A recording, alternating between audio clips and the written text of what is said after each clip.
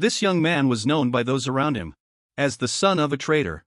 Zuo Fan grew up under the stigma of being the traitor's son, and was ostracized and despised wherever he went. But deep down, he was unwilling to live a life of humility and suffering. This story begins 8 years ago. Zuo Hui single-handedly fought against those monsters. But the outcome he received was not the public's welcome and gratitude. On the contrary, he was accused of being a traitor. Fortunately, he was not executed. Due to his many years of meritorious service, he was sentenced to 15 years in prison. Zuo Fan has been bearing the disgrace of being the son of a traitor for 8 years now. He has endured countless humiliations. Now Zuo Fan is 18 years old and has grown up. He hopes his father can tell him the whole truth, so he can clear his father's name. This thought motivated Zuo Fan. However, contrary to Zuo Fan's expectations, Zuo Hui said the incident was not worth mentioning at all, and that it was simply the truth. He wanted Zuo Fan to leave the city, change his name, and live under a different identity. He wished Zuo Fan would not acknowledge him as his father. He even claimed to be a traitor himself.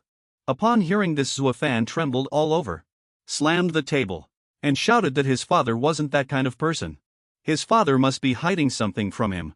Just as he walked out of the prison gate, the guards were talking about him. They called him the son of a traitor, and demanded that the future visiting fees be tripled. This was unbearable for Zuo Fan, as he didn't have much money.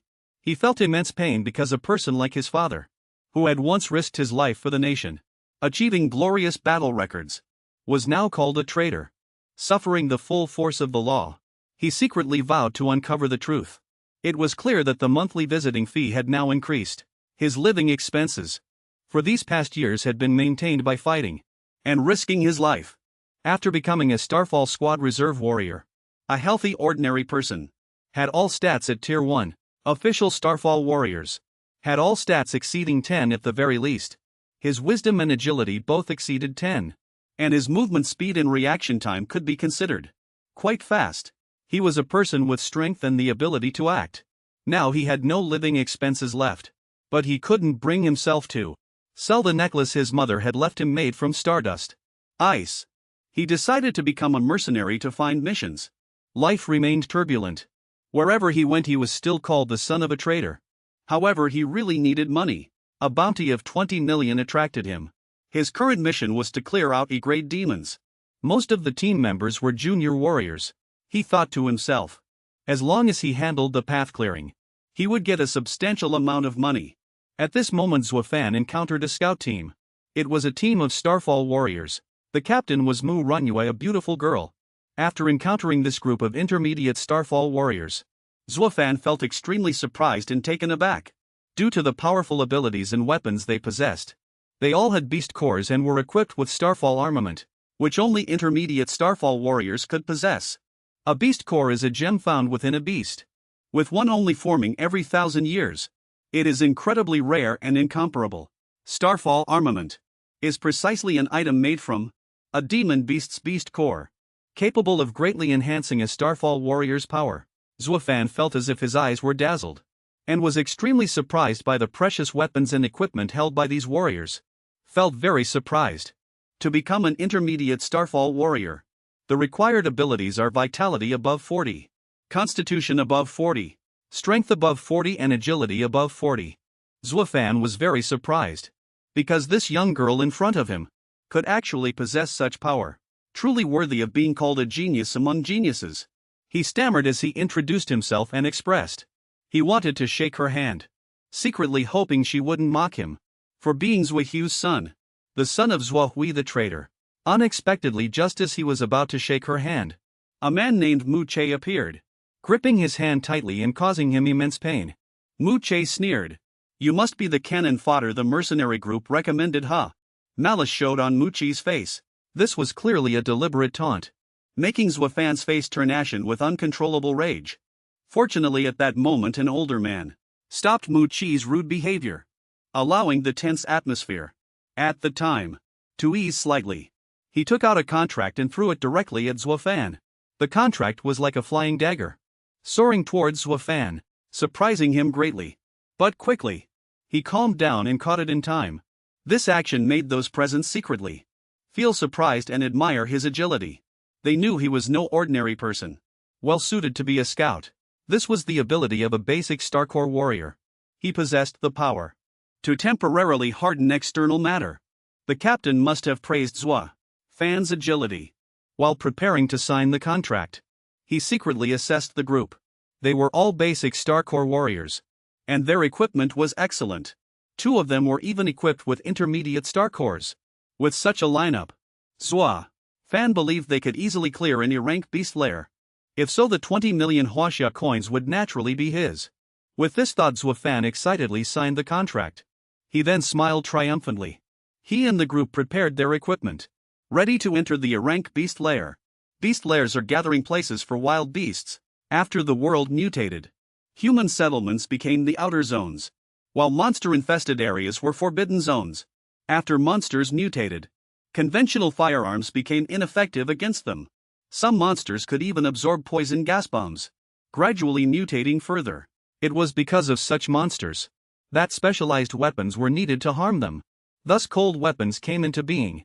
High-level monsters were no longer as terrifying, making advanced Starcore warriors more valuable, symbolizing power. Meanwhile, in X City's rank beast lair, once a bustling metropolis, it had now become a monster nest. Monsters roared everywhere. Zuo Fan was aiming at a fish louse. This rank monster, after mutating, had a thick carapace, making it impervious to blades and bullets. Its fangs could pierce metal. He aimed at its eye and attacked, but for some reason it bounced back. The fish louse pack roared furiously and charged at Zuo Fan. This was Zuo Fan's lure plan, but they ran even faster than he had anticipated. The fish louse is an incredibly fast monster. Its entire body is covered in scales, making it impervious to blades and bullets. They have sharp teeth that can bite through metal layers. Their feet are webbed, making them amphibious, and they possess a certain adhesive force. They are definitely one of the most dangerous monsters. They attacked Zuo Fan with astonishing speed. Their long tongues and sharp teeth put Zuo Fan in a difficult situation. He thought to himself, if I don't understand the monsters and the environment, then I definitely won't be able to leave this Starcore warrior reserve alive. But everything, no matter what it is, will expose a weakness, including monsters. Zuo Fan ran, pondering a strategy to find the monster's weakness. While the monsters were momentarily distracted, he discovered its weakness: its eyes and long tongue. He then fiercely aimed and shot at them. Zuo Fan thought to himself, even if I'm just a reserve member, after clearly understanding the characteristics of rank monsters, even in the lair, the monsters could still exert their full combat abilities. However, he celebrated too soon. The arrows began to slide off the monster's scales, leaving Zuo Fan stunned. Is it possible that even if a weakness is found, it's still impossible to inflict damage on them?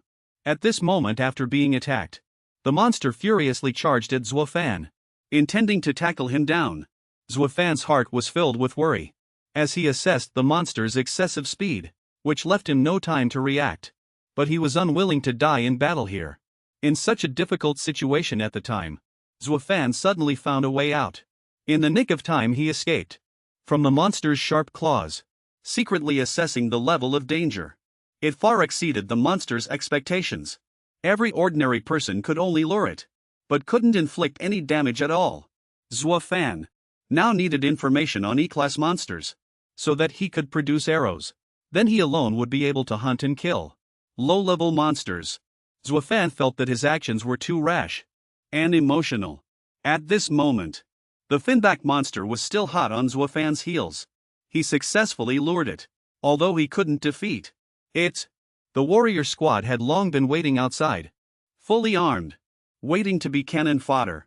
After luring the monster out, they were ready to rush into battle. Everyone was brimming with enthusiasm, with the will to kill this monster. Speaking of the squad members, the oldest was Manhwa, 35 years old and already an intermediate Starfall warrior. With bloodshot eyes, holding a shield and sword, he charged towards the monster. The captain was 18-year-old Manhwa. Although she was not yet 20, she had already reached the intermediate Starfall warrior level. Manhwa didn't hesitate to strike the finback monster directly with her sword. A gush of blood spurted out. The finback monster was split in half and completely dead. All the remaining junior Starfall warriors collectively helped form a sturdy defensive perimeter, contributing significantly to the elimination of the finback monster.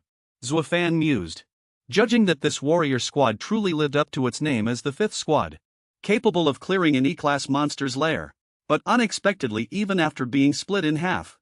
The finback monster struggled with its last breath to launch one last counterattack before dying. An E-class monster indeed not easy to deal with. Manga suddenly pushed Zuo Fan forward with a cunning plan in mind, thinking it was time to use him as a human shield. It's Zuo Fan. Suddenly pushed. Zuo Fan was caught off guard and was slammed directly into the rock wall by the finback monster. Enraged, he struck fiercely, piercing the monster's eye. Manhwa, however, suddenly swung her sword at the monster. Blood splattered everywhere. The monster was completely dead, and Zuo Fan exhaled a tired sigh of relief. Suddenly he heard a sound from a system. First kill of an E-class monster. System activation initiated. Adapting to host. Please wait. Zuo Fan thought he was hallucinating. Manhwa then called Manga to take care of the monster's corpse and extract its beast core. She had already seen Manga's will towards Zuo Fan. As night fell, the squad decided to light a fire to keep warm, to rest after the fierce battle, and recover their spirits. Just now Manhwa had given Zuo Fan some military rations, telling him to eat them to regain his strength.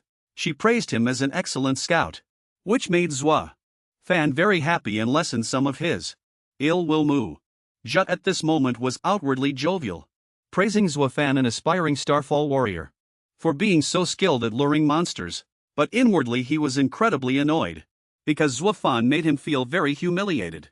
He had just praised him for less than a sentence, when Manga started mocking him again.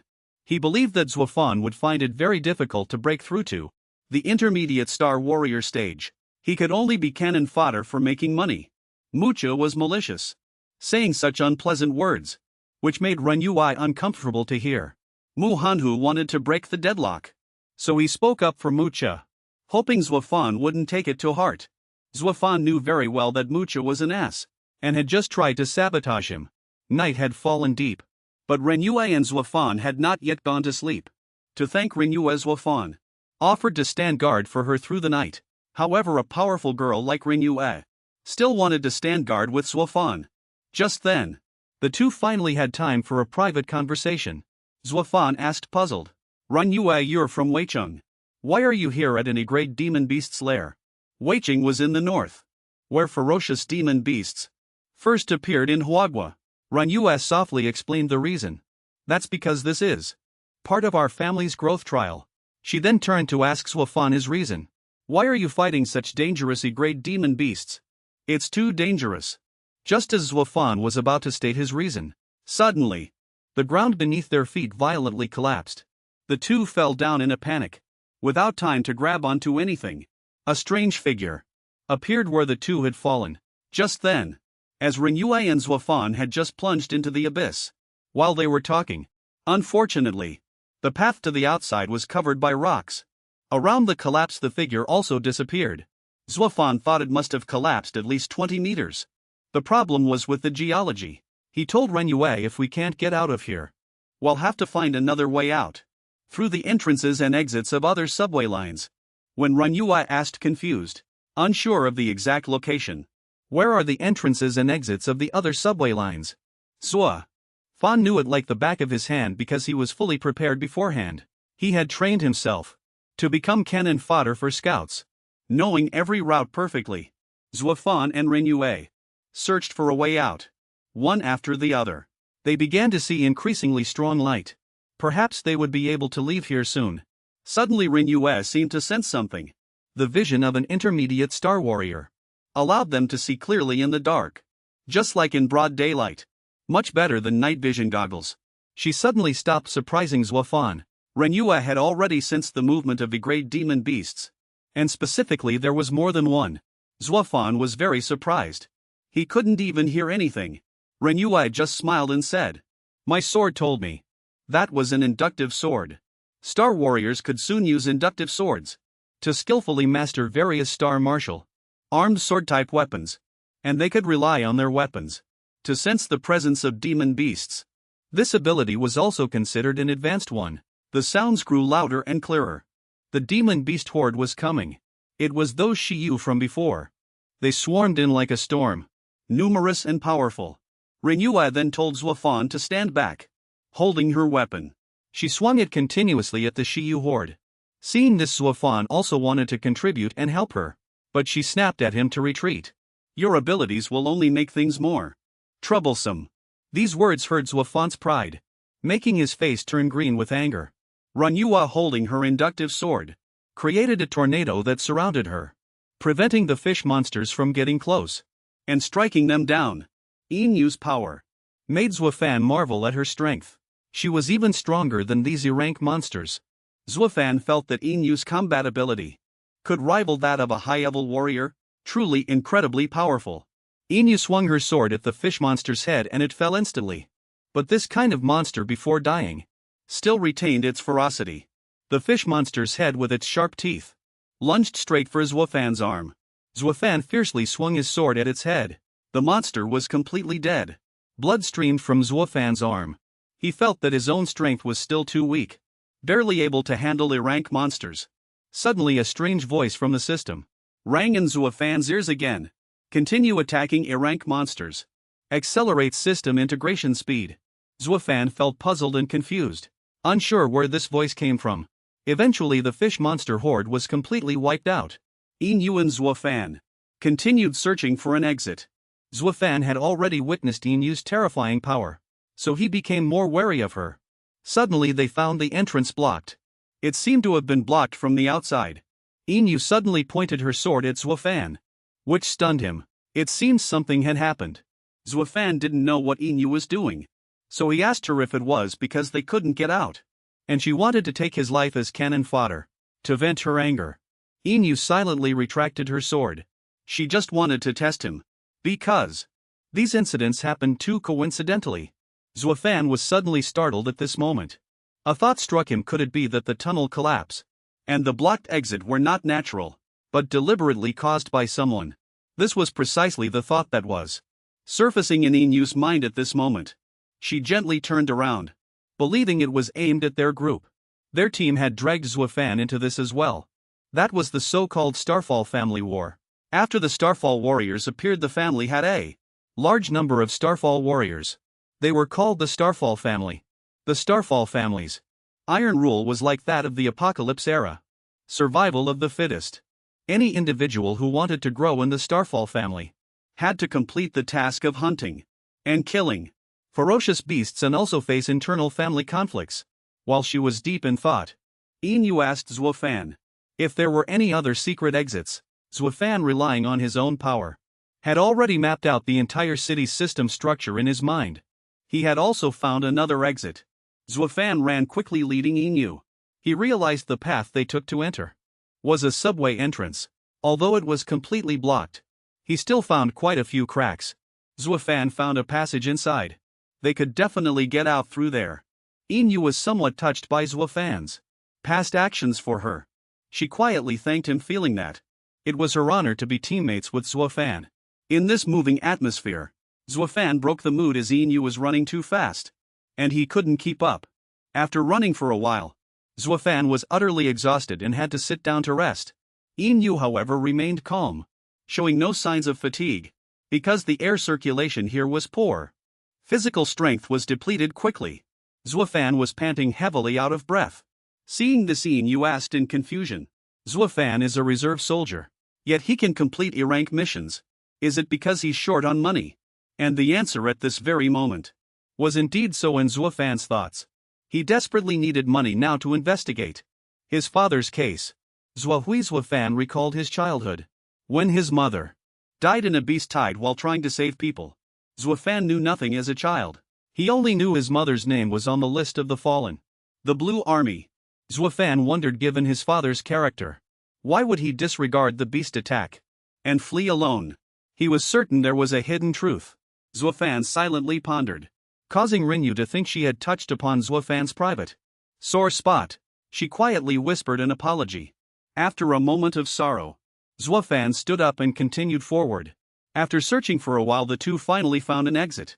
Suddenly a hail of arrows rained down on them. The two might have been ambushed by someone.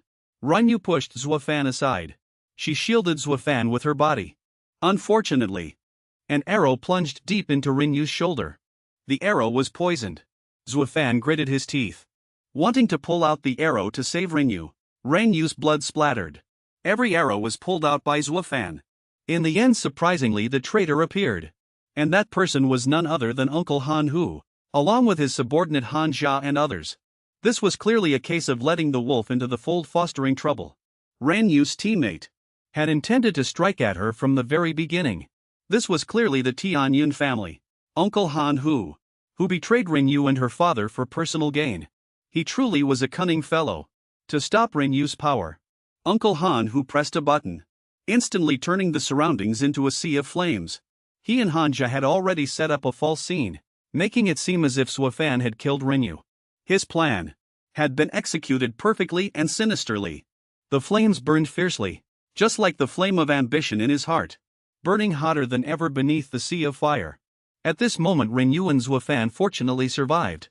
The two burrowed back into their original path, narrowly avoiding the explosion. However, Rinyu was heavily injured and had been hit by a poison arrow. The poison just now was also mixed with a lure for the Yushur. At this moment, a large group of Yushur swarmed toward them. Each one glared menacingly, as if ready to rush forward and tear the two of them apart. Zuo Fan thought, these people just to kill her truly expended so much thought, using every possible method. But according to Rinyu, the truth was, they not only wanted her dead, but also wanted to pin the blame for her murder on him. Hearing this, Zuo Fan shivered with dread. If he and Rinyu died here, he would become their scapegoat. By then the Mu family's wrath might affect Zuo Fan's parents, and even the term of his parents' suspended death sentence might be shortened. Zuo Fan made up his mind, murmuring to himself, I must get out of here. The Yushur's disgusting long tongues lashed out at the two. Just as Zuo Fan was about to protect Rinyu, she suddenly charged forward and fiercely slashed its tongue. Even though her body was still severely wounded, her abilities were indeed powerful. Zuo Fan once again used his wisdom, continuing to search for an escape route. He then found a spot. As the two ran and searched for a way, they also cut down the ferocious Yushur. Although the spot Zuo Fan found was blocked off, there were many cracks, from which they could see the bottom. Rinyu was busy running and cutting down the monsters. There were still 3 forks in the path until they reached the spot Zuo Fan mentioned. Zuo Fan noticed Rinyu's wounds. The poison on her hand had turned black. If she continued to fight, the antidote would no longer be effective. He felt useless, because he couldn't help her. Soon after, the two arrived at the spot Zuo Fan had mentioned. But Rinyu had completely lost hope, because the swarm of Yushur was close behind them. Rinyu wanted to use her body to block the monsters, and urged Zuo Fan to find a way to escape. She believed it was her fault, and that he wouldn't survive if he stayed with her. After speaking, she charged into the group of fish fiends.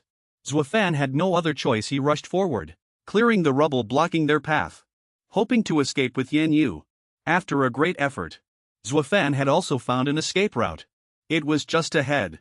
At this moment, Yan Yu had also set up a trap to trap those fish fiends. Zuo Fan shouted for Yan Yu to run with him.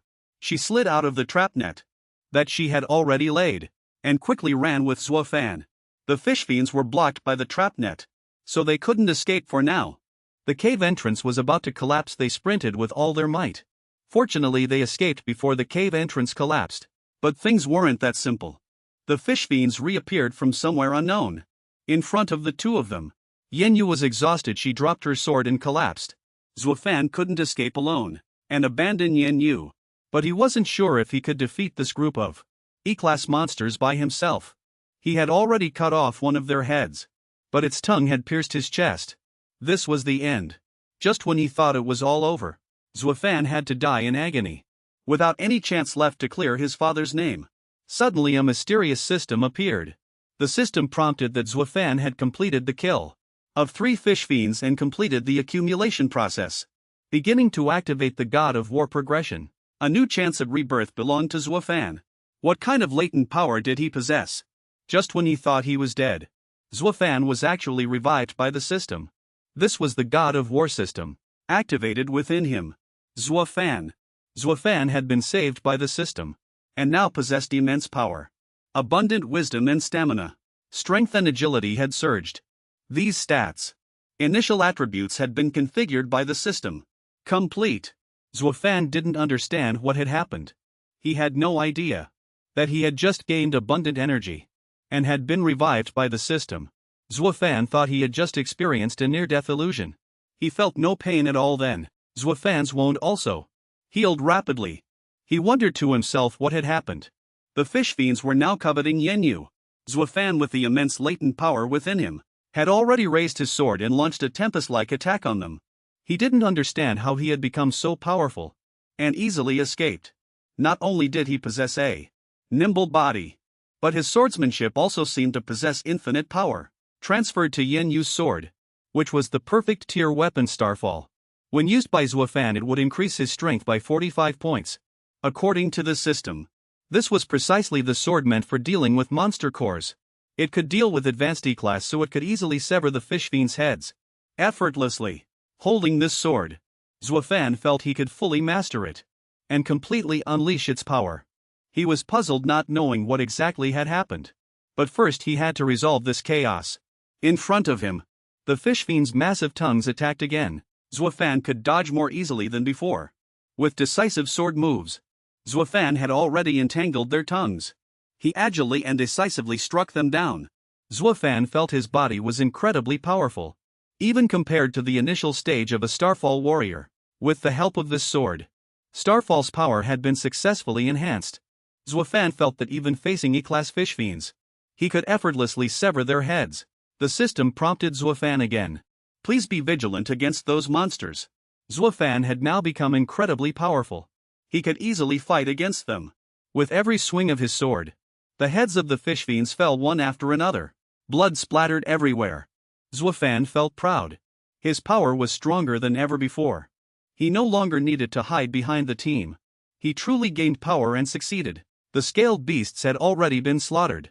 As Zuo Fan was analyzing the system, he suddenly remembered Renyu. The most important thing right now was to deal with the toxins in Renyu's body, as well as the large amount of monster-attracting potions still remaining on her. For safety reasons, Zuo Fan brought Renyu into the tunnel. All the monsters were dead, so there was nothing to worry about. Although he was a man for Renyu's safety, Zuo Fan had to personally help her remove the toxins. The scaled beast lure potion that Renyu was exposed to was likely a liquid with a special scent that could drive them into a frenzy. Ever since the apocalypse descended, many things in the world had mutated. Not just animals but plants too. After plants mutated, they could form various potions. Among them was a monster-attracting potion. Specifically a potion that attracted scaled beasts. It was on the arrow that had just hit Renyu.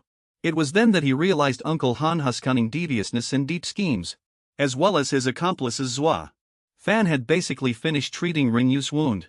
But the potion's scent still lingered for a long time. This was still too dangerous. He decided to use the scent of another potion to mask it. Zuo Fan used a monster scent potion, a potion made from skunk urine and feces. Its scent was extremely foul, and many monsters would stay far away upon smelling it. This was also a miraculous potion, always protecting Zuo Fan's life. After some effort, Zuo Fan had also properly bandaged Renyu. The wound had been treated, and the potion's scent was temporarily masked. The two could be considered temporarily safe. Due to the potion incident, the scaled beast lure potion had changed their activity range. At this moment Uncle Han, who was still on the ground, and they seemed to be surrounded from Zuo Fan's direction. It was then that he suddenly remembered the strange changes within his body. He realized that the star core fragments in his body were now gone. The war god system seemed to have altered them. The system reappeared before Zuo Fan's eyes, displaying various parameters of the war god level. Zuo Fan's points had greatly increased. Zuo Fan still couldn't believe it. He was now a novice star warrior. He could even use star weapons, which only intermediate star warriors could use. This might be because Zuo Fan's mental strength had suddenly reached 140, enabling him to use star weapons. At this point the system prompted Zuo Fan, stating that his 21 attribute points were about to be allocated. Reallocate them as soon as possible to improve your combat power. Zuo Fan didn't understand what to do next, so he asked the system, feeling frustrated. Suddenly the scores on the system changed again. It turned out the way to use it was to control the system with his mind. Zuo Fan decided to try allocating strength points. and after increasing it by 2 points, he indeed became stronger than before. This was the power and wonder brought by the war god system. Such is what the war god brings.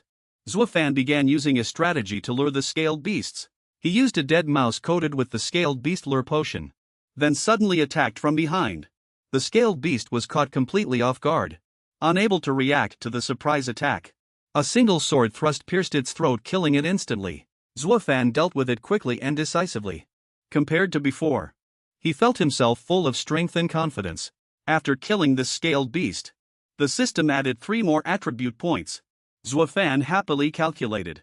If he could kill the remaining 50 scaled beasts, he would gain 150 attribute points, and be promoted to an advanced star warrior.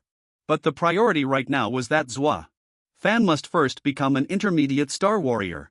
He still needed 3 more constitution points to reach 40 points. The opportunity to become an intermediate star warrior was very close. All of Zuo Fan's power within his body had increased by over 50. Compared to before, Zuo Fan felt that if he was strong enough, no one would be able to stop him from saving his father. Filled with immense drive and burning determination, Zuo Fan gave his all, both physically and mentally, preparing for the upcoming fish lizard hunt. As the hunt began, Zuo Fan advanced through the tunnel. It was pitch black here now. Fish lizard corpses were piled around, and their pungent blood stained the ground. It seemed a fierce battle had just taken place here. Zuo Fan calculated in his mind. If the materials from one fish lizard were fully processed, a complete fish spine beast could sell for over 5,000 renminbi. However, since he was alone, he couldn't carry anything too heavy, so he could only take its fangs and scales. Zuo Fan fiercely slashed his sword against the stone wall on one side, creating a sound to attract fish lizards. Soon a swarm of fish lizards surged forward. They roared one after another. They shot out long sticky tongues, attacking Zuo Fan. Relying on his flexible swordplay and agile movements, Zuo Fan easily dodged their attacks. The fish lizard horde quickly crumbled before Zuo Fan's formidable strength. He began to dismember them. In just one day, this was already the 67th fish lizard Zuo Fan had killed. 67 killed by Zuo Fan. Zuo Fan's current strength was already quite formidable. In the cave, 5 intermediate warriors, equipped with star pattern swords, could easily deal with 1 or 2 fish lizards. With the help of the Starfall sword, according to the initial estimation, killing 50 fish lizards would yield 150 attribute points. But after upgrading to a star pattern intermediate warrior, killing 1 fish lizard only grants 1 attribute point. With Zuo Fan's current abilities, although he couldn't advance to the advanced rank, taking Yin Yu out of this subway tunnel isn't a big problem. Zuo Fan merely felt regret at not encountering higher level monsters. Suddenly his foot stepped into a puddle of water. A strange sound came from afar. Zuo Fan hid behind a rock to observe. He discovered a new type of monster. It was a mutated monster formed by the fusion of 2 different creatures, whose combat power had greatly increased. Its danger level had also multiplied several times. Even those terrifying fish lizards were easily pierced and struck down by this monster's tongue, instantly killing 3 fish lizards. Its power was equivalent to that of a star pattern advanced warrior. Still advanced, Zuo Fan felt worried and decided to retreat. Zuo Fan came over again to check on Yin Yu. The scent of the inducing agent on her had faded considerably. While wiping Yin Yu's body, Zuo Fan pondered how to leave this place. The twin-headed alligator was behind the only exit. It was also very close to the exit of the Agrade monster nest. If they detoured to find another exit, they might encounter Mu Hanhe's group. Yin Yu suddenly woke up. As Zuo Fan was wiping her wounds, she thought Zuo Fan was taking advantage of her. So she punched Zuo Fan. After calming down and listening to Zuo Fan explain everything clearly, Yin Yu finally acknowledged Zuo Fan's strength and capabilities. Zuo Fan, wanting to keep the system a secret from Yin Yu, had the war god system already reveal that his father was Zuo Hui, who had commanded the previous beast-tide incident in Donghai City. Previous demonic beasts. After learning this, Yin Yu felt in her heart that Zuo Fan hiding his identity was absolutely correct. Being too ostentatious would make the situation dangerous. She felt apologetic for getting Zuo Fan involved in her Mu family's internal conflict. Zuo Fan's current concern was how to kill the twin-headed alligator now and escape from here. He hoped she would return to the Mu family as soon as possible to handle family affairs. He also had to get back alive to clear his father's name. Zuo Fan and Yen Yu hid behind a rock crevice, observing the twin-headed alligator from a distance. The twin-headed alligator's danger level far exceeded that of ordinary A-grade monsters. Its hearing is extremely keen, responsible for guarding while its head handles attacks. Its long tongue is used for long-range attacks, and its bite force can even crush metal. Normally its steel-hard impenetrable skin means that with just the sharpness of a sword, the Starfall sword cannot break through its defense at all. What's more, the two-headed crocodile has not inherited any of the weaknesses of the fishman beast. Ranyu decided to activate the Starfall armor and go all out to be able to attack the two-headed crocodile's skin. The Starfall armor is humanity's greatest reliance in fighting monsters. The strongest aspect of the Starfall armor lies in the embedded beast core, which contains immense energy. The sharpness of the Starfall armor can easily cut through the skin of E-rank monsters. However, when facing mutated monsters, like the two-headed crocodile, relying solely on its sharpness is not enough. Among mutated E-rank monsters, it means they have evolved again, and their defense has increased by at least 50. Ranyu rubbed the fishman beast's skin with her sword, while analyzing the two-headed crocodile's strength to Zuo Fan to make him understand. The two-headed crocodile has no obvious weaknesses. To achieve this, the full power of the Starfall sword is needed. Zuo Fan seemed not to have heard what Ranyu had been analyzing since earlier. He was regretting that the fishman beast's skin could be sold for a high price. Ranyu hoped Zuo Fan would stop thinking about trivial matters and instead master how to use the Starfall sword. She decided to give Zuo Fan a demonstration. Ranyu stacked the fishman beast's hides layer by layer. Stacking them like this would increase their defense, but wielding this sword, she might be able to cut through it with all her strength. No sooner said than done. Ranyu put all her strength into it, and with one swing of her sword, the hide was torn into shreds. Zuo Fan seemed unable to believe his eyes. The force felt incredibly gentle, much lighter than other swords. This is the true power of the Starfall sword. The wielder resonates with the E-rank beast core, and the shimmering sword light can double its sharpness. However, this state of extreme burst is difficult to maintain for long. After a few times the beast core will completely shatter, which is why the Starfall sword's power cannot be tested casually. It can only be used at critical moments. In Ranyu's current injured state, she is completely unable to withstand the backlash when the Starfall sword fully unleashes its power. Therefore Zuo Fan must master its usage. He only has 3 days, so Zuo Fan must continue to undergo the sword's trial. He slowly understood through the process of fighting monsters. Those with exceptional talent can master it within half a year, but most people can't achieve it in their entire lives. Ranyu, however, had different expectations for Zuo Fan. At such a young age he was already a mid-level star warrior. Truly an unparalleled genius. She believed Zuo Fan could definitely do it. Zuo Fan had been fighting the fishman beast for half a day, yet he still hadn't felt the resonance Ranyu spoke of. An ordinary genius would find it impossible to master within a dozen days. Even those with exceptional talent who can perceive the sword naturally would need 2 days. However, Zuo Fan only had 3 days. After 3 days, if Ranyu couldn't return in time for the inheritance ceremony, the consequences would be unimaginable, and Zuo Fan's father would also be implicated. At this moment Ranyu could only rely on Zuo Fan. Suddenly the system activated in front of Zuo Fan and prompted, "You can use 10 attribute points to activate." Zuo Fan was surprised. So he could use attribute points to resonate with the beast core. Zuo Fan had already entered the sword's resonance process, and he seemed to feel an endless power. The sword became sharper than ever before. It easily sliced through the fish's tail as if cutting tofu. Manhwa was utterly shocked by Zuo Fan's limitless power. Zuo Fan's talent was exceptionally powerful, but because Zuo Fan didn't understand the basic principles in his resonance state, besides consuming beast cores, he also bore an immense burden on his body. His hands and feet trembled under the pressure. Manhwa was scolding him on the surface, but secretly she was grateful to Zuo Fan for everything he had done for her. After recovering, Zuo Fan once again entered his resonance state to confront the two-headed crocodile. He unleashed a series of powerful wind-like attacks, directly engaging the monster. The monster had a long serrated tongue, which repeatedly lashed at Zuo Fan. But he nimbly dodged them. At this moment Zuo Fan was like lightning appearing and disappearing, evading the monster's sharp teeth. He had seized control of the situation and dominated the battle. The crocodile was already within his attack range. Zuo Fan secretly calculated that if he just cut off one of its heads, the monster's combat power would be halved. Suddenly the crocodile violently whipped its tail towards Zuo Fan, giving him no time to react.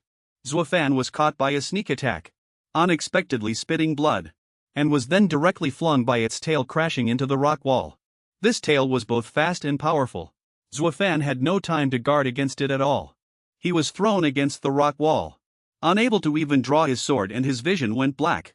This crocodile had probably reached the strength of a class tier 2 monster. Its heads roared furiously, and its sharp teeth and disgusting long tongue extended again, lunging at Zuo Fan. Fortunately he dodged in time. How lucky! If he had been bitten, who knows what would have happened to Zuo Fan. The monster was ferocious and enraged, sweeping around with its disgusting tongue, sending stones flying. Zuo Fan was agile, swiftly dodging its attacks. But the destructive power of this tongue was indeed very fierce. When Zuo Fan let his guard down, the tongue struck Zuo Fan directly in the face, causing him a painful blow. This was truly a fight to the death. Zuo Fan was already so fast and strong, yet he completely failed to find the weakness of this two-headed crocodile. Instead, he was continuously attacked by it. Zuo Fan couldn't believe it was only an E-class mutated monster. Given its ferocity, he couldn't find any openings in it at all. Severely injured, Zuo Fan temporarily hid to the side to recover his stamina. He felt a bit overconfident, thinking he possessed the War God system, had reached the strength of a mid-tier Starfall warrior, and had mastered sword brilliance. In the end, he had underestimated this two-headed monster, to the point where he was beaten black and blue by its counterattacks. Manhwa had been observing the situation, and sensing trouble. She suggested that Zuo Fan retreat, because this crocodile was too powerful. But Zuo Fan was not one to give up easily. He didn't want to retreat. Zuo Fan thought to himself, mutated beasts also have strengths and weaknesses, primarily depending on their mutation characteristics. This two-headed crocodile, its long, medium and close-range attack capabilities are all impeccable, both in offense and defense. It's like a boss. Compared to many class monsters, it's no less formidable. Zuo Fan felt that to kill this monster, unless he mastered an E-class movement martial art, or possessed a talent like Mu Rinyu's sword sense, there might still be a chance. But he didn't want to retreat. If he couldn't defeat it, and couldn't get Mu Manhwa out of here within 3 days, he would be accused of framing her. At that time his father would likely be implicated, and forcibly sentenced to death. Zuo Fan secretly swore that he must return. He recalled 12 years ago, when a beast tide erupted in S City. To cover the retreat of the crowd, his mother went missing. Zuo Fan was only 6 years old at the time. He wailed uncontrollably before his mother's portrait, confused as to why they said his mother was dead. Yet her body hadn't been found. His father was a formidable general at the time. He swore he would take good care of Zuo Fan and kill all the monsters in this world to avenge his mother. Zuo Fan was recalling that moment. That monster suddenly found Zuo Fan hiding behind the wall. It quickly charged at him to attack. At this moment Zuo Fan seemed to regain his strength. He wanted to go back and clear his father's name. He was no longer afraid of anything.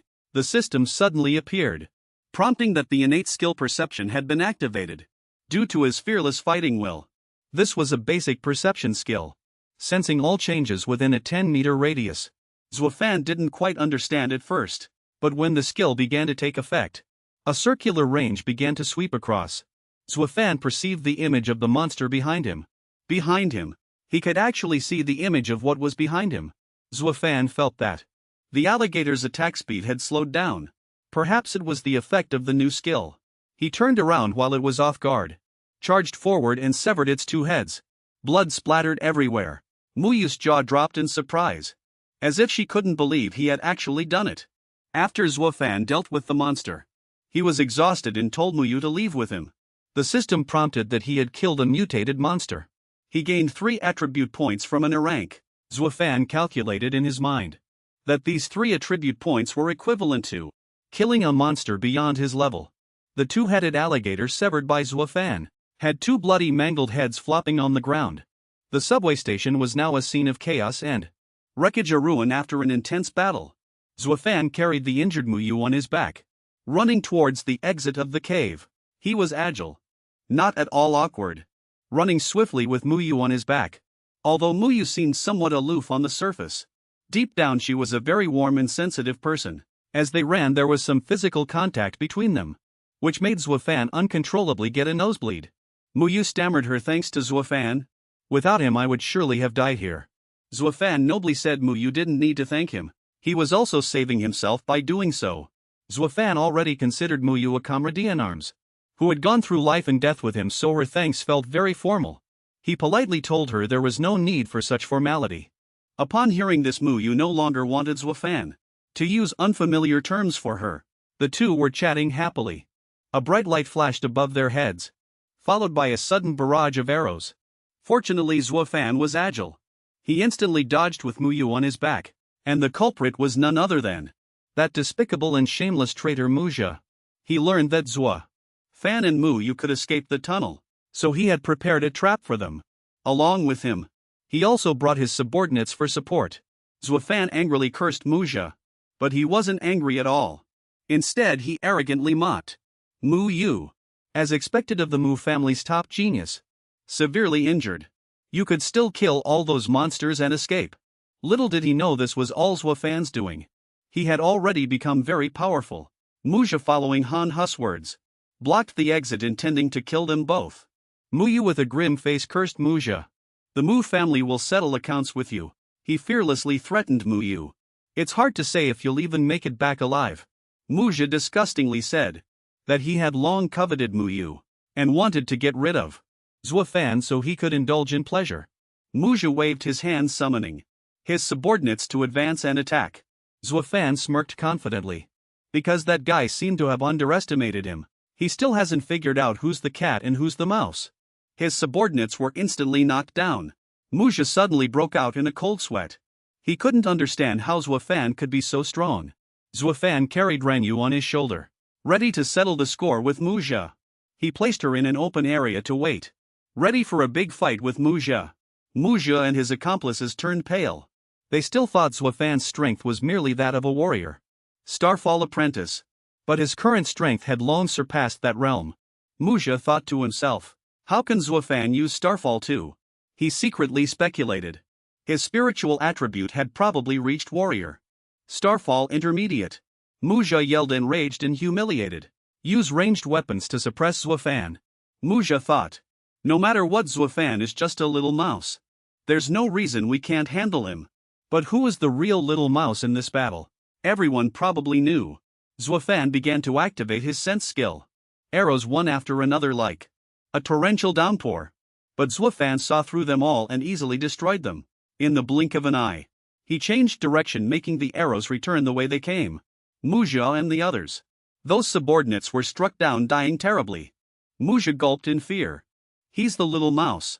At this very moment Muzha was drenched in sweat from fear. His face was ashen. He had underestimated Zuo Fan. At this very moment he was scared to death of the 36 stratagems. Retreat is the best policy, Muzha. Because he was too afraid of Zuo Fan. Turned tail and ran like a little mouse. At this moment he looked utterly despicable, compared to his arrogant and overbearing demeanor from earlier. But Zuo Fan didn't want to let him off so easily. He used magic to seize Muzha. His arm snapped off at the root. Muzha instantly shrieked in pain. His eyes were bloodshot, his eyeballs bulging, looking hideous and terrifying. Because he didn't want to die, Muzha knelt at Zuo Fan's feet, crying and begging for mercy. Zuo Fan looked at him with disdain, showing no intention of letting him go. Suddenly, Muzha shamelessly shot an arrow, trying to ambush Zuo Fan. But Zuo Fan was already very strong now, so he could easily dodge it. With a flash of sword light, Fan sliced the arrow in half, and also cut short Muzha's life. Muzha fell at Zuo Fan's feet. Zuo Fan then continued, carrying Rinyu, and together they left this chaotic place. In a flash they had already exited the cave. The Mu family's rescue team had also arrived at this time. A group of people got out of the car led by the Mu household's head butler. Muan greeted Rinyu. Ren Yu reluctantly bid farewell to Zuo Fan, hoping he would come find her the next time he visited Xinhai City. This is part of the previous sentence combined for natural flow. As the two were chatting happily, Muan noticed the set of swords Zuo Fan was wearing. He thought to himself, Ren Yu's precious set of swords has already been given to Zuo Fan. His gaze carried a hint of ill will. Ren Yu got into the car and left. She still turned her head back, reluctantly looking at Zuo Fan. While in the car, Muan mentioned that Zuo Fan was the son of a traitor, and unworthy of Ren Yu. Ren Yu vehemently refuted him, insisting that she and Zuo Fan were merely comrades in arms, having gone through life and death together. Muan's face darkened and he secretly vowed that if Zuo Fan dared to deceive Ren Yu, he would never let him off. Just then, Mu Hanhu had already appeared at the place where Zuo Fan and Mu Jia had fought. He learned that Mu Zhu was dead and began to cry in agony. A subordinate reported to Mu Hanhu, "It was Mu Ranyue and Zuo Fan who killed your son, and they've already been picked up by Muan." In pain and rage, Mu Hanhu collapsed to the ground, tightly clutching the deceased Mu Jia, and shouted loudly, vowing he would never let the two of them off. In the sky, at this moment, a helicopter, slowly descending towards Jiangbei City Prison. Two young officers, a man and a woman, stepped out of the helicopter. The police officers stood in a neat line. They saluted in welcome. A police officer stepped forward. He told them that Jiangbei Prison had always valued human rights. Prisoners received the treatment they deserved. Upon hearing this, the male officer's expression suddenly changed.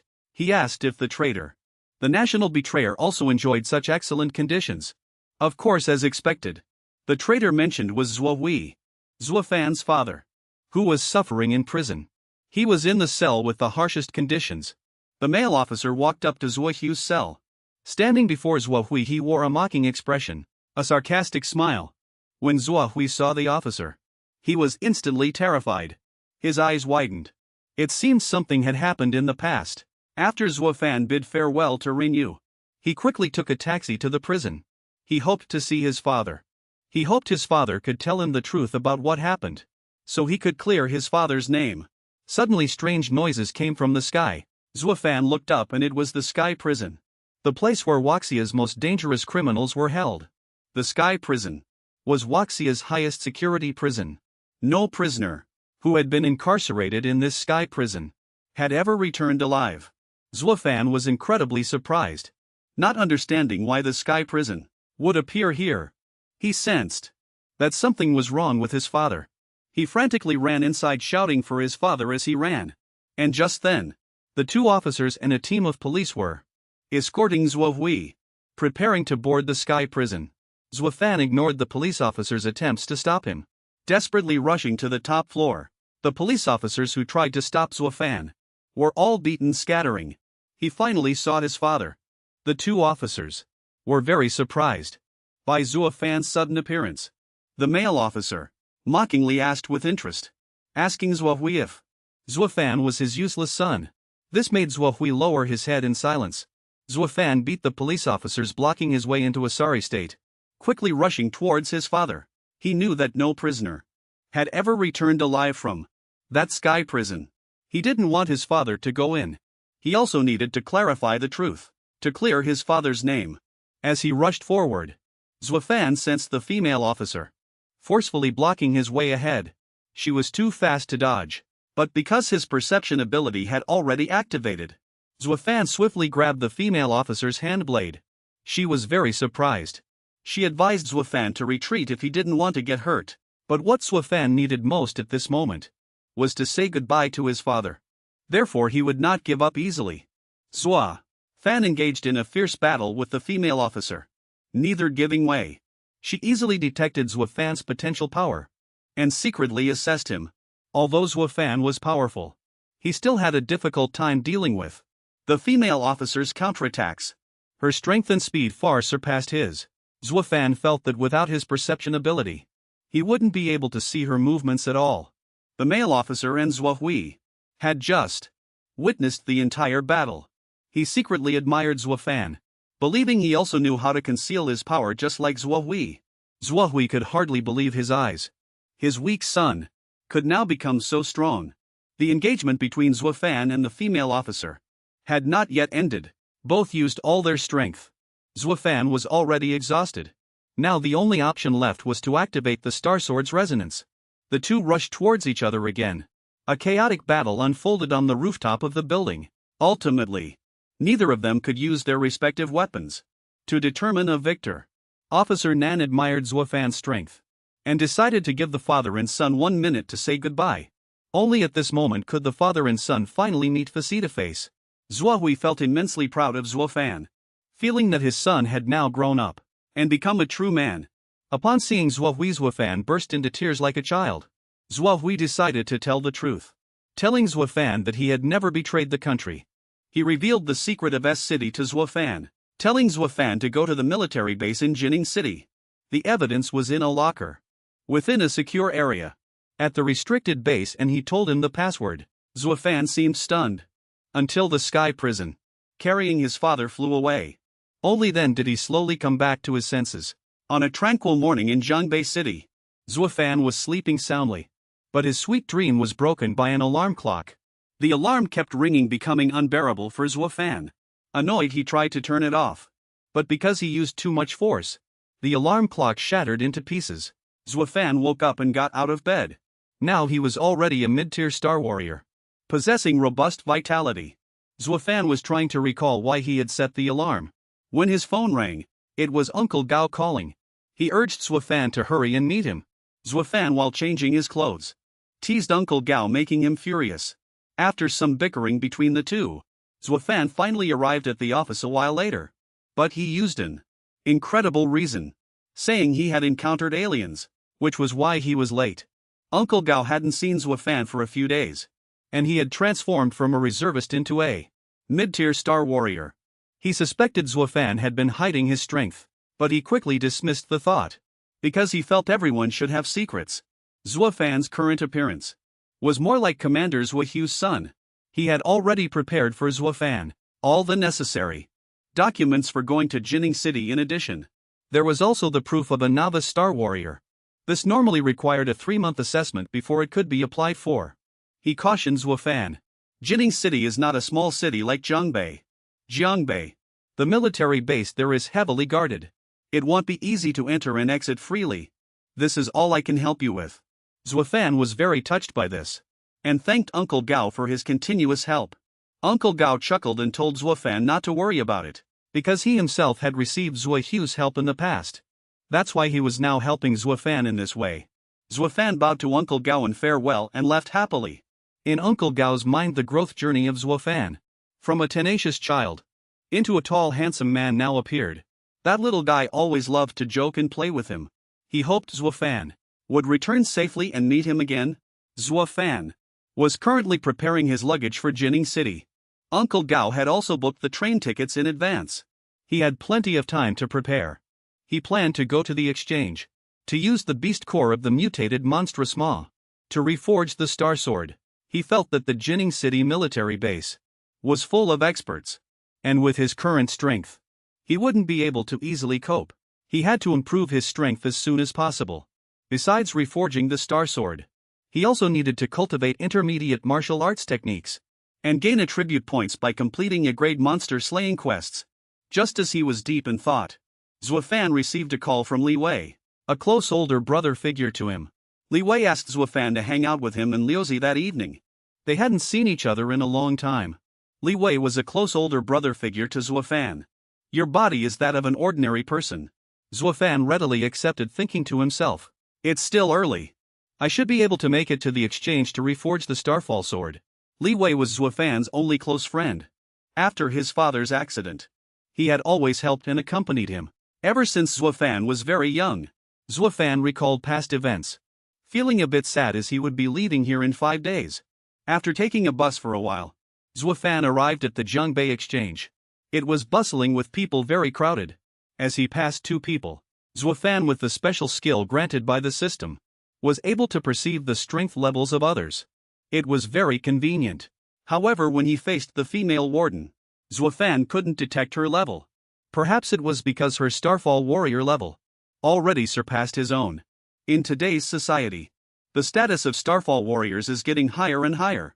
The latest data shows that, among potential spouses, Starfall warriors rank at the top. After all, when monster rampages occur, having a partner makes Starfall warriors feel safer. At this time there were already many people in the exchange. Zuo Fan walked in, wanting to sell the items he had previously collected from the fish spine. Zuo Fan gazed intently at the various rare treasures displayed in the exchange. Zuo Fan calculated silently in his heart. He thought if an E-grade beast core is priced in the millions, then the mutated beast core of the two-headed crocodile could easily sell for tens of millions. Or more, couldn't it? If the price is high and no one is selling. If I sell it this time, Zuo Fan thought he would become a multi-millionaire. After reforging the Starfall sword, he would also need to save the money in his account. It already showed that the transaction was successful. The amount Zuo Fan currently received was 20,000 renminbi. He regretted not bringing back more materials from the monsters. Perhaps then I could have sold them for millions by now. Just as he was pondering the money issue, Zuo Fan suddenly heard a familiar voice. It turned out to be Lu Jia, Li Wei's girlfriend and elementary Starfall warrior. She was an employee at this exchange. Seeing her, Zuo Fan was slightly taken aback. He recalled that when Li Wei introduced her to him, Lu Jia hadn't mentioned that she was a Starfall warrior. When she applied for work at the exchange, Zuo Fan felt she had hidden this fact. Perhaps it was because she knew his situation and was afraid of hurting his feelings. Zuo Fan felt a slight warmth in his heart. Seeing Lu Jia's retreating figure in the distance, Zuo Fan thought to himself that he would greet her later at dinner tonight. At the exchange, Zuo Fan was refused for weapon forging because, according to an employee here, Zhangbei City was just a third-tier city. The exchange's best forge master was only a mid-level forge master. Only a high-level forge master could be used to forge E-grade mutated beast cores. Upon hearing this, Zuo Fan could only dejectedly turn and leave, planning to go to the Jinning exchange instead. The moment he left, the employee immediately scoffed. He thinks he's a Starfall warrior just because he got a mutated beast core and a grade 1 for forging weapons. He doesn't know his place. They contemptuously thought he was just an errand boy, a weakling who had just passed the elementary warrior assessment, a good for nothing. Suddenly a woman referred to as master heard these words. Finding them quite interesting, she ordered the employee to keep him there. The employee quickly chased after him. The employee caught up to Zuo Fan and asked, "Are you willing to meet a forge master?" The master from the other exchange. That master. Zuo Fan agreed to meet her, thinking she was still very young. It's impossible for her to be a high-level forge master. Her name was Zhu Meiyan and she was 20 years old. It's still unclear how strong he is. Nayan asked Zuo Fan to show her the beast core so she could properly appraise it. Zuo Fan didn't believe her. He demanded that the crafter come in person to negotiate.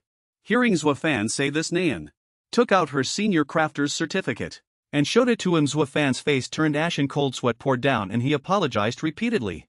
He hadn't expected someone as young as her to have reached such a high level, a senior crafter. Meanwhile, the crafters here, even the junior ones, were all uncles in their 30s or 40s. Indeed.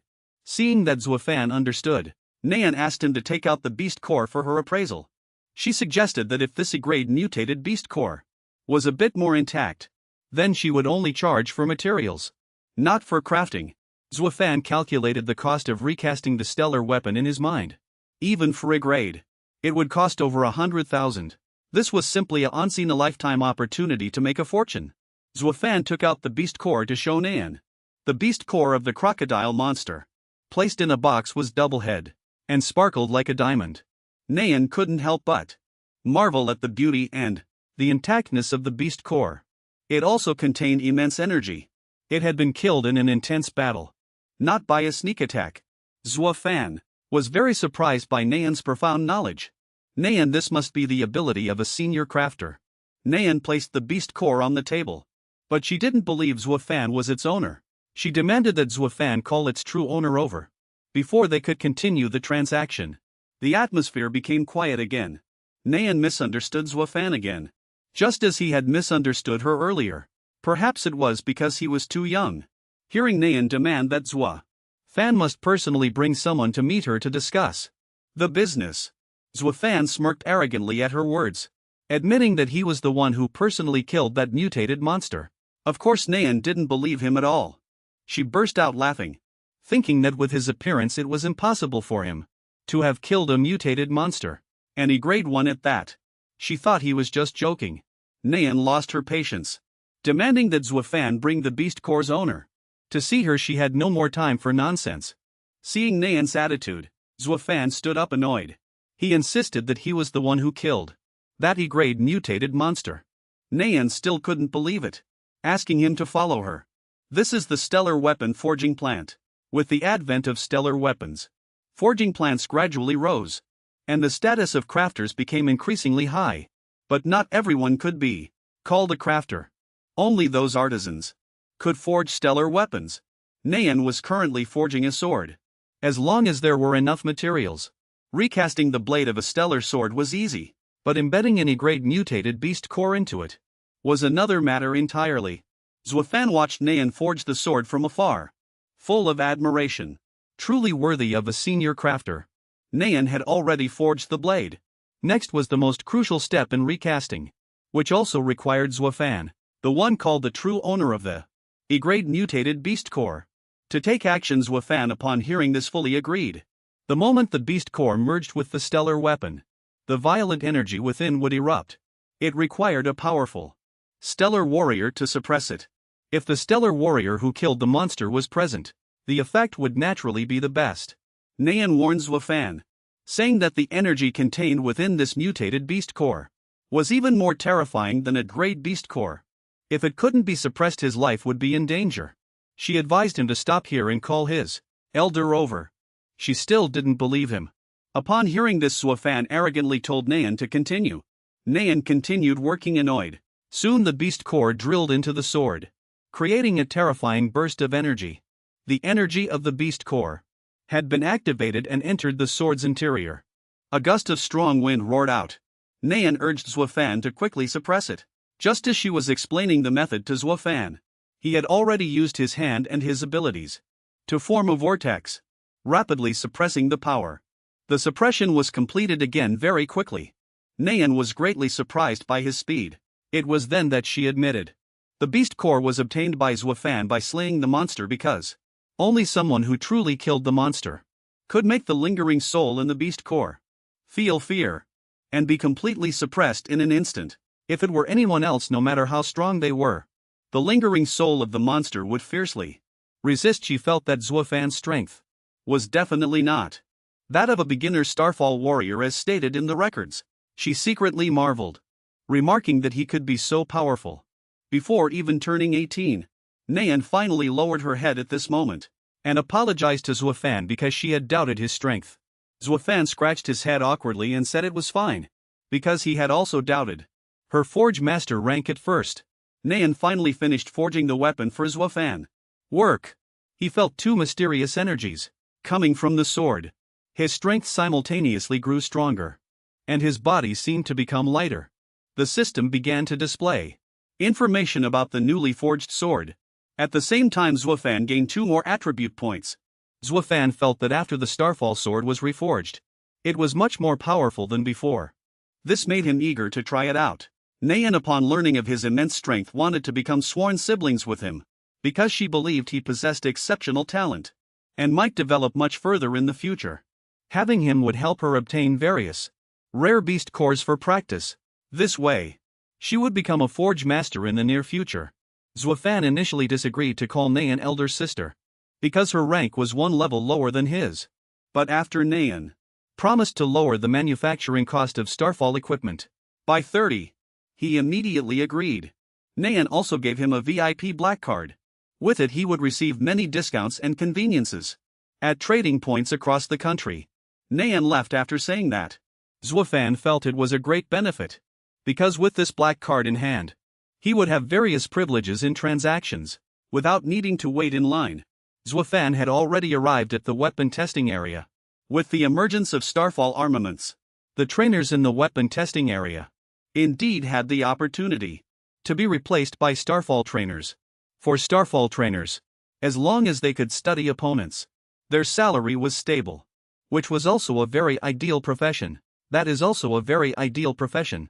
However, to become a Starfall trainer, besides relying on one's own abilities, one must at least possess an F-grade Starfall weapon. The weapon testing area was bustling with people coming and going. Most of the people who came here possessed great starfall weapons. They walked around discussing animatedly, making it very lively. They secretly envied those who possessed E-grade starfall armaments. This way they might even be stronger than Hayden.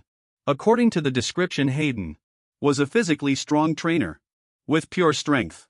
Just as Hayden was sitting and preparing his attire, a staff member handed him a client's bill and a black card asking him to personally fight.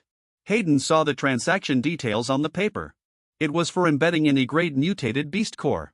He couldn't help but be startled, thinking that this was indeed a rare item.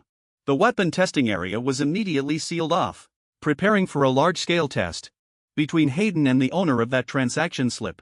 This is our Zuo Fan. The surrounding crowd was buzzing about this great battle. Zuo Fan had already entered the arena.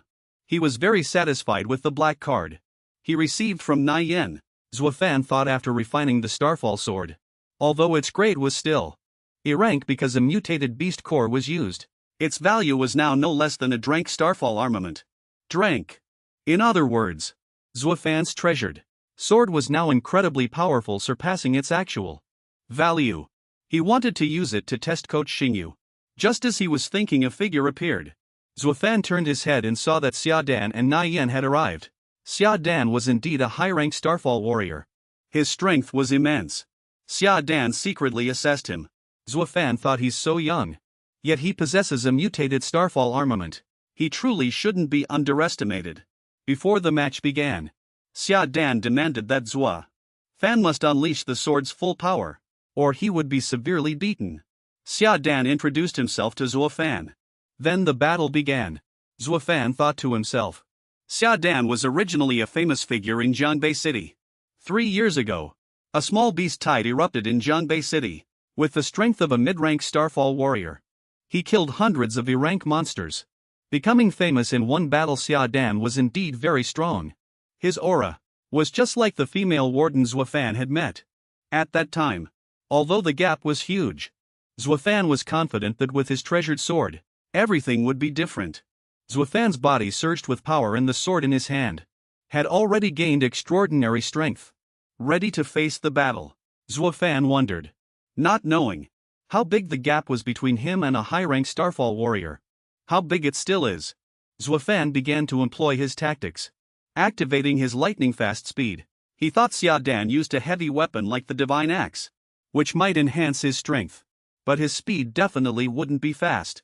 Zuo Fan was confident that his agility had reached 90 points, which was already much stronger than a high-ranked Starfall warrior. Speed was undoubtedly his advantage. Relying on his agile speed, Zuo Fan launched a series of attacks on Xia Dan. However, Xia Dan was not an easy opponent. He held a Starfall armament in his hand. He swiftly blocked all of Zuo Fan's attacks. In an instant, he could wield this axe so skillfully with one hand. Xia Dan's brilliance lay in his ability to use the axe's two massive surfaces, enough to swing it into an axe wall, compensating for his lack of speed. Truly formidable. Zuo Fan was slightly worried, but then quickly pulled himself together and began to activate his senses. However, Xia Dan had already cleverly anticipated Zuo Fan's move. With a hint of mockery, he knocked Zuo Fan down with immense power from his wrist. Xia Dan's energy was too powerful, and Zuo Fan was thrown backward, unable to maintain his footing. Was it because that Starfall axe helped Xia Dan boost his strength? Zuo Fan began to worry, thinking that if it weren't for the Starfall sword's 140 points of agility, he might have already been blown out of the arena. Nai Yen observed the entire match from beginning to end, thinking that Xia Dan was indeed a genius, who had been recognized by the mercenary guild headquarters. Yet he could fight Zuo Fan to such an extent. Zuo Fan was indeed no ordinary person. Xia Dan mocked Zuo Fan, telling him to focus on the battle and fairly test the sword's power. The two plunged back into battle. Xia Dan swung his axe and a powerful surge of energy erupted, swirling around him. Zuo Fan thought, this axe is too long. It's like a mid-range attack. Is this a characteristic of Starfall weapons? However, precisely because of this, it would be possible to test the power of Zuo Fan's Starfall sword. Zuo Fan unleashed a flash of sword light, striking back fiercely. Two forces clashed against each other. Zuo Fan seemed to be losing the ability to resist. Suddenly the system notified a new development. The Starfall sword's penetration attribute, E rank, was activated. A surge of power erupted from the sword, striking towards Zuo Fan. It caught him by surprise. That was precisely the E rank combat skill Wind Axe Mountain Cleave. Zuo Fan was knocked down. The space around the arena was severely damaged. Zuo Fan seemed unable to believe his eyes. That sword had actually unleashed an E rank terrifying combat skill. The final match also ended with Zuo Fan's defeat. The weapon testing zone opened. Zuo Fan walked out in a huff. The staff, wanting to flatter him, defended Zuo Fan's loss by saying Zuo Fan was too lucky. They claimed it was thanks to the Starfall weapon, which required an E rank beast core, that it could block Zuo Fan's axe. But this consolation only made Zuo Fan angrier, because Zuo Fan was still so young. Yet he already possessed such a precious weapon, because its owner, Zuo Fan that is, was already able to unleash the weapon's special characteristics. What's more, it was a weapon that required an E rank mutated beast core. Zuo Fan secretly admired him. Zuo Fan could achieve such a feat at such a young age. Zuo Fan unintentionally saw Zuo Fan and Nian chatting cheerfully, so he walked over to talk to them. Zuo Fan apologized to Zuo Fan for injuring him, and offered to pay for his treatment. Zuo Fan had only suffered a minor scratch, so he refused. He developed a slight favorable impression of Zuo Fan. Zuo Fan seemed friendlier than his appearance suggested. He just felt it was a pity that Zuo Fan had not yet mastered his own sword. Zuo Fan seemed to need to cultivate an E rank sword skill to fully unleash the sword's power. Zuo Fan thanked Zuo Fan for his guidance. Nian asked Zuo Fan if he had thought of a name for the sword, for registration and archiving, and to leave its name at the Jiangbei trading post. After hearing this, Zuo Fan wanted to give it a unique name. He decided to call it Bone Eater. After returning to the lounge, Zuo Fan examined the wound caused by Zuo Fan's sword. The wound was very dangerous. If Zuo Fan's strike had used an E rank combat skill, Zuo Fan's shoulder would probably have been severed. Zuo Fan felt that sword was incredibly rare. Perhaps it could even increase 2 body attributes, and at the same time it had a second special characteristic. Zuo Fan felt both admiration and envy towards Zuo Fan. Zuo Fan was currently browsing around the Jiangbei City trading post, looking for some E rank combat skills, but he still hadn't found anything. He would have to wait until he got to Jining to look again. While waiting for Li Wei to meet up with him, Zuo Fan suddenly heard the sound of a noisy crowd. It turned out that Lu Jia and Li Wei were being threatened by a group of thugs. They claimed Lu Jia had stolen their E rank mutated beast core, when in reality it was clearly only Frank. What a bunch of scoundrels. They believed it was Lu Jia who had stolen it. When they brought the beast core to the trading post to forge a sword, they framed Lu Jia for theft. This caused Lu Jia to resist fiercely. That scoundrel clearly had ulterior motives, wanting to search Lu Jia. His vulgar behavior made Li Wei and Lu Jia extremely angry. Li Wei rushed forward to shield Lu Jia. That scoundrel, enraged, tried to rush forward and hit Li Wei.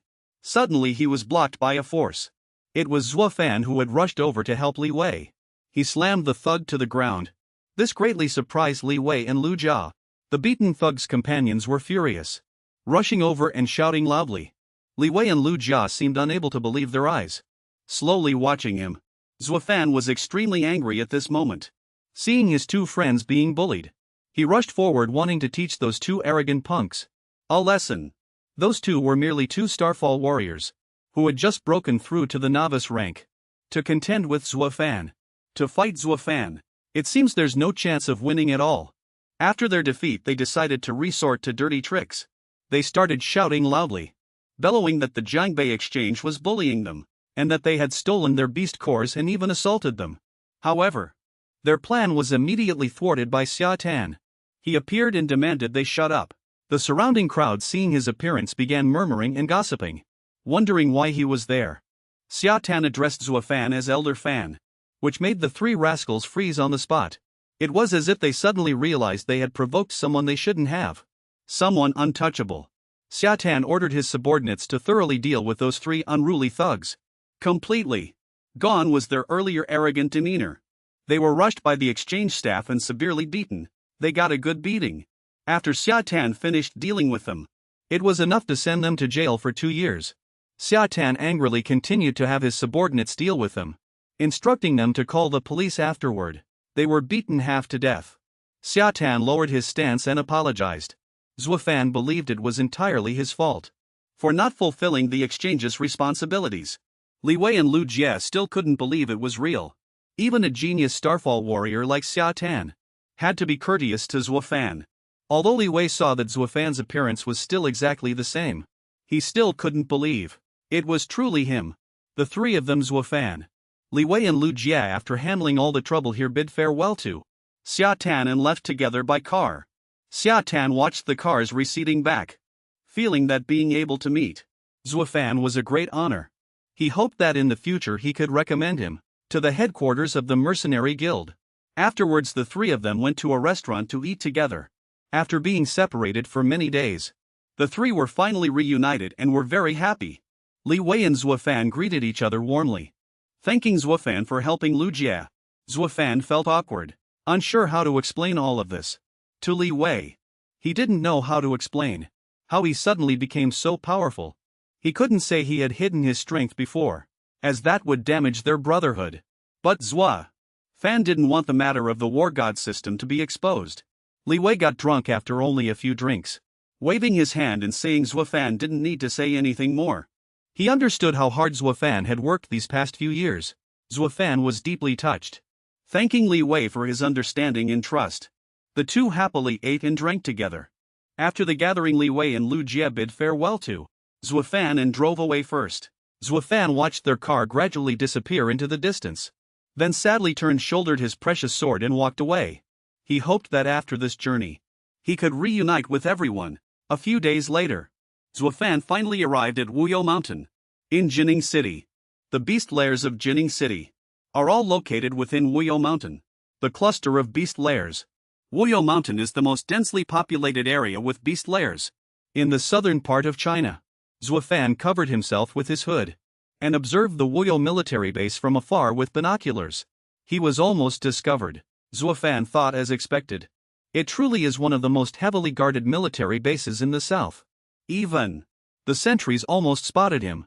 With Zuo Fan's current strength, let alone sneaking in, he would probably be discovered before even reaching the main gate. To Zuo Fan, that place was still forbidden territory, no different from a dragon's den or a tiger's lair. Jining City is much larger than Jiangbei City. But the real difference between the two cities isn't just in size. Here, Wuyo Mountain, with its dense concentration of beast lairs, makes Jining City a city with powerful military strength. In the south, that place is the power center of Jining's Mercenary Guild. The guards outside the building are all preliminary Starfall warriors in terms of strength. Every floor has a squad composed of beginner Starfall warriors. The captain of the 5th squad is an intermediate Starfall warrior. This way, the important departments of the building, Jining Mercenary Guild, will have elite troops, led by advanced Starfall warriors, and even warlord-level powerhouses guarding it. Zuo Fan walked into a building, thinking to himself, Jining City's military strength is more than 10 times stronger than Jiangbei City's. Just the Mercenary Guild's forces are enough to handle small-scale beast attacks. The elevator doors opened and Zuo Fan walked into a bar. The bartender, known as Sister Ru, seemed very happy to see Zuo Fan. She was 23 years old and a mid-level Starfall warrior. She mixed a drink for Zuo Fan, curiously asking if he hadn't found a suitable team yet, or if he was here for hunting. She reassured Zuo Fan to wait patiently, and she would introduce him to a few hunting teams. However, Zuo Fan thought to himself, with my current strength, how could I not find a hunting team? But his true purpose for this trip was to enter the military base. Wuyo came to the Mercenary Guild just to gather information. Zuo Fan had been in Jining City for over 10 days, but had found nothing. Suddenly, the military issued an unexpected notice. The notice mentioned that a joint operation would begin with the Starfall family and the Mercenary Guild. The crowd was noisy and bustling. Zuo Fan began to pay attention to these notices. Joint operation reward list 100000 credits, and the option to choose tactical manuals from level to level. The top 10 individuals in the joint operation would be invited to serve as security advisors for the Wuyo military base, with free access to Wuyo Mountain military base. Hearing this, Zuo Fan fell into deep thought.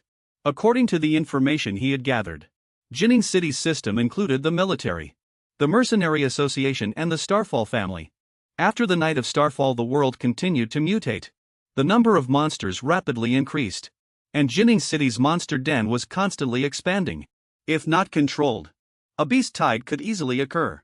To control the increasing number of monsters, the three factions would regularly conduct joint operations for large-scale hunting.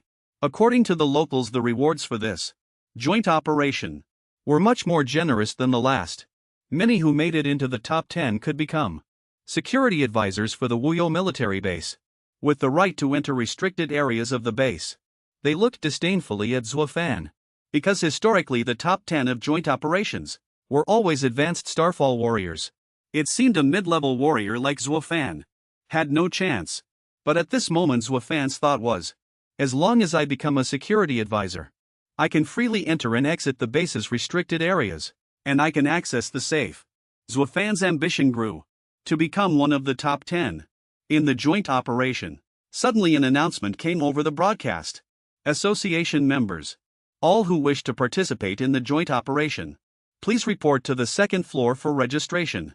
Zuo Fan quickly went up to the second floor, blending into the crowd registering. He held the death confirmation contract issued by the organizers in his hand. He had to accept this, because such joint operations were equivalent to large-scale battles, and casualties were unavoidable.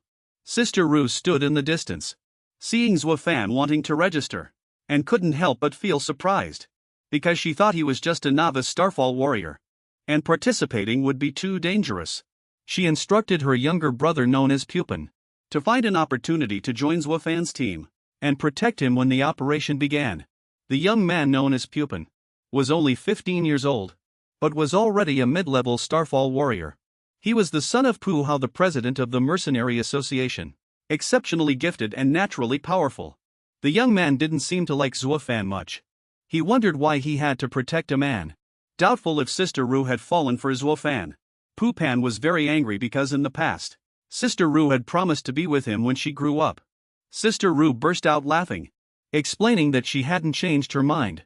It was just that Pu Pan looked too much like her younger brother from the countryside. She flattered him, saying Pu Pan thought Zuo Fan couldn't compare to him at all. She wanted her younger sister to date Pu Pan. Sister Ru's younger sister was also very beautiful, and around the same age as Pu Pan. Pu Pan believed her words, his eyes lighting up like searchlights. He allowed Sister Ru to like Zuo Fan. Pu Pan hoped Sister Ru would keep her promise and introduce her sister to him. Sister Ru happily patted his head. She chuckled to herself, wondering how he could be so easily fooled, because she was the only daughter in her family. At this moment Zuo Fan was sitting on a military special train heading towards Wuyo Mountain. The train's defense level was far stronger than that of trains in the city. After the night of the apocalypse, domestic intercity transportation had been paralyzed for a time.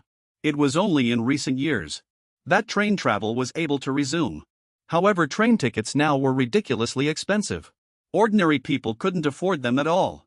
This was because the desolate landscape outside the cities was simply too dangerous. The train sped through the wasteland.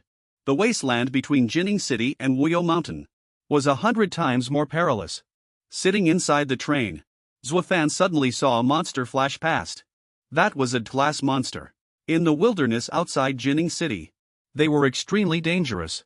He thought such a dangerous place, no wonder the three factions would want to cooperate and carry out a joint operation.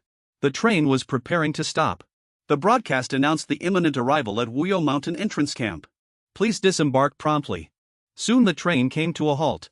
A noisy crowd waited for the next announcement. Also participating in this battle was Li Huangwu, 24 years old and a high-level Starfall warrior. He hailed from Jinning City's Li family.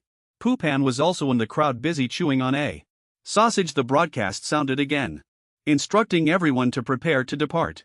Meanwhile, at the Wuyo Mountain military base Weishinshan, the chief instructor was meeting with President Pu and Elder Li.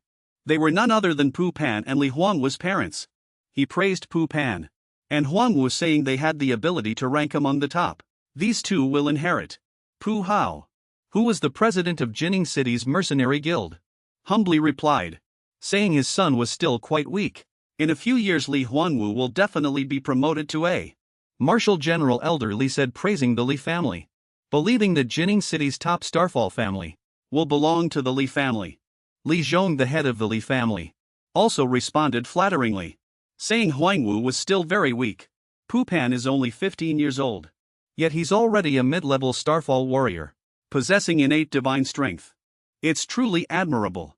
The two families continued to flatter each other like this, neither giving an inch way. Shinshan heard this, and sneered inwardly, thinking to himself that both of them were old foxes. The battle Zuo Fan was participating in had already begun. The joint operation area was located outside Wuyou Mountain. This was a large open-air mixed monster den. The highest monster level did not exceed class. The points calculation method for hunting monsters was: class earned 1 point, E-class 10 points and class 100 points. Zuo Fan dashed forward silently calculating. The joint operation would last 3 days. To enter the top 10, one needed at least over 500 points. To be certain of entering the top 10, one had to exceed 600 points. As he ran around, he felt it was surprisingly quiet here. He hadn't seen a single monster. Suddenly Zuo Fan had a bad feeling. He quickly spun around and powerfully threw a punch. Just as Zuo Fan had predicted, a group of spider monsters appeared. They were called Feather Rock Spiders. Feather Rock Spider swarms were class monsters, unique to the Wuyou Mountain area, and they swarmed towards him. Towards Zuo Fan. The silken fangs of these spiders are terribly poisonous. They are lava spiders.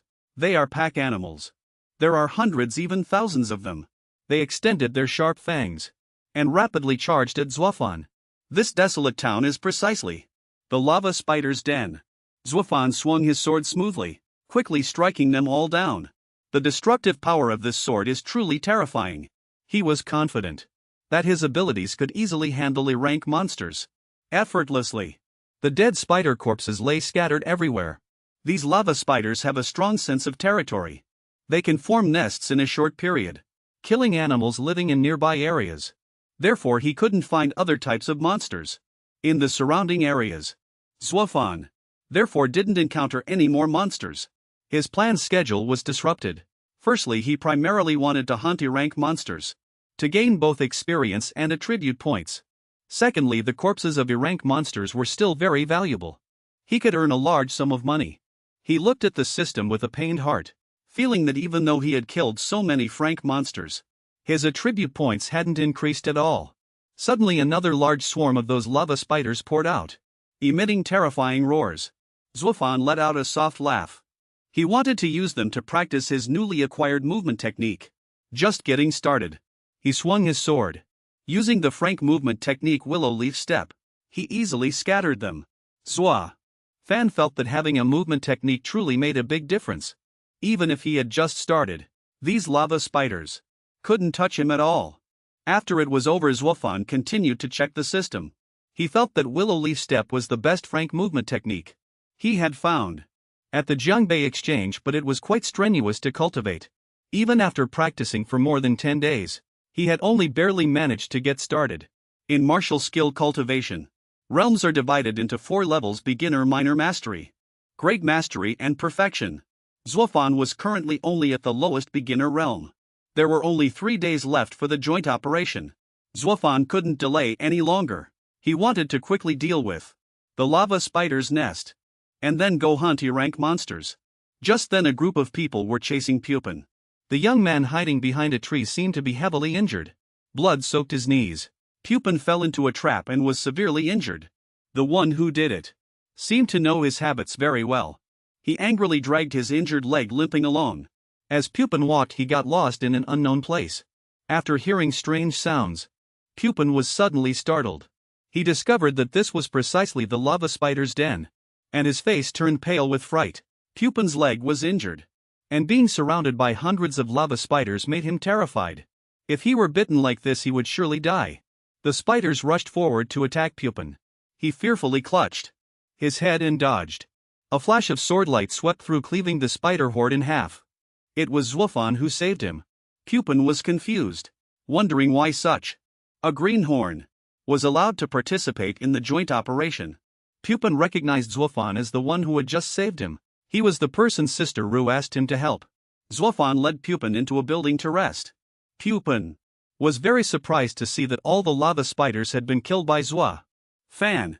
As a novice star martial artist, he could actually accomplish this. Zuo Fan felt that although Pupin's injuries were not life-threatening, he couldn't continue participating in the operation. He wanted him to wait for the rescue team here. Hearing this, Pan became angry when he heard Zuo Fan treating him like a child. He announced his name, but because Zuo Fan had just arrived from another city, he didn't know of Pupin's reputation. Feeling a bit perplexed, Pan was agitated. He wanted his injuries to heal as quickly as possible, so he could show Zuo Fan how powerful he truly was. Pan felt he was being hunted down by that group of people. If they found him, he would surely die without a burial place. He decided that before his injuries healed, Zuo Fan absolutely had to protect him. Pan smirked cunningly. He believed Zuo Fan's willow leaf step earlier was too amateurish, low-grade, and extremely difficult to practice. He boasted that he possessed the rank willow flash movement technique. It was both effective and easy to master. He asked Zuo Fan if he wanted to learn it. Zuo Fan was slightly surprised to hear this. A hint of interest in his eyes, Pan smiled, proposing a deal with Zuo Fan. He wanted Zuo Fan to be responsible for protecting him during the 3-day joint operation. His reward would be the rank willow flash movement technique. Zuo Fan burst into laughter after hearing him out.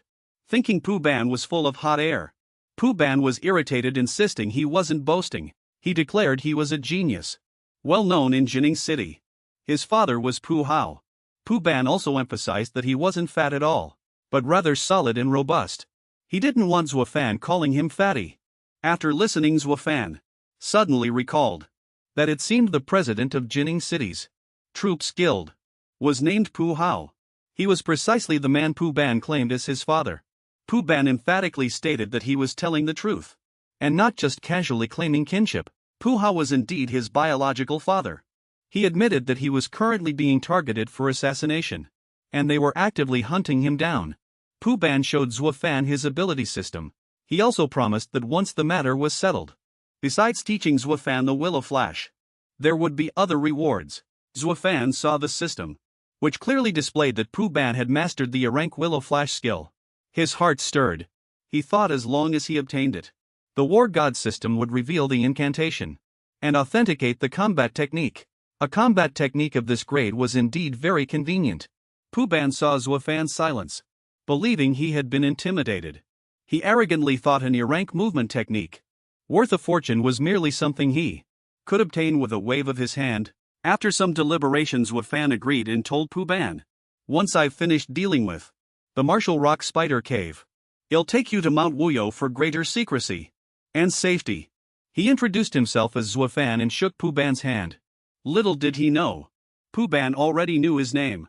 Believing him to be weak, Pan secretly called him Little Good for Nothing. Suddenly 2 serrated iron chains shot towards Zuo Fan and Pan's location. They shattered the window frame and the calm atmosphere. At this moment, it seemed someone intended to harm both of them. Zuo Fan said nothing more, immediately severing the 2 chains with his sword. He loudly demanded to know who was responsible. A squad of armored soldiers appeared, intending to apprehend Pan.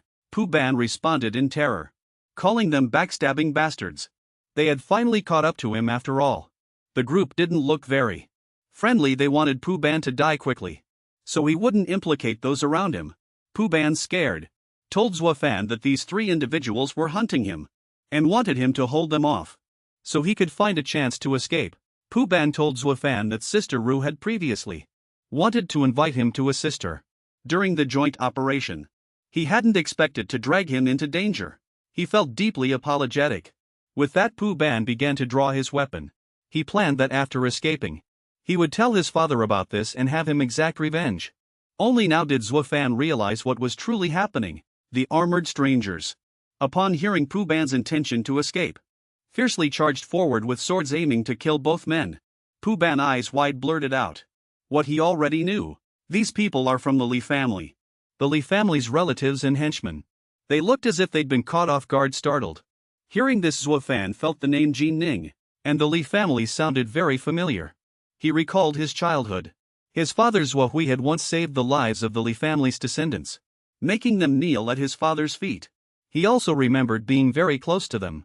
They praised him as Zuo Hu's son extraordinary from birth, saying he would be a national elite when he grew up. If you ever need anything, just come to elderly. The Li family. To think they were involved in his father's arrest and imprisonment. Zuo Fan got confirmation from Pu Pan that it was indeed the Li family he knew.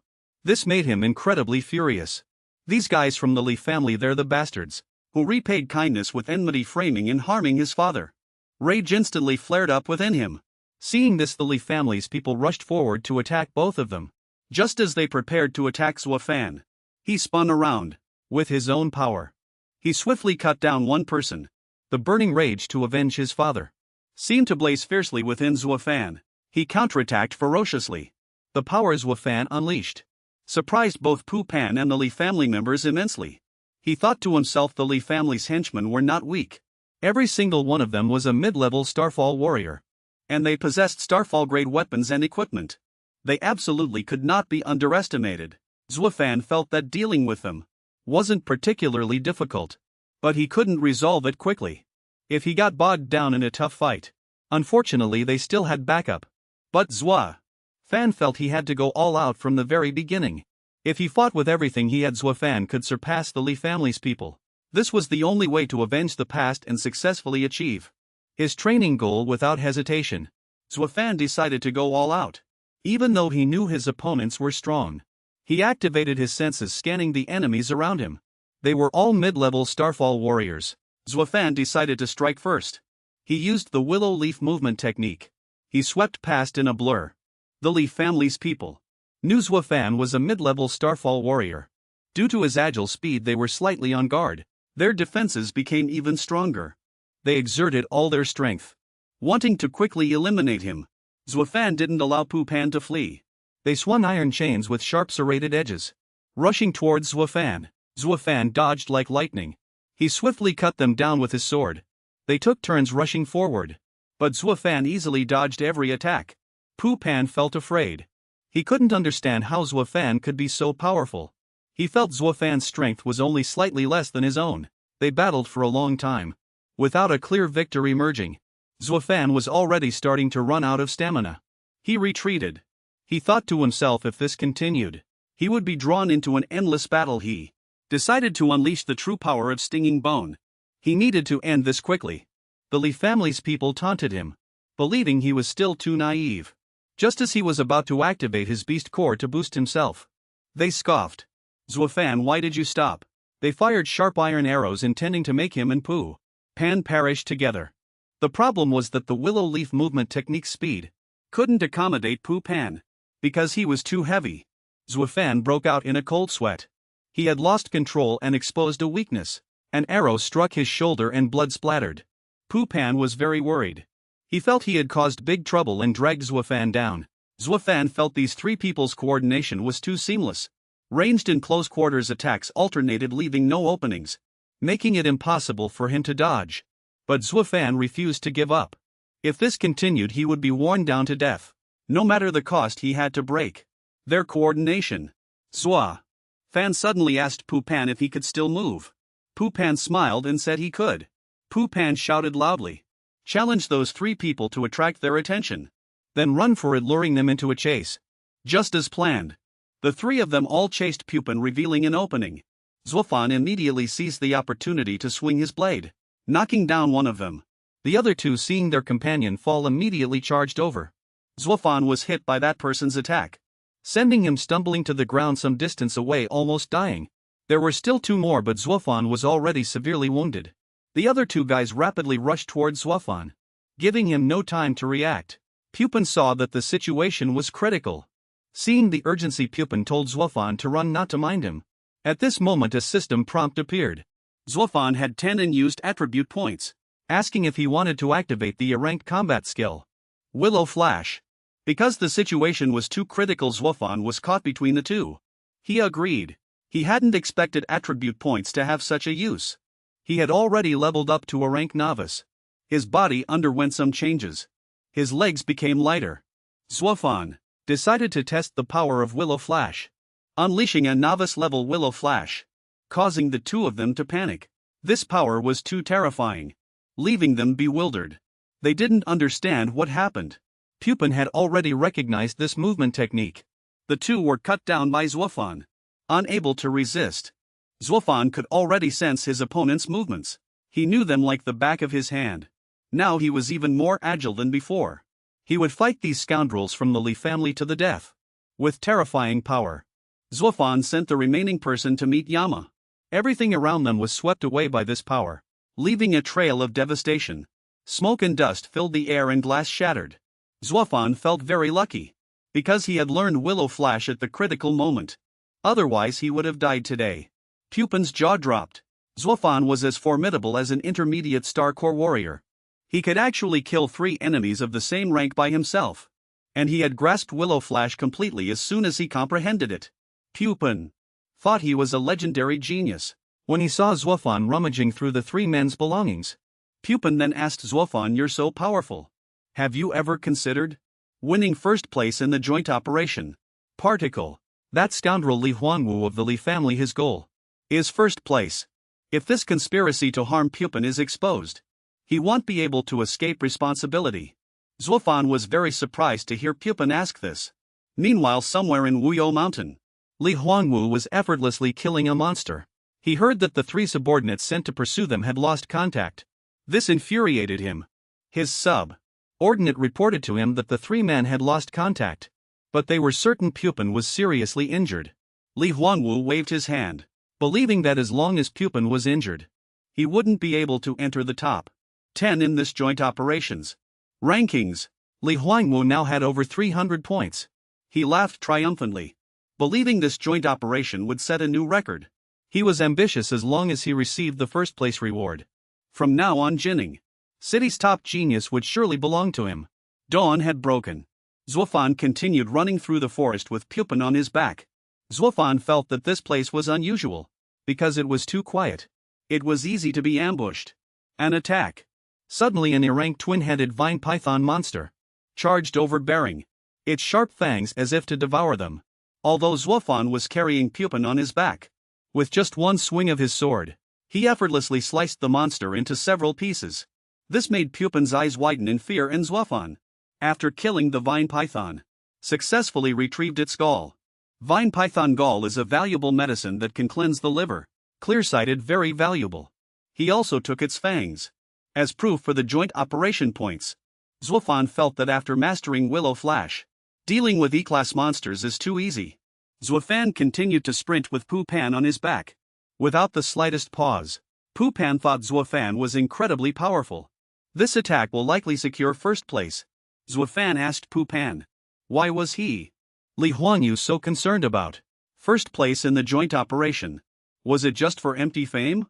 He was very curious. He wondered what was special about the first place reward. Pu Pan then explained. Because the first place reward for the joint operation was much better than second place. He asked if Zuo Fan had heard of exotic treasures. Zuo Fan found this thing quite novel. Pu Pan explained that after the Night of Falling Stars, animals were the first to undergo mutation. Monsters appeared everywhere, disrupting the original world order. After that, humans also mutated. Starfall warriors were born as a result. Plant mutations, however, were a bit slower. Besides growing more luxuriantly, there was nothing particularly special about them. In fact, most humans didn't feel much of a change, until 2 years ago. A special species among the mutated plants was discovered. This special plant was the exotic treasure, something that could rapidly enhance a Starfall warrior's strength.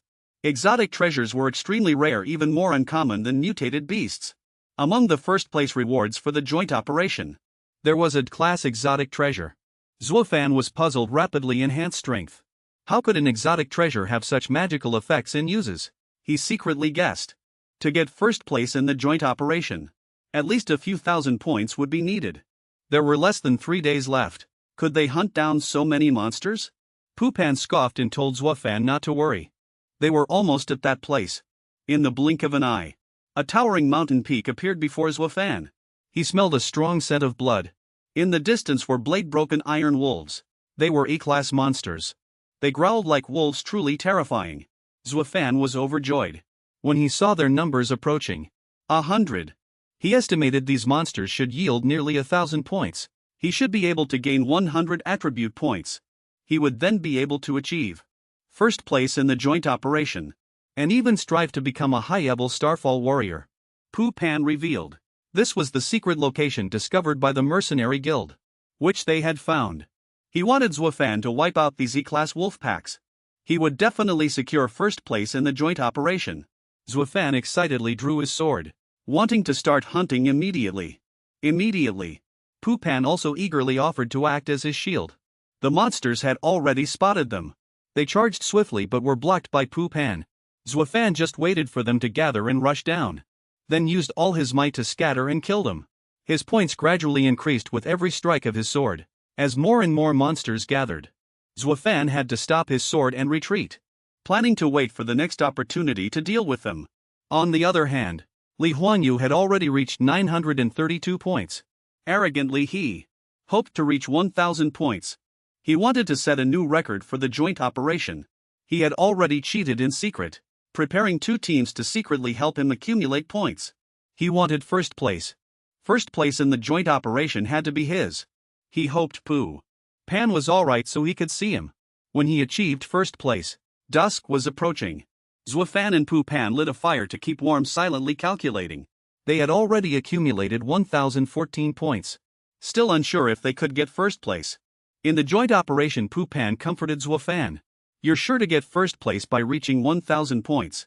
You might even set a new record. Zuo Fan wondered. Did Huan Yu really just for first place? Prepare other teams to accumulate points for himself.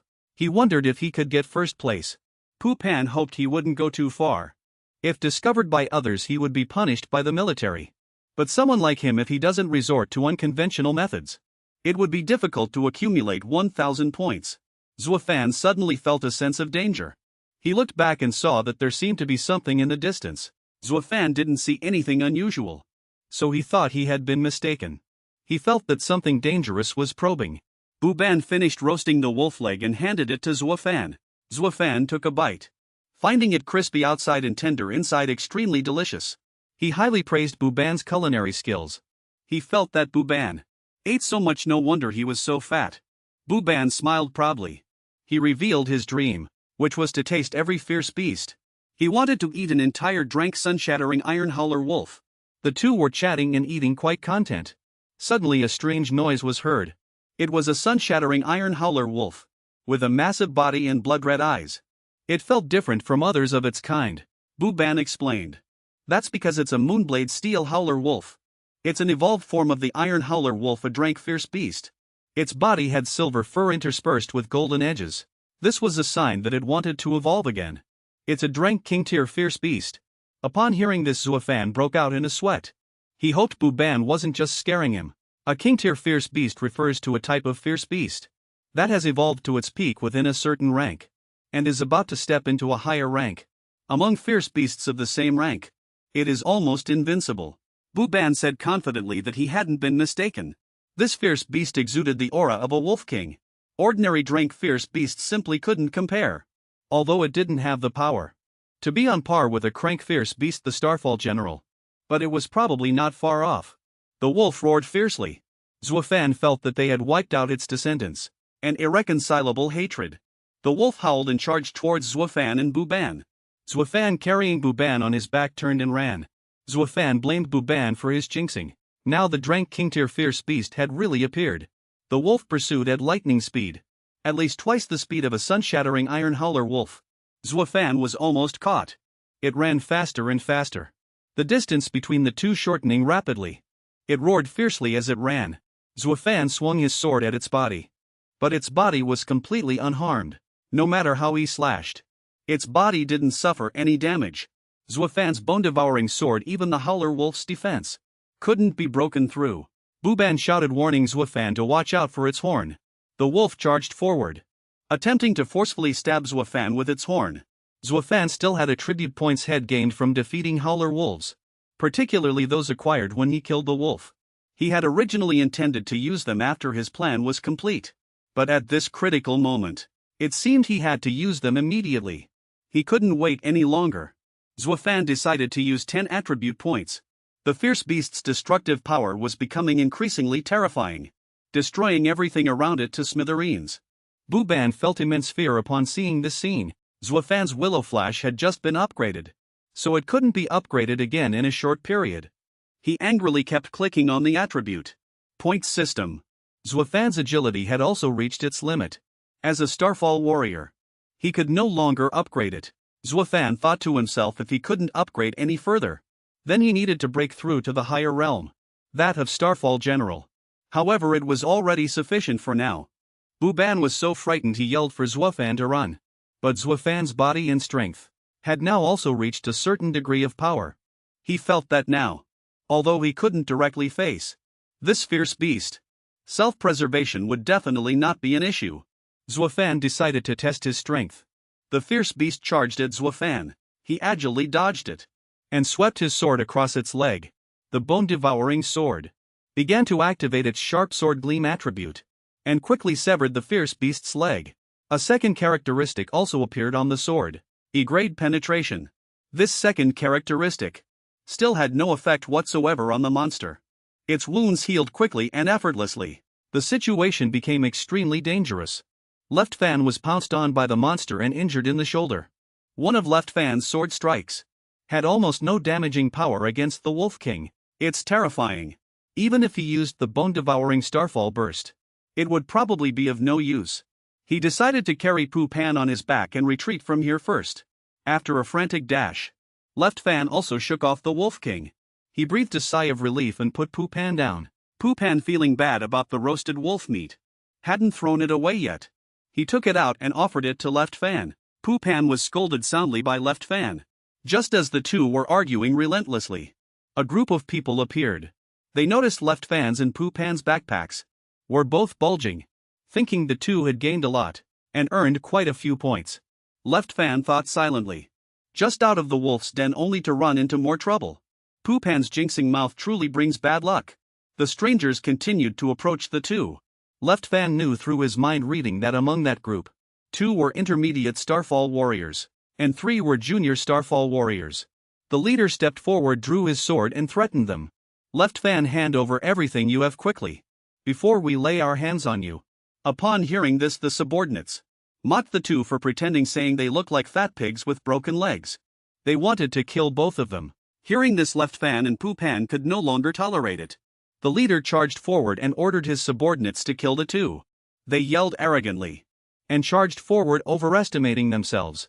Left Fan only needed one sword move to make the entire group fall like ripe mulberries. The leader was startled.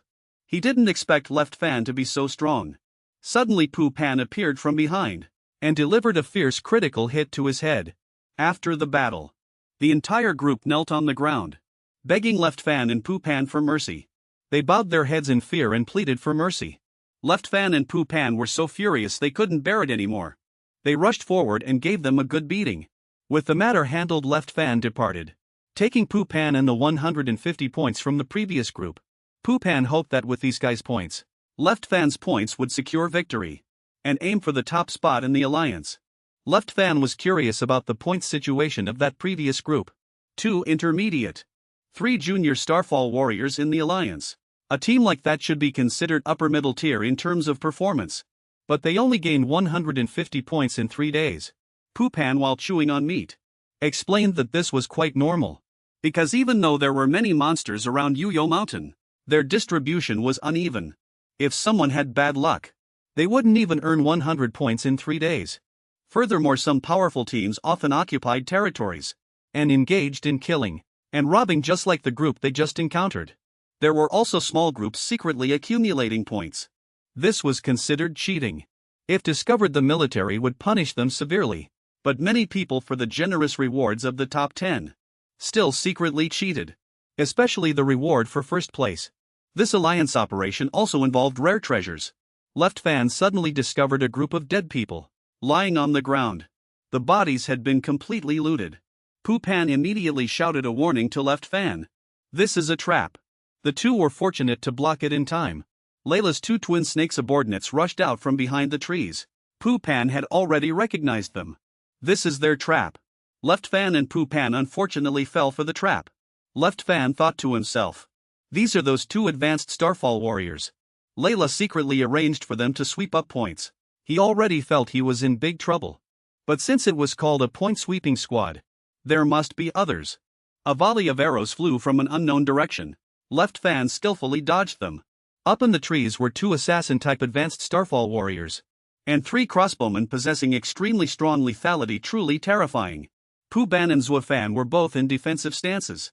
Upon learning about the Li family, Pooh Ban became furious, because they were among the first to act. They sent people to secretly rack up points. How shameless! The 2 individuals known as the Twin Fiends scoffed upon hearing this, calling Pooh Ban a pig. One of them charged at Zuo Fan, intending to take him out. He was immediately suppressed by Zuo Fan, who got the upper hand. In his counterattack, Zuo Fan felt that Li Kai's strength was immense. The other guy appeared from behind Zuo Fan. Immediately a volley of arrows followed. This was truly a fatal trap. The 2 twin snakes continued to combine their swords relentlessly. They attacked Zuo Fan in turns. Zuo Fan continuously fended off their fierce assaults. Pooh Ban also tried his best to block with his shield, temporarily holding them back. The battle grew more and more intense. Zuo Fan activated Chi Sense, combining it with the Willow Catkin light body technique. He safely escaped the encirclement of the 2 twin snakes. He and Pooh Ban hid behind a tree, holding their breath and observing the situation. The 2 aggressive twin snakes roared in rage that Zuo Fan had escaped. They secretly guessed that he was Pooh Hao's dispatched protector for Pooh Ban. Zuo Fan felt the situation was very grim at this moment. Li Cheng and Li Qi worked together with great synergy. Just the 2 of them were already difficult to handle. Plus 3 archers, and the strength of intermediate star warriors. It was extremely disadvantageous for Zuo Fan. Just as he suddenly remembered Moonblade Iron Boar, the Wolf King Li Qi had already discovered his tracks. He wanted to lure him into handing over Pooh Ban. If he did, his life would be spared immediately. Pooh Ban was afraid of implicating Zuo Fan, so he told him to hand her over. What Zuo Fan was thinking at this moment was, the Li family was an accomplice in framing his father. He had a deep-seated grudge against the Li family, which he could not easily ignore. Zuo Fan had an idea, and decided to carry it out with Pooh Ban. He deliberately emerged from behind the tree, and loudly mocked the Li family for cheating and being shameless. Upon hearing this, Li Qi was enraged. He and Li Qing charged together towards where Zuo Fan stood. Zuo Fan quickly dodged, coordinating with Pooh Ban's defense. The 2 engaged the twin snakes in separate areas. Zuo Fan pierced Li Kai's body with clear bone thorn, causing him to spit out a mouthful of blood. He didn't expect Zuo Fan's weapon to be an E-grade mutated beast core. After learning this, Li Qi became even more excited. Wanting to snatch Zuo Fan's clear bone thorn, he quickly ordered his men to pursue Zuo Fan. Zuo Fan, carrying Pooh Ban on his back, ran quickly under the pursuit of the 2 twin snakes and their accomplices. Li Qi found Zuo Fan's running speed incredibly fast. He couldn't help but feel puzzled. Li Qing thought that if Zuo Fan ran so fast, and they kept chasing him, they might not have enough time to summarize their points from their accumulated cooperative actions. He was afraid of being blamed by Huang Yu. Li Qi found this reasonable. He decided to stop the pursuit. Pooh Ban, seeing that they seemed to have no intention of pursuing further, secretly breathed a sigh of relief. Suddenly, something like a hidden weapon shot towards the group of the 2 twin snakes. The bottle shattered, emitting a foul odor. It was monster feces. Pooh Ban had Zuo Fan throw skunk feces at them. This made the twin snakes and their group furious. They swore to tear the 2 of them to shreds. Pooh Ban was truly thoughtful and well prepared, carrying such smelly things with him for self-defense when encountering monsters. It actually came in handy at a crucial moment. The 2 twin snakes continued to pursue Zuo Fan's group until they reached the valley. They clamored, claiming they could kill Pooh Ban, and seized the mutated beast core weapon, Zuo Fan's. Suddenly Zuo Fan accelerated rapidly and then disappeared, leaving them in the valley. Following the appearance of the Moonblade Iron Boar Wolf King, both of them had already been lured in by Zuo Fan. Catching them off guard, the monster lunged at them. The positions of hunter and hunted instantly reversed. In the blink of an eye, the ferocious monster pounced on the twin serpents and their group. They gritted their teeth and fought back. But it was all in vain, for this monster was too strong. It really is a Drank King beast. They were almost unable to retaliate. They then shot at the monster's eyes, thinking it was its weakness. However, this only made the monster even more enraged.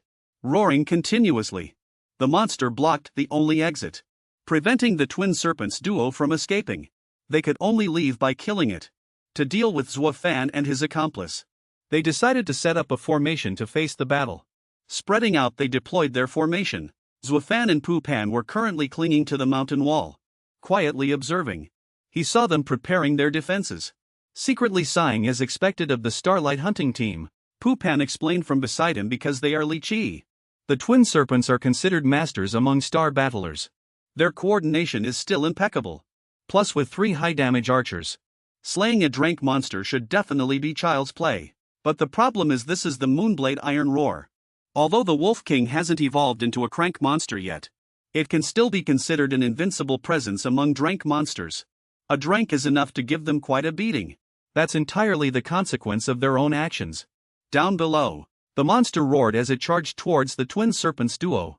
Li Chi at this moment only now realized how incredibly fast this monster was. Looking slightly worried, the two attacked the monster together. But neither could make an impact as its offensive power was terrifying. Fearing the monster would charge at the archer, he rushed out with his bow and arrow. But with just one attack from the monster, he died a miserable death on the spot. This monster was too intelligent. It knew to deal with the ranged archers first. Li Chi decided to pull out something. It was a golden rope that immediately wrapped around the monster's leg. He gave a sharp tug and the monster struggled before falling to the ground. Pu Pan, observing from above, couldn't help but exclaim. They actually have such high-grade stuff like this. Beast binding rope. The beast binding rope is made from the core of a Drank monster, fused with the sinews of a monster. The manufacturing process is extremely complex. It's a rare treasure among Drank starfall weapons. When one possesses a beast binding rope, the difficulty of hunting will be greatly reduced. This is also a weapon for starfall battlers, used to deal with high-level monsters. The monster was tightly bound, struggling violently. The twin serpents duo seized this opportunity to unleash their A-rank combined attack skill, Twin Serpents Wheel Slash. Zuo Fan felt that the duo's combined combat skill was extremely powerful, even stronger than a Drank combat skill. It's powerful enough to cut through the Wolf King's steel-hard fur. The Wolf King, Pu Pan said worriedly. I wonder if the Moonblade Iron Roar Wolf will be killed by these two. Under the combined counterattack, the monster was surprisingly unharmed.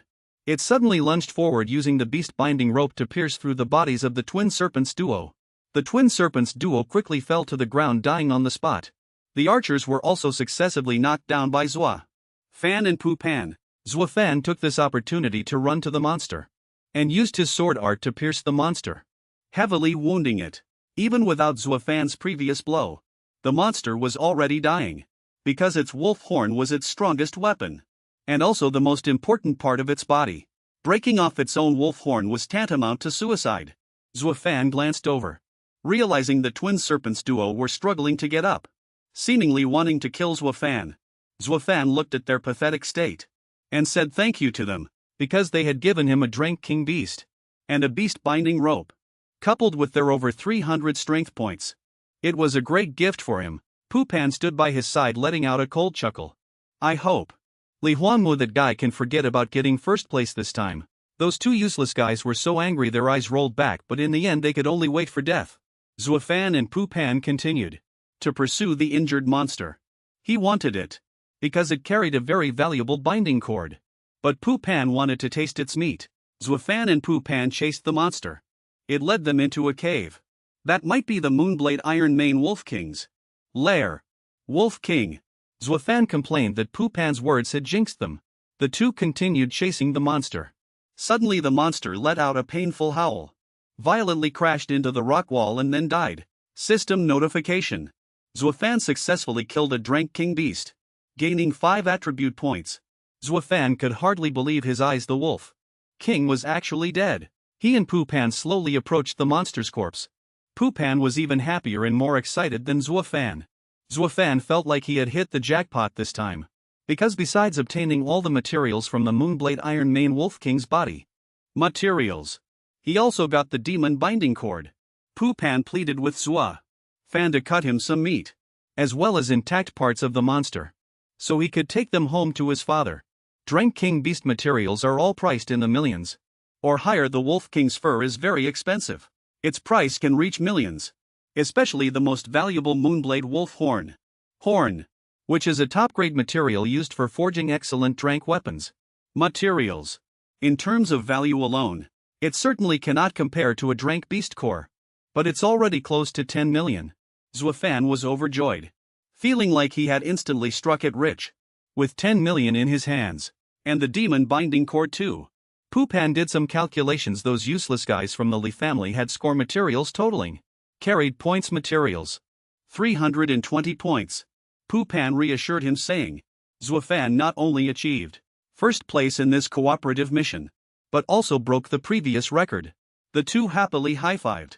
Zuo Fan looked at the cave, wondering if this was the Moonblade Iron Mane Wolf King's lair.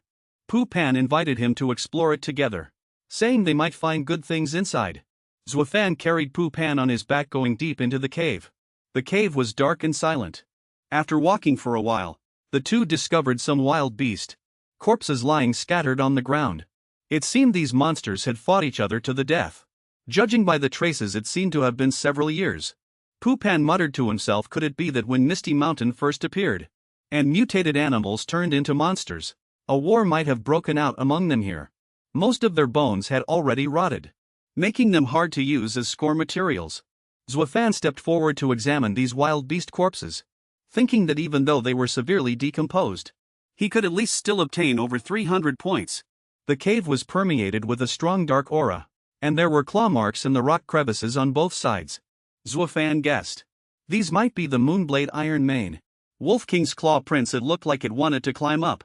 Could there be some reason up there that caused these monsters to kill each other?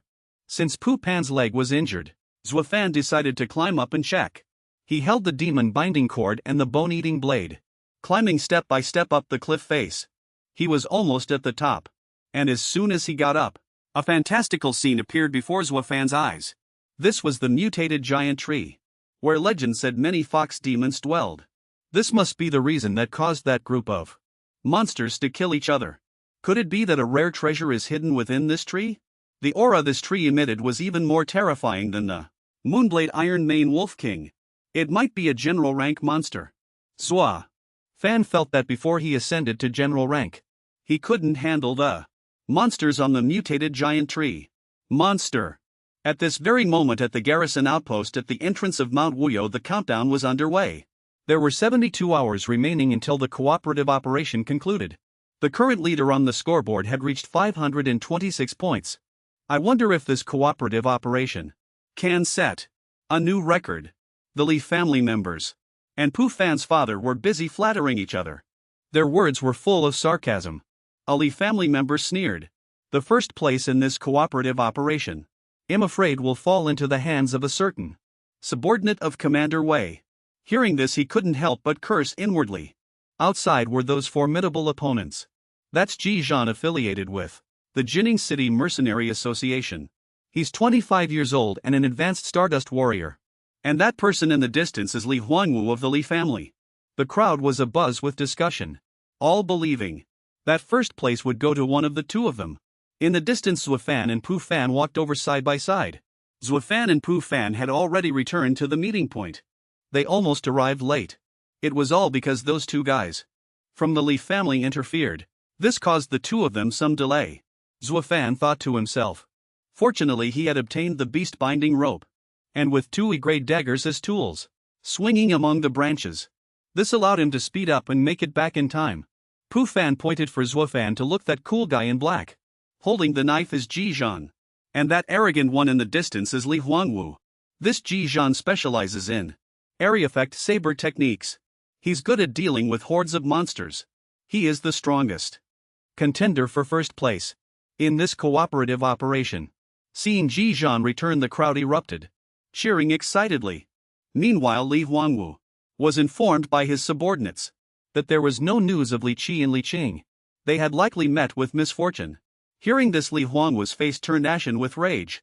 Why didn't those two struggle to death to bring back the points materials? If I lose to Ji Zhan because of them, even if Ji Zhan survives, I'll kill him. The scoreboard lit up. Ji Zhan topped the list with a total of 746 points. This drew exclamations of admiration from the crowd. They felt that Ji Zhan might be able to set a new record, because the record for cooperative operations was 817 points, and it was the only time anyone had ever broken 800 points. Ji Zhan was very likely to secure first place in this cooperative operation. Li Huangwu heard the crowd praising Ji Zhan, which made him a little worried. He felt that Ji Zhan was indeed extraordinary. But then a smirk curled on his lips. Thinking how fortunate it was that he had prepared thoroughly this time. Even though he was missing points from Li Qi and Li Qing, Li Huangwu had someone check his points. He had already reached 813 points. Li Huangwu was only 4 points shy of breaking the record. This drew gasps of astonishment from the crowd. They firmly believed that the title of Jining City's top genius would be taken by Li Huangwu. Li Huangwu was confident he would win, and taunted Ji Zhan a few times. Ji Zhan said nothing, merely turned and left silently. Zuo Fan and Pu Fan witnessed this scene from a distance. Zuo Fan had known Li Huangwu back then. He recalled how even when Li Huangwu was young, he was already an arrogant, domineering and overbearing child. Li Huangwu began to bluster again, shouting for others to quickly hand in their points, so he could go home. He firmly believed he had already won. Zuo Fan merely chuckled to himself upon seeing his 813 points. Pu Fan presented his haul list to the organizer. This left everyone dumbfounded, because he had collected a vast amount of demonic beast materials. The crowd began to praise Pu Fan endlessly. Li Huangwu saw this scene, and was shocked, wondering how Pu Fan was still alive. The disappearance of Li Qing and Li Qi, could it be related to Pu Fan? Pu Fan saw Li Huangwu glaring at him, and eagerly turned to provoke him. Li Huangwu was still completely unaware. Huang Yu remained oblivious. Sarcastic remarks about Pu Fan's poor performance. He definitely wouldn't get many points either. Pu Fan just smiled without saying anything. Pu Fan's score has been calculated, reaching 835 points. Surpassing Li Huangwu, he took the top spot. His score broke the record. The crowd grew noisy and excited again. They praised Pu Fan, saying he was the true top genius of Jining City. Pu Fan smugly looked at the stunned Huangwu while Ji Zhan stood nearby. Ji Zhan was also overjoyed to see this. He saw Huangwu had been gloating too soon, and now the first place had been snatched away again. With a dark face, he said nothing, only growling as he looked at Pu Fan. Pu Fan saw that he was angry, and continued to show off Zuo Fan's score. Tell him to quickly bring out what he harvested for them to see. Huangwu stared wide-eyed at Zuo Fan, feeling a bit familiar. Zuo Fan took out his score sheet. 810 points, not enough for first place, which made Huangwu quickly burst into laughter. But Zuo Fan hadn't submitted everything yet. He pulled out the tusk of a Drank Beast King from his pocket. The Moonblade Iron Wolf King. Huangji's face turned pale at the words. He thought Pu Fan had misspoken. When the crowd heard Drank Beast King, panic instantly spread. If it was true, it was already close to warlord level. The committee staff began verification. Sure enough, it was indeed the Moonblade Iron Wolf King's tusk, and the internal marks confirmed it was from a Drank Beast King. He broke out in a cold sweat, unable to believe such a thing was happening. Ji Zhan was astonished by Zuo Fan. Even the organizing committee hadn't expected it. They didn't know how many points would be sufficient for Zuo Fan's rare item.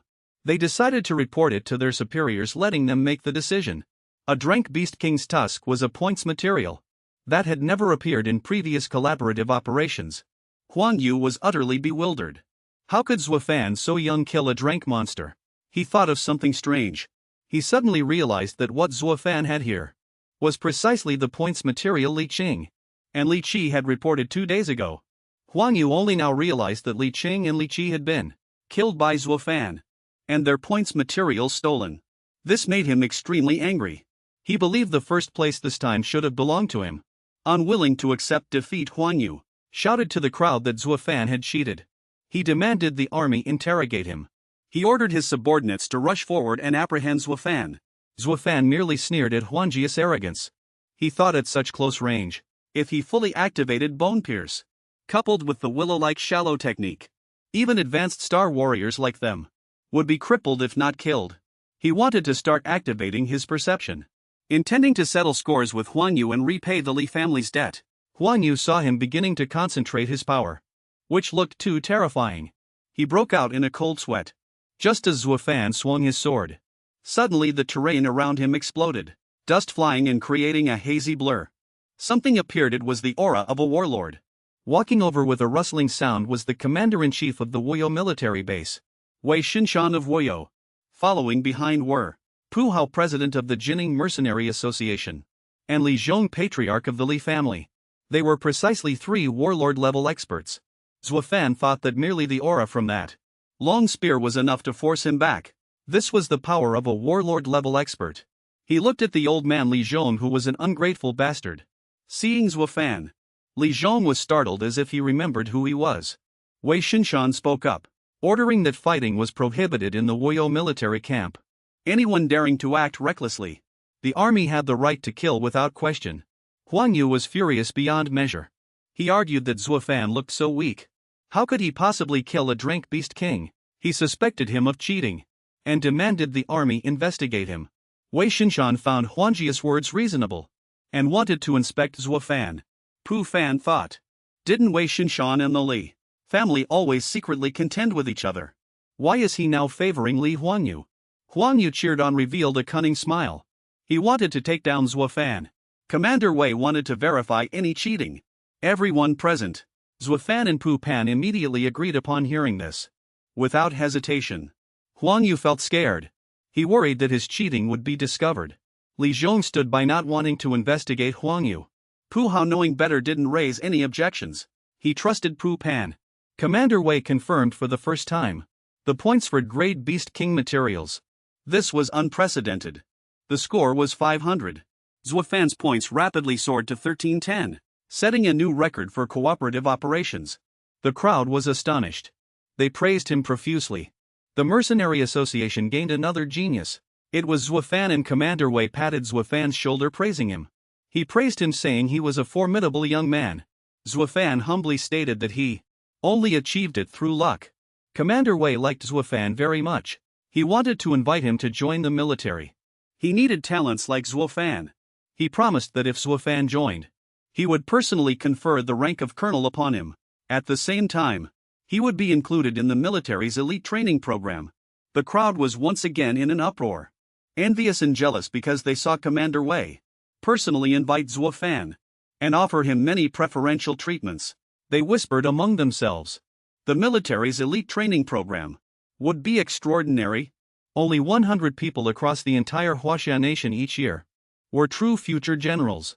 Pu Hao, seeing this, also joined in wanting to win over Zuo Fan. The old fox Li Zhong stood afar, observing all of this. He hypocritically approached, congratulating Pu Hao. The old man, one couldn't tell what he was thinking, used the reason of 3 days later as his justification. Li Zhong would host a banquet to apologize for Huang Ye's defeat, and also to celebrate the cooperative operation, its complete success. He wanted to invite everyone to attend. After speaking, he turned and left. Huang Yu leaned close to Li Zhong's ear, whispering softly, saying that because of Zuo Fan and Pu Pan, he in this cooperative operation lost first place. He wanted Li Zhong to get rid of Zuo Fan. Li Zhong angrily scolded Huang Yu for being useless. He hadn't expected Zuo Hu's son Zuo Fan to still be alive and become so powerful. He decided to implement a plan to eliminate him. At this moment, Pu Pan and Jizhan together persuaded Zuo Fan to enter the Wuyo military base to personally claim the rare exotic treasure reward. Zuo Fan ultimately succeeded as well. He suddenly thought, could he enter the base and touch the safe in the restricted area? The iron within the restricted area. As per his father's instructions, Zuo Fan and Pu Pan were driven to Wuyo military base. The surrounding atmosphere was filled with solemnity and silence. Zuo Fan thought, this truly lives up to its name as a military stronghold. It was the top-ranked or second-ranked military base in southern Huaxia Nation. Its defensive capabilities were actually stronger than what he had observed, even 10 times stricter. In the past half-month, just as Zuo Fan was still marveling at the military base's power, Pu Pan next to him was already sound asleep. Zuo Fan felt fortunate. Fortunately, he hadn't secretly infiltrated it before. Otherwise, he would now be facing a dead end.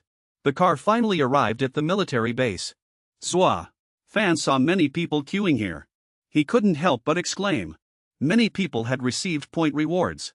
Just like him. Ji Zhan explained to him. Those who ranked in the top 100 in the cooperative operation all received rewards issued by the military. Only the top 10 received substantial rewards, while those ranked lower were considered participation prizes. Pu Pan burst out laughing, thinking that those who participated in the operation didn't lose out, because besides point materials, the valuable parts of the monsters don't have to be handed over. You can sell them all for money. A soldier walked over to inform Zuo Fan and his group. To proceed to the gathering point for the top 10, Commander Wei would personally present the awards. Zuo Fan and his group walked in and saw the Commander-in-Chief waiting there. He took out the award, which was a certified security consultant card, and a check. Zuo Fan looked at the card, feeling a bit confused. He wondered if having it would grant him access to the base's restricted area. Puban looked at the check for as much as 3 million, shouting excitedly. Ji Zhan subsequently received 2 million, and was also very happy, because with it, he would have enough money to manufacture a grade meteorite weapon. The two of them only then looked at Zuo Fan's check. When they saw the amount was as high as 8 million, they cried out in surprise. This is too much, isn't it?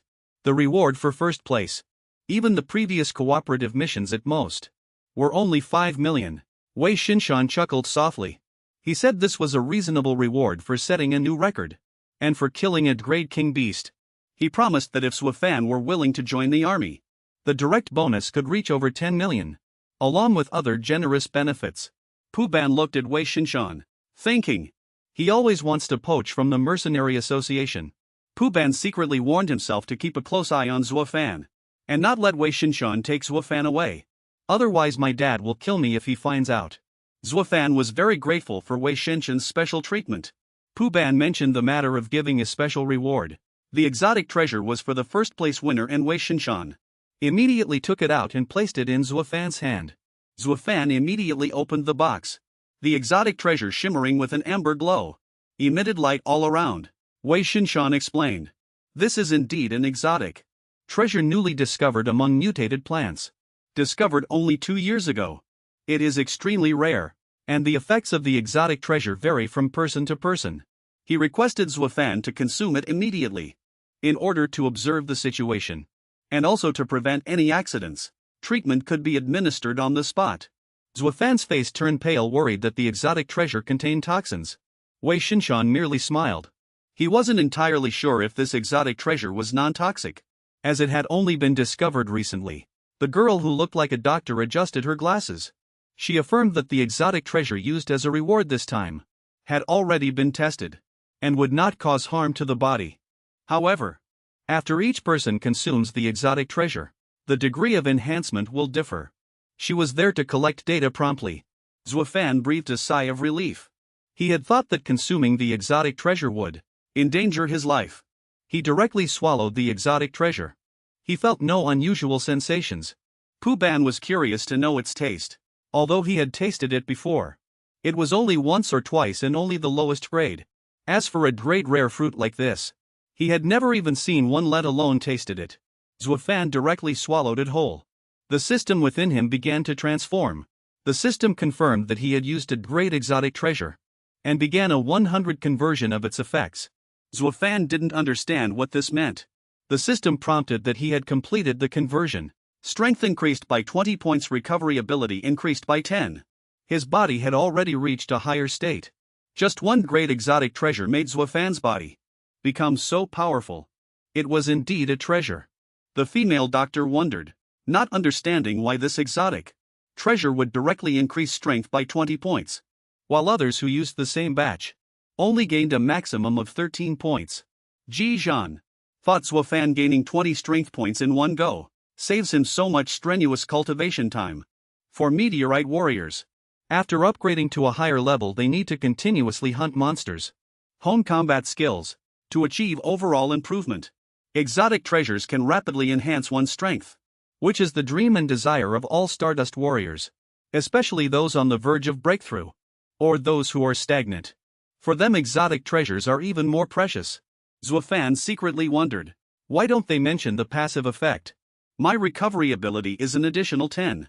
Could it be due to a special effect brought by the 100 conversion? Wei Shinshan, seeing that everything was in order, wanted Zuo Fan to accompany him to the base's forbidden zone, to choose a combat skill as his combat skill reward. Upon hearing this, Zuo Fan was overjoyed. Wei Shinshan led Zuo Fan and the others into the forbidden zone. Zuo Fan observed the area as he walked, noticing that the zones within the forbidden area were divided by numerical order. He thought to himself, perhaps the vault Father mentioned is hidden deep within the forbidden zone. It's vault number 9963. Wei Shinshan led Zuo Fan and the others into a room. He began to explain to Pu Ban. Ji Zhan made it into the top 10. The reward is a tire combat skill. But he can only choose one from the 3 designated combat skills. Pu Ban was so excited he could barely contain himself. This is what a national-level armed organization is like. The army possesses many skills. Even the most dangerous combat ones. Even if it's designated. The army has brought out combat skills this time. That are among the most powerful tire combat skills. Wei Shinshan took out a list of selectable items, including sword techniques, saber techniques and movement techniques. Pu Ban decided to choose a saber technique.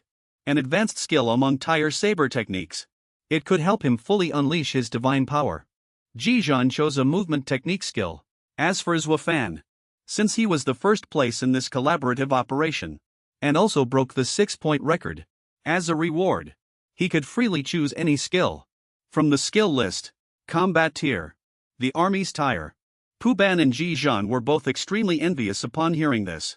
Feeling that the skills in their hands no longer seemed appealing, the army system began to open up many tire skills. Dazzling Zuo Fan. Tire skills at the exchange were extremely expensive. Whenever a skill appeared, its selling price was over 10 million. Above that, earth-rending wind axe, which evolved from the wind axe proficiency skill, Xia Tan's Mountain Breaker. Northern Flame Fist when paired with gloves or arm guards, with fire attribute, can easily penetrate the defenses of tire monsters. Effortlessly. There were too many tire skills, leaving Zuo Fan indecisive, not knowing which one to choose. Suddenly he noticed the Shadow Blade Flowing Lightsword skill. It was a tire skill that combined swordsmanship and cultivation speed. When cultivated to mastery, the sword path becomes formless, as fast as lightning. Zuo Fan was overjoyed, feeling that if he acquired this skill, then when fighting the Moonblade Iron Mote Wolf King, it would be smoother. He felt this skill was very suitable for him, and decided to choose it. Upon seeing this, Ji Zhan warned Zuo Fan in advance. Although the Shadow Blade Flowing Lightsword is reputed as the top sword technique among tire skills, its power can rival many combat skills of tire. However, the cultivation difficulty is extremely high. Countless people have failed while trying to cultivate it. Zuo Fan should consider it carefully. Zuo Fan still decided to choose it. He thought to himself that he already had the God of War system, allowing him to upgrade skills with attribute points. He wouldn't have to worry about the difficulty. Wei Shinshan stated that the Shadow Blade Flowing Lightsword was an exclusive skill of the army, and was not allowed to be leaked externally. Zuo Fan and the other 2 soon left. Shortly after exiting the room, Zuo Fan curiously asked Ji Zhan, "I wonder what's behind him. I wonder if becoming a security consultant will allow me to freely enter and exit the base's restricted area." Gu Zhan explained to Zuo Fan, "Even after becoming a security consultant, you still need to apply when entering or exiting the restricted area. As for that place, you'd need to upgrade to a warlord to enter rooms numbered 80 and above. Rooms 80 and above in the restricted area have warlord train ing grounds. They are very advanced. If Zuo Fan could successfully break through to warlord with his status as a security consultant, he could apply to regularly cultivate there. Only the military possessed warlord training grounds. Bo Ban secretly yearned. Once I reach warlord strength in the future, I'll go there to experience it." Zuo Fan was secretly pleased after hearing this. As long as he became a warlord, he could delve deep into the restricted area. A short while later, at the Jinning Mercenary Association building, Zuo Fan and Bo Ban were being praised on stage because they had brought honor to the association. Zuo Fan received an additional 12 million from Bo Hao as a reward, which made him very happy about Bo Ban's father's generosity. Bo Ban was eager to eat the Wolf King's meat, and wanted to invite Zuo Fan to join him for the meal. Zuo Fan promised he would come later. In his mind, he was only thinking about practicing the Shadow Blade Flowing Lightsword. His previous unannounced departure had made Sister Ru a bit worried. Bo Ban recounted to Bo Hao all the bad things the Li family had done to him. This greatly infuriated Bo Hao. Bo Ban praised Zuo Fan, saying thanks to him I was able to return. Bo Hao was extremely angry, vowing to thoroughly deal with the Li family and that cowardly Li Huangwu. Zuo Fan was now at the training ground. He thought to himself, I still have 33 attribute points unallocated. If I add them to spirit power, physique and strength to break through to elite level warrior, I'm still short by 2 points. A system notification appeared. Zuo Fan has reached the entry level of the Shadow Blade. Flowing light sword. He decided to test its power. As soon as Zuo Fan swung, a surge of power suddenly emerged. Zuo Fan felt that the power and speed of bone-piercing blade had already increased by 20. Even though this was just the entry level, the sound of swinging the sword was also much lighter, which would be very helpful when fighting enemies. He activated twin-bladed aura and swung 20 times consecutively. The trigger chance for twin-bladed aura was exactly 5. If it triggered in actual combat, he could win unexpectedly. Zuo Fan felt that it truly deserved to be a drank sword skill. His strength had increased by 30 just at the entry level. If he were to face Moonblade Tai Hao or the Wolf King now, he felt certain he could defeat them. His stamina recovered very quickly, due to the effect of an additional 10 recovery. His combat power had thus increased once again. After checking his strength, Zuo Fan's next thought was to deal with the spoils of war from this operation. He hoped to sell them for a good price. As soon as he opened the door, he saw Sister Ru and Bo Ban waiting for him outside. Sister Ru was a bit angry. After Zuo Fan returned, he didn't even say hello and just disappeared. Zuo Fan, feeling embarrassed, could only scratch his head and explain, "I wanted to find a gift for you." Bo Ban immediately saw through his lie. Zuo Fan took out something he had casually picked up in Mist Nether Mountain, casually saying it was a gift for Sister Ru. Sister Ru didn't think much of it and immediately accepted it. Bo Ban watched dumbfounded. He couldn't believe just a stone made Sister Ru so happy. Perhaps he needed to learn more from Zuo Fan. Sister Ru pulled Zuo Fan and told him to follow her. This is Jining City's Wuwei apartment complex. It's the safest residential area in this city.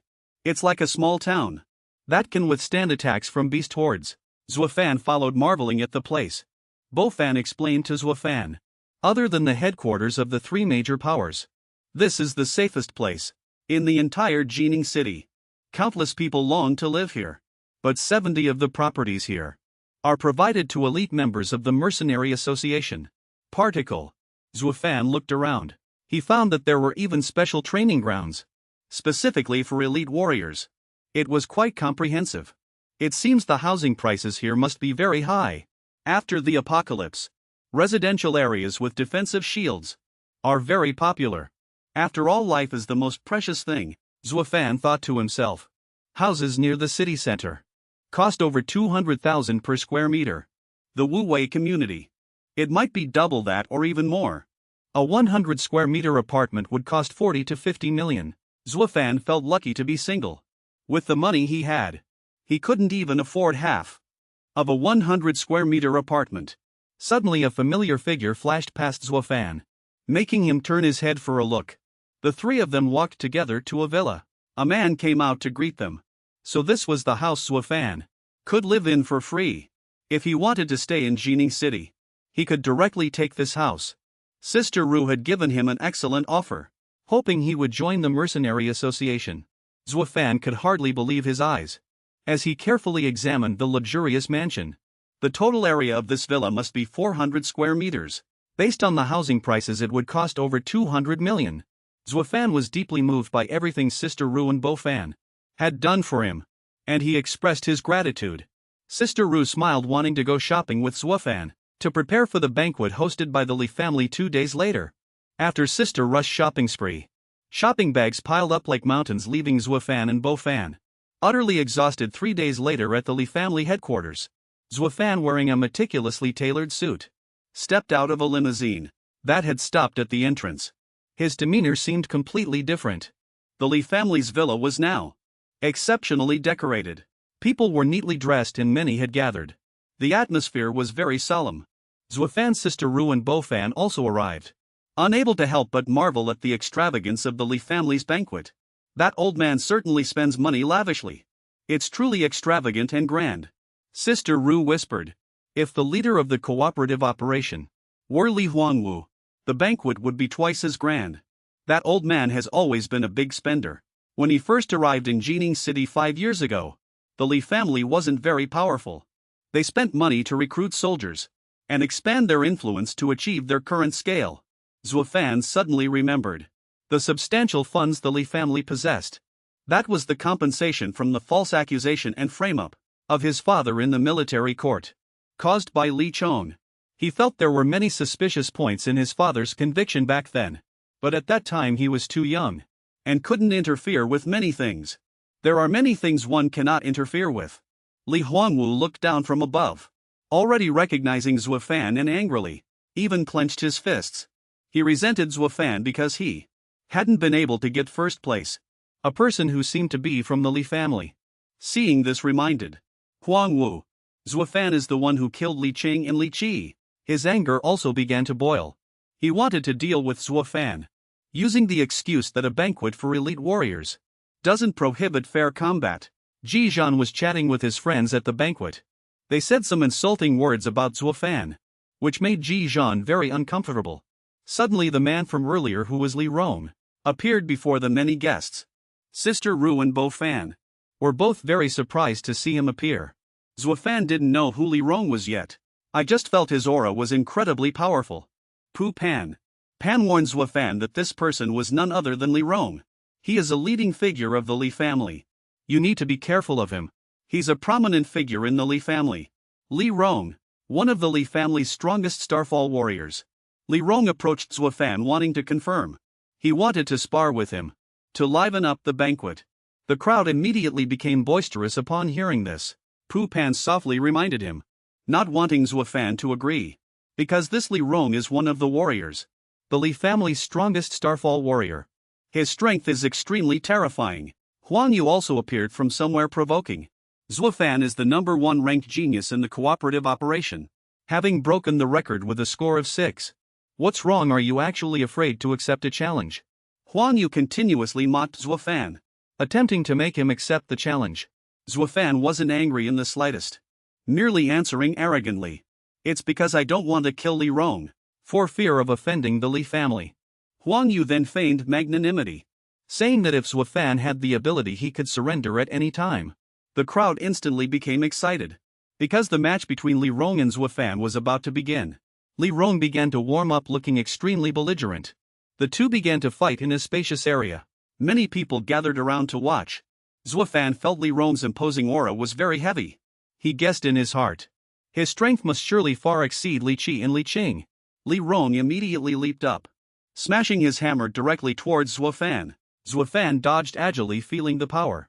The power of this hammer blow was even stronger than he had anticipated, and its speed was very fast. Li Rong raised his hammer again and charged at Zuo Fan. He used the grade combat technique, wind chasing double hammer. The force was immense. Both unleashed all their combat techniques. Li Rong saw Zuo Fan block a strike from the wind chasing double hammer. Recognizing his mastery realm, he praised him, saying his strength was indeed good. He began to warn Zuo Fan that he would hit harder. Sister Ru and Pu Pan observed from outside, worried about Zuo Fan. The crowd outside started discussing again. They thought Li Rong was very strong, able to cultivate any grade combat technique, and reach the mastery realm. Hearing such words, Sister Ru was afraid something might happen to Zuo Fan, and wanted him to stop. Huang Yu continued to provoke, saying it would be very shameful for Zuo Fan to give up so easily. The Mercenary Association. Pu Pan was extremely displeased with Huang Yu. Zuo Fan gently tugged at his sleeve, thinking to himself, this Li Rong is stronger than I imagined. But I am confident in my current strength. It wouldn't be hard to win against him. He wanted to win cleanly, decisively and convincingly. Since that's the case, then let's unleash it. The system appeared. Zuo Fan began to shift and contort. Willow Floss movement upgraded. Mastered Shadow-bladed Streamlight Sword became novice. From within Zuo Fan, a massive power erupted, causing Li Rong to be knocked to the ground, even letting out a cry for help. Li Rong was knocked down by this power, and died on the spot. System prompt. Zuo Fan has defeated a high-ranked Starfall warrior. Obtained 3 attribute points. The power Zuo Fan unleashed was so terrifying it couldn't be stopped. To what extent has he truly transcended? The crowd couldn't help but be shocked upon seeing this scene. They watched wide-eyed as Li Rong was instantly killed by him. Extremely shocked. Sister Ru also couldn't believe her eyes. Zuo Fan was actually so powerful. Pu Pan recognized Zuo Fan's previous sword move. It was the shadow-bladed Streamlight Sword. He asked himself, didn't Zuo Fan just obtain this skill barely 3 days ago? How could he have mastered it grade sword art in such a short amount of time? Zhizhan also couldn't help but be stunned. He thought, Zuo Fan actually mastered the shadow-bladed streamlight sword in 3 days. His talent is truly extraordinary. Being highly regarded by General Wei. That was why. Huang Wu broke out in a cold sweat seeing Li Rong die. He was extremely terrified. A fierce voice rang out. Li Zhong only now showed up. He still appeared arrogant and overbearing. Everyone turned their heads and Li Huangwu only fueled the fire, saying Zuo Fan had killed Li Rong. Upon hearing this, his eyes turned bloodshot and he fiercely lunged at Zuo Fan. Zuo Fan had hated him for a long time, and also drew his weapon without hesitation. Pu Hao suddenly appeared rushing forward to shield Zuo Fan. Two forces collided violently, creating a strong air current, forcing the onlookers to cover their faces. The scene was chaotic with rubble flying. Zuo Fan found Pu Hao's strength terrifying. It completely surpassed the level of a Starfall warrior. He must be a general class master. After an exchange of blows, Li Zhong was ultimately defeated by Pu Hao. He cursed under his breath in anger. He felt that Zuo Fan's strength was incredibly powerful. He wanted to eliminate this menace, wanting to kill Zuo Fan right here, even if it meant turning against the Mercenary Association. Wei Shinshan had also arrived. After losing, Li Zhong angrily turned and left, vowing never to let Zuo Fan off. Zuo Fan thanked Pu Hao for helping him. Pu Hao smiled humbly, feeling quite fond of Zuo Fan, wanting him to call him Uncle Pu. The two became closer and shook hands happily. Zhizhan's friends who had mocked Zuo Fan earlier were now all dumbfounded. Zhizhan felt that Zuo Fan was indeed a genius. What was frightening was that it gave him even greater motivation to strive, and thus break through to the general class. He greatly admired Zuo Fan. After the matter concluded, everyone left the Li family mansion. Zuo Fan felt that with his current strength, he was still not strong enough to contend with the Li family. He had to become stronger as quickly as possible. As soon as Zuo Fan and his group's car left, a woman's figure swiftly swept past. At this moment, Li Zhong and Li Huangwu were extremely angry at Zuo Fan. Li Zhong felt that Li Rong was an elite, with the potential to break through to the general class. Yet he died by Zuo Fan's hand. Huangwu was equally enraged, concluding that Zuo Fan was the Li family's enemy. He must be killed. As soon as he finished speaking, Li Zhong slapped him. He painfully covered his face as Li Zhong with a livid face cursed Huangwu. He had already spent so much effort on him, helping him in this cooperative operation. But Li Huangwu couldn't even get first place. He had received so many cultivation resources, yet he still couldn't defeat Zuo Fan. Li Zhong don't want to be like before, kowtowing to the Zuo family. After hearing this, Huangwu recalled that Zuo Fan was indeed a child of the Zuo family, and angrily wondered why he wasn't dead yet. Li Zhong's face darkened, informing him that the Li family had been planning in Jining City for so many years, and his plan was already in its final stage. No mistakes could be made. He said Zuo Fan was a menace. If he remained in Jining City, he must be eliminated at all costs. Huangwu bowed his head to Li Zhong, swearing he would kill Zuo Fan. Deep in the night, the mysterious woman from earlier reappeared. She silently chanted Li Zhong's name in her heart. 1 week later, Zuo Fan was engrossed in practicing his swordsmanship. Although his strength was already considerable, Zuo Fan still felt he had a significant gap to close. He opened the system. His current strength was already sufficient to crush most high-level Starfall warriors, but the gap between him and the general class was still very significant. He felt that to deal with the Li family, especially that hateful old man Li Zhong, his abilities would at least need to reach the general class. Besides agility, his spiritual attribute and physique were still far from the 100-point milestone. Upgrading skills also required attribute points, and Zuo Fan still had a significant deficiency in this regard. Suddenly Sister Ru appeared, informing him that the president had already made arrangements for Zuo Fan. Zuo Fan joined a hunting squad. He was told to meet his teammates as soon as possible. She led Zuo Fan into a room. Many people were already waiting inside. Pu Ban saw the two arrive and waved lightly. Zuo Fan looked around. He wondered if this was the hunting squad he was about to join. The hunting squad he was about to join. The system began scanning. It started scanning the people in front of him. Zuo Fan, that's Chu Feng of the Hunter's Blade Squad in Wang. His strength is that of a Star Warrior high peak stage. His weapon is a Great Shield broadsword. And this is Gong Chi, the scout of the Hunter's Blade Squad. His strength is that of a Star Warrior high stage. His weapon is a saber and crossbow. The one over there is Captain Xin. He is the main damage dealer of the Hunter's Blade Squad. His strength is that of a quasi-warlord. His weapon is a greatsword. This is the top squad of the Mercenary Association. Jining City. It's the Hunter's Blade Squad. Puban jokingly introduced the team to Zuo Fan. He laughed and called everyone uncle and old man. This made everyone feel awkward.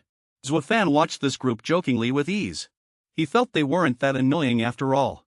Xin spoke gently to Zuo Fan. He told him that he had just been recommended by President Pu Hao to become a new member of the squad. Xin warned Zuo Fan beforehand. The hunting ground of the Hunter's Blade Squad is the misty Phantom Mountain area where drank demonic beasts appear. It's not one of those minor skirmish-like places, like the small places they acted in collaboration with Puban, Zuo Fan and Puban. If they couldn't quickly become qualified members, he would kick them out. After hearing this, seriously, he promised he would adapt as quickly as possible and would not become a burden to the team. Chu Feng affectionately put his arm around Puban's shoulder. He told Zuo Fan there was no need to be so nervous. Xin had already taken care of everything regarding killing demonic beasts. As long as Zuo Fan and Puban just focused on protecting themselves, Puban confidently thought. Chu Feng was underestimating them too much. Those drank demonic beasts were no big deal for them. Xin waved his hand, summoning everyone to depart together for Misty Phantom Mountain. They had just arrived and were already leaving for a hunt. Zuo Fan felt that Captain Xin was very quick to act. The group set off by car into the mountains at dusk. Misty Phantom Mountain was much scarier at night than during the day. Driving such a large armored vehicle easily made them targets for demonic beasts. Ganqi smiled. He told them that driving such large vehicles was the combat style of advanced hunting squads. They waited for demonic beasts to come to them. This saved time searching for traces of the demonic beasts. As the vehicle went deeper, suddenly something was shot out repeatedly. Ganqi rushed out of the vehicle like lightning, attacking continuously. Puban recognized them as arrowtail tigers. Those were indeed drank demonic beasts. The arrowtail tiger was an extremely huge fox demon. It was emanating its power. Xin sitting in the vehicle quickly told Zuo Fan and Puban to quickly get out and fight it. In their capacity as Hunter's Blade Squad members, compared to other drank demonic beasts, the arrowtail tiger was very weak. If they could kill it, then Zuo Fan and Puban would be qualified to become members of the team. Puban realized this was Xin's entry test. Chu Feng felt this test was a bit too harsh. Ganqi also felt the same way, as if Xin didn't want Zuo Fan and Puban to join the squad, which was why he pulled such a trick. Xin slightly tilted his head. He felt that Zuo Fan and Puban, after all, were only star warriors of the mid-stage. Even if their talent was outstanding, it was hard to accurately gauge their combat strength, even if they could kill the arrowtail tiger. But if he took two deadweights to hunt high-ranked demonic beasts, the Hunter's Blade Squad was no babysitting service.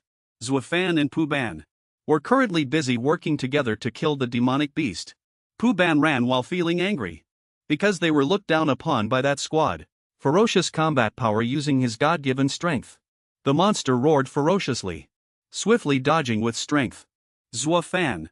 He felt that although the attack power was still only that of a drank monster, the power of the tail quill shot lay in its extreme speed and continuous firing, making it difficult to guard against. He felt that this direct attack method, like Puban's relying solely on brute force, could still be considered an effective countermeasure. Once he got close to the monster, Puban would surely achieve victory. Puban charged forward and struck fiercely, knocking the monster flat on its back. Zuo Fan stood by observing. He felt that the strength of Puban's recent strike might have already reached the star level advanced peak warrior realm. He secretly marveled at Puban's innate divine strength. Puban continued to pursue the monster, not letting it escape. In the end, it was also knocked down. Zuo Fan happily praised Puban. The others also appeared, praising Puban's ability. Xin wanted to see Zuo Fan's true strength again. Ganqi had no doubts. He thought that Puban, being so proud, yet so obedient to Zuo Fan, surely meant Zuo Fan also possessed very powerful abilities. The entire team was looking forward to witnessing Zuo Fan's abilities. The monster had already been killed by Puban. Suddenly Zuo Fan noticed something in the distance. They were two drank monsters, spiny chameleons. This greatly surprised Zuo Fan and Pu Ban. The two monsters with their long pointed tongues and bodies charged sickeningly straight towards Zuo Fan and Pu Ban. Gon Chi and Chu Feng stood on a tree. Also startled. They prepared to go rescue Zuo Fan and Pu Ban. Xin rushed down wanting to help Zuo Fan, but was stunned by the sight before his eyes. Zuo Fan was using the sword in his hand, with his infinite strength, continuously striking the chameleon. Spiny chameleons. Eyes are their weak point. His attacks were aimed directly at its eyes. Zuo Fan found that these monsters were extremely fast, and could also change color to escape. If he didn't deliver a fatal blow, and allowed it to escape, it would be very troublesome. Zuo Fan began activating a special effect. Shadow Blade flowing light sword with both swords unleashed simultaneously. Immediately both monsters fell. Zuo Fan had effortlessly dealt with two more drank monsters. Without any effort. He smiled happily, feeling that when he had killed Li Rong before, he hadn't felt this way. Now he truly felt that his own strength had indeed increased significantly, compared to when he participated in the joint operation. Pu Ban ran over from afar praising. Zuo Fan only used one move to kill two spiny chameleons. Such difficult opponents. Gon Chi and Chu Feng, observing from afar, simply couldn't believe their eyes. In an instant, Zuo Fan had killed two spiny chameleons. His speed was incredibly fast, not inferior in the slightest to some warlord-level warriors, and the attack power of his swordsmanship skill was exceptionally strong, capable of delivering such a one-hit kill move. Xin also couldn't help but frown. He felt that Zuo Fan's speed was even faster than the chameleon's tongue attack. The willow catkin movement technique he used must have at least reached the Grandmaster realm. And that drank swordsmanship skill, how long had it been and he had already mastered it? Xin admitted that Zuo Fan was an outstanding genius.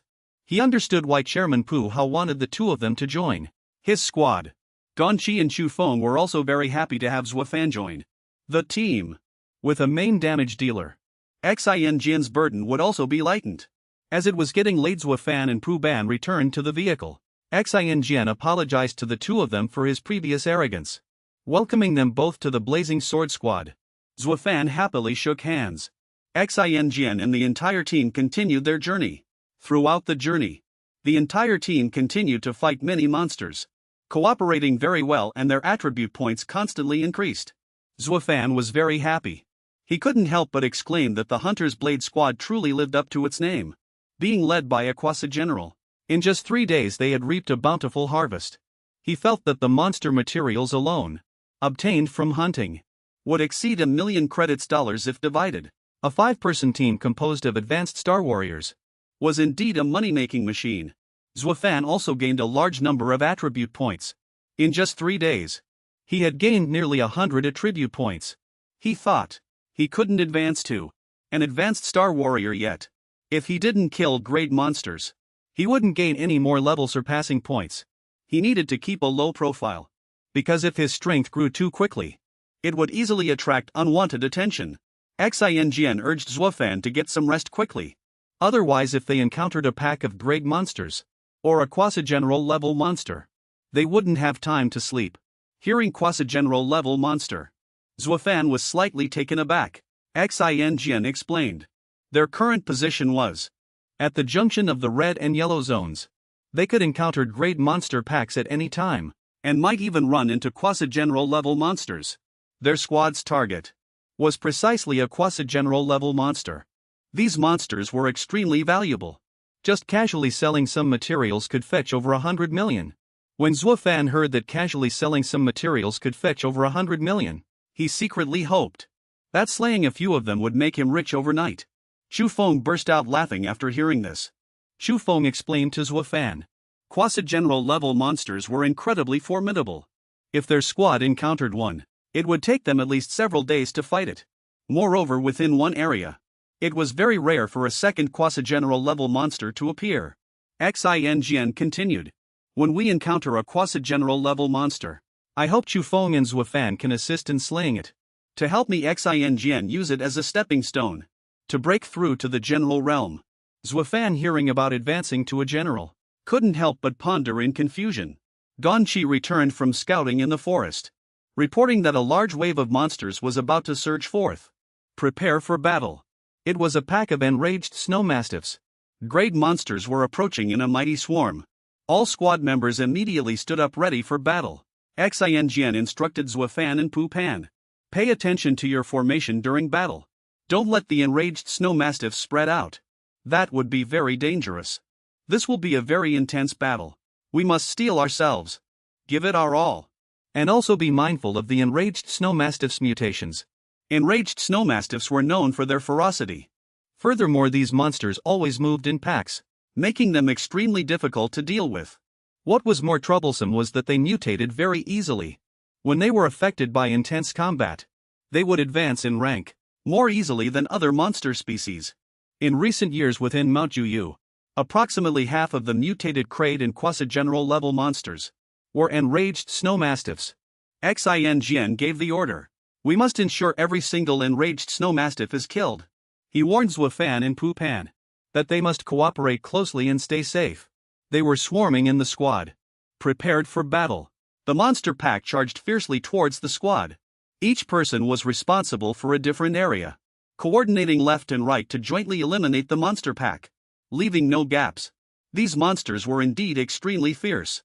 They relentlessly charged without hesitation, forcing Pu Pan to continuously defend without pause. Their attack power was too strong. Pu Pan was already starting to sweat. Unlike other types of monsters, enraged snow mastiffs, once they fixated on their prey, would become frenzied. Chaos. This frenzied state was like a rabid dog going mad, and it also allowed them to unleash their full power. Zuo Fan swung his sword repeatedly, assisting Pu Pan. He felt, although the attacks of these enraged snow mastiffs were terrifying, they came with openings. The combat team could handle them. But if only one person fought, even a general-level expert would struggle greatly against such a pack of beasts. Zuo Fan swung his sword, slashing repeatedly. Blood splattered everywhere. Zuo Fan thought to himself, if I deal with this group of enraged snow mastiffs, the attribute points I gain will be enough for me to max out the proficiency of my battle skills. Gonchi hid behind a wall, holding a sharp sword, fiercely intending to ambush Zuo Fan. Unfortunately, just as he was about to make his move, a monster suddenly leaped down from above, charging straight towards him. Zuo Fan swiftly thrust his sword, instantly piercing through the monster's body. This made Gonchi break out in a cold sweat. He was glad he hadn't acted rashly just now. Zuo Fan's strength grew day by day, making Xin feel fortunate, because he had recruited Zuo Fan into his team. The monsters were quickly eliminated one after another by the squad's swords. Suddenly the ground where they stood violently exploded, bursting into flames. This was extremely dangerous, as it could cause the monsters to mutate. The one who orchestrated all of this was none other than Li Huangwu. He ignited the flames, intending to kill Zuo Fan. Zuo Fan and Bu Ban were enraged, cursing the Li family as despicable for stabbing them in the back. With the flames, the monsters suddenly mutated rapidly, fiercely charging towards the entire team. Zuo Fan quickly rushed forward, pulling Guofeng away, avoiding its sharp claws. This was indeed a quasi-general level enraged snow mastiff. Its speed was incredibly agile. Monster mutation was equivalent to a rebirth, greatly increasing combat power. Being affected in combat, a fatal injury, plus thermal weapons like grenades and bombs, contributed to the mutation's occurrence. Huangwu laughed triumphantly, waiting to collect Zuo Fan's corpse. Xin was responsible for fighting the mutated monster. The mutant. It seemed too strong for him to defeat. In battles of the same level, usually, monsters would have an overwhelming advantage. Suddenly Xin's body showed some changes. Perhaps he was about to break through to the general level. Seeing this, Gonchi's face grew heavy as he pondered something. Xin used to be a genius as well, but he was severely injured while covering his teammates, leaving him with sequelae. Since then he had been stuck at the general level, unable to advance further. Over the past years, Xin had constantly fought against those terrifying monsters in order to break through to the general realm. Through combat, Xin was now on the verge of a breakthrough. Suddenly, Xin was stabbed in the back by Gonchi. He was the traitor, a spy for the Li family. How terrifying! Xin, ambushed by Gonchi, fell to the ground, severely wounded. Guofeng instructed Bu Ban to bandage Xin's wounds, and for Zuo Fan to continue fighting against the mutating monster. Gong Qi truly was an ungrateful wretch, ambushing Xin while he was vulnerable. Huang Wu smiled triumphantly, stating that Gong Qi was originally a pawn of the Li family, planted within the mercenary association. Now he had been exposed. He pushed all the blame onto Zuo Fan. While speaking, he waved his hand, ordering his associates to begin their attack. A sinister smile appeared on his face. As soon as his associates heard the order, they continuously shot arrows at Zuo Fan's team. Zuo Fan and Guo Feng were fighting the monster, while also having to fend off attacks from Huang Wu's group. They quickly became exhausted. Guo Feng was injured and then counterattacked by the monster. He ordered Zuo Fan and Bu Ban to take the captain and break through the encirclement together. Bu Ban didn't want to abandon Guo Feng, wanting to kill those guys with him. Xu Feng, annoyed, wanted Bu Fan to listen to him. He knew no one could suppress that arrogant, furious snow beast. This mutated beast wanted Bu Fan to listen to it. Xu Feng believed he had never been fast. Not fast enough. Feeling that staying with the others would only drag them down, he thought if they could successfully get away, then tell Xin a message for him, that he would return his life to Xin this time, so that the two of them would be even. No sooner had he spoken than the beast horde charged forward. Zuo Fan did not do as Xu Feng said. He knocked Xu Feng unconscious. Xu Feng struck with Bone Devourer. Zuo Fan instructed Bu Fan to quickly take the captain and Xu Feng away, and that he would handle things here. Bu Fan calmly did as Zuo Fan said, and quickly ran off with the two of them. Only Zuo Fan remained. Zuo Fan continued to consecutively slay the fierce monsters. Zuo Fan thought to himself, fortunately he had a large number of attribute points. After breaking through to a high-level Star Warrior, and his strength attribute increased to 99 points, he was able to block the mutated monster's attack. Zuo Fan continuously swung his sword, and his attribute points gradually increased. But Zuo Fan also thought that during the previous clash, his strength was still at a disadvantage. He felt that quasi-commander level monsters were indeed terrifying. If he continued to fight, he had no chance of winning at all. The system prompted Zuo Fan. His current level was no longer able to increase his strength. He felt that if he delayed any longer, he would likely fall into a double encirclement. The beast horde continued to charge towards Zuo Fan, showing no signs of stopping. Zuo Fan intended to break through the encirclement, but that monster was too fast, and he worried he would be caught. Relying on his habit of saving points, Zuo Fan had already upgraded his Willow Flash skill to perfect rank. That wolf howled, seemingly on purpose, so that all other monsters could hear. For lower-level monsters, quasi-commander level monsters possess abilities similar to a leader, a chieftain's ability capable of controlling other monsters. The low-level beast horde heard the command and began to swarm in. Now Zuo Fan's trouble was even greater. He intended to rendezvous with Bu Fan as soon as possible. Huang Yu estimated that Zuo Fan had probably already died at the hands of the beast horde by now, and wanted to wait 2 more days, then return to search for Zuo Fan's corpse, and mince and grind Zuo Fan's corpse into pulp. Bu Fan, taking Xu Feng and Xin, had run out of the encirclement, but were blocked in a dead end. Xu Feng had already woken up, feeling that he still had strength. Wanted Bu Fan to carry Xin up the cliff, because it was relatively safer there. Suddenly something appeared. It turned out to be a pack of arrow-tailed foxes. If they were to climb in this situation, they would become live targets, with no way to escape. Bu Fan wanted to stand up for Xu Feng. He considered himself Jining City's tiger. If Bu Hao were to flee from battle like this, he would have no face to see anyone back home. Bu Fan attacked and defended simultaneously against the power streams released by those monsters. But their numbers were too great and their strength formidable, which made Bu Fan stagger and unable to hold on. Zuo Fan appeared just in time, covering Bu Fan with his lightning-fast swordplay. With lightning-fast sword moves, Zuo Fan's timely appearance shocked both Bu Fan and Xu Feng. Because of his agile speed, power surged within Zuo Fan, spreading throughout his body. His eyes wide with fury as if he would fight those monsters to the death. He thought to himself, after breaking through to a high-level Star Warrior, killing drank monsters surprisingly only yielded 1 attribute point. Zuo Fan blamed himself that the Hunter Sword Squad had fallen into such a dangerous situation. It was all because of him. He would absolutely not let Huang Yu and the Li family get away. The monsters seemed tireless, still ferociously charging forward. Zuo Fan once again brandished his sword, blocking their fierce attacks. He thought after becoming a high-level Star Corps warrior, his bonus potential had greatly improved. Coupled with his strength and agility, he had already reached the peak of high-level warriors. Suddenly dealing with these grade monsters became effortless. With Zuo Fan's current abilities, even the former Moonblade, Iron Tyrant Wolf King, if he wanted to defeat it, it wouldn't be too difficult. Pu Ban and Chu Feng seemed to not believe that the person before them was Zuo Fan. His strength was even more terrifying than they imagined. The Snowmastiff Berserker is a vengeful species. It will hate those who kill its kind deep into its very bones. The Snowmastiff Berserker's level of vindictiveness, after mutating to the quasi-general level, became even more terrifying.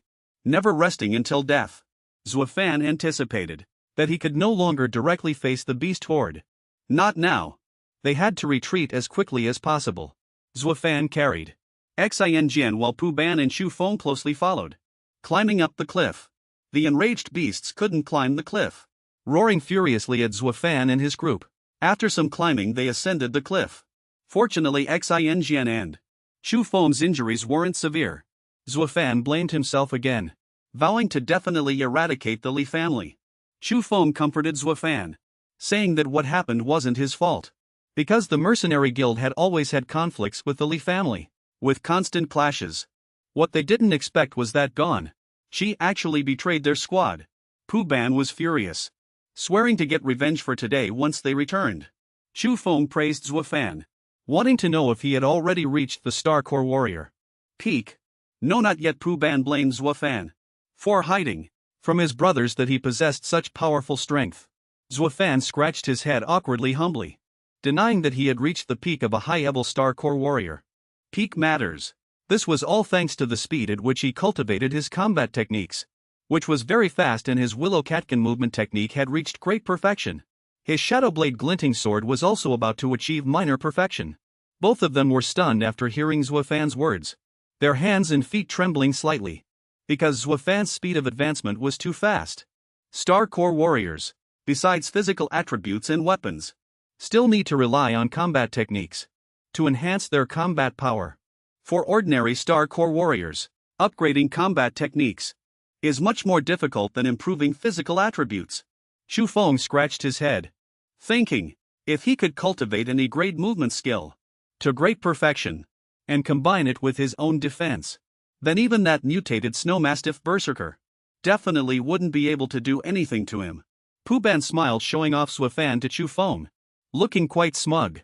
Suddenly they saw Xianjian's body undergoing a change. Chu Feng secretly thought, is Xianjian about to break through to the general level? If so, that's truly good news. Pu Ban felt that if Xianjian advanced to the general level, they could go settle scores with Li Huangyu. When a Star Corps warrior breaks through to become a general, their combat power will soar. In any city, general-level experts are individuals with top-tier combat power. When Xianjian was young, during a beast-tide attack to cover his teammates, Xianjian was severely wounded. This left a lingering injury, causing his hope of breaking through to general level to become slim. After forming the Rift Blade Squad, they often hunted in Misty Abyss Mountain year-round. Every time Xianjian was the most proactive in charging into battle.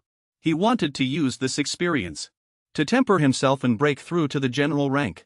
Zuo Fan saw Xianjian was about to break through, and was so happy he shed tears. He had thought that after Xianjian's severe injuries this time, there would be no hope of him becoming a general. Unexpectedly, Xianjian's breakthrough process had not been interrupted.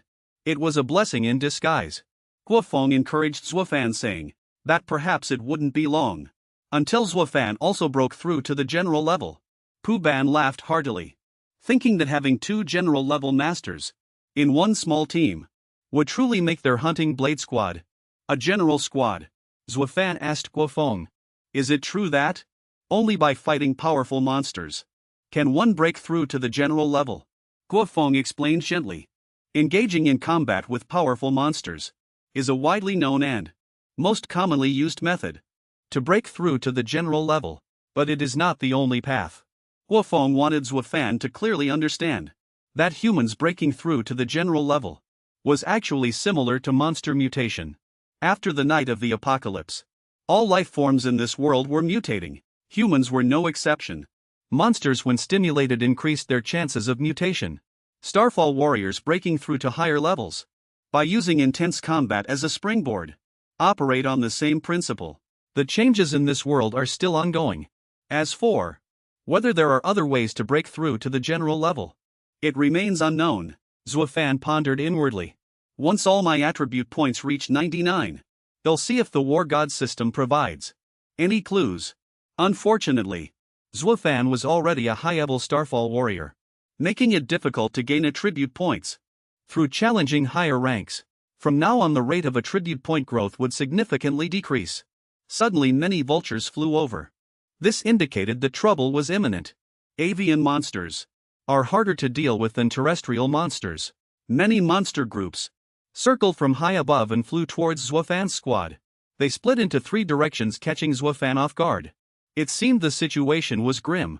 Pu Ban assisted Zuo Fan in defense, while Zuo Fan was responsible for the main offense. He noticed that these birds knew how to attack weak points, prioritizing attacks on the injured. Clearly they were not easy to handle. Guo Feng also admitted that avian monsters were much faster than land monsters of the same level. Furthermore, their wide field of vision made them extremely difficult to deal with. Class vulture monsters were even more troublesome. They were cunning by nature and never acted alone. Pu Ban was a bit tired and felt the area was too open. Wishing to find a cave to hide in, Guo Feng thought to himself, the most troublesome thing about avian monsters, especially vultures, is their group attacks. Their nests might be nearby. He believed the squad had already been targeted. Moving rashly would be even more dangerous. If they stayed and fought here, they would be safe for now. Zuo Fan agreed with Guo Feng's opinion. A task like attracting the attention of avian monsters was originally the job of elite scouts like Gong Qi, and now he didn't even have a long-range weapon. The mention of long-range weapons suddenly gave Zuo Fan an idea. Those 3 avian monsters fiercely lunged at them again. Guo Feng deployed his teammates, forming a defensive formation. They could hold out for a while. He wanted to wait for Xin Jian to wake up. The speed of general-level masters would be sufficient to deal with these feathered monsters. At this moment, Zuo Fan wielded a spiked rope, directly piercing the monster's body. Guo Feng was surprised, not knowing what weapon Zuo Fan was using. It turned out he was using a rope gained from the battle against Li Chang and Li Qi. Used quickly, Zuo Fan swung the rope, knocking down 2 at once. One fox eagle had already escaped. Chu Feng fearfully urged Zuo Fan to chase it. Kill the remaining fox eagle. If it's allowed to fly back to its nest, we'll be in big trouble. Zuo Fan swiftly pursued the monster. He instructed Pu Pan, look after Xin Jian and Chu Feng. With lightning speed, he chased the monster. Watching the monster, he thought to himself, at this rate, maybe after flying a bit further, it will collapse from too much blood loss. He planned to wait until it landed, then immediately use the beast binding rope to kill it. But the more he chased it, the more familiar Zuo Fan found the area. The chance came. The monster was exhausted and somewhat wobbly. Zuo Fan immediately thrust the beast binding rope at it. He felt that, even though he was the main damage dealer in the party, his aim was still as accurate as before, showing no decline whatsoever. After killing the monster, a suspended cave appeared before Zuo Fan. It looked like a fox eagle nest.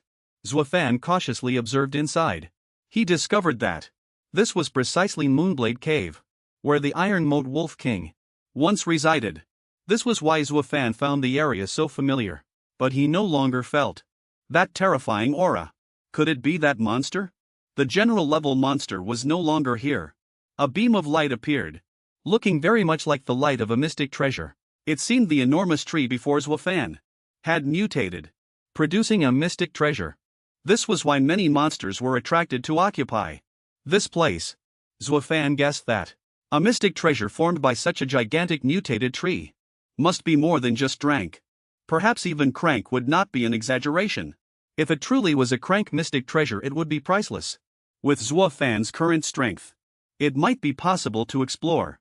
The fox eagles guarding the cave, smelling a strange scent mixed with floating fur, immediately emerged from the cave. They were immediately killed by Zuo Fan. After dealing with them, Zuo Fan confidently descended to investigate. The beast binding rope is so convenient. It can help Zuo Fan safely move below the cave. Safely. The canopy area of this tree seemed large enough to rival a small town. Zuo Fan was puzzled, unsure what rank this mutated giant tree truly belonged to. As Zuo Fan got closer to the blue light, he discovered it was indeed a crank mystic treasure. A drank mystic treasure had already helped Zuo Fan increase his strength by 20 points and recovery ability by 10. If that was the case, would a crank mystic treasure have an even more astonishing effect, combined with previous line, perhaps even allowing one to break through to the general realm? Guarding that mystic treasure was none other than the Fox Eagle leader. It was soundly asleep. It was a general-level monster, the king beast among the 5 Fox Eagles. This terrifying aura definitely reached the general rank. With Zuo Fan's current strength, he couldn't possibly defeat it. Zuo Fan felt the pressure of that crank monster, far stronger than that enraged snow mastiff. Mutant, he thought to himself. Even if I added all my remaining attribute points, I still wouldn't be its match. But he was unwilling to retreat just yet. A rabid demon hopped past, only to be struck down by the Fox Eagle guard with a single blow. That scene sent a cold sweat down Zuo Fan's back. For now he dared not act rashly. He suddenly realized that, with a general-level monster's perception ability, it was impossible for it not to have detected an intruder. Yet it was the Fox Eagle guard that jumped out to eliminate the intruder. Zuo Fan thought of a possibility. He activated his perception, discovering that inside the giant tree, there were so many fox vultures. It seems this place is not just their nest. Zuo Fan guessed that perhaps the mission of these fox vultures was to guard the crate treasure, while waiting for their leader, the Fox Vulture King, to return.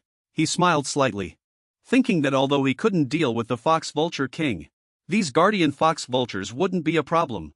To be safe, Zuo Fan activated the system, wanting to improve the proficiency of his Shadow Blade Flow glimmering sword. Upgrading consumed a large number of attribute points. A grade skill required 20 attribute points per battle. So for a crate combat skill to achieve its goal, a corresponding price had to be paid. That meant killing more fox vultures to make up for the lost attribute points. Zuo Fan quickly went to eliminate the guardian fox vultures. After upgrading the efficiency of the Shadow Blade glimmering sword was indeed much higher after reaching minor mastery. The sword's hum during a sneak attack was very faint, and combined with the lightning-fast draw speed, he had already killed 3 or 4 fox vultures. Zuo Fan was gaining the upper hand. His attribute points rapidly increased with each strike. Eventually Zuo Fan's unallocated attribute points reached 40. If he added another 16 points, his spirit and constitution could also reach 99 points. Thanks to wandering on the mutated giant tree and absorbing a certain amount of vitality, Zuo Fan had gained an additional 2 constitution points. He didn't know if the reason was the mutated giant tree or the crate treasure fruit. That crate treasure. He wondered what amazing effect it would have after he ate it. Zuo Fan finally cleared out the surrounding fox vultures, preparing to deal with the Fox Vulture King. This general-level fox vulture had already entered a peaceful sleep. Zuo Fan quickly grabbed the treasure, ready to leave. The Fox Vulture King suddenly woke up, fiercely resenting the one who killed its companions and stole the treasure. It couldn't leave this place because it was waiting for something to hatch. It could only bury its hatred deep in its heart. Zuo Fan ran incredibly fast. Even if the monster woke up, it couldn't catch him. He was extremely happy after obtaining the treasure. Up close, the treasure didn't look like a fruit at all, but rather a shimmering gem. This was a treasure continuously mutated by the world. However, the system prompted Zuo Fan that he had not yet met the conditions to use a grade treasure, which puzzled him greatly. He wondered if forcibly using it would greatly reduce its effectiveness, or have no effect at all. Wasting stamina would be pointless. But now the most important thing was for Zuo Fan to first go and meet up with Pu Pan and Chu Feng. Although there were no other gains this time, with his current strength, he might already be strong enough to contend with the mutated berserker Snowmastiff. He still held a grudge against Li Huangyu, hoping that Guy was still in the mountains. Zuo Fan had now successfully become a star core level high tier peak warrior. It was getting dark, but Zuo Fan still hadn't returned. Pu Pan and Chu Feng were a bit worried. Chu Feng comforted Pu Pan, saying that fox vultures fly in the sky, and chasing them takes a lot of time. He believed that with Zuo Fan's strength, Even if he was surrounded by fox vultures, he wouldn't be in any danger. Suddenly, a group of monsters charged towards their location from somewhere unknown. They had become very intelligent. The intelligence of quasi-general level monsters would also increase. This was the truly terrifying part. They surged forth incredibly fierce. Pu Pan and Chu Feng had no time to escape. They had to defend with all their might for now. Waiting for Zuo Fan to return, they attacked from all directions. Pu Pan and Chu Feng took turns defending. Both of them also suffered quite a few injuries from them. Zuo Fan finally returned. Suddenly rushed into the fray. Pu Ban and Chu Feng were overjoyed. He was preparing to single-handedly take on that general-level fierce beast. Zuo Fan wanted Pu Ban and Chu Feng to retreat. Chu Feng felt as if in just half a day, Zuo Fan's strength seemed to have increased again. The aura around Zuo Fan was similar to Captain Xinjian's. That fierce beast exuded an extremely terrifying might. Its injuries had already healed. Its strength seemed even greater than before. Zuo Fan felt this sensation. The pressure it exerted was not as strong as it had been at the outpost. Perhaps it was because his own strength had increased. He felt that he had the ability to kill this fierce beast. He immediately rushed forward to test himself in actual combat. He charged into the beast horde and began slaughtering them. His attribute points continuously increased. Pu Ban and Chu Feng saw large numbers of class fierce beasts being slain by Zuo Fan in the blink of an eye. They felt that Zuo Fan's strength had indeed significantly improved. Zuo Fan effortlessly had completely overwhelmed the class fierce beasts. His strength had already reached its peak. Zuo Fan charged towards the Beast King. This fierce beast retaliated against Zuo Fan, unwilling to show weakness. Its strength was truly terrifying.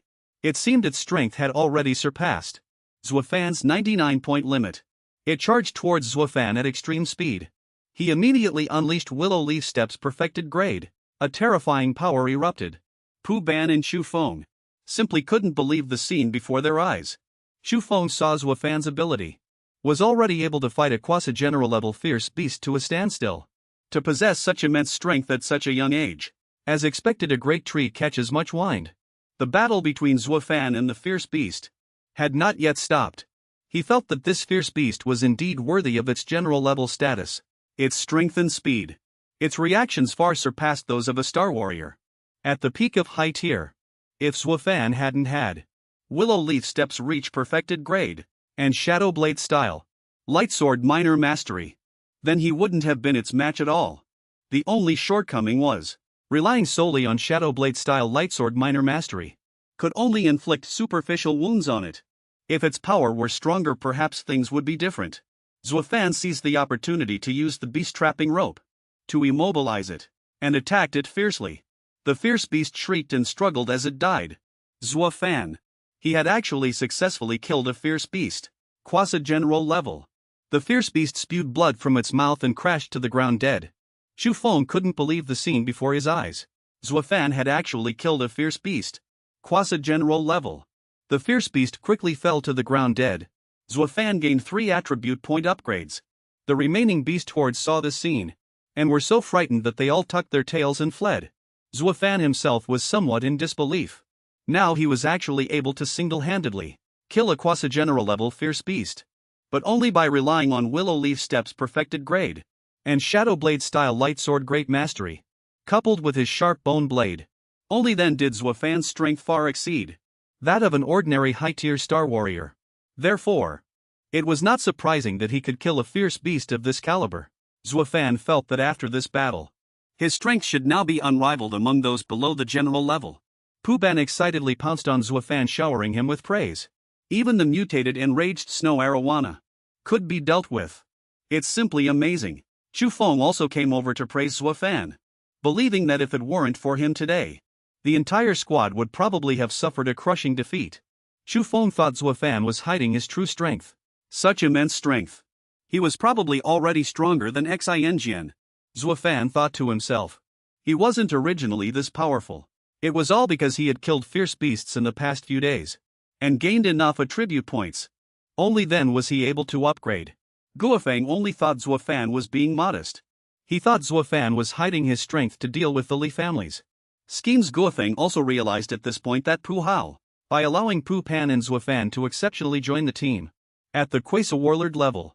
Also intended to help Zuo Fan conceal his strength. After being found out, Zuo Fan awkwardly scratched his head. Afterwards the group thought together about how to deal with the monster's corpse. The corpse of the warlord level monster that Zuo Fan had just killed was full of treasures. As Zuo Fan pondered how much immense wealth he could gain from it, can be earned from it, Pu Pan, however, could only think about the taste of the monster's meat. Pu Pan was indeed a foodie. They worked together diligently, collecting materials from the monster's body. Guofeng said that the eyes of the raging snow mastiff were the second most valuable material on this monster, with one alone selling for several million. If they were a complete pair, they could fetch over 10 million with good luck. When Zuo Fan heard that a complete pair could sell for so much money, he gritted his teeth in distress because he had just swung his sword too hard, causing 10 million to vanish into thin air. Seeing this, Guofeng just smiled, thinking that Zuo Fan had gained a considerable amount from this trip. A complete dragon sinew could sell for over 10 million. And the claws, fangs and bones together were also worth over 10 million. Suddenly Pu Pan seemed to remember something. He ran over, wanting to claim the remaining small monster corpses. After a period of busy work, Pu Pan returned carrying a large heavy bag of corpses. It turned out Pu Pan had actually discovered 2 great beast cores among those monster corpses. Zuo Fan secretly sighed.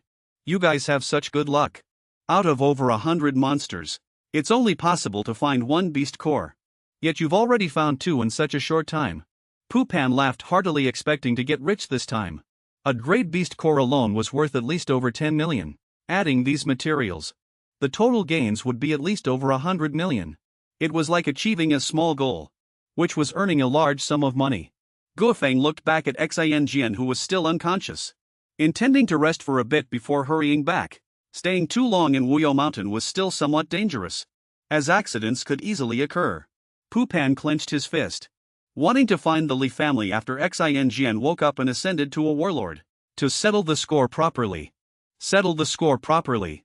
Zuo Fan also agreed, his heart filled with hatred for the Li family, wanting them to pay the price as soon as possible. Li Huanjia's subordinates, after 2 days and 2 nights of arduous searching, still hadn't found the corpses of Zuo Fan's group. They secretly speculated. Could their group have been swallowed by monsters? If so, that would be troublesome, as Li Huanyu demanded to find the corpses. Gan Qi, still unaware if the group was dead or alive, felt somewhat guilty. Zuo Fan had already spotted them from a distance, and suddenly an idea sparked. It was the perfect time to settle this score with the Li family. Guofeng was responsible for Pu Pan and taking care of Xianjian, but he let Zuo Fan make his move. Zuo Fan swept past them horizontally with his beast-binding rope. The night was deep, causing them to lower their guard. Zuo Fan, from behind a tree, delivered an unexpected blow, giving them no time to react. He used the Shadow Blade Streaming Light Sword, activating its dual sword blow. Zuo Fan thought to himself, the Shadow Blade Streaming Light Sword has reached mastery. Its sword hum is faint and imperceptible, and it's extremely suitable for sneak attacks combined with my perception. These comrades are like lambs to the slaughter, and were quickly killed. Those subordinates were killed by Zuo Fan one after another. Zuo Fan felt they were too weak, wanting to go settle the score with Li Huangyu. The remaining subordinates who hadn't been killed yet didn't know who Zuo Fan was, yet they arrogantly tried to deal with him. Gan Qi stood behind, feeling that Zuo Fan's aura was no longer like before. He was now extremely terrifying, looking like a warlord-level monster. The aura of a warlord-level master had just surged powerfully. Zuo Fan's entire body was like that of a fierce beast, causing Gan Qi to break out in a cold sweat. When it came to perceiving danger, Gan Qi had an acute intuition, far surpassing ordinary people. It was precisely because of this talent that Gan Qi was able to serve as a scout in the Hunter Sword Squad. Hunter Sword Squad. Gan Qi quickly warned his teammates, Zuo Fan is extremely dangerous. He's very dangerous. But it was all too late. Gan Qi watched helplessly as his teammates were mercilessly slaughtered by Zuo Fan. Blood stained the entire area red. After Zuo Fan finished, he walked up to Gan Qi and greeted him. This made Gan Qi break out in a cold sweat. He immediately turned and fled. But Zuo Fan with extraordinary speed caught up to him and mocked. Do you not want to see me or what? Gan Qi felt Zuo Fan's speed was incredibly fast. You've clearly hidden a lot of your strength. Zuo Fan holding his bone-piercing sword pursued Gon Chi. The two engaged in a fierce battle. Zuo Fan quickly defeated Gon Chi. Gon Chi was utterly shocked. Zuo Fan with such power could completely overwhelm an advanced star soul warrior. He slowly fell. Zuo Fan advised Gon Chi surrender quickly. I want to deal with you according to Xin and Shu Feng's wishes. Gon Chi roared. I don't want to be spoken down to by Zuo Fan in such a condescending tone. He wondered why Zuo Fan had hidden such immense power. If he had known Zuo Fan was this strong, he wouldn't have had to betray them and could have quietly continued being a spy. He roared and charged at Zuo Fan with his sword. Zuo Fan decided to break both of Gon Chi's wrists first, then let Shu Feng handle him. But Gon Chi surprisingly charged directly towards Zuo Fan's sword tip, which greatly surprised Zuo Fan. He felt that if he couldn't defeat Zuo Fan, he wouldn't have the face to see Xin again. Gon Chi decided to end his own life here. Gon Chi recalled the past. When he was still in the squad, he had gained renown in the Hunter Sword Squad of Jining City. He was a member at that time. He earned a large sum of money for himself and his family, living an incomparably wonderful life. He had originally thought he would continue to serve as a scout, enduring the bloodshed of the Hunter Sword Squad. But until he learned that his squad had long been targeted. Originally a 5-person squad. During one hunt, they were surrounded by monsters. 2 teammates unfortunately sacrificed their lives. Gon Chi was disheartened at that time, utterly disillusioned with a life constantly teetering on the edge of death. Later he developed a gambling addiction and accumulated massive debts. When he was at his wits' end, the Li family found him, turning him into a hidden spy to infiltrate the mercenary association. It was only later that Gon Chi found out everything was a trap set by the Li family. But there was no turning back now. Gon Chi told Zuo Fan that he wasn't saying these things to ask for forgiveness. He just wanted to tell you that the Li family was secretly plotting something. He advised Zuo Fan that since he possessed such power, he must take on the responsibility of protecting the mercenary guild. He requested Zuo Fan if he met his parents to tell them not to mention his betrayal of the squad. Just say he died during a hunt. With that, Gon Chi closed his eyes and passed away. Zuo Fan stood motionless. Suddenly the Li family's voice came through Gon Chi's walkie-talkie from the other end of the call. They wanted to know if there were any traces of Zuo Fan's squad yet. Hearing this, Zuo Fan quickly rushed out. In a corner of the forest, the subordinates hadn't received any signal from Gon Chi. They quickly informed Huang Yu that contact had been lost. Suddenly the forest they were in shook violently. It seemed like a beast tide was about to erupt. They were scared out of their wits. They quickly and frantically retreated. Zuo Fan, hidden in the trees, was unaware of any of this. What happened? There's a light in the distance. It seems something is indeed about to happen. The forest returned to its tranquility. Zuo Fan calmed down. Fortunately, the beast tide didn't erupt immediately. Otherwise it would have been extremely dangerous. Li Huangwu and the others have already fled. Zuo Fan quickly retreated to rendezvous with Chu Feng's group. A few days later, at the Gon family's residence, Gon Chi's parents. Upon hearing the news of Gon Chi's death, they seemed utterly stunned. They painfully retrieved his remains. On a day of torrential rain, the entire group had already left Mount Wuyo. Tan Jian has now passed the critical period and is undergoing special treatment.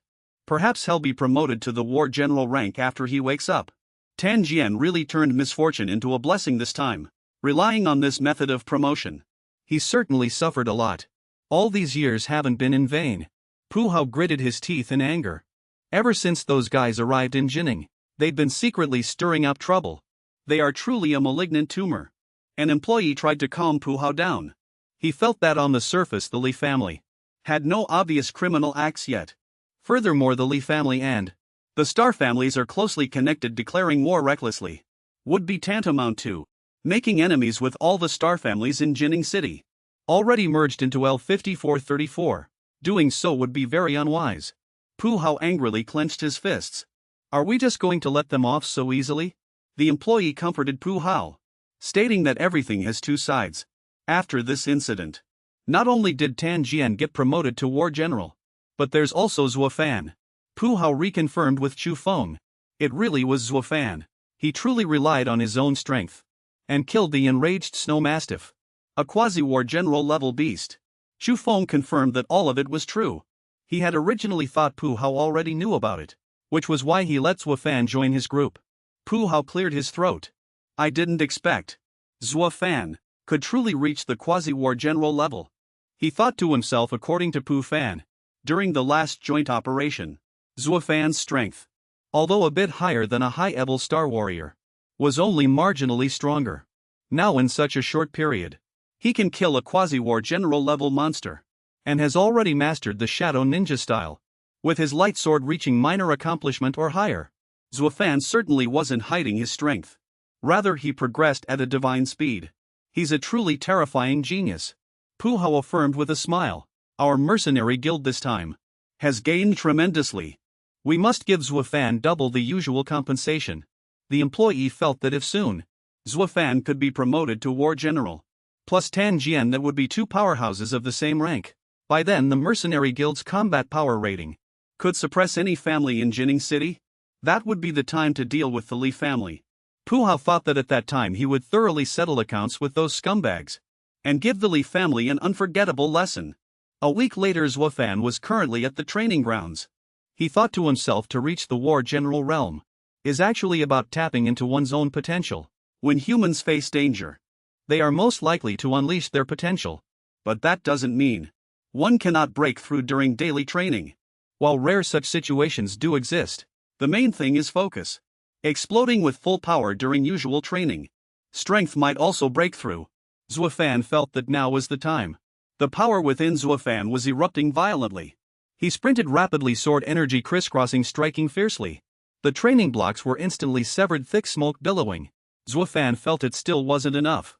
This past week, no matter how much he unleashed his full power, he hadn't touched upon the moment of breakthrough. Zuo Fan decided. It seems he can only go hunt powerful monsters. Attempting a breakthrough in actual combat. With your current strength, to unleash the power of the shadow blade flowing light sword with just a wooden sword is already very strong. This level of training will result in a few wooden swords being damaged by Zuo Fan. Zuo Fan looked at the system while drinking water. He had thought that after the Li family lost over 70 scouts in Mount Wuyo, many of whom were even high-level star warriors, there would definitely be a conflict with the mercenary guild. Unexpectedly a week passed and it remained calm. Suddenly the aroma of enraged snow AO meat wafted out. It made Zuo Fan so excited he couldn't sit still. He quickly ran to the top floor. There everyone was happily grilling meat, and invited Zuo Fan to join them.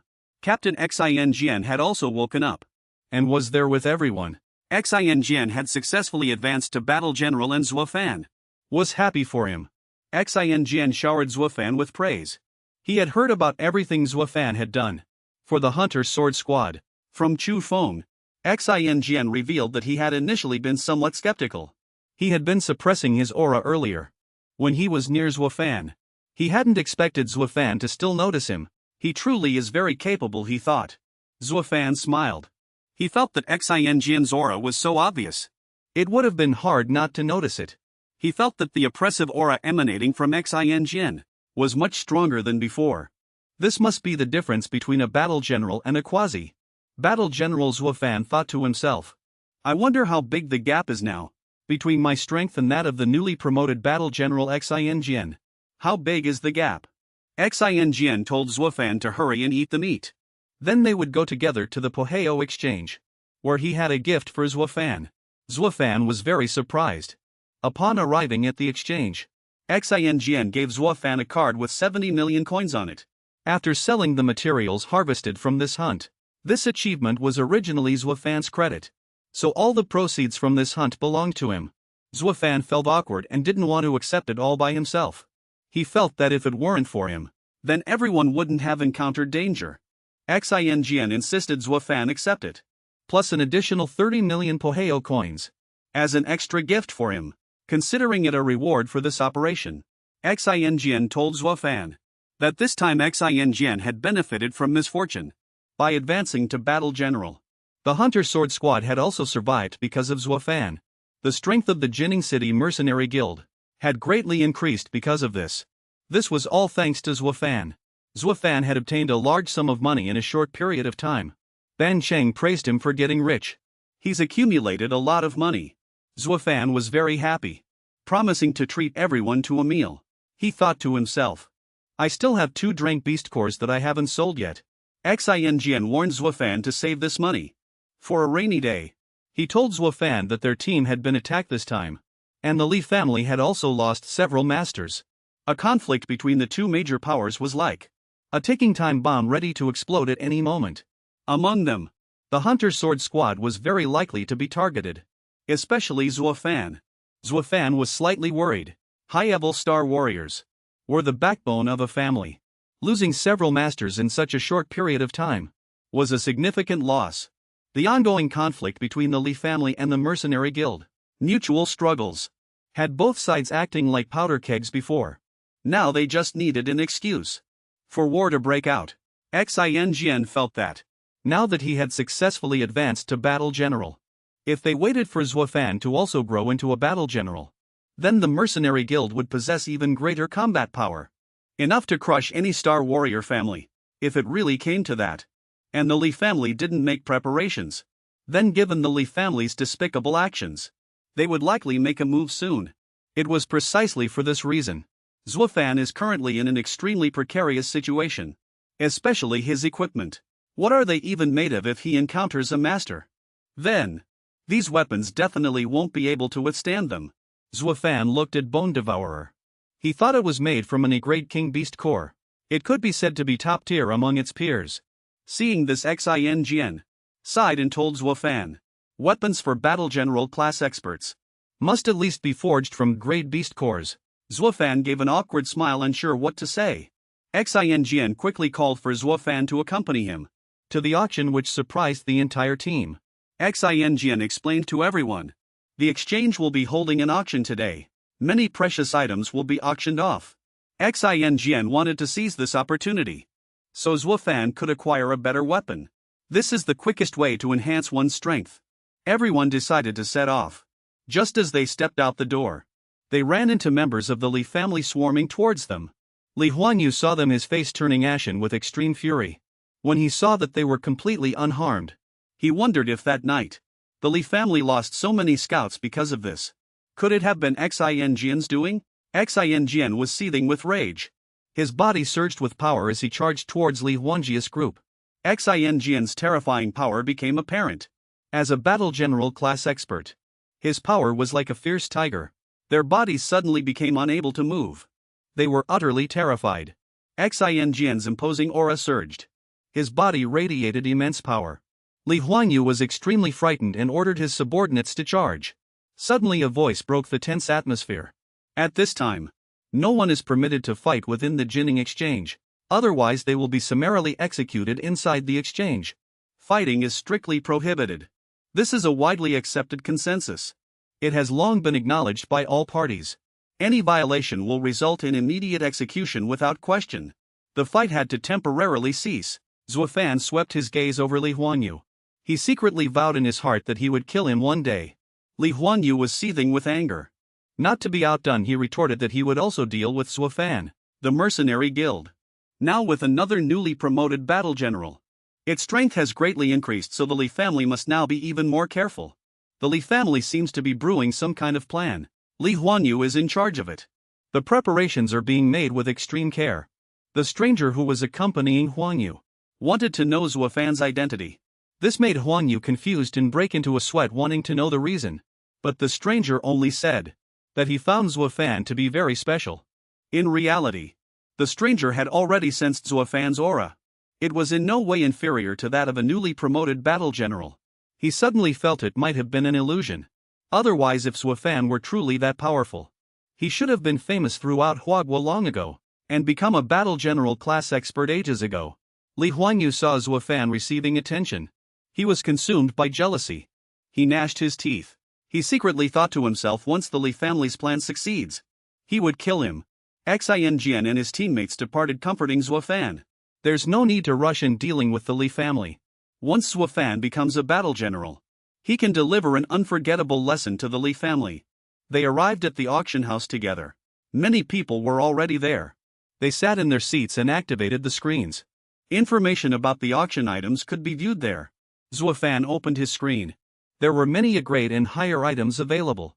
In Jinling this was vastly different from Jiangbei. Everything imaginable was available. Zuo Fan clicked on a sword named Bladewind. He found it very appealing. It was also inlaid with a great beast core. Zuo Fan thought that if he used it, his attack power wouldn't immediately jump up a notch. Its starting bid was high, reaching 50 million. Zuo Fan had 100 million on him, which might be enough. Guofeng stood by his side. He also thought this sword was quite good. It was forged from a Grade King Beast core. Extremely rare Xin, reminded Zuo Fan. Quickly take the other items to the back-end trading area. But then he wouldn't have enough money. Zuo Fan thought he'd have enough. But because he lacked experience, Xin told him about this. This weapon is extremely valuable. It has never had a market price. It's usually fiercely bid for. So it's better to prepare a bit more money. Zuo Fan was pained by the money. He used 2 great beast cores and bone gnar to get over 40 million. Now he already had 160 million in his hand. Zuo Fan looked at the system in surprise. In just a moment the auction price had already risen to 70 million. Then it slowly became 75 million. 77 million, 98 million. And the final price was 110 million. Zuo Fan finally successfully bid for it. Blade Wind. A precious sword forged from a Grade King Beast core. The final transaction price was 110 million. Xin and the team members, seeing Zuo Fan successfully bid for it, happily gathered around him, praising Zuo Fan for doing a great job and getting the sword at a cheap price. Zuo Fan clutched his empty wallet, pained. It would be best not to go to auctions again in the future. The staff member took out the sword that Zuo Fan had successfully bid for and handed it to him. Zuo Fan held the new sword in his hand and nervously opened the box. This was indeed the sword named Bladewind.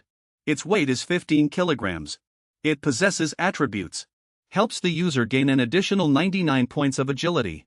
Also, its auxiliary trait is Great Ultimate Speed Amplification. This means there's an additional acceleration effect during attacks. And attack speed will increase by 30. Zuo Fan thought the user's agility increased by 99 points, which is equivalent to increasing agility to Great Ultimate Speed Amplification. Although it only has one auxiliary trait, it is still very powerful. Zuo Fan compared the two swords. Although Bone Gnar has 2 auxiliary traits, Blade Wind is definitely stronger. Blade Wind increases Great Ultimate Speed. Coupled with the Shadow Blade Streamlight sword, it's expected that enemies won't even be able to see him clearly. Zuo Fan happily held the sword, feeling great about having it. His strength would increase by at least 30. But Zuo Fan was a bit pained by the money as it was too expensive. Shu Feng saw this and walked over. He comforted Zuo Fan, saying he shouldn't be too pained by the money. With Zuo Fan's strength, he could earn it back in half a year at most. If he was lucky, Zuo Fan could hunt a quasi general or obtain a few grade beast cores, and it would be even faster. Zuo Fan smiled awkwardly. He felt pained because he had always been very frugal since childhood. Huan Yu heard the laughter. He turned back to inquire. He thought to himself, could Zuo Fan have already bid for Blade Wind? Suspecting his ability, Huan Yu broke into a cold sweat regarding Zuo Fan. He thought of that night, the wounds on his subordinates. All sword wounds. But he wasn't sure if Xinjian's large swords could cause such wounds. He seemed to not believe his own thoughts, daring not to think that Zuo Fan was actually so strong. He gritted his teeth, vowing to improve his strength. He wanted to get this sword. Another good item appeared on Zuo Fan's screen. It was a great exotic treasure. Zuo Fan now realized that exotic treasures could also be bid for. Although not as expensive as a Grade King Beast core, it was even rarer. Since the appearance of exotic treasures, they have rarely appeared in trading houses. Such rare treasures are generally absorbed by major factions. Great exotic treasures are even rarer. The number of times they've appeared at auctions can be counted on one's fingers. Huan Yu saw a great exotic treasure being auctioned and was determined to get it. On the stage, the host was preparing to auction off a Drank exotic treasure. He introduced it as an extremely rare item, verified by the exchange's appraisal. It can increase the power of Starfall warriors, especially for high-rank Starfall warriors who wish to break through to the general rank. Hearing this, the crowd burst into an uproar. Zuo Fan thought to himself. He had used the Drank exotic treasure before. It increased his power by 20 points. For those high-rank Starfall warriors, with limited talent. This item is simply a lifesaver. To break through to the general realm, there are 4 attributes that must reach 99 points. Only then is there a chance to reach the general tier. But everyone's talent differs. Some people just can't reach 99 points in a certain attribute. At this point, an exotic treasure that can help increase a certain attribute is clearly extremely valuable. Xin exclaimed as expected of a gold medal auctioneer. With just a few words he ignited the customer's desire to bid. He can make a drank exotic treasure sell for an exorbitant price. Drank exotic treasures truly are tempting. Its price was skyrocketing every second. Li Huanyu angrily wanted to bid up to 35 million. He felt that if he could get this drank exotic treasure, he could reliably break through within 1 to 2 years. To the general realm, the price had already been bid up to 55 million, far exceeding the market price of 10 million.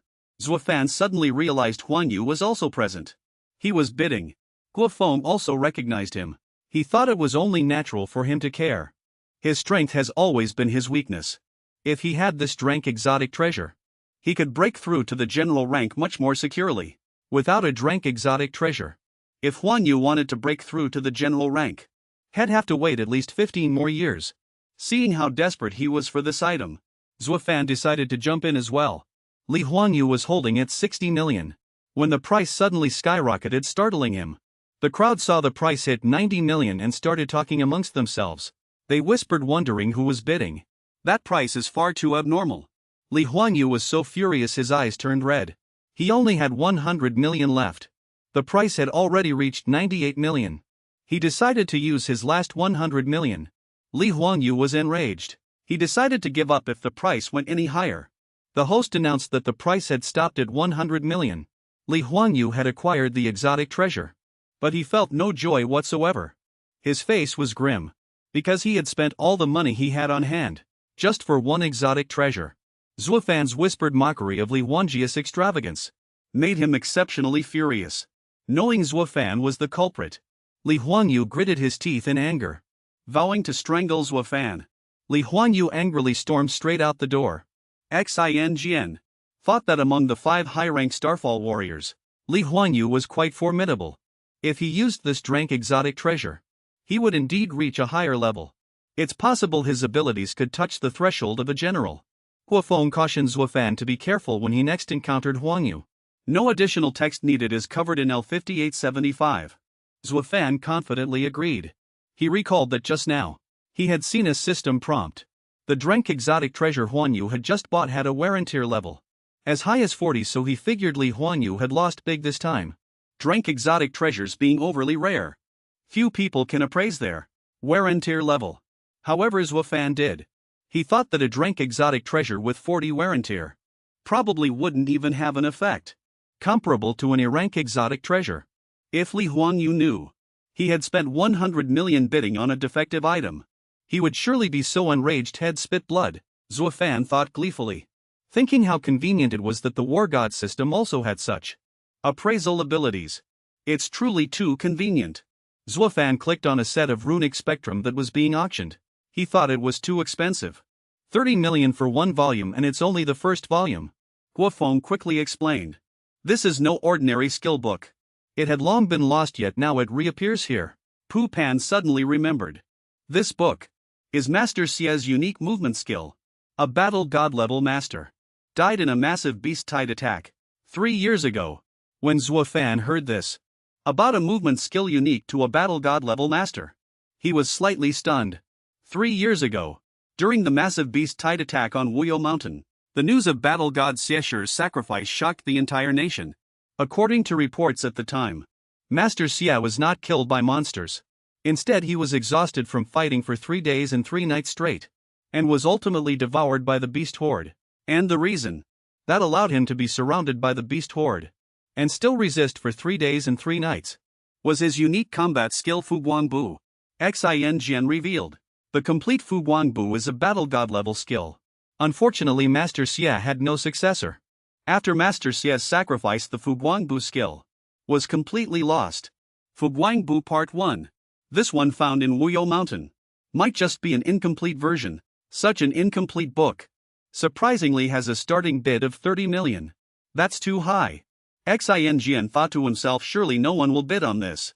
Zuo Fan hesitated. Suddenly he saw this Fu Guangbu. It was actually a crate treasure. He simply couldn't believe his eyes. A starting bid of 30 million, indeed it was worth it. What's more, this is a skill unique to a battle god. Zuo Fan clicked to bid, raising the price to 31 million. This greatly surprised his teammates. They all thought he had misunderstood something. Zuo Fan scratched his head trying to cover it up. He could only say, Fu Guang. The complete Fu Guangbu is a battle god level ultimate skill. So I wanted to collect it. He argued, saying he wanted to comprehend more advanced skills from it. Xin stopped him. Xin thought, if he wants to learn great movement skills, there are many in the association. There's no need to waste money. Xin believed that no matter what, Fu Guangbu was a battle god level movement skill. Just mastering the basics would be very difficult. Much harder to comprehend than ordinary grade skills. Zuo Fan disregarded everything and still wanted to buy it, leaving the entire team speechless. The staff member took it out and handed it to Zuo Fan. He opened it. The system prompted that he could use attribute points. To activate it, Zuo Fan was very happy. He felt that mastering a movement skill to reach Kraid would greatly enhance his combat power. But it required 45 attribute points. That's 25 points more than activating a Kraid skill. The system saw Zuo Fan hesitating. So it explained. Because Fu Guangbu is a battle god level skill, Zuo Fan only has half the activation authority. Therefore it cannot be compared with ordinary Kraid skills. Zuo Fan felt a bit regretful because he only had 47 attribute points left. If he used them all, he would feel uneasy. After finishing their business, the group got into the car and left the trading center. Xin asked Zuo Fan if he wanted to test the power of his new weapon. He suggested Zuo Fan find an opponent for a match, and even offered to spar with Zuo Fan himself. Everyone was very excited after hearing this. The two arrived at the training ground. Pu Hao was also eager to see Zuo Fan's abilities. As soon as Xin drew his sword, Zuo Fan felt a sense of pressure. The pressure from a battle general and the pressure of combat itself. Zuo Fan charged forward. He also wanted to know just how big the gap was between him and a battle general right now. Zuo Fan charged forward at an extremely fast speed. No one could even clearly see his figure. The two charged at each other, starting an intense duel. Zuo Fan unleashed Shadowblade Gleam Sword. His sword movements were incredibly swift and agile, making Xin praise him without restraint. But Xin as a battle general easily dodged it. The two resumed their incredibly intense battle. Above, the entire team was directly watching the match. Zuo Fan is truly amazing. He can actually take a junior warlord Hedon. Pu Hao also admitted that Zuo Fan was strong.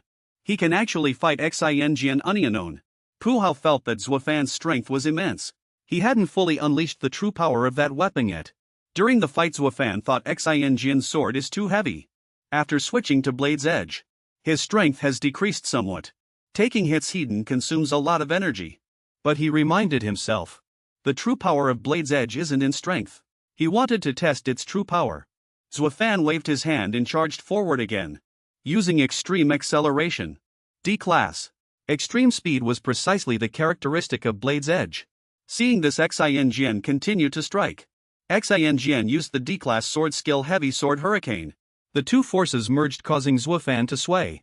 Xin's sword was like a hurricane. Zuo Fan couldn't get close at all, nor could he attack. A junior warlord's strength is too great, he felt. Suddenly a system prompt appeared. Does Zuo Fan wish to use 45 attribute points to activate Fleeting Light Steps? Zuo Fan felt a bit reluctant about his points. He decided to wait until he had accumulated over 70 points before activating Fleeting Light Steps. Seeing Zuo Fan looking tired, Xin decided to stop and gently comfort Zuo Fan. Zuo Fan scratched his ear awkwardly. Xin told Zuo Fan that losing was natural, because Stellar Fall warriors and warlords are two different realms. Naturally, there's a huge difference in combat power. Xin encouraged Zuo Fan to keep up the good work. He promised that if he had free time, he would continue to spar with Zuo Fan. Zuo Fan left cheerfully. His group of friends was playing happily. Zuo Fan joked, Xin just wants to take advantage of the fact that I haven't broken through to Warlord yet to torment me. Pu Hao was very proud to see Zuo Fan's rapid progress. He hoped he could advance quickly. The faster the better, to severely teach those despicable Li family members a lesson so they could never raise their heads again. Night had fallen deep in Jining City. Suddenly something terrifying was encountered by a man and a woman. Both ended up with a horrifying fate. At this moment the Li family was implementing a certain plan, which resulted in experimental subjects escaping. Because there were too many experiments, they couldn't be fully monitored. Li Huanyu and his father had made extremely thorough preparations for this plan. If successful, not only would they secure the top position in Jining City, but even becoming the number one in Jining City, or even gaining renown throughout all of China. Wouldn't be a dream. Li Zhong felt that the Stellarfall family was among China's top families. If we can reach that level, then the Li family will truly have risen successfully. Li Huanyu hoped he could break through to the realm of war gods. Suddenly a figure lingered nearby, which greatly angered the Li family. They swiftly dispatched people to pursue. They were shocked to discover that some experimental data had been stolen. This infuriated Li Zhonghe. Swiftly dispatched people to pursue. Because the two thieves have already been poisoned by us. They won't get far. The plan must absolutely not be leaked. That group of staff swiftly gave chase, vowing to fully pursue the thieves and recover the experimental data. Zuo Fan was returning from the training ground at this time. After sparring with Xin Jian, he was now preparing to go on patrol. He mused to himself, these past few days, murders have been happening all over the city. From the wounds on the bodies, it can be determined that monsters caused them. Zuo Fan hoped it was a D-class monster, so he could obtain 10 attribute points. After avoiding the Li family's ambush for several days, he suddenly discovered in a dark corner a group of monsters besieging a girl. The situation was extremely dangerous. Zuo Fan recognized them as monsters. They were about to charge, but the girl in front of him didn't seem to need assistance. Zuo Fan moved to save her anyway, directly confronting the monsters. Zuo Fan was very surprised, secretly guessing she was also a star warrior, still on patrol. But he found her fist technique very familiar, so she definitely wasn't a patrolling soldier. In an instant she defeated the group of monsters, and collapsed utterly exhausted. Startled Zuo Fan caught her. Seeing how beautiful she was, Zuo Fan couldn't help but feel a little embarrassed. Zuo Fan felt very confused. In the dead of night, a beautiful girl had actually taken the initiative to throw herself into his arms. Zuo Fan carefully examined the girl. He found she was injured and the wound was poisoned. The girl trembled, revealing that she had discovered the Li family's secret, and was now being hunted, hoping he could help her escape. Hearing Li family, Zuo Fan was startled and wanted her to explain more clearly. But a large swarm of rat fiends had already surged forward. They were very strange monsters with dog heads and rat bodies, never heard of before. Zuo Fan immediately swung his sword, slashing at them repeatedly, and dealt with them in the blink of an eye. He felt these monsters were only a rank, not very strong.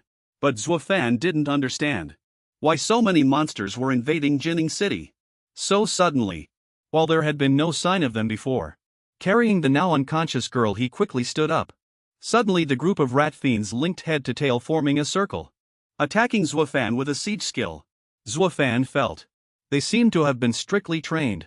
He decided to capture 2 of them alive, to take the monsters back to the mercenary guild's experts for research. Suddenly Li family's subordinates from who knows where suddenly appeared from behind, wanting to ambush Zuo Fan. But relying on his lightning-fast speed, he swiftly escaped, catching them off guard. With a single sword stroke, Zuo Fan instantly killed the 2 men, gaining an additional 2 attribute points. The girl personally saw Zuo Fan slay 2 high-level star warriors with a single sword stroke. She felt his strength was increasing too rapidly. Zuo Fan saw her veil had fallen off, and only now recognized her. Other subordinates appeared again, wanting to pursue her. Zuo Fan quickly picked her up and fled, even though he didn't like her much before. Those subordinates walked over and saw the chaotic scene. Seeing the sword marks, they recognized it was Zuo Fan. So Zuo Fan took her back to the mercenary guild and sent her into the treatment room. Her name was Su Lan and she was a lieutenant colonel. Her condition was quite serious. The toxins in her wound were quite troublesome. Even with timely treatment, it would be difficult for her to wake up within 72 hours. Bu Hao worried. The Li family was sending experts to hunt her down, perhaps because of the item in the safe. Bu Hao picked up the item. It was a specially manufactured military item. If forcibly opened without the password, the contents inside would be immediately destroyed. Zuo Fan was puzzled, wanting to know the origin of those monsters. They were very strange monsters, with dog heads and rat bodies, never before seen in Jining City, nor in Wuyou Mountain. If they were newly mutated monsters, then it would be impossible for so many to appear instantaneously, and without any prior signs. He secretly speculated, could it really be as Zuo Fan had guessed, that these monsters were bred by humans and trained? If that were true, then this matter would be extraordinary. Suddenly the Li family called, wanting to speak with Bu Hao. Bu Hao became very pleased, thinking that with just this little bit that old geezer couldn't help but get angry. That must be the important item stolen from that old geezer. Li Chong appeared on the screen, claiming Zuo Fan had infiltrated the Li family estate and stolen a large amount of data, causing him heavy losses. He demanded the mercenary guild. You must immediately hand over Zuo Fan for him to deal with. Bu Hao demanded proof of Zuo Fan's theft, believing Li Zhong was just making baseless accusations. Li Zhong angrily demanded Bu Hao hand over Zuo Fan immediately, or he would take drastic measures. Bu Hao, not to be outdone, challenged Li Zhong back. Try to lay a hand on him if you dare. The two argued fiercely. In reality, Li Zhong's true strategy was to provoke Bu Hao to observe his reaction, and thus determine if the item Su Lan stole was in Bu Hao's possession. Li Zhong breathed a sigh of relief when he learned that Bu Hao had not yet acquired the data. Su Lan had already been poisoned by them. Even if she survived, she wouldn't wake up for 3 days. He thought she was from the military, so she would keep the data in a secure case. It was specially made by the military, and only she could open it. Li Zhong felt that if the data hadn't been discovered by others yet, it would be easier to handle. He wanted to use this opportunity to eliminate Zuo Fan. The man in black, who had always been Li Zhong's strategist, smiled mysteriously. They were carrying out an evil plan together. Seeing Su Lan unconscious for too long, Zuo Fan was extremely anxious. He asked the doctor if there was any other way to make her wake up sooner. The doctor said it was difficult. The poison she was afflicted with was very strange. Waking up after 72 hours would already be considered fast. The group was perplexed, unsure what exactly Su Lan had managed to obtain, and why the Li family valued it so highly. At that moment, alarms suddenly blared continuously in a building. On the screen, Li Zhong projected an image of Zuo Fan and announced that he had killed their people. He ordered Zuo Fan's arrest and offered a bounty of 10 billion. He spread the announcement throughout the entire city, stating that whoever could kill Zuo Fan would receive a 10 billion bounty. The Jining City Stellar Alliance guaranteed the matter. Upon hearing such an enormous bounty, everyone's eyes lit up, believing that killing Zuo Fan would make them rich overnight. In a single night, Ji Zhan also heard the news. He didn't know what Li Zhong truly intended by targeting Zuo Fan. He could only seal off the base with his superiors to prevent anyone from sneaking out. Ji Zhan was very worried about Zuo Fan. Bu Hao was furious. That old man Li Zhong is truly shameless, twisting facts like this. He suddenly received a call from the chairman of the Jining City Stellar Alliance. It was still Jining City, calling Bu Hao. They said they had taken a vote, stating that their war general level experts would not get involved. The Mercenary Association headquarters also agreed to this. This made Bu Hao extremely angry. Pu Pan ran into the room to report, telling Bu Hao that Zuo Fan had already left the Mercenary Association building. This greatly surprised Bu Hao. Xin Jian said that Zuo Fan was worried if he stayed, it would cause internal chaos within the association. So he left alone. Around the building, hundreds of high-level stellar warriors had already gathered. Zuo Fan thought that if he stayed, a large-scale conflict would likely occur, and then the Li family would benefit from it. Bu Hao was filled with vexation, deciding to have the medical department do everything to save Su Lan. In order to find out what exactly was inside that secure case, he ordered all elite members of the association, mercenaries, to be ready for war with the Li family at any time. The group clearly listened to his orders. It was already raining. Zuo Fan thought this weather was suitable for hiding. He felt Li Zhong was truly grand to offer 10 billion. That old man is truly insidious and vicious. Many in the association found the money too tempting and entertained the thought of killing Zuo Fan. Zuo Fan wanted to go out and show those who wanted to kill him the cost of the 10 billion bounty, which would be extremely painful. Many people wanted to kill Zuo Fan, but he only needed to use his Shadow Blade Streamer sword to defeat them. They were incredibly surprised by Zuo Fan's power. But because of the enormous 10 billion bounty, they teamed up and set up an encirclement hoping to capture Zuo Fan. Zuo Fan became even more vigilant against them. If he continued to be lenient, he would be the one to die. Zuo Fan no longer held back, deciding to use his Shadow Blade Streamer sword. Utilizing the characteristics of his great extreme acceleration, he killed them one after another, gaining a large number of attribute points. Zuo Fan felt that human hearts, when faced with profit, were even more terrifying than monsters. At this moment, the monster Li Huanyu had already received the news. Zuo Fan had broken through the encirclement, killed over 30 high-level Starfall warriors, and was heading towards the southern part of the city. He was furious after hearing this, but then he smiled, because he had already prepared a plan. Zuo Fan quickly broke through all the established encirclements and continued to advance. Ahead, he had already killed 45 Starfall warriors, 23 of whom were high-level Starfall warriors. Chairman Lin of the Starfall Family Alliance in Jining City, after learning this news, secretly sighed and praised Zuo Fan. He felt that a small Li family daring to command the Starfall Family Alliance was infuriating. However, a family from the imperial capital had informed him, making it impossible for him to interfere with Zuo Fan's matter. This was an announcement from one of the imperial capital's 3 great clans, which shocked everyone present. Chairman Lin secretly thought, this matter involves the struggle of top powers. The Starfall Family Alliance simply cannot defy it. There's just one thing he's confused about. Even if Zuo Fan is strong, he's still just a high-level Starfall warrior. Why would the Li family offer a 10 billion bounty? It's better to stand aside and observe. Zuo Fan's path was blocked by another group of people, but he showed no signs of fatigue, continuing to fight. Zuo Fan thought to himself, a 10 billion bounty is truly enticing. It had been over 2 hours, but the number of people chasing him was increasing, and even masters from major factions. It's likely that half of Jining City's Starfall warriors have already arrived here. Zuo Fan felt very fortunate, because he had the passive effect of his great exotic treasure. Otherwise he would be exhausted by now. Zuo Fan's passive recovery was activated by the system, so he wasn't afraid of being hunted, unless there was an expert of quasi-warlord rank or higher. Suddenly something came at Zuo Fan, forcing him to use his Will-O-Whisper steps to dodge it. Zuo Fan worriedly secretly guessed it was a warlord-level ultimate move. It turned out to be people from the Li family. Li Huanyu appeared scoffing. Zuo Fan actually managed to dodge Li Kai's attack. They were a large group holding various weapons. Zuo Fan didn't hesitate to directly insult Li Huanyu, which infuriated him. The arrogant followers wanted to kill Zuo Fan, but Li Huanyu wanted to kill him himself. However, Zuo Fan's Shadow Blade Streamer sword swiftly deflected all their attacks.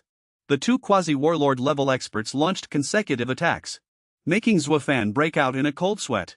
They were indeed difficult to deal with. The weapons of these 2 covered long, medium and close range, changing unpredictably, making them extremely difficult to counter. This couldn't go on. Seeing that Zuo Fan could actually withstand their attacks, both were extremely annoyed, wanting to eradicate him completely to prevent future trouble for the Li family. Li Huanjia's people, seeing Zuo Fan's power, started whispering among themselves, which infuriated Li Huanyu. Li Huanyu didn't understand why Zuo Fan was so strong. He only wanted Zuo Fan dead immediately, so he ordered his men to shoot arrows. They rushed at Zuo Fan and arrows rained down. Zuo Fan realized that they were numerous and skilled at sneak attacks, so he decided to retreat. Li Huanyu ordered his men to quickly pursue him. Zuo Fan suddenly threw a grenade at them, blasting them to pieces. He reached a safe place. Zuo Fan recognized that these 2 quasi-warriors would indeed be very difficult to deal with, and with Li Huanyu using underhanded tricks, he would be in danger. Today Zuo Fan had already killed over 50 people, and his attribute points had increased rapidly. With enough points, he decided to activate Glimmering Steps. When he first activated it, Zuo Fan felt as if his legs had been hammered, as if they were being reforged. So this is what it feels like to activate a crank movement skill. The body would be in such pain. It might also be because this was a remnant scroll of a war god skill. Zuo Fan felt as if he had mastered Glimmering Steps. His legs felt as light as feathers. Zuo Fan couldn't help but smile. After Glimmering Steps was activated, Zuo Fan's body now possessed speed not inferior to that of an early-stage warrior. A junior warrior. After reactivating it, his speed increased by 50. To possess a drank movement skill and still have one's physical strength increase so much. It was only because Glimmering Steps was originally a war god level skill that it could provide such a high additional speed bonus. Zuo Fan looked at the system, feeling that this was no coincidence. Being able to increase speed so much, it consumed 1 stamina per second. Even in his best condition, he couldn't last 2 minutes. The 2 men from the Li family quickly caught up, intending to ferociously kill Zuo Fan. They had already gathered their forces, planning to capture Zuo Fan, calling it catching a turtle in a jar. Zuo Fan gave an indifferent arrogant smile. Now Zuo Fan's speed was many times faster. Everything had changed. Zuo Fan began activating his crank movement skill. Glimmering Steps, an infinite source of power, erupted within Zuo Fan, greatly astonishing the Li family members. Zuo Fan moved so quickly, so fast that they couldn't even see him clearly. Suddenly, Zuo Fan abruptly appeared behind them, delivering a blow to each of them before they could react. They panicked, not understanding what had happened. For this group, it was relatively lucky this time that they were wearing armor made from the hides of warrior-level monsters underneath their clothes. That's why they were fortunate enough to block the blade strike. Zuo Fan smiled slightly and continued to attack. The Li family members retorted, believing it was too dark here, and thus they couldn't adapt to the light. Wanting to unleash their full power to attack Zuo Fan, they combined their swords, rushing forward intent on killing him. Zuo Fan's Glimmering Steps sword technique was indeed miraculous. Zuo Fan felt his sword technique had reached a level he had never experienced before. Zuo Fan unleashed his power, causing those 2 men to be struck down, dying on the spot. After killing these 2 men, Zuo Fan gained attribute points again. The remaining Li family members, having lost 2 strong fighters, scattered like headless flies, and were quickly killed one by Zuo Fan. Those below the warrior level were merely ants. Li Huangwu and his companions waited outside, feeling that they were too slow, and began complaining anxiously. Zuo Fan suddenly appeared before Li Huangwu, scaring him pale. He was utterly shocked to see Zuo Fan still alive, and painfully realized that his 2 strongest confidants had also been killed by Zuo Fan.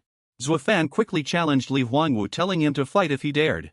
Then fight him. Li Huangwu was terrified, constantly ordering his companions to hurry forward and kill Zuo Fan, promising rich rewards. They were quickly killed by Zuo Fan. Li Huangwu was so scared he nearly soiled himself and turned to flee. He was quickly intercepted by Zuo Fan. Overwhelmed by fear, he charged at Zuo Fan with his sword, intending to fight to the death. Zuo Fan easily struck him down with a single sword technique. Li Huangwu shamelessly kowtowed repeatedly before Zuo Fan, begging for mercy, wanting him to spare his life. He promised to reveal the mastermind who ordered him to do this.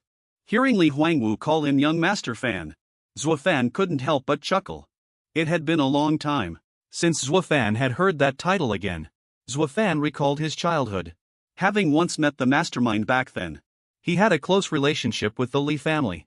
Zuo Fan held his sword to Li Huangwu's throat, wanting him to reveal everything. Suddenly Li Huangwu's phone rang at that moment, scaring him greatly.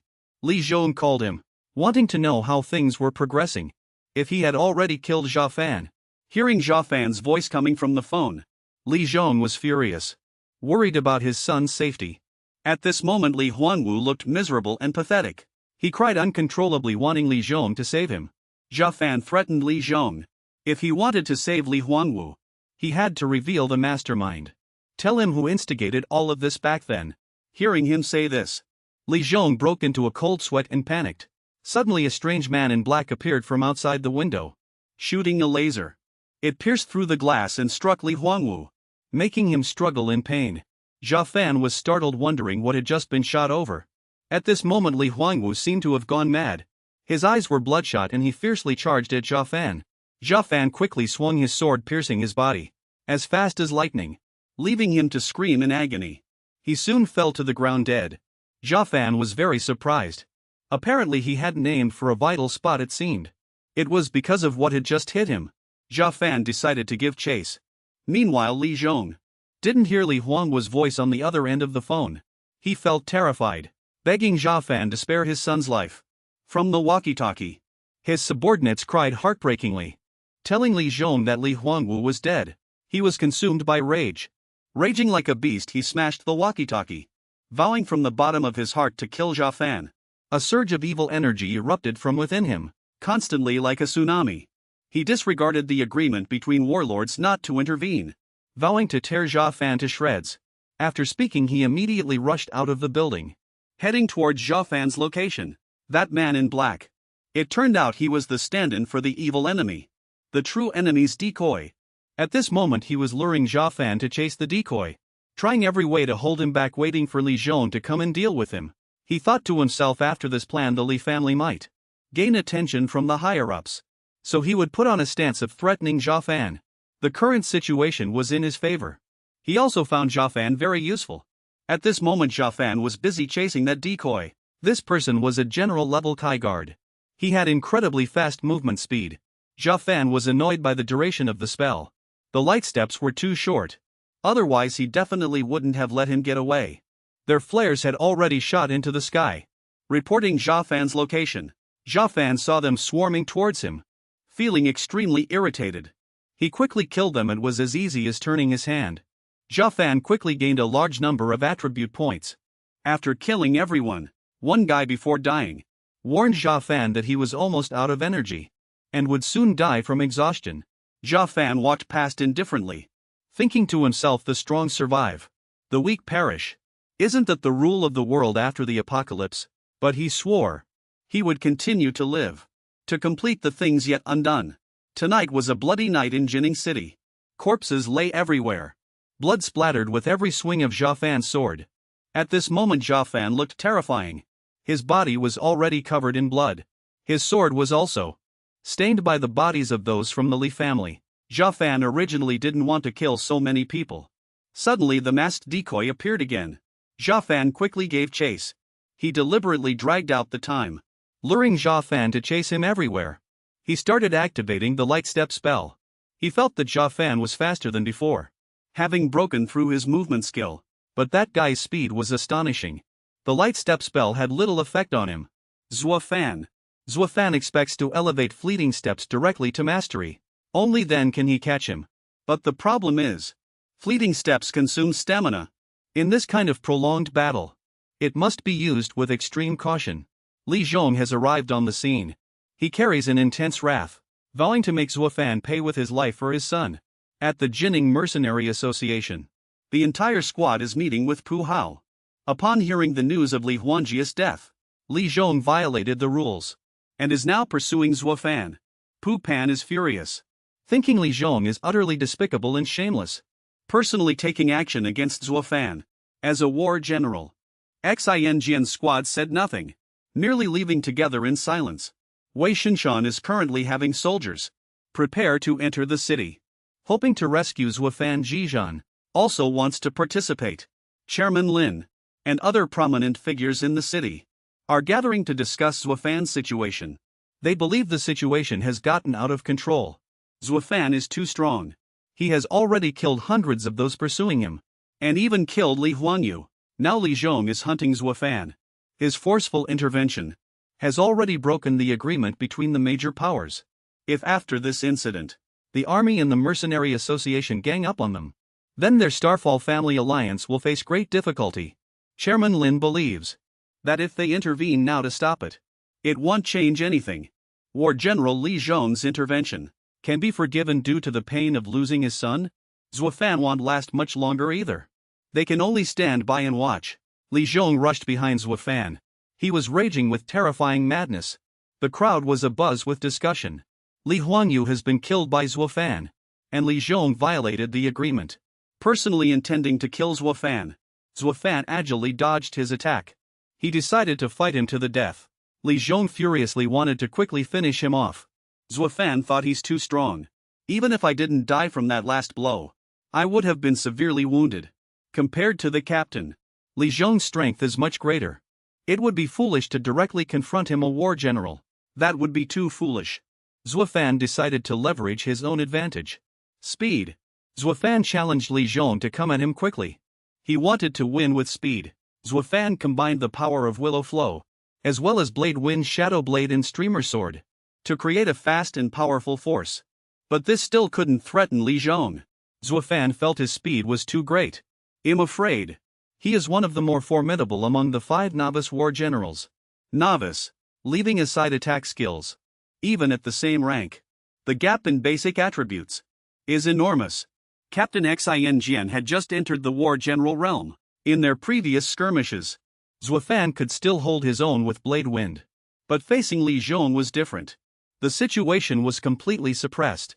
But Zuo Fan felt that his trump card wasn't just himself. There was something else. Zuo Fan attacked with all his might from behind Li Zhong. But he had already vanished with astonishing speed.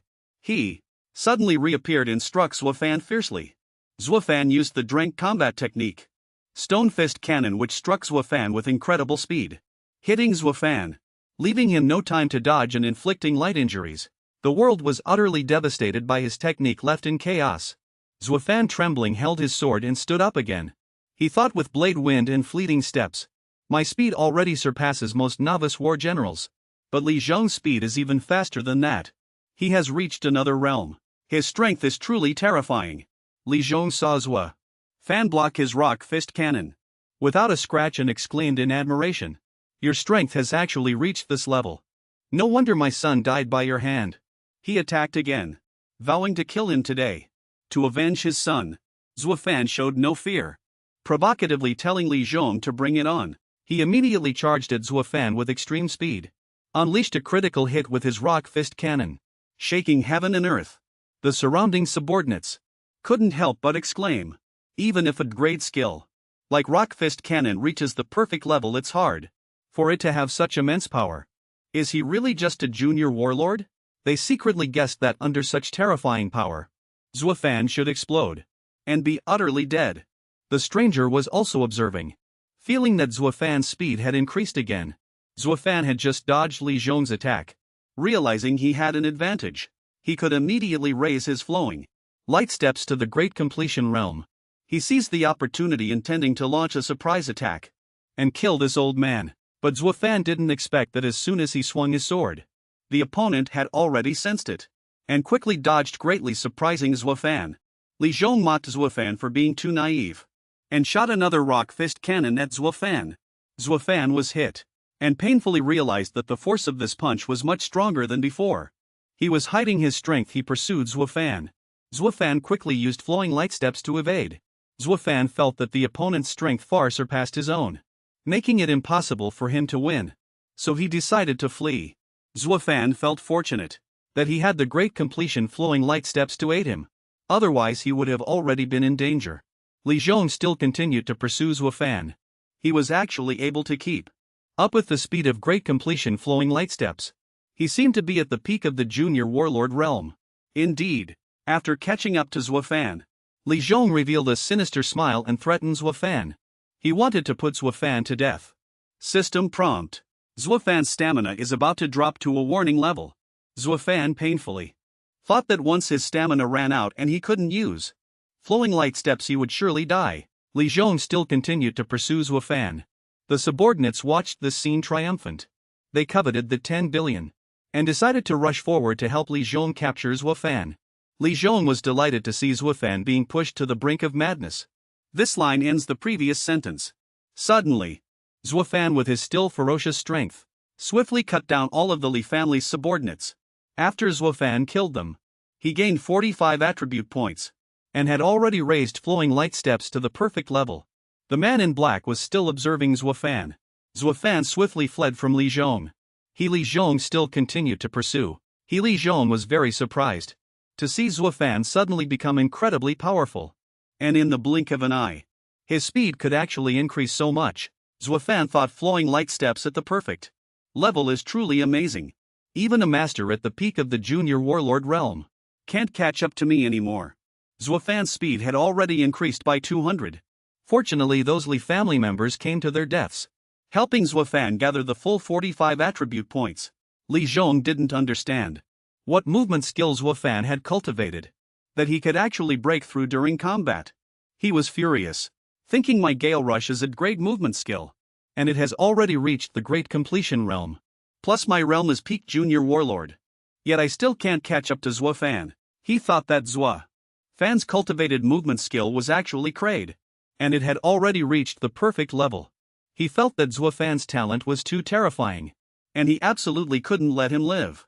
Otherwise in a few years his Li family would face catastrophe, and be unable to escape. He was furious and continued to pursue Zuo Fan. After a long run Zuo Fan finally shook off Li Chong. He quickly took a stamina recovery potion. Thanks to a passive effect, his recovery ability increased by 10. Suddenly someone ambushed Zuo Fan, but he luckily dodged. Zuo Fan activated his perception and found it was the stranger from before. He sensed that Zuo Fan had indeed dodged, and his speed was rapidly breaking through in combat. He knew Zuo Fan was too strong, a potentially dangerous enemy to his master. He decided to eliminate him. Zuo Fan saw this astonishing power and thought to himself, another low-level battle general. He recalled that when this guy killed Li Huangyu, he was clearly so strong. Why did he run away then? He realized the other party wanted to pin the blame for Li Huangyu's death onto him. Zuo Fan decided to leave quickly. Being hunted by two battle generals like this, if he were cornered he would surely die. He used Whirlwind Cage. A violent phantom whirlwind appeared, startling Zuo Fan. A locating smoke bomb appeared in the sky. Li Chong saw it and quickly rushed over. He was caught between a rock and a hard place. Two battle generals teamed up aiming to kill Zuo Fan.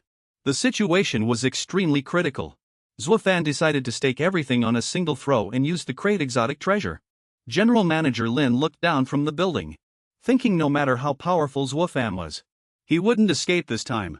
He thought it was quite good this way. Those geniuses who didn't belong to the family would also be purged. Xin and others saw the smoke bomb and quickly rushed over wanting to help Zuo Fan. Jizhan was also on his way. The stranger learned that Zuo Fan would soon have reinforcements. He quickly blew his whistle and the rat spirits swarmed in. Li Chong punched Zuo Fan, knocking him to the ground. The system prompted that Zuo Fan had not yet reached the battle general level.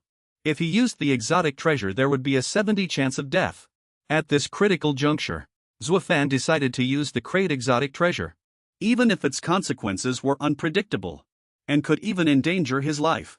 The system quickly prompted. He does not yet meet the conditions to use this exotic treasure. Exotic treasure level restriction. A high-level star core warrior can only use exotic treasures up to grade. If a high-level star core warrior forcibly uses a crate exotic treasure, their life will be endangered. Survival chance is only 30. At this moment Zuo Fan was utterly exhausted, while Li Chong was like a tireless hungry tiger, rapidly charging towards Zuo Fan. Attempting to kill him, there was no retreat. Zuo Fan decided to fight to the death, rather than wait for death. Acting immediately, he bit down and swallowed the crate exotic treasure into his body. The exotic treasure immediately took effect. His body rapidly changed. In pain as if about to explode from within, Zuo Fan roared in agony due to the exotic treasure's activation. Just then, Li Chong charged over and punched Zuo Fan in the abdomen, causing him to vomit blood. Zuo Fan was bombarded by the recent fierce attacks, causing his body to hit the corner of a wall. Li Chong seemed unwilling to stop, his fists and feet still striking Zuo Fan's body.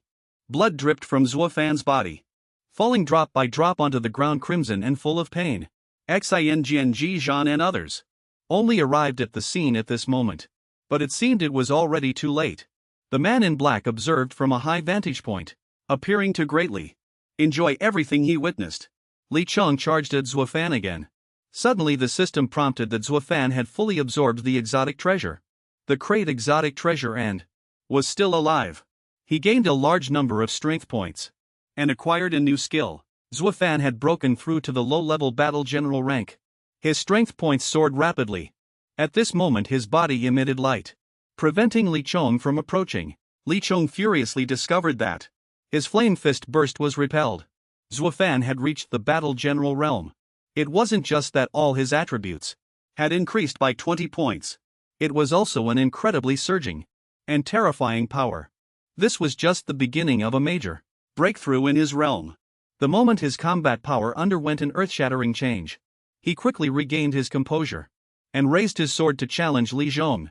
Li Zhong still didn't understand what had happened to him. He remained arrogant, believing he would win. Li Zhong immediately charged at Zuo Fan, using his rock fist barrage. Zuo Fan instantly counterattacked with his Wind Blade Shadow Blade Streamlight Sword. he created a beam of power to block Li Zhong. Li Zhong was greatly surprised to see that Zuo Fan had actually blocked his powerful move. Zuo Fan confidently felt that, even though he had just entered the battle general rank, the gap between him and Li Zhong was no longer so vast. Relying on his movement technique and the perfect grade Shadow Blade Streamlight Sword, he could block Li Zhong's physical attacks. Li Zhong was utterly shocked. He hadn't expected that in the blink of an eye. Zuo Fan's strength had increased so much.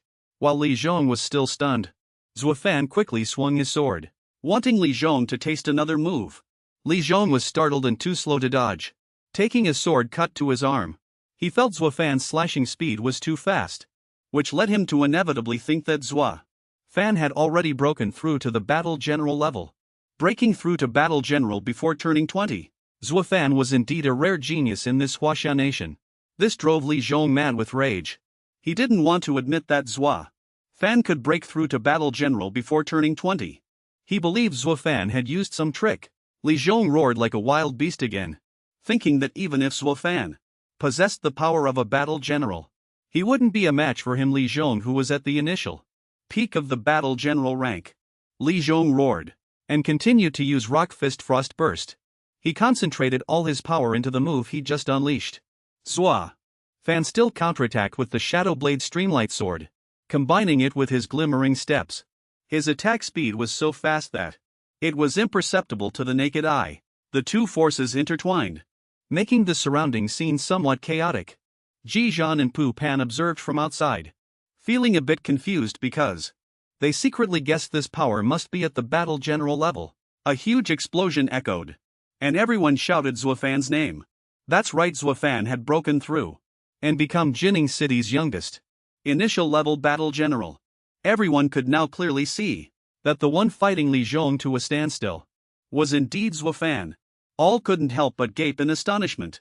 Xin stated that Zuo Fan had successfully broken through to the battle general realm, but he also felt that with the strength of that old geezer Li Zhong as a battle general, the newly advanced initial level Zuo Fan would have difficulty dealing with him. Li Zhong fell silent, looking at the scene before him. He thought Zuo Fan is too terrifying. He's just like his father, both are terrifying. He clenched his fists, feigned a move and charged forward, rushing at Zuo Fan, thinking he must kill him tonight at all costs, no matter the price. The two continued to charge at each other, fighting. Zuo Fan felt a bit worried, thinking that Li Zhong at the initial peak of the battle general rank was indeed very strong. He had the Shadow Blade Streamlight Sword in glimmering steps at perfect grade, yet he still couldn't completely grasp victory. But on the other hand, after breaking through to battle general, the use of glimmering steps had also become smoother. He wanted Li Zhong to now taste his strongest attack move, Glimmering Rapid Strike. Now Zuo Fan's perception had advanced to initial mastery, and his sensing range reached 50 meters, a fivefold increase. Li Zhong still didn't give up and continued charging towards Zuo Fan. It felt like the old man's movements had slowed down a bit. Perhaps this is the characteristic of minor perception mastery. Zuo Fan swung his sword, hitting Li Zhong, and blood splattered. It was on his back and he panicked. Unexpected. He couldn't even clearly see Zuo Fan's sword path. Zuo Fan continued to gain the upper hand, charging towards the old man, continuously slashing, leaving the old man unable to counterattack. Everyone around was whispering, discussing Zuo Fan's terrifying ability. Just then, in Chairman Lin's office, Sister Ru kept praying for Zuo Fan's safety. Chairman Lin received a report about Zuo Fan, 2 pieces of news he had already broken through. Very surprised, everyone in the office couldn't help but discuss it at this moment. Him, thinking that he was so young and could obtain such immense power. A subordinate spoke with some emotion. Everyone was offending Zuo Fan, an unparalleled genius. But Chairman Lin had no other opinions at this moment. He just looked at him with a pair of cunning eyes. He seemed to be plotting something. He wanted Li Zhong and Zuo Fan to fight. At least both of them had to be injured. Only then could his scheme be satisfied. The man in black, seeing Zuo Fan and Li Zhong fighting, felt that Zuo Fan was too strong. If left unchecked, he would become a future menace. He regretted not killing him earlier. He wanted to act immediately again. Slowly walking over with his weapon, Li Zhong was already a bit tired. He shot a deadly weapon from his sleeve. Zuo Fan had already anticipated this old man's trick. He smirked cunningly, showing no fear, and quickly dodged the subsequent attacks. Li Zhong. He continued to swing his sword, delivering successive slashes, creating an astonishing flow of power. The man in black launched a sneak attack from behind. Zuo Fan wanted to use the Snake Spear Silk Feint move, but he failed before he could even make a move, because Zuo Fan had quickly discovered and dealt with it. This surprised him again. Zuo Fan turned his attack towards him. Li Zhong, taking advantage of Zuo Fan's opening, he jumped up again, wanting to attack him from behind. But this was originally Zuo Fan's trap. He was deliberately creating an opening to lure Li Zhong into the shadow blade flowing like trap. The perfect grade sword talisman light steps Zuo Fan had set up beforehand. The old man fell for the trap and cried out in terror. Zuo Fan concentrated all his strength into his fist. He punched Li Zhong in the face, sending blood splattering. The old man was knocked to the ground by him and in a daze. The old man seemed to see Zuo Hui. His father was standing before the old man. Zuo Fan continued to punch and kick relentlessly, violently hitting Li Zhong's face. The old man was terrified. He knelt at Zuo Fan's feet, begging for his life. The old man kept kowtowing, pleading for Zuo Fan's forgiveness. But he was already tired of the old man's tricks. He wanted to know the mastermind, the person who framed his father back then. Then he would spare Li Zhong's life. The old man was stunned. Then another explosion suddenly rang out. The stranger grabbed Li Zhong by the collar and quickly escaped. Zuo Fan was furious. His current stamina was insufficient. Even if he pursued them, he wouldn't be able to deal with that attacker. He had no choice but to let him escape. Zuo Fan didn't understand. What was the origin of that stranger? It seemed they were brewing some kind of conspiracy. Tonight was regarded as Jining City's bloody night, etched into the hearts of countless people. This was Jining City's youngest general, Zuo Fan. Even now, he still couldn't believe he was alive, unconsciously touching his face with an expression of disbelief. Li family's subordinates, seeing him ascend to such power, felt utterly terrified. Discussing ways to escape, Zuo Fan saw they were very panicked. He quickly told them that the person with the bounty was Li Zhong, and he had already defeated him. This meant that the bounty reward was just an empty promise. They have nothing left now. He warned those guys. If they wanted to challenge him, they'd be digging their own graves. Those people scattered in fear. They just wanted to watch the fight, not face Zuo Fan themselves. At this moment, Pu Fan and the others, along with Jizhan, anxiously ran to his side. Zuo Fan was somewhat touched. Pu Fan cried tears of joy and hugged Zuo Fan tightly. He was both worried about him and joyful and proud that Zuo Fan had broken through to general level. Zuo Fan was incredibly moved by everyone's feelings for him. Qin Jian quickly told Zuo Fan to hurry back to the Mercenary Association. The captain was waiting for him there. Jizhan also relayed Commander Wei's words. He hoped Zuo Fan would visit Wuyo military base if he had time. A hint of joy flashed across Zuo Fan's face after hearing that. He agreed. He thought to himself that with his current strength, he was probably qualified to enter the depths of the restricted area within the military base. He would find an excuse then. Jizhan watched Zuo Fan's retreating figure, secretly recalling that since the joint operation at Mount Wuyo, only half a year had passed. Yet Zuo Fan's strength had already improved to this extent, breaking through to general level. Jizhan felt ashamed of himself. He was still quite a ways off from the peak of a high-level meteor warrior. If it wasn't within 2 years. If so, he might not be able to reach the threshold of a general-level warrior. They believed that through this incident, Zuo Fan's name would shake all of Jining, and perhaps soon after, it would cause a sensation throughout Huagua. Jizhan asked himself, wondering how far Zuo Fan would go in the future. His future path was not something an ordinary person like Jizhan could compare to. Suddenly, after a phone call, Jizhan's mood changed completely. Commander Wei actually wanted to suppress the news about Zuo Fan tonight, to let the commotion die down. Jizhan felt this was too unfair. He wondered, did Commander Wei and President Lin reach some agreement? Commander Wei denied this claim. He only believed that doing so would be better for Zuo Fan. He revealed an unusual sharp glint in his eyes, and stated that President Lin's side would wait until this period passed, and would settle scores with them. Jizhan hung up the phone. He always felt that Commander Wei's treatment of Zuo Fan was somewhat unusual. After this incident, all major powers in Jining City received a notice. The 10 billion bounty had been cancelled. All major forces reached a certain tacit understanding. No one mentioned what happened last night anymore. For the next 15 years, perhaps no one in Jining City would be able to forget that rainy night. A young man created a brilliant record in the darkness. A bounty of 10 billion was placed on him. That audacious young man slaughtered his way through all of Jining. He killed all the city's meteor warriors, and even broke through in the end, becoming a general-level expert in the history of Jining City, from ancient times to the present. That was Zuo Fan, a genius under 20. At this moment Zuo Fan was returning to the Mercenary Association with Pu Fan, Qingjian and others. Pu Hao and his assistant marveled at Zuo Fan as he walked in. They praised Zuo Fan's arrival, commending him as a truly outstanding genius. Beyond imagination, they felt that the Mercenary Association in Jining City probably wouldn't be able to keep him for long. But conversely, they also felt this wasn't a bad thing. The further Zuo Fan went in the future, the more beneficial it would be for the association. There was no harm whatsoever. Pu Hao fully agreed with this. He also thought that this way his son could also benefit from it. At the training ground, Zuo Fan and Qingjian were training together. Challenge. The crowd watching from above marveled as they watched. While clashing with Xinjian, they secretly thought to themselves, this Zuo Fan guy can still conserve his stamina. He's truly formidable. Zuo Fan was also thinking, with his current strength, even without using fleeting light steps and willow catkin movement technique to face the enemy, he still had a massive advantage when dealing with a beginner warrior who had just broken through. This was precisely due to the effect of the crank exotic treasure. Xinjian saw Zuo Fan lost in thought and revealed an opening. He quickly rushed forward, but Zuo Fan's speed was extraordinarily fast, which slightly startled Xinjian. Pu Pan and others were observing from a high vantage point. They felt that the movement technique Zuo Fan was using was somewhat unusual.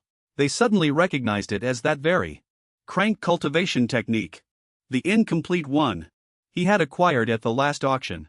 Pu Pan quickly exclaimed, I thought Zuo Fan bidding on fleeting light steps was just an impulse. I didn't expect him to actually be able to master it. Zuo Fan felt he had already cultivated fleeting light steps to the perfect realm. But it seemed this movement technique hadn't fully unleashed its potential. There were still unresolved aspects. He wondered how he should further refine it in the future. System notification: perfect grade fleeting light steps. Crank still has the possibility of quality improvement. This means Zuo Fan can still upgrade it. Xinjian had fought Zuo Fan for a long time and was utterly exhausted, stopping to gasp for breath. But Zuo Fan, despite also being a warrior and still a beginner, didn't feel much fatigue. He thought to himself, it seems the passive effect of increased recovery by 30 is even better than I expected. It's perfect for prolonged combat. Pu Pan and the others, seeing Xinjian was tired, couldn't help but tease him. The atmosphere was very pleasant. Zuo Fan then decided to head to the military base, Wuyo Mountain. Before leaving, he stopped by to check on Lieutenant Su Lan. Dr. Lan estimated she would wake up in 12 hours. After taking care of everything, Zuo Fan quickly got into a car and left. Zuo Fan had arrived at Wuyo Mountain military base. The defenses here were heavily fortified. It was many times stronger than last time. Zuo Fan wondered what serious matter could have occurred. Ji Zhan and Commander Wei personally came out to greet him and praised him, saying, his speed in breaking through to a warrior has accelerated much faster than imagined. I apologize for not being able to personally come to your rescue last night. Zuo Fan wasn't too bothered. He felt that Commander Wei being able to send Ji Zhan and the special forces was already something he was extremely grateful for. Commander Wei quickly stepped forward and patted Zuo Fan's shoulder, showering him with praise. Ji Zhan stood aside observing, somewhat surprised. He noticed that Zuo Fan's appearance was surprisingly similar to Commander Wei's. Commander Wei also felt at this moment that Zuo Fan strongly resembled Zuo Hui, even though he had no idea about the relationship between the two. Zuo Fan scratched his head. He wondered what matter Commander Wei had invited him here for. What's the matter? He wanted to find an excuse to enter and search for that safe, located within the restricted zone. Commander Wei invited Zuo Fan to go inside with him. Everyone quickly entered the restricted zone, which made Zuo Fan a little excited. He thought it was truly excellent, because he had originally been thinking about what excuse he could find to enter this place. Zuo Fan observed as he walked. He hadn't expected That deep within the base's restricted zone, there would be so many guard posts. He felt fortunate that he was with Commander Wei when he entered, because he had originally been considering whether to secretly sneak in. A thought suddenly popped into Zuo Fan's mind. With his current strength, even if he could avoid the guards in the restricted zone, he would simply be unable to get past Commander Wei. After all, he was an intermediate warrior. Zuo Fan hadn't noticed this before. After breaking through to the general rank, he truly felt just how powerful Commander Wei truly was. The pressure this old man exerted on him was something Li Chong couldn't even begin to compare with. As he ventured deeper, Zuo Fan recognized the room where his father had mentioned the safe was located. He thought to himself that he would find a good opportunity to sneak in later. Suddenly Commander Wei opened the door and called Zuo Fan to come in with him. Before his eyes appeared an extremely peculiar sight. The room was filled with numerous strange treasures. In the distance was the safe his father had mentioned. Nearly 1,000 strange treasures were stored in this room. This was the greatest secret of the Mist All military base. And also the reason Commander Wei couldn't go to their rescue last night. Gue Zhan and Zuo Fan were both very puzzled. Why would the Mist All military base store so many strange treasures?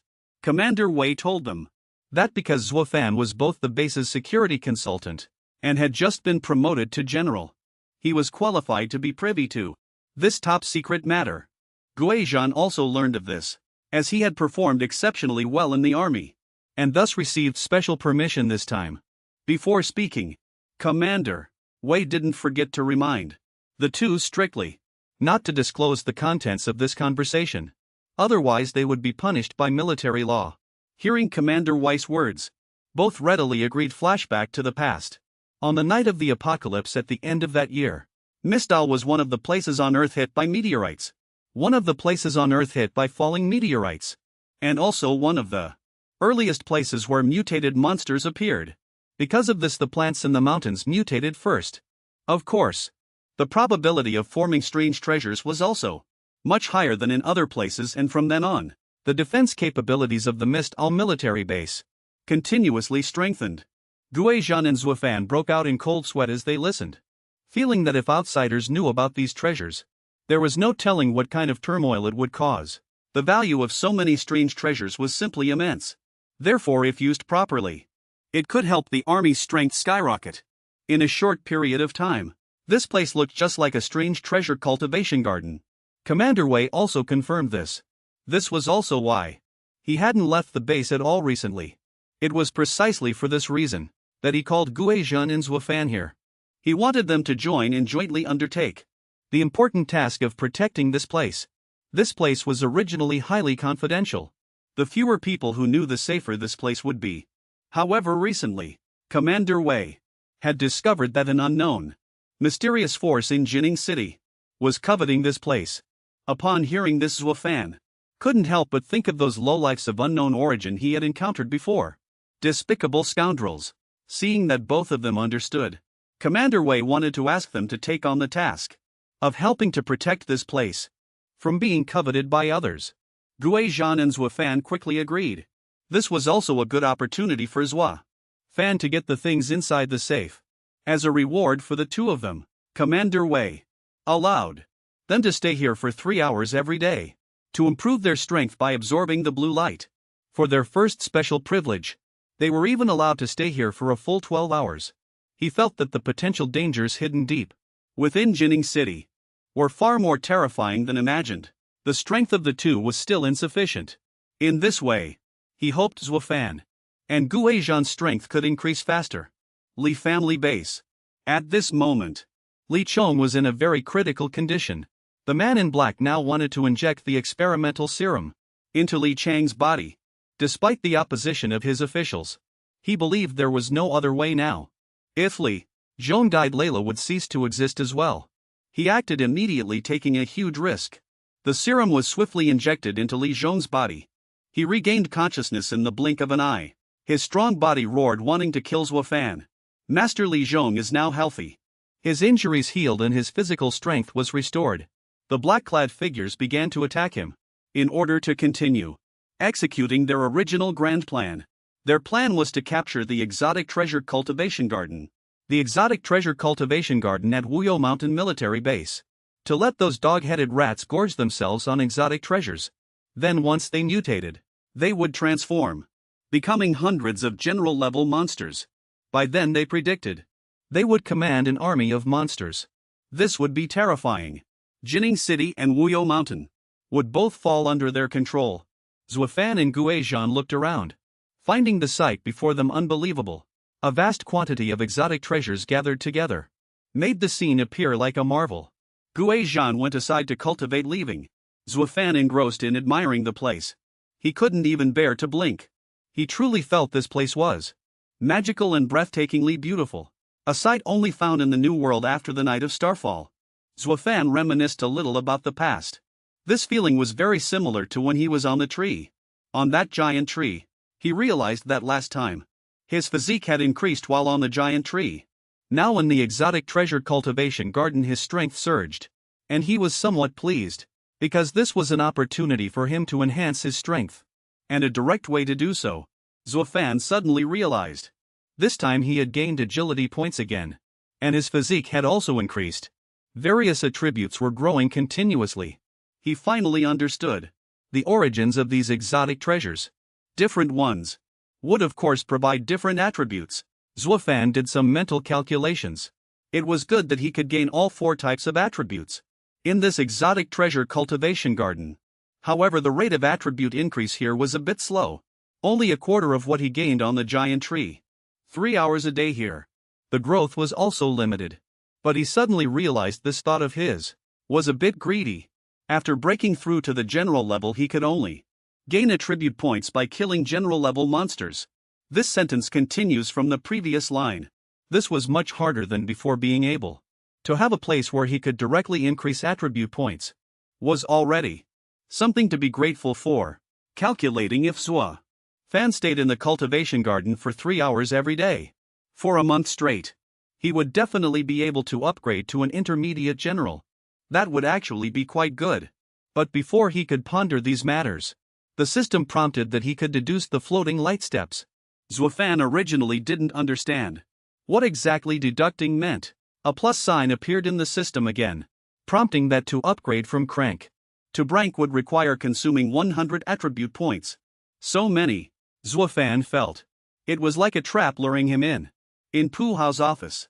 At this moment, he was troubled that Li Zhong's whereabouts were still unknown. The whereabouts of Li Zhong. Pu Hao was very uneasy about everything that had happened in Jining City recently. During this period, the source of those dog-headed rats, the general-level expert who saved Li Zhong's life, all of it made him feel as if someone was orchestrating some kind of conspiracy against the entire Jining City. The assistant seeing this comforted him, saying, even if there are many waves of monsters, we can handle them, because there are still many experts in the city. Suddenly the phone on the desk rang, informing Pu Hao. As the 6 people searched the city, they discovered something astonishing. They found a monster lure device. This made Pu Hao stand up abruptly in shock. Jining City actually has something like this. This is a beast core lure.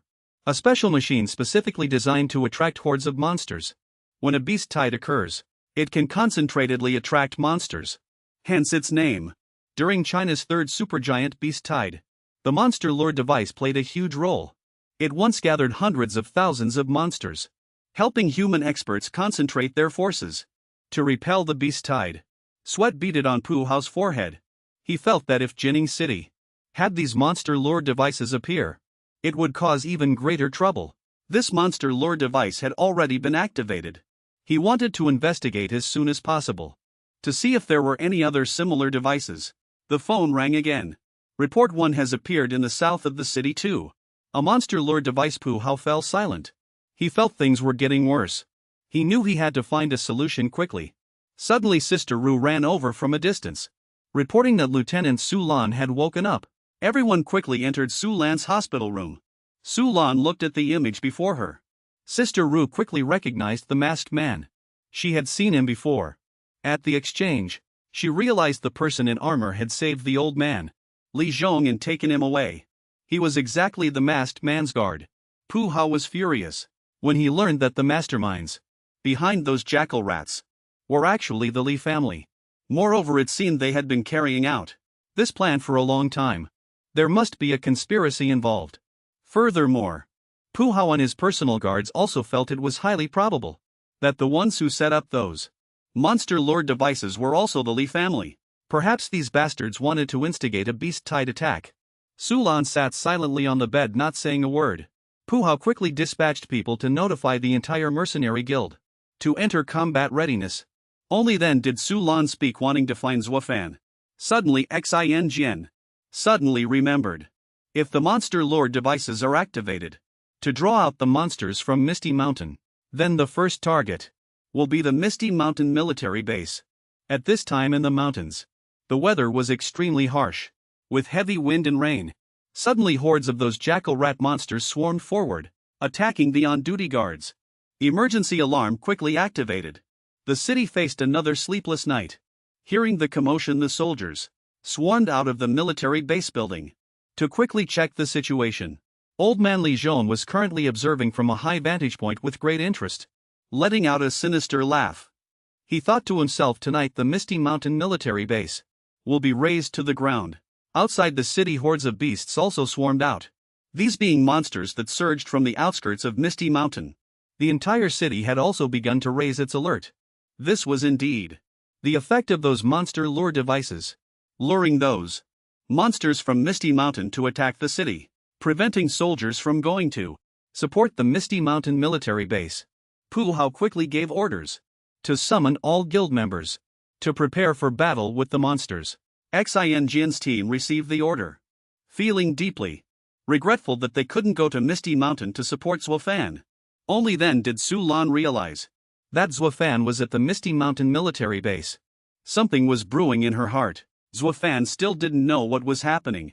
He was in the exotic treasure garden, absorbing new attribute points.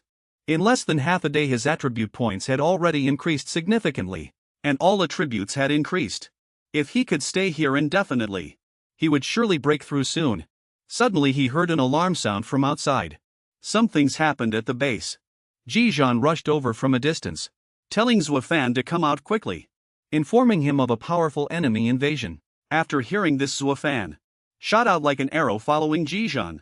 Not knowing what was happening outside, a man ran over and told Zuo Fan that the area outside the base had been surrounded by monsters, specifically rat dog monsters.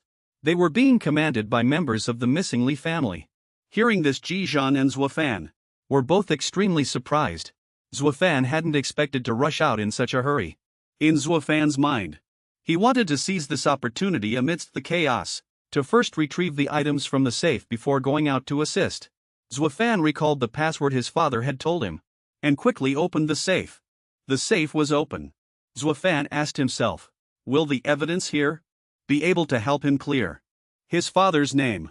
However, inside the safe, it was completely empty.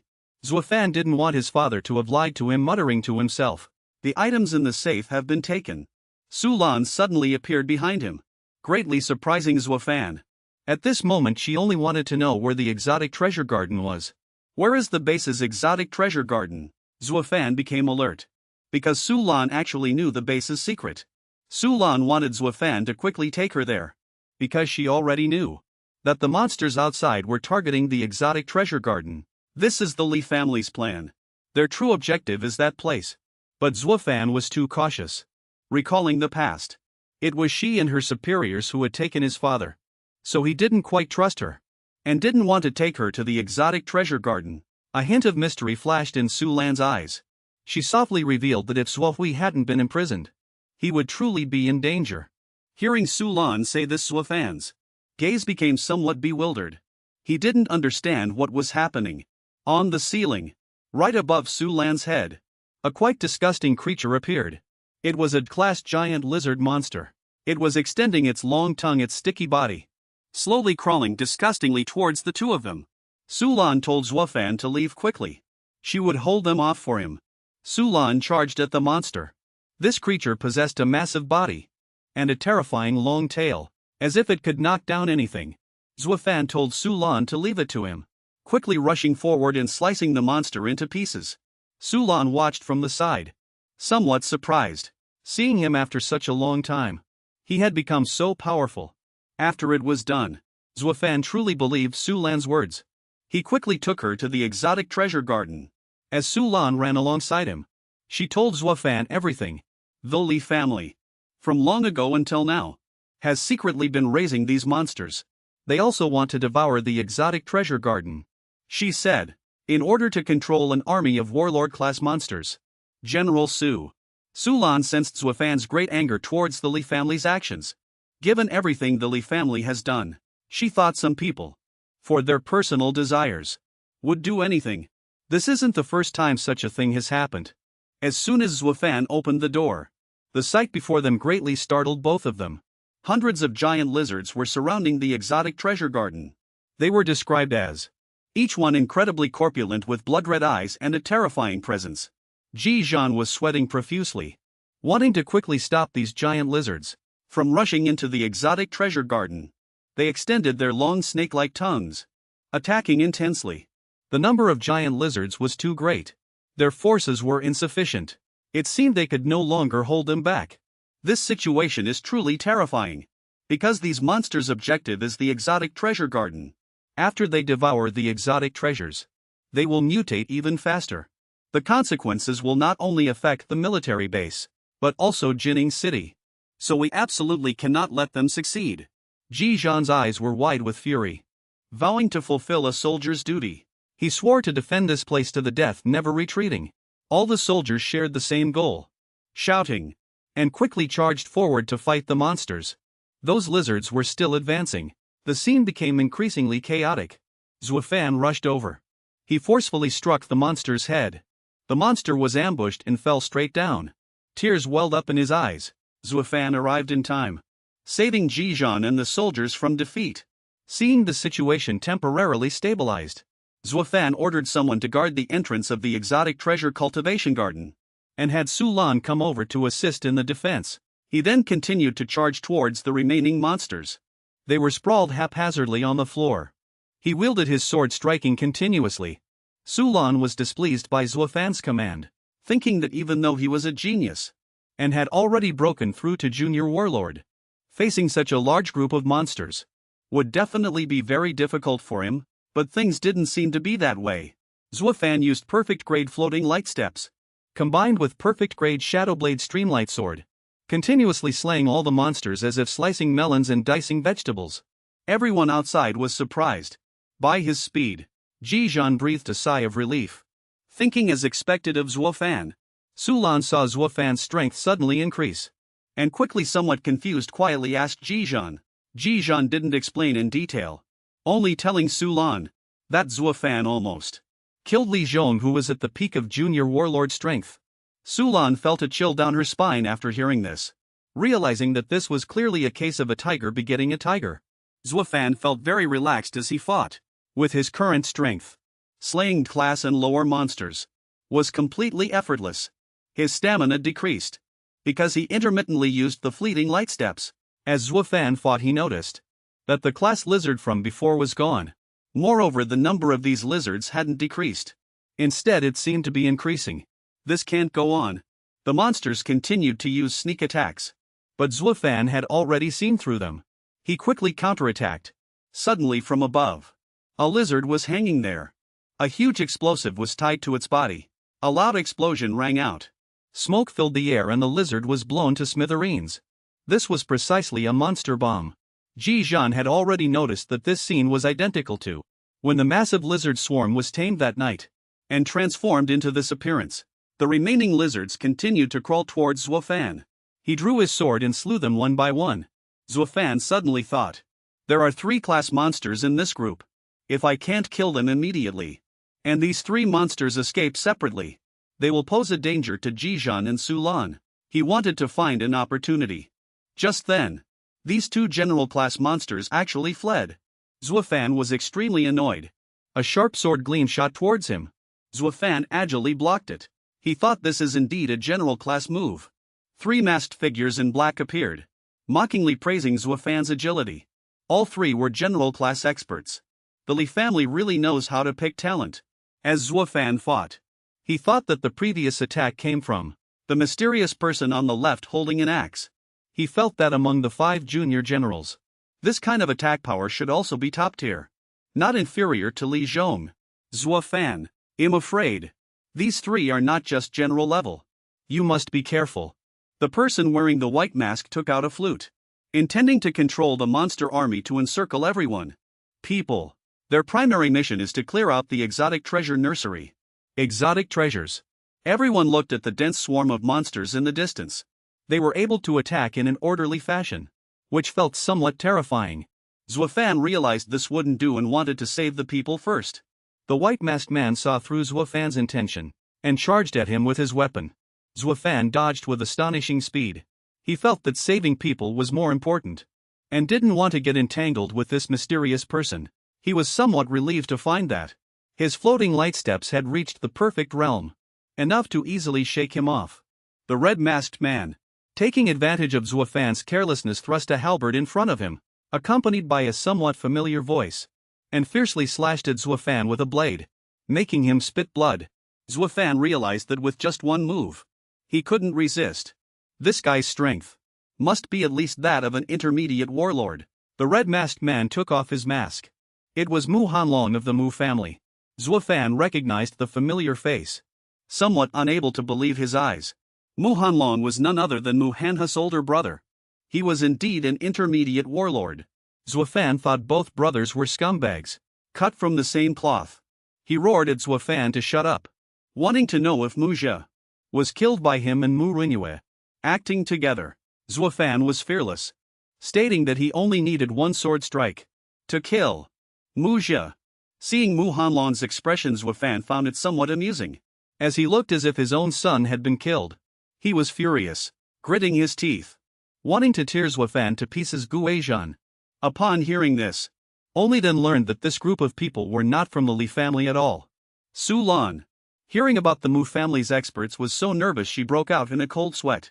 She felt terrified. This plan not only involved the Li family and the powerful force behind them, but the Mu family had also gotten involved. The white-masked man incited Mu Hanlong, telling him not to waste time with Zuo Fan, but to act quickly. Zuo Fan thought to himself that he must act quickly.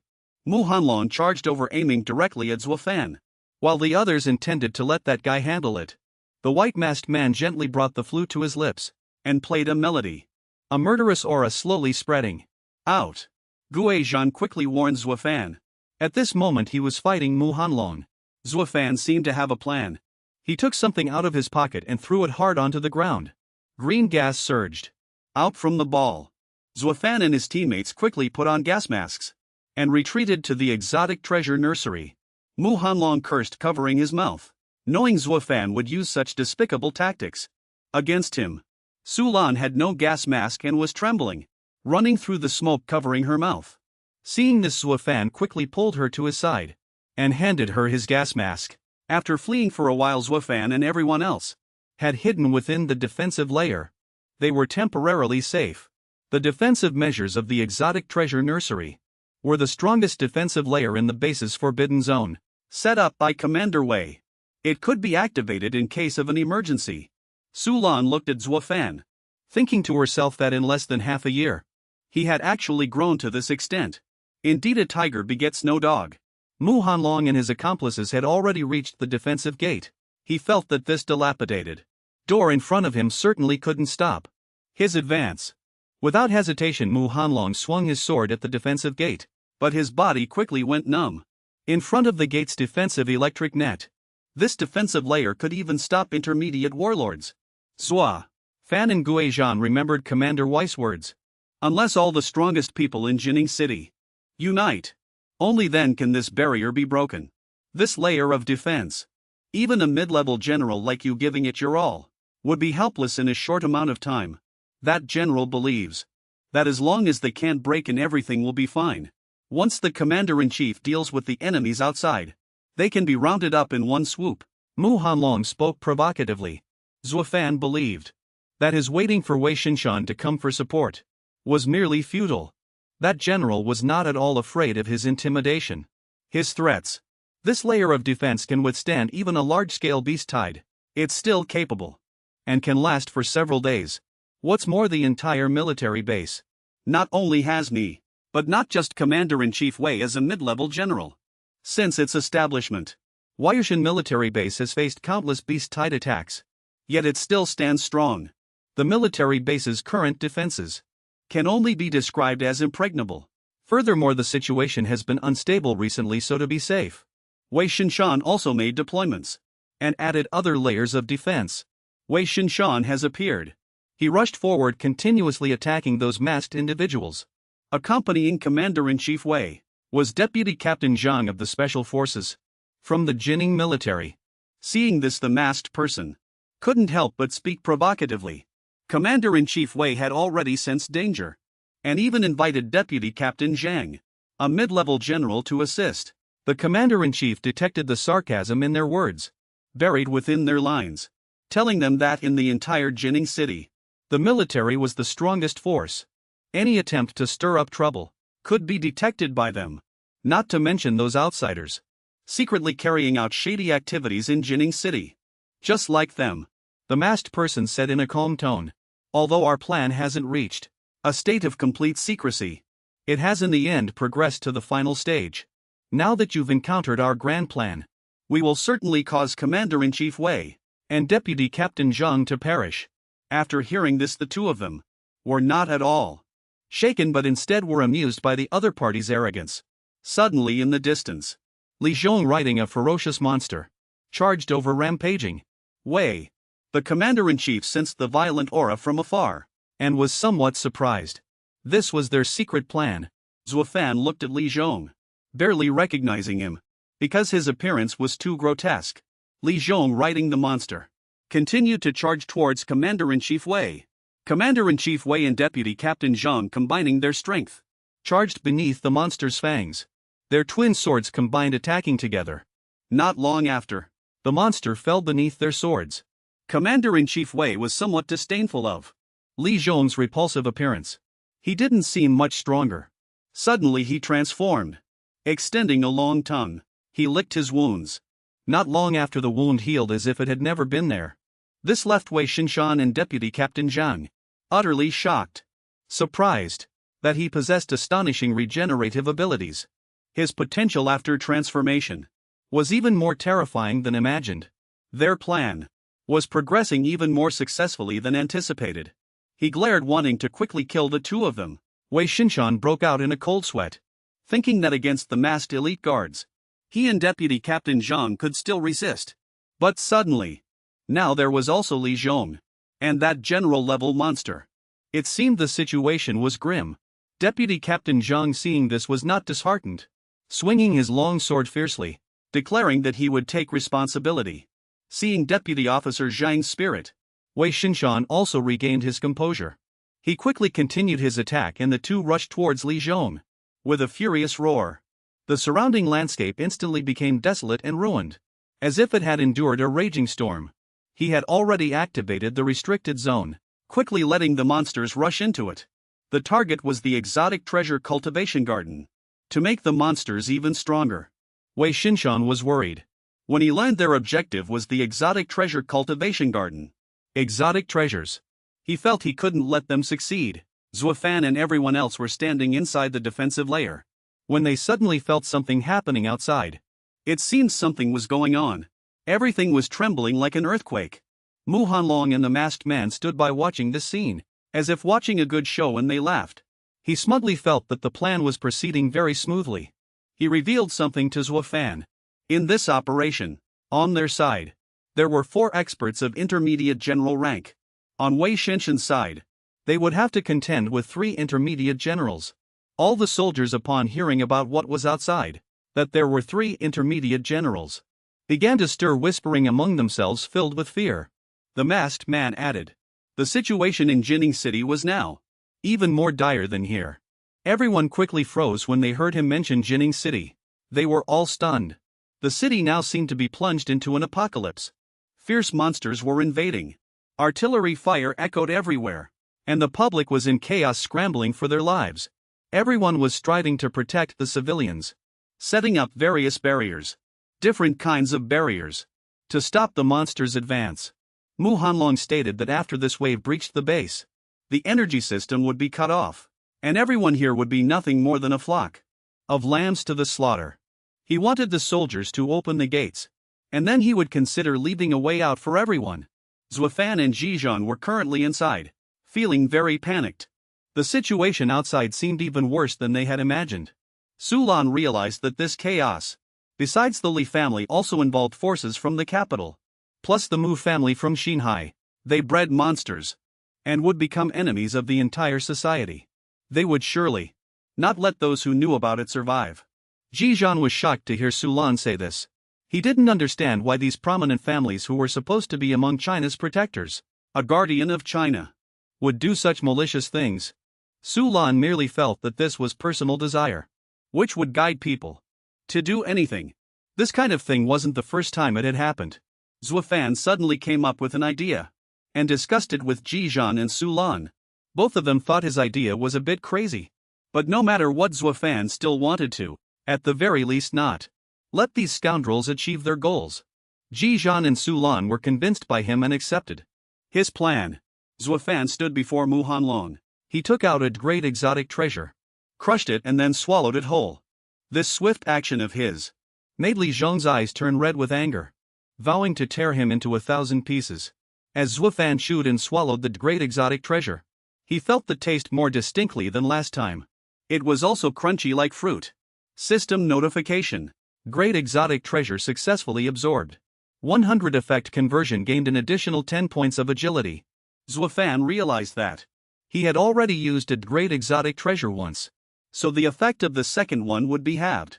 Not only that, because he had previously gained a passive effect, his recovery ability increased by an additional 10. He decided to eat another one to see, but it still only increased his strength attribute by 5 points. With no other attribute increases, Zuo Fan ate another one. But not only were there no special effects, even the strength attribute bonus was reduced. It seemed the effects would soon disappear. Zhizhan watched Zuo Fan continuously eat one exotic treasure after another. The exotic treasures, as if they were candy, his jaw dropping in surprise.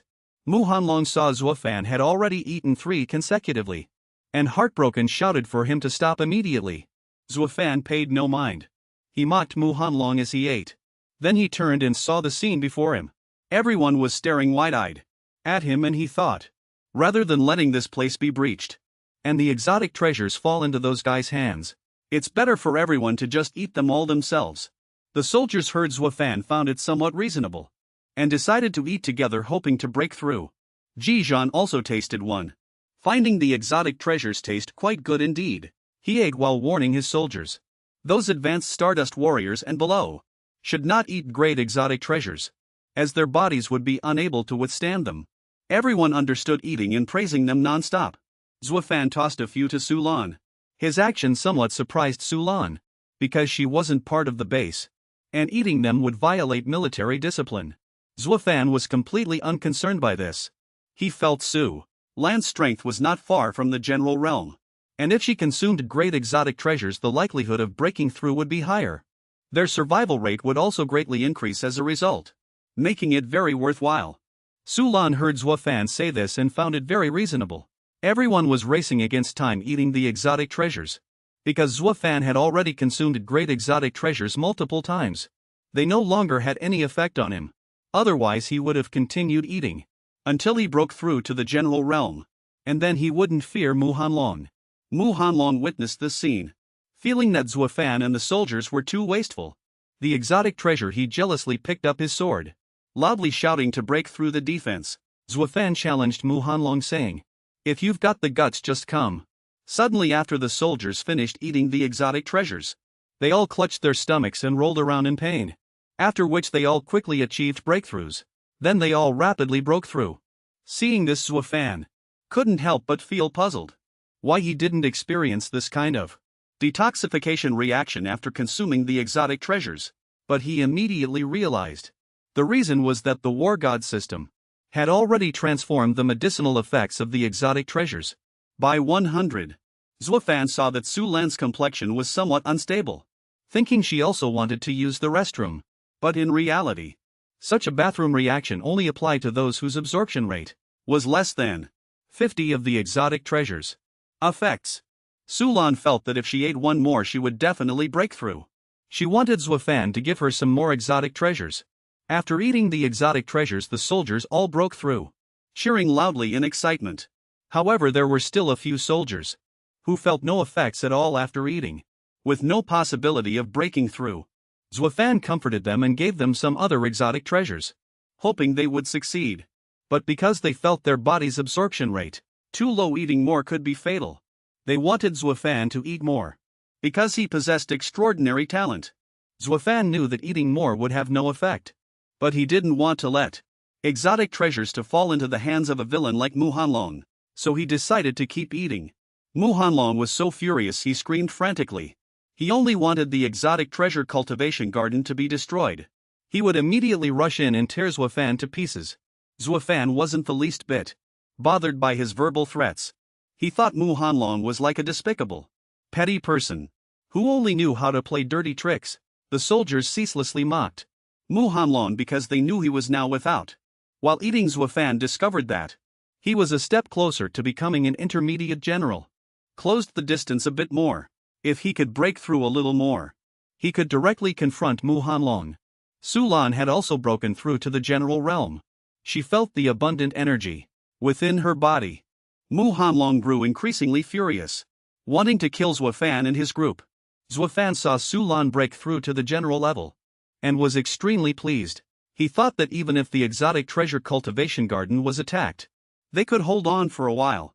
Suddenly the surroundings began to vibrate. Li Zhong's face turned like a demon's. He was launching a frontal assault on the exotic treasure cultivation garden.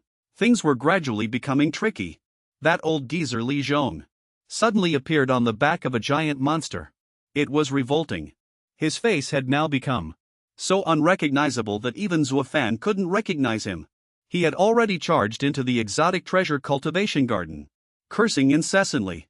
Zuo Fan swore he would kill him today. Everyone was very surprised to see that he wasn't dead yet, and had even appeared here. Sulan thought of a possibility. He had undergone beastification modification on his own body, which was why he had turned into this strange appearance. If that were true, then his strength had increased greatly compared to before. He was probably no less powerful than a mid-level general. Cold sweat streamed down Zuo Fan's face. He had originally thought that after Su Lan's breakthrough, everyone would have a chance to turn the tide and escape their predicament. But now with that old geezer Li Zhong added to the mix, they probably had no chance of winning at all. Mu Hanlong called out to Li Zhong, telling him to quickly come and break through here. He was worried that the exotic treasures would soon be eaten by Zuo Fan and his group. He was a bit nervous. He wasn't in a hurry at all. He extended his green oily eyes and bloody mouth, and actually said it didn't matter even if all the exotic treasures were eaten. He wanted to wait until the cultivation garden was breached. Then after the exotic treasures he would let all his beasts rush in directly to tear and absorb them. The beast spirits attacked together. The defensive layer vibrated, about to collapse. Zuo Fan and Guizhan both somewhat lost their composure. If this door collapsed, everyone here would become these monsters' food.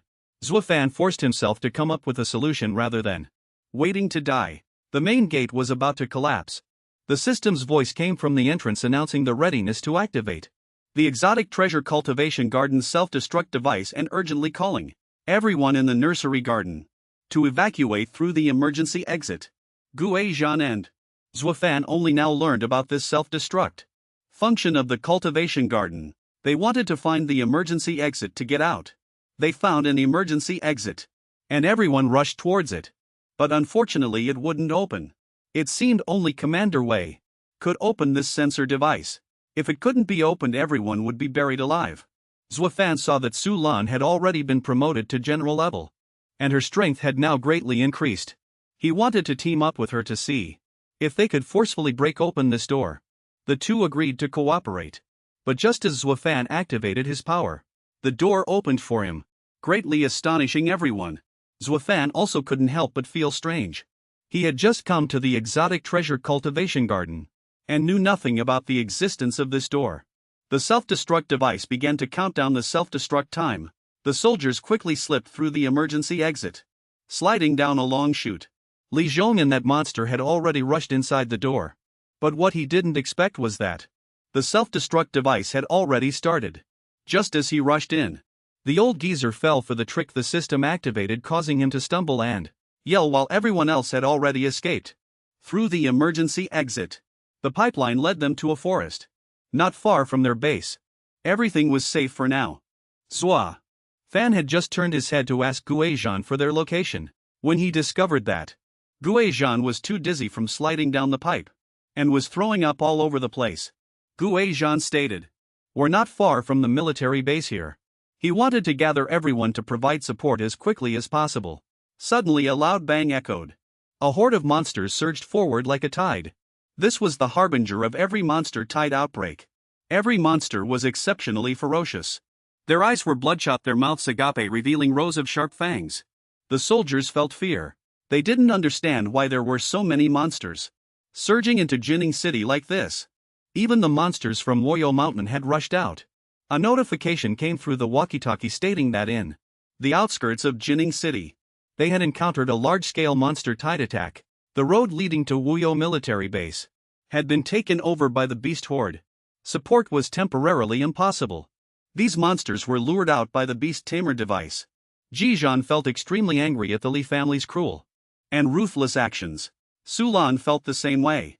This meant they intended to destroy the entire Jinning City. She secretly wondered, could it be that the monster tide attack in Donghai City back then was also like this? After listening, Zuo Fan's expression turned cold. He stated definitively that they absolutely could not let the monster tide from Donghai City back then repeat itself in Jinning City. Those general-level monsters charged onto the battlefield. Every single one was exceptionally fierce and belligerent. Their tusks and horns were incredibly sharp. Guizhan saw them and felt a sense of fear. He had to admit that, with their current overwhelming distribution, Jinning City would likely struggle to resist so many general-level monsters. If they broke into Jinning City, it would undoubtedly be a nightmarish catastrophe. The situation at the military base was also critical. If this continued, it would truly be utterly destroyed. Guizhan felt that this catastrophe was the most severe in Jinning City's history since ancient times. Everyone was in a state of extreme panic. They didn't know what to do. They secretly thought facing such a monster tide, humanity's power was truly too insignificant. Even the power of a general-level warrior couldn't deal with so many monsters, unless a war god-level master appeared. Zuo Fan also felt very worried. He thought of his father. If he were to face this catastrophe, what decision would he make? In the past, the commander of Donghai City's army, Donghai Legion Commander Zuo Hui, had another nickname at that time, the god of monster slaying. In countless monster tides, Zuo Hui had achieved brilliant combat results. Relying on his superb tactics, Zuo Fan recalled his childhood. He had been taught a tactic by his father, Guizhan and Sulan. Upon hearing Zuo Fan's tactic, he felt it was a bit crazy. Although Zuo Fan found the tactic a bit crazy, but at least it would be effective. Especially at this moment of life and death. Guizhan had no other options. So he decided to agree to Zuo Fan's tactic. Guizhan gathered all the soldiers and revealed the plan, hoping everyone would execute it with united efforts. The sky began to pour with rain accompanied by lightning, thunder and strong winds. But none of this could extinguish the soldiers' passionate flame of hope for the base and the residents of Jinning City. They began to act. Guizhan led Zuo Fan to the base's secret armory. Many items were stored here. Guizhan told him that Wuyo Mountain had the largest number of monster layers. The Huaxia Nation prepared these things precisely to deal with large-scale monster tides. He had thought they wouldn't need to use these things today to execute Zuo Fan's crazy tactic. Guizhan and Zuo Fan separated, agreeing to return alive and meet at the base. Suddenly Sulan appeared here, causing Zuo Fan to be slightly stunned. She felt that Zuo Fan's mission was much more difficult than Guizhan's. She was now a general class expert, so she wanted to share the burden with him. Zuo Fan smiled slightly, turned around and told Sulan to act quickly together. The two got into the car hoping the plan would work. The beast horde had already formed. Roar! The assault swept across the entire city. Sulan had been anxiously waiting for Zuo Fan to assemble something. She was somewhat restless in the car. Not long after Zuo Fan returned to the car, he explained to her, "My assembly speed, compared to the Mercenary Association, is already quite impressive. Su Lan looked at him somewhat incredulous. The summoning device and the beast-luring medicine had all been placed by Zuo Fan in suitable locations. The beasts drawn by the scent swarmed in. This was Zuo Fan's tactic. To use a horde of beasts to counter another horde of beasts. Su Lan saw the scene before her and felt the effectiveness of Zuo Fan's tactic. Even so, Zuo Fan still felt it was too early to celebrate. They were still far from the tactic's success. Just these beast hordes wouldn't be enough. Su Lan agreed with him, thinking that these beasts running over could only create chaos, but couldn't truly change the situation. Zuo Fan thought to himself, at least one rank beast king needs to join in to truly turn the tide of the battle. Su Lan felt that an ordinary rank variant beast was already on par with a mid-rank warlord. If it were a rank beast king, then in battle against a mid-rank warlord, it would be almost invincible. Such variant beasts were truly too rare. Su Lan wondered, not knowing where Zuo Fan could find one. In such a short amount of time, Zuo Fan recalled when his strength was still weak, and his perspective wasn't broad enough, so he had thought the variant beast he encountered then was a crank leader class variant beast. But the terrifying pressure it had brought then still made him, who was now close to a mid-rank warlord, feel powerless. He was certain that variant beast was a rank beast king. Zuo Fan's combat plan was more than halfway complete. The variant beasts were swarming in. Su Lan felt that things were relatively stable. Zuo Fan wanted to continue executing the plan. The next step was to lure out that rank variant beast. Su Lan was somewhat worried about Zuo Fan. She felt that although among the 5 beginner warlords, his strength was quite formidable, even a mid-rank warlord couldn't contend with a rank beast king. Zuo Fan told Su Lan to trust him. The two hid behind a large rock, quietly observing the variant beasts guarding the giant mutant tree. Zuo Fan told Su Lan to wait for him here. He would go up first to investigate the situation. Su Lan was very worried about Zuo Fan cautioning him to be extremely careful. As soon as he rushed in, Zuo Fan discovered that this giant mutant tree seemed to be withering. He wondered if it was because he had taken the crank variant fruits. He then thought, if that fox vulture leader discovered him, would it relentlessly hunt him down? But this thought was quickly dismissed, because Zuo Fan clearly remembered that the fox vulture leader was sound asleep at the time, unaware that the crank variant fruits had been stolen by him. After Zuo Fan devoured those variant fruits, all his attributes soared to 300 points. He was confident that even if he encountered a mid-rank warlord, and could also compete with it, if he were hunted by the fox vulture leader, he should also be able to protect himself. Just as he got distracted, a black mist spread from afar, enveloping Zuo Fan's body. The fox vulture leader smelled the scent of variant fruits on Zuo Fan. It quickly recognized him as the one who had stolen the variant fruits. Its rage began to surge again. It swiftly flew towards Zuo Fan, making Zuo Fan a little flustered, unsure why it was able to detect him. It flew at an extremely fast speed, and Zuo Fan was almost caught by it. This was the extraordinary power of a rank beast king. Zuo Fan thought to himself, if my strength hadn't greatly increased, I probably would have been killed by that attack. He felt he was no match for it. Zuo Fan quickly fled. Although it was in hot pursuit, the demon fox still seemed unwilling to let Zuo Fan go. It wanted the person who took its transformation item to die. It charged forward with astonishing speed. More and more demon foxes chased Zuo Fan, but it didn't seem to be a problem for him, because after all his attributes reached 300, his body became lighter than he had imagined. Zuo Fan thought, so many demon foxes, if they rush into the base, Li Zhong and his group, and Mu Hanlong will definitely be in trouble. The demon fox directly sprayed its power towards Zuo Fan's body.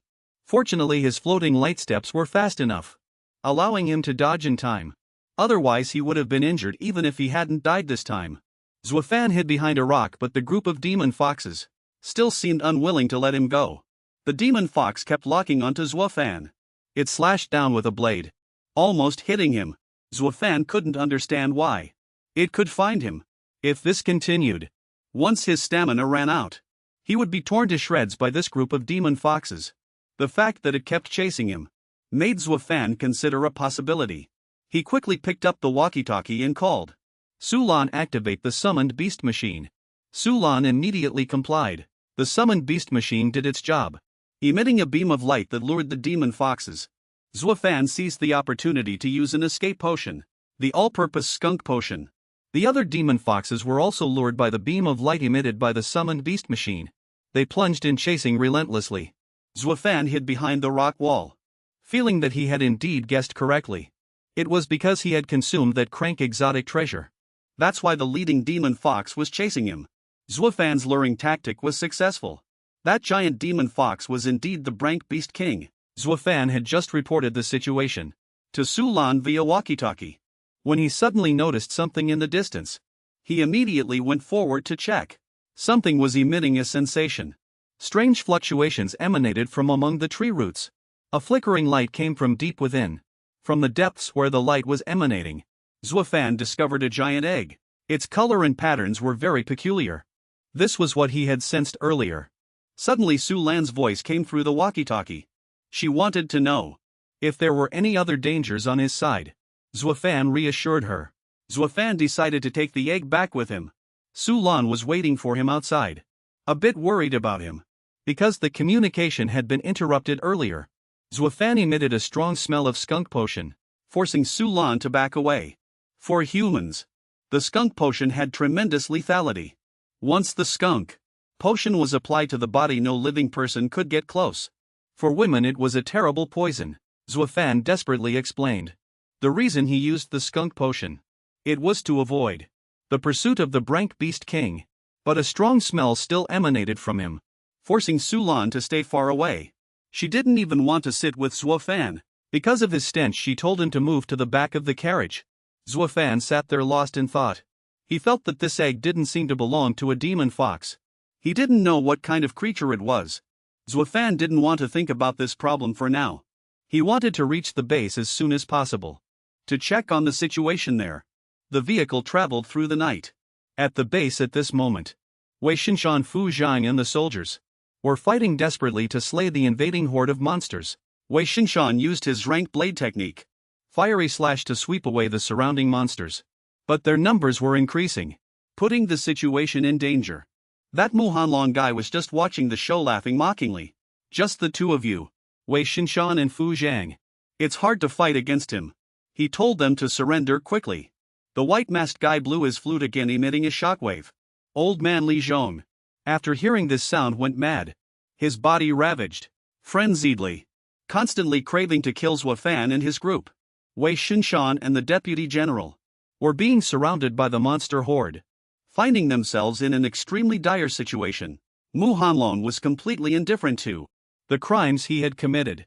He believed that after the apocalypse arrived, the law of this world was survival of the fittest. He wished death upon everyone beneath his feet. The masked man wanted to kill everyone, summon the monster horde to attack, not letting anyone survive, nor leaving any trace of their actions. The monster horde still swarmed in, their numbers growing. Jizhan wanted everyone to retreat towards the base's restricted zone. Retreat in that direction, and narrow the battlefront. The scene grew increasingly chaotic. Zuo Fan's plan was still being executed. The old man Li Zhong was very surprised to see the monster horde from Wyashan had actually charged here again. He had originally thought the Wyashan monster horde had already been lured to Jining City. Mu Hanlong was furious, not understanding why the Wyashan monster horde had charged here. He gnashed his teeth and yelled, thinking their plan had gone wrong. The masked man realized that someone else had already used a monster summoning device, just like them, to lure the beast horde to this location, making him sweat with anger. Jizhan seized the opportunity to clear a retreat route for Wei Shinshan and the deputy general. All soldiers were ordered to retreat to the base's restricted zone, narrowing the battlefront. Wei Shinshan felt very fortunate, as he was able to preserve most of his forces. Jizhan informed him of the current situation, causing him to continuously praise Jizhan.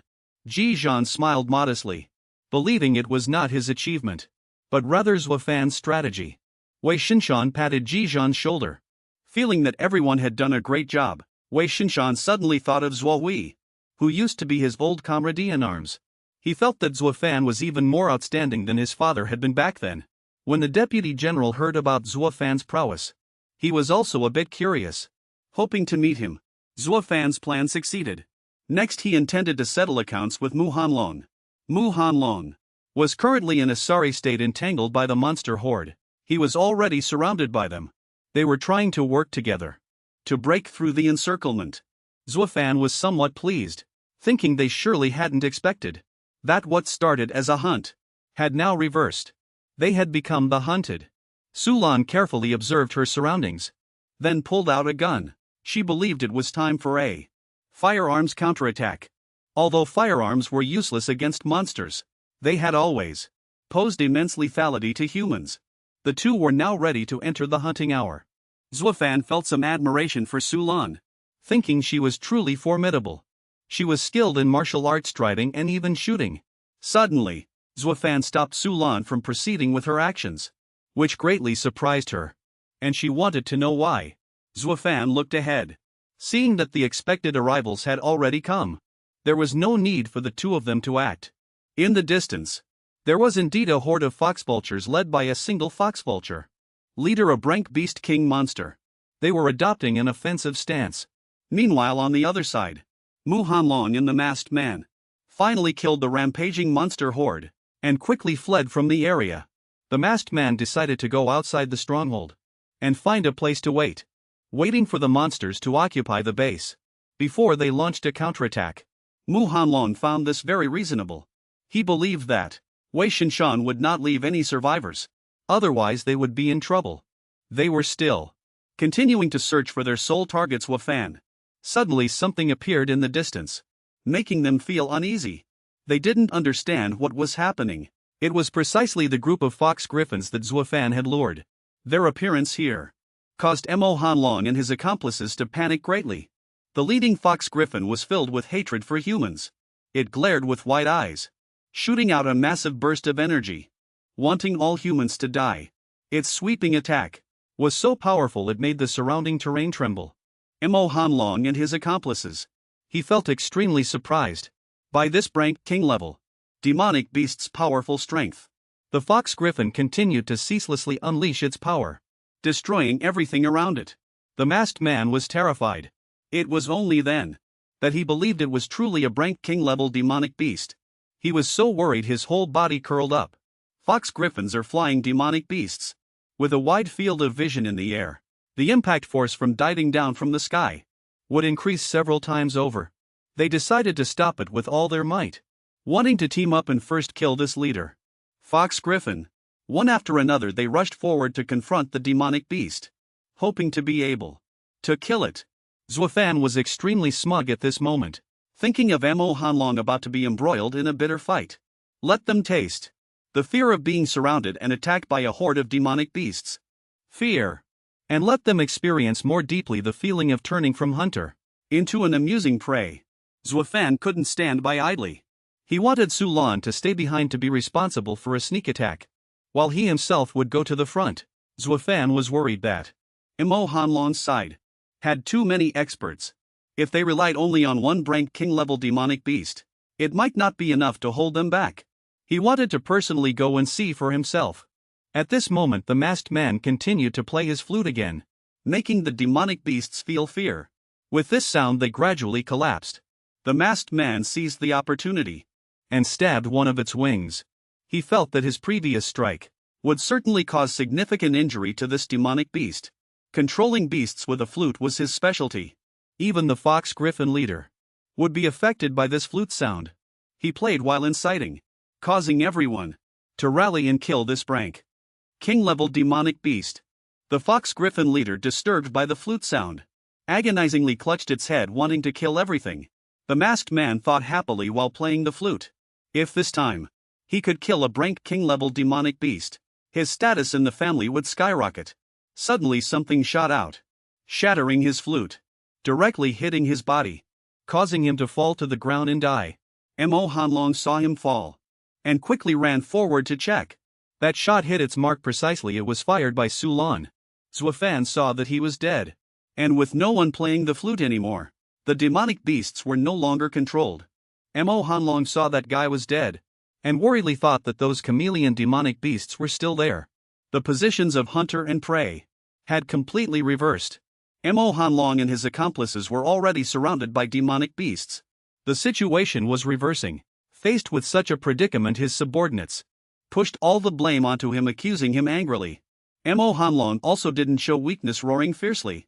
Their internal conflict had already begun. Mo Hanlong now only knew to win them over, wanting everyone to work together wholeheartedly to break through the encirclement and escape their current predicament. The leader, Fox Griffin, was in a state of extreme frenzy.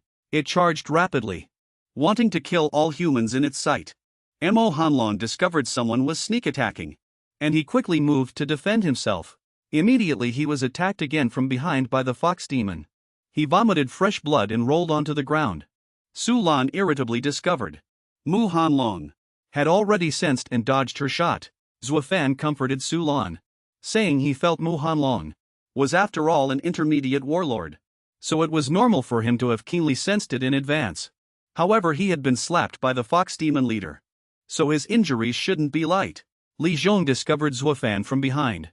He was furious and immediately cursed at him. Zuo Fan showed no fear, arrogantly provoking them. Suddenly the gigantic fox demon swooped down from high above again, instantly filling them with some fear. Li Zhong and his companions charged forward furiously, wanting to tear Zuo Fan limb from limb with their own hands, to vent the hatred in their hearts. Zuo Fan ran out of Li Zhong's pursuit range, constantly mocking him for being utterly useless. Li Zhong was so angry that his face became increasingly grotesque and distorted as he continuously roared Zuo Fan's name. Mu Hanlong realized this was precisely Zuo Fan's plan. He deliberately let Li Zhong chase him to split everyone's strength. He quickly warned Li Zhong, but Li Zhong was now mad to the point of losing reason, continuously chasing Zuo Fan. The fox demon appeared from high above again, heading straight for their location. Li Zhong, riding on the monster's back, rumbled towards Zuo Fan. He showed no worry at all, remarking that Li Zhong's appearance now strongly resembled his true self. As he and the monster charged at Zuo Fan had already quickly blocked it with his sword's power. But because the monster was too strong, it caused Zuo Fan some pain. Li Zhong instantly felt a thrill, believing his strength had now surpassed his own. Zuo Fan was somewhat smug, but Zuo Fan wasn't mocking him, nor was he concerned about the old man. Instead, he scoffed at the old man, saying, "Your strength has merely transformed into this disgusting appearance, and it's merely power borrowed from those monsters." These words instantly infuriated Li Zhong. He believed that as long as he could gain benefits, any method was acceptable. He somewhat recalled the past, thinking that Zui Hu's downfall back then was because he didn't know how to adapt. That's why he met such an end. He almost revealed something Zuo Fan didn't know. He stopped abruptly before finishing his sentence, wanting to quickly kill Zuo Fan with his power. Riding the monster beneath him, he charged over again.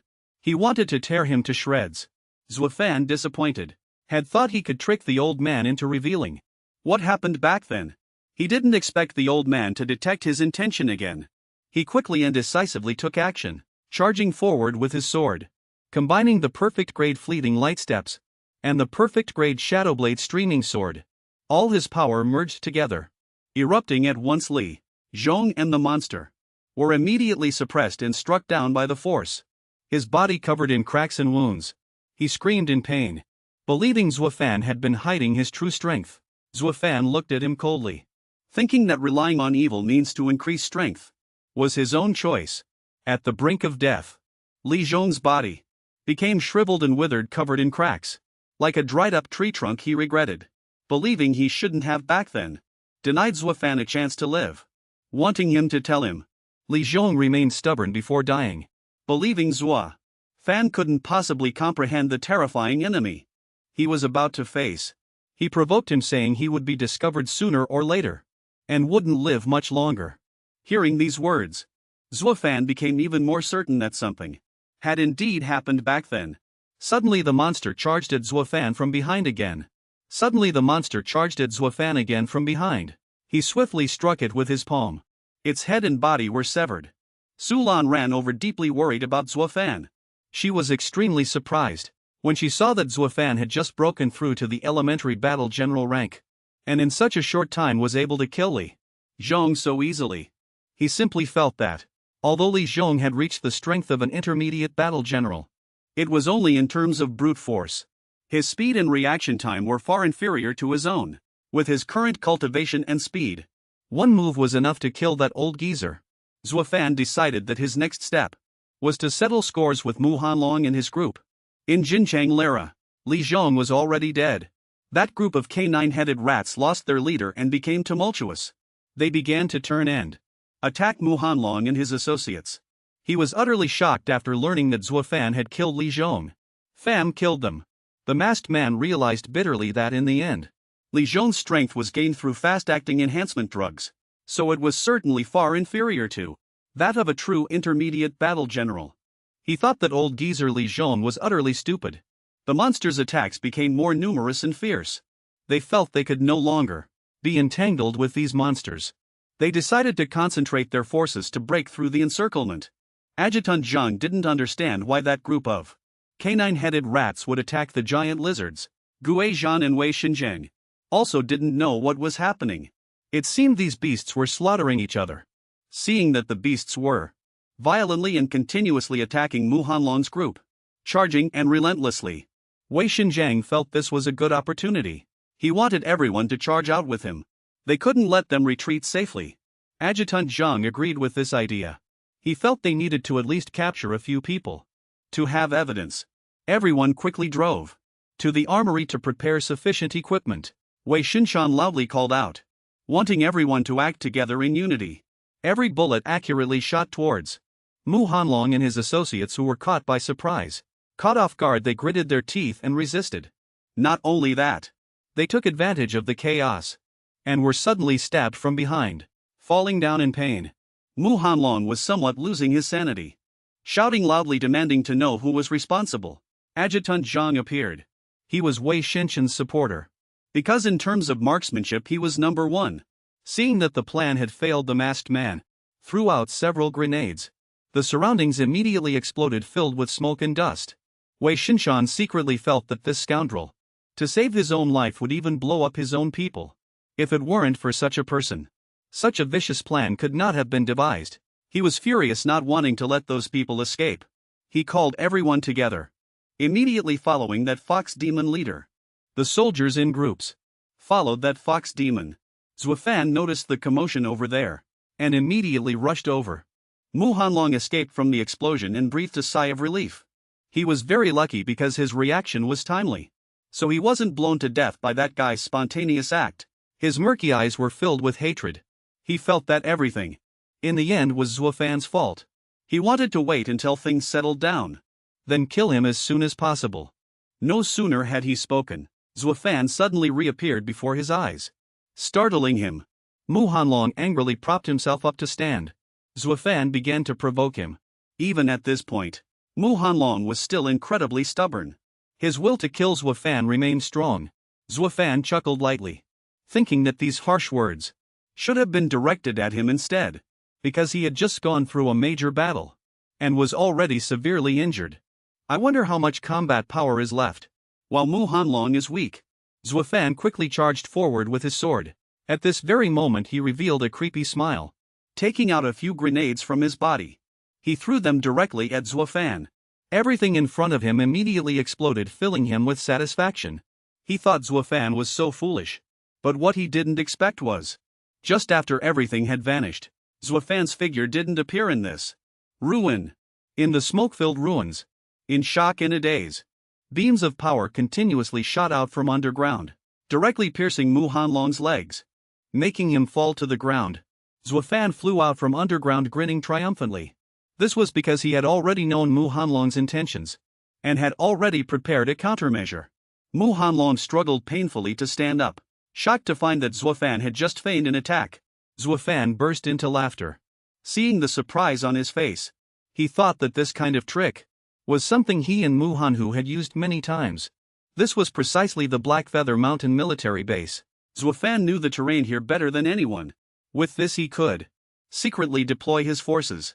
This was precisely the art of deception in warfare. Zuo Fan clearly understood this principle. Mu Hanlong was drenched in sweat, thinking that Zuo Fan was truly a terrifying guy. His plan was ruined because of this guy.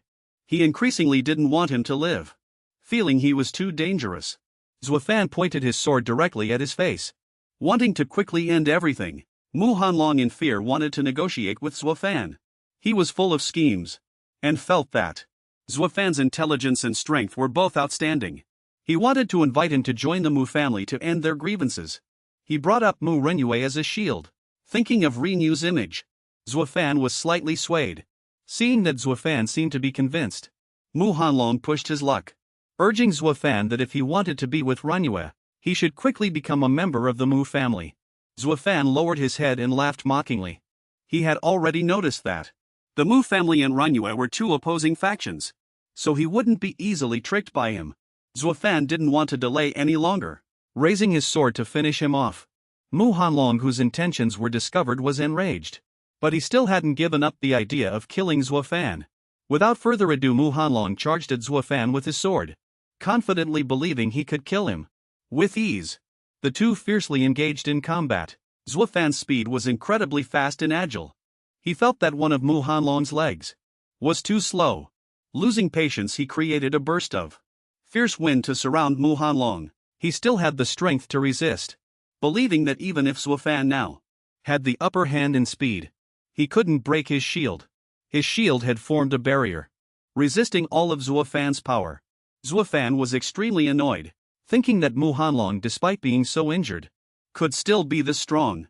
He felt fortunate that he hadn't rashly engaged him in a direct heat-and battle earlier, because his strength was definitely far superior to Li Zhong's, especially after breaking through to a mid-tier warlord. It was a qualitative change. His overall strength had skyrocketed. What's more, Mu Hanlong was also considered a master among mid-tier warlords. A mid-tier warlord, Li Zhong's body had undergone mutation and transformation. His strength had exceeded the limit of a low-tier warlord, but his other attributes couldn't keep up. He simply hadn't achieved the fundamental transformation of a breakthrough in realm. For him, he was even further behind in martial arts and weaponry.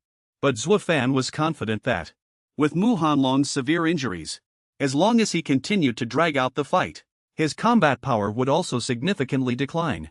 Zuo Fan's sword eventually pierced through Mu Hanlong's shield. The two were locked in a fierce stalemate. Suddenly Zuo Fan's eyes widened and a loud bang echoed. This was precisely the sound from Mu Hanlong's other weapon. He smirked maliciously as he saw Zuo Fan get sent flying. But he hadn't expected. His leg was already entangled several times by a rope. He opened his mouth wide, not understanding what had happened. This was exactly Zuo Fan's scheme. He was hoisted by his own petard.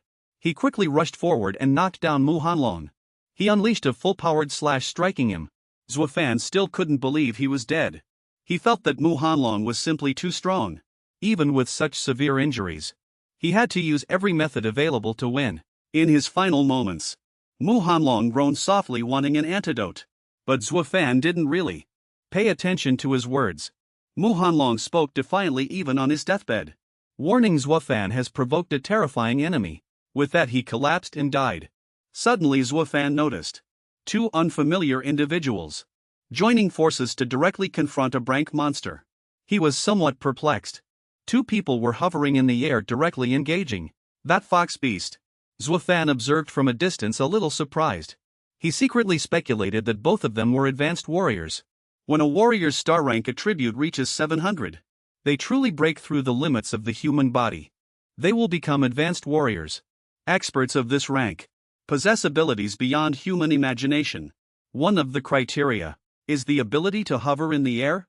That's why people always refer to advanced warriors as Superman. Zuo Fan was very happy, thinking that advanced warriors had come to provide support. Then that fox beast leader was nothing to fear anymore. The king beast continued to fight the two individuals. Neither side was gaining the upper hand. After a while of intense fighting, the two gradually grew tired and slowly descended to the ground. They felt this brank king beast was incredibly difficult to deal with, much stronger than typical brank monsters. Zuo Fan saw that the two couldn't keep hovering, so he guessed these two experts weren't advanced warriors. But it seemed they weren't far from becoming advanced warriors after the two landed. They felt they could no longer maintain their disguise. They decided to deal with this monster first, and then discuss. The two continued to hurl weapons at the monster. The monster was struck by an arrow which pierced its wing. It let out a painful roar. Its blood-stained feathers slowly fell. The monster staggered away. Wei Shangshang was surprised. To see the Brank King Beast had now been repelled. His next target was the two strangers who had just repelled the King Beast. That was Commander Ding, who was emanating an incredibly terrifying power. From a high vantage point, he was indeed the expert known as Jinling's top master. Commander Ding exuded an extremely oppressive aura. The stranger wanted to negotiate with Commander Ding, asking him to pretend he hadn't seen them and let them leave. Commander Ding's eyes widened.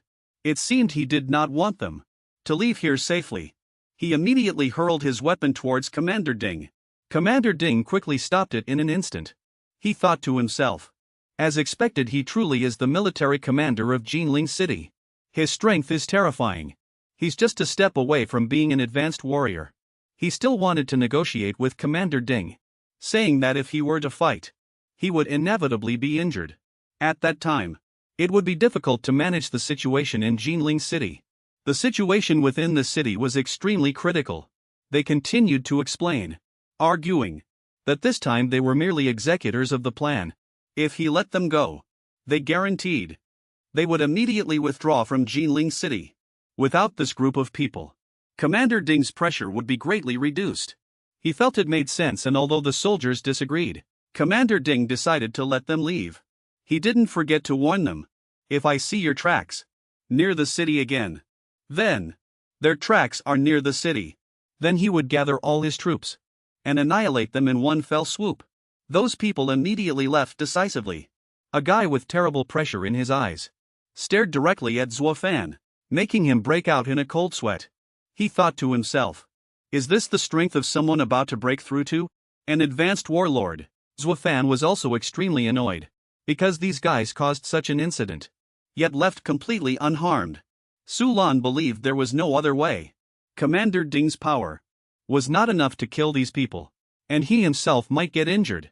She felt that if Commander Ding were to be injured at this time, it would be difficult to control the situation within the city. Jinning. Su Lan warned Zuo Fan that after this incident, he had already made enemies with those people, and he needed to be more careful than before. Zuo Fan understood. Suddenly, Commander Ding suddenly called Zuo Fan to his side. He was the military commander of Jinning City, Ding Ling. He had long heard of Zuo Fan's great reputation, and quickly praised him for doing an excellent job. He began to deploy, planning to gather soldiers from the base to support Jinning City against the Beast Tide. Zuo Fan and the soldiers carried out the order, driving away swiftly. As he drove, he held the walkie-talkie, worried about what was happening with the association amidst the city's crisis. How are things? A notification came through the walkie-talkie again, searching for the missing 6th Squad, requiring all association members. Near the 6th Squad members, the car carrying Zuo Fan sped towards the Mercenary Association. The walkie-talkie displayed a notification, searching for missing members of the 6th Squad, including familiar names. Xin Guofeng Bufan's sister Ru. Zuo Fan grew increasingly anxious, urging Su Lan to drive faster. Su Lan calmly and unhurriedly told him that the situation in the city was too chaotic, and driving faster would only cause problems. She comforted Zuo Fan, hoping he wouldn't worry too much, because Captain Xin was a master warlord. Few people could harm him, so it might just be that the walkie-talkie was broken, which was why they couldn't be contacted. Zuo Fan was worried, and he also hoped it was as Su Lan said. He also couldn't help but wonder, why did Sister Ru go with them too? The city was in utter chaos. Vehicles and beasts piled high, and smoke and dust filled the air. Zuo Fan observed, feeling that in the face of the Beast Tide, the city's defenses were too weak. Suddenly he looked into the distance and realized that the building there was the Mercenary Association headquarters. Waves of beasts were pouring in to attack, and the entire building seemed to be on the verge of collapse. The situation inside was no better. The civilians kept blaming the building, complaining that it didn't even have communication equipment. They were running around in chaos. Their backup communication equipment had just happened to be taken away for inspection. They also hadn't expected the Beast Tide to erupt so suddenly, without any warning. Sister Ru was exasperated, giving CPR to save people while also comforting everyone to hold on, saying that support teams would arrive soon, and hoping everyone would stay calm. She felt extremely tired at this moment. Everyone still had the energy to bicker over such trivial matters. Bu Fan saw Sister Ru scold people for the first time and was a little unaccustomed to it. She simply believed that, when facing a beast-tide attack, only by acting this way could she make everyone trust her. A little girl timidly came up to Sister Ru and quietly asked her, "Will everyone really be saved?" Sister Ru smiled and comforted the little girl, saying everything would be fine, which made the little girl smile happily and regain her spirits. The glass suddenly shattered, and monsters poured in instantly. The number of monsters has increased so much. There must have been a problem with the other defense lines. That's why the monsters came here. Xin commanded Chu Feng, "Cover the civilians and evacuate them through the emergency exit," while he would hold off the monsters. Chu Feng felt that Xin doing this was akin to going to his death alone. He wanted to help Xin stop the fierce monsters from surging in. More and more of them appeared. Everyone was surrounded by the beast horde. The civilians were already trapped within their encirclement. They could only fight desperately to break through the encirclement, making it difficult to guarantee the civilians' safety. The monsters formed a circle, and Xin's group was constantly trying to stop their attacks, helping the civilians escape. Sister Ru tightly held the little girl in her arms. Behind her was a monster with sharp teeth, extremely dangerous. Suddenly several arrows shot out from unknown origins, piercing the monster's throat, causing it to shriek in pain. Sister Ru was overjoyed, hoping that rescue had arrived. Pooh Ban's eyes widened, surprised to see that the arrow just now had actually pierced through the monster, and even the wall. Sister Ru also couldn't help but panic, wondering what kind of bow and arrow this was. It actually possessed such destructive power. Pooh Ban recognized that this bow and arrow was specially made by the military. Its lethality was very high, but even a junior general might not be able to wield such a bow and arrow. Xin and Chu Feng were very happy to hear the news that rescue had arrived. Zuo Fan, while shooting from outside, thought to himself, "Fortunately we have the military's specialized bow and arrows. Otherwise Sister Ru would have been in danger." Su Lan said, "The monster bane crossbow is a weapon designed for monsters, but it's not an easy weapon to use. An ordinary junior general using the monster bane crossbow would be unable to shoot continuously, let alone guarantee accuracy." She felt that Zuo Fan's strength had improved rapidly.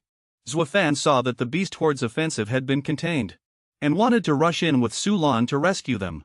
The two rushed inside, killing monsters as they went to clear a path. Upon seeing Zuo Fan appear, Xin and Chu Feng were both very surprised. So were Pooh Ban and Sister Ru. The situation was getting increasingly chaotic. Zuo Fan realized that the city was already so destroyed, even though the beast tide had just begun. Such a scene would also happen in every corner of the city.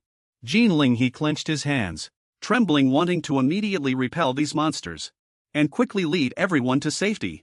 Everyone was scattering and fleeing amidst the sea of flames. The sky was filled with aircraft, support helicopters. The beast tide was gradually dissipating. All the soldiers of the Mercenary Association rushed towards the exit.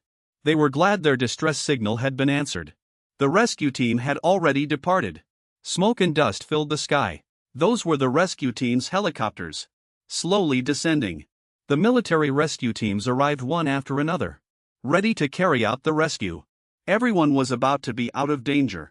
The soldiers, while fighting to stop the monsters' attacks, also assisted in protecting the civilians. The civilians were quickly loaded onto the helicopters. Their lives were now safe. Sister Ru, seeing the little girl from before being rescued, was very happy, which made her involuntarily show a happy smile. Pooh Ban also breathed a sigh of relief. He had originally thought he would die in the jaws of the monsters, but Xin couldn't help but wonder why the people who arrived turned out to be from the military rescue team, while it should have been their Mercenary Association's rescue team. The military colonel greeted Zuo Fan lightly, indicating that they had arrived in time according to his request. Zuo Fan felt very grateful. The colonel was a bit modest. He felt that compared to those matters, what he did was Zuo Fan's contribution, which earned him others' respect.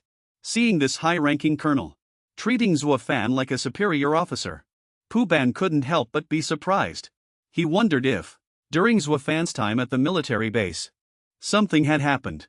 The colonel conveyed Commander Ding's words, hoping that after the beast tide in the city receded, Zuo Fan would be invited to the command center for a chat. Xin and the others, upon hearing Commander Ding's name, were slightly taken aback. This was because he was Jining City's #1 expert. It was somewhat unexpected. Zuo Fan noticed the atmosphere was a bit off, and slowly turned his head. He found everyone staring at him, which made him break out in a sweat. Pooh Ban quickly rushed forward and hugged Zuo Fan's leg, his face full of adoration. The beast tide in Jining City had finally been repelled. But other cities were still threatened by beast tides, and it was unknown when they would end. Xin bitterly told Zuo Fan, "This is the current situation. Ever since the night of Starfall, the truth of this world is that humans must constantly fight to maintain their living space." While chatting with Xin, Zuo Fan suddenly collapsed unconscious. Everyone was very worried and rushed to his side. Zuo Fan's head was splitting, and he felt somewhat exhausted from continuous battles over the past few days. The scene before his eyes gradually blurred, then completely vanished. When he woke up, Zuo Fan found himself lying in bed. He remembered fainting, his head spinning and then losing consciousness. Suddenly the sound of a door opening startled Zuo Fan, and he quickly went on alert. It turned out to be none other than Su Lan. Zuo Fan didn't know why she was at his house at this time. Why Su Lan seemed a bit embarrassed, urging Zuo Fan to quickly put on his clothes before they continued talking. This made Zuo Fan feel a blush. After changing, Zuo Fan ate while watching TV. On the screen, a news report was currently playing. A Jining TV reporter was at the front, reporting from the battle line, saying that, basically, they had completed the expulsion and elimination of monsters in the city. Zuo Fan had been unconscious for 3 days and was extremely hungry. He ate while praising Su Lan's cooking skills. Su Lan, having seen Zuo Fan after he collapsed, honestly told him that everyone had been terrified by him at the time. Later they checked his condition, and fortunately there was nothing seriously wrong. They guessed it was because he had consumed too many exotic treasures, plus continuous combat, causing his body to activate its self-protection function. Zuo Fan thought to himself, "It's probably the system activating its protection mechanism." The God of War system found that in just 3 days, his physical attributes had increased significantly again. He wondered, could it be the residual effects of those exotic treasures? Seeing Zuo Fan awake, Su Lan said her goodbyes and left. The TV announcer's voice continued to calmly report that all members of the Li family had met with misfortune in Jining. Zuo Fan was furious to hear this, because the Li family was one of the masterminds behind this beast tide. It was truly strange that they were listed among the casualties. Su Lan stated that it wasn't just the Li family. The cause of this beast tide was also attributed to the beast horde uprising on Wuyo Mountain. This is an order from a high-ranking official in the imperial capital. Su Lan wanted Zuo Fan to understand just how powerful the enemy he was about to face had become. Zuo Fan was stunned and wondered, my parents' wrongful death, could it have been orchestrated by these very people? The TV continued to report on the mysterious disappearance of the remaining Li family members being investigated. Zuo Fan was furious. Zuo Fan felt that the Li family had committed heinous crimes, yet they were being portrayed as victims. He wondered where the justice was. He didn't understand why Commander Ding and President Pu Hao weren't stepping forward. But Su Lan interrupted him, because she wanted to tell him that if Commander Ding and President Pu Hao stood up for what they believed was right, they would also face big trouble. Su Lan brought up what happened to Zuo Fan's father back then. He too was once condemned by many. Su Lan told Zuo Fan that the powers behind these matters were too strong, so the commander could only secretly protect his father. His father being transferred to the Sky Prison was also for his protection. Hearing Su Lan's words, Zuo Fan felt much better. He thanked her. Su Lan told him that she told him these things for 2 reasons. First, so he wouldn't have to worry about his father's safety. The other purpose was to make him realize how powerful the enemy was that he was facing. Zuo Fan softly acknowledged his understanding, promising to be careful and become stronger as soon as possible. Strong enough to make those guys feel fear and prevent them from doing as they pleased. Su Lan was a little dazed, thinking that in the future, Zuo Fan would have the power to change everything. Only then did Su Lan truly leave Zuo Fan's home.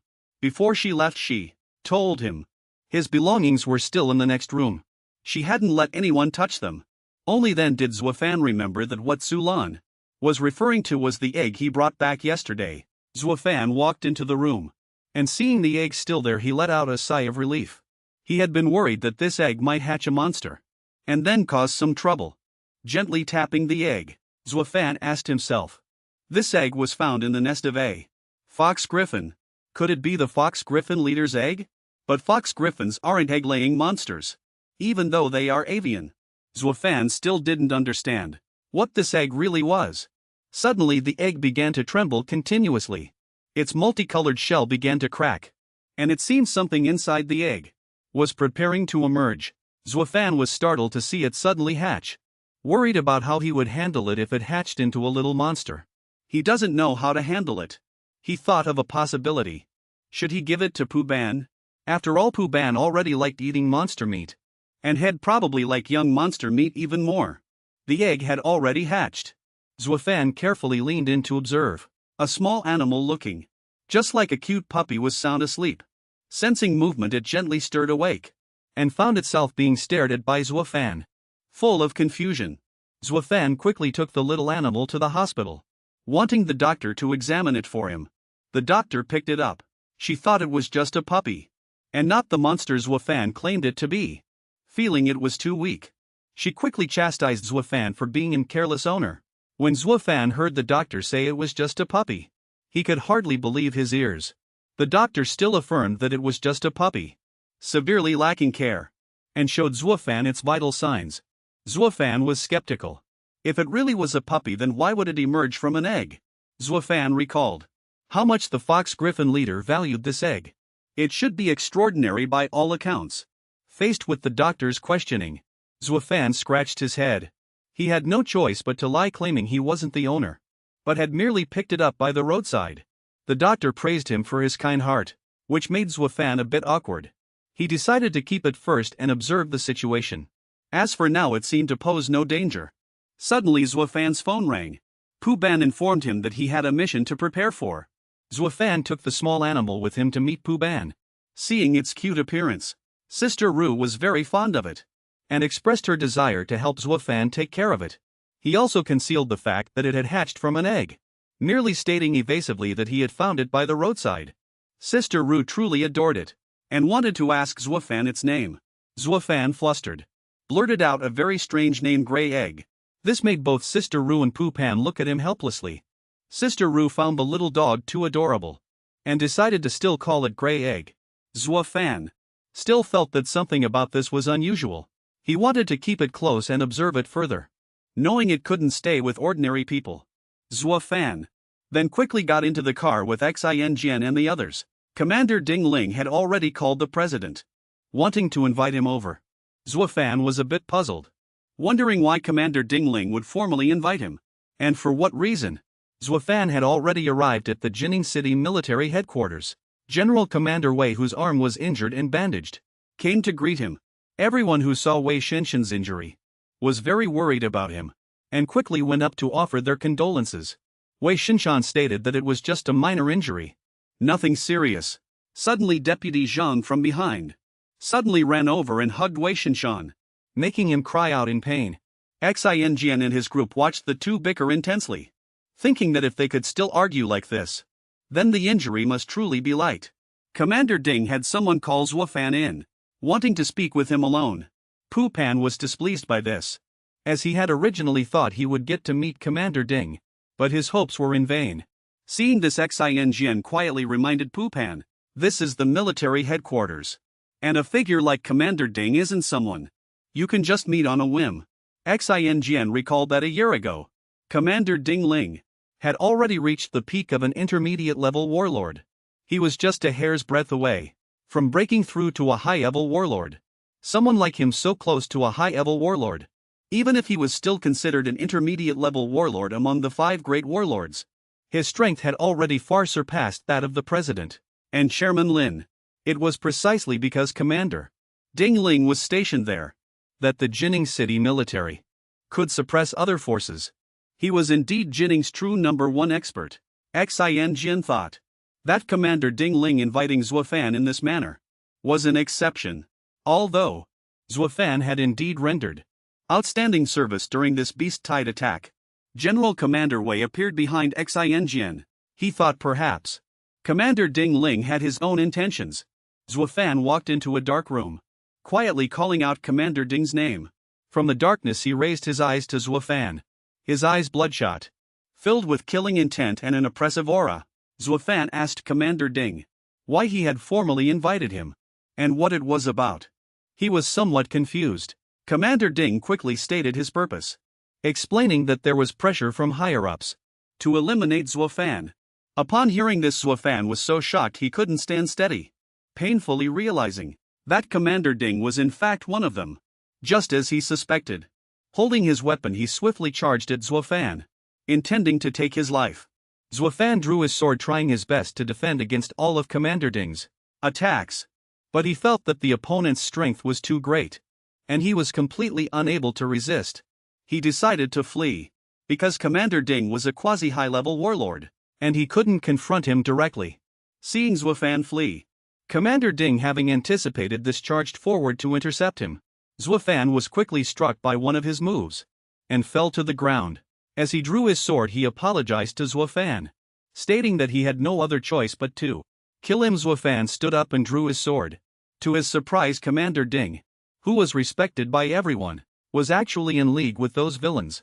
It was a bit unbelievable. Ding widened his eyes. He fiercely thought that Zuo Fan was still too young, completely unaware of the world's true nature. He believed that what was evil and what was good was decided by the strong. As long as the strong could survive and have the last laugh, then everything they did was just. With such despicable thoughts, he didn't want to say anything more, and directly charged at Zuo Fan again. Zuo Fan began to unleash his power to defend, thinking, the strength of a quasi-senior general is truly terrifying. Just the blades of his flying wheels are almost too much for me to withstand, and he hasn't even brought out his true power yet. Zuo Fan had to maintain his flowing light steps at high intensity to resist, which led to excessive stamina consumption. If this continues, once his stamina runs out, that will be the moment of his death. Ding saw Zuo Fan in a desperate situation, yet he showed no despair at all, still continuing to look for an opportunity. Finding him very similar to Zuo Hui, he lightly flicked his hand, wanting to see how much further he could last.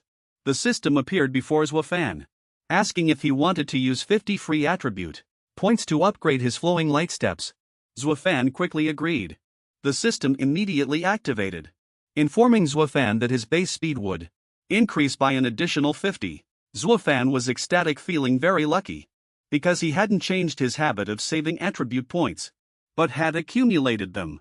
He immediately jumped aside and began activating flowing light strength shadow. The rapid acceleration of his body surprised and puzzled Ding, who realized Zuo Fan had been hiding his strength. Zuo Fan had already used his lightning fast speed to directly rush up to the ceiling. As soon as he rushed up, Zuo Fan thought he had escaped, but the iron grates in front of him blocked him, dispelling that thought. Zuo Fan's body was nearly depleted of strength, and with no escape route, he started to worry that this time he might be doomed. Ding observed from below, finding that he could still find an opening to escape under his attacks. Thinking he was much stronger than Zuo Hui, Ding made a decision. Believing Zuo Fan had met the requirements, Zuo Fan was now trapped by the wire mesh and magic formation at both ends. He admonished himself to remain calm, thinking that the more critical the moment, the clearer he needed to be to find an opportunity to change the situation.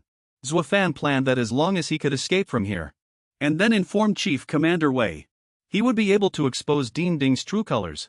Suddenly Ding's voice came from below, informing Zuo Fan that the test was over. Zuo Fan froze, a little confused. He didn't understand what the other party meant by test. What does that mean? Suddenly the spot where he stood collapsed. Zuo Fan fell from the ceiling, a little flustered. He hadn't expected even the ventilation ducts to have traps. Seeing this, Ding explained that because his office was the most heavily defended place in the entire city, the city's #1, Jining, such arrangements were completely normal. Ding told Zuo Fan to quickly tend to his wounds, and then continue their conversation. After that, seeing Zuo Fan cautiously looking around, Ding somewhat mocked him for being too cautious, but for him it was actually a good thing. He threw a photo to Zuo Fan, telling him to look at it himself. The photo showed Zuo Shinshan and Dean Ding from the past. Everyone was smiling brightly. Zuo Fan's mother was also in the photo, with happiness radiating from everyone's faces. Zuo Fan's eyes welled up with tears. Accompanying this photo, there was also a letter. The timeline was when his father had an accident. In the letter, Zuo Hui instructed Dingling that if Zuo Fan came looking for him later, he must be thoroughly tested. If he wasn't up to par, he shouldn't be involved in this matter. Zuo Fan looked a bit lost. Dingling told him to quickly bandage his wound. They could talk more later. Zuo Fan yelped and cried out in pain while bandaging his wound. Seeing him like this, Dingling couldn't help but chuckle. Just now he had seemed ready to face death without fear, but now he was grimacing in pain. Zuo Fan softly defended himself, believing his pain was because Dingling had used too much force. He let out a soft laugh, believing he was merely fulfilling his promise to Zuo Fan's father. He questioned Zuo Fan, asking if he had already understood the relationship between him and his father. Zuo Fan nodded lightly. Only now did he realize that his parents and Commander Ding were actually classmates. Dingling explained to Zuo Fan. Most of the regional commanders in the southern military region were classmates. That's quite normal. Not only that, he also revealed that the security system of his room and the defense system of the Wuyo Mountain military base were both designed with his mother's involvement. All of them were designed with his mother's involvement. Only now did Zuo Fan understand. The emergency exit of the exotic treasure cultivation garden was activated because it could recognize his identity. Dingling thought Zuo Fan's mother was simply a genius in this regard. If it hadn't been for his father back then, his mother might already be working at the nation's highest research institution. So Zuo Fan's mother was such an outstanding person. He felt that if his mother hadn't come to Donghai City back then, perhaps such misfortune wouldn't have occurred. Dingling thought Zuo Fan was very much like his mother. But he wanted to tell Zuo Fan something. You must understand this clearly. Stepping into the truth of Zuo Hu's incident from back then means stepping into a terrifying vortex. The enemies Zuo Fan will face include not only intermediate-level generals like Mu Hanlong, a mid-level battle general, but also quasi-advanced generals. Those are powerful individuals who stand at the peak. They are top-tier war gods. Zuo Fan still had to face such formidable experts. Dingling quietly asked Zuo Fan, "Are you mentally prepared to confront such enemies? Meaning, do you have the determination to die?" Zuo Fan straightened his body, stating that he himself had never feared death. He also felt that after what happened in Jining City, it was too late even if he wanted to back out. Commander Ding. Dingling thought Zuo Fan's answer was excellent, stating that he had successfully passed the test. Zuo Fan asked Dingling, somewhat surprised, "If I had answered no, would I then have failed the test? Or what?" Dingling reassured him, saying, "The test is for you to demonstrate yourself. Zuo Fan, you must truly be excellent to be considered qualified." He handed Zuo Fan a box and told him to look inside. This is what was in the safe. It's what your father hid in the Wuyo Mountain military base. Dingling had already taken it, which was why Zuo Fan hadn't found it at the time. Dingling felt that the place where Zuo Fan's father hid things had long been targeted by others. If he hadn't taken it in time, perhaps this item would have fallen into someone else's hands and been completely destroyed. Now he was returning it to Zuo Fan. But he also hoped Zuo Fan wouldn't have too high expectations. This is just a clue. Getting the real evidence will definitely not be that easy. Zuo Fan opened the box. Inside were an ancient artifact and a letter about Donghai City. Donghai City of the past is now China's largest beast nest. It is indeed the Donghai Beast Lair. The Donghai Beast Lair is the Huaxia nations, and even the entire 6 continents, one of the largest beast lairs. Zuo Fan slowly read the records within. After that beast tied back then, the entire Donghai City fell, becoming the largest beast lair in the Huaxia nation. What was originally known as the Donghai defense line, a defense as solid as a fortress, collapsed during a single beast tide. For the higher-ups of the Huaxia nation, this was a huge humiliation. It was precisely because the incident back then had too great an impact, and there was a lack of evidence, that your father's crime was judged so severely. Dingling felt that the content recorded in the letter was accurate. He felt that, originally based solely on Zuo Hu's achievements and record, he would never have been sentenced so heavily. But the impact caused by the Donghai beast tide was too great. So a severe sentence was the only option. As Zuo Fan read, he felt that a place like the Donghai beast lair was simply a dragon's den and a tiger's lair. Even war general level powerhouses would find it extremely dangerous to enter. He hadn't expected his father to leave the evidence proving his innocence there. Ding Ling told Zuo Fan, "The most dangerous place is the safest place." Moreover, Zuo Hui had mentioned to him before that the place where the evidence was stored was built by his mother. Therefore, once it was closed, only he could open it. That way it would be safe. Zuo Fan now understood everything. Seeing that he understood, Ding Ling explained why he had to test him that way, because to venture deep into the Donghai beast lair, one would need considerably powerful strength. Zuo Fan clenched his fists, vowing to clear his father's name. Even if it was a dragon's den or a tiger's lair, he would brave it. Seeing that he had made up his mind, Ding Ling wanted to fully support him. He told him to go home, prepare, and then set off. He should tell him whatever he needed. Furthermore, Ding Ling wanted Zuo Fan to act discreetly. He would arrange to cover his tracks. Zuo Fan slightly bowed, thanking Ding Ling. Ding Ling smiled. Feeling that Zuo Fan was still a bit unfamiliar with him, he wanted him to call him Uncle Ding. After Zuo Fan left, Ding Ling felt a bit emotional, realizing that Zuo Hu's son was now grown up and so outstanding. Wei Shinshan appeared from behind at this moment. Feeling that the previous test, Ding Ling had been a bit too harsh, Ding Ling closed his eyes tightly.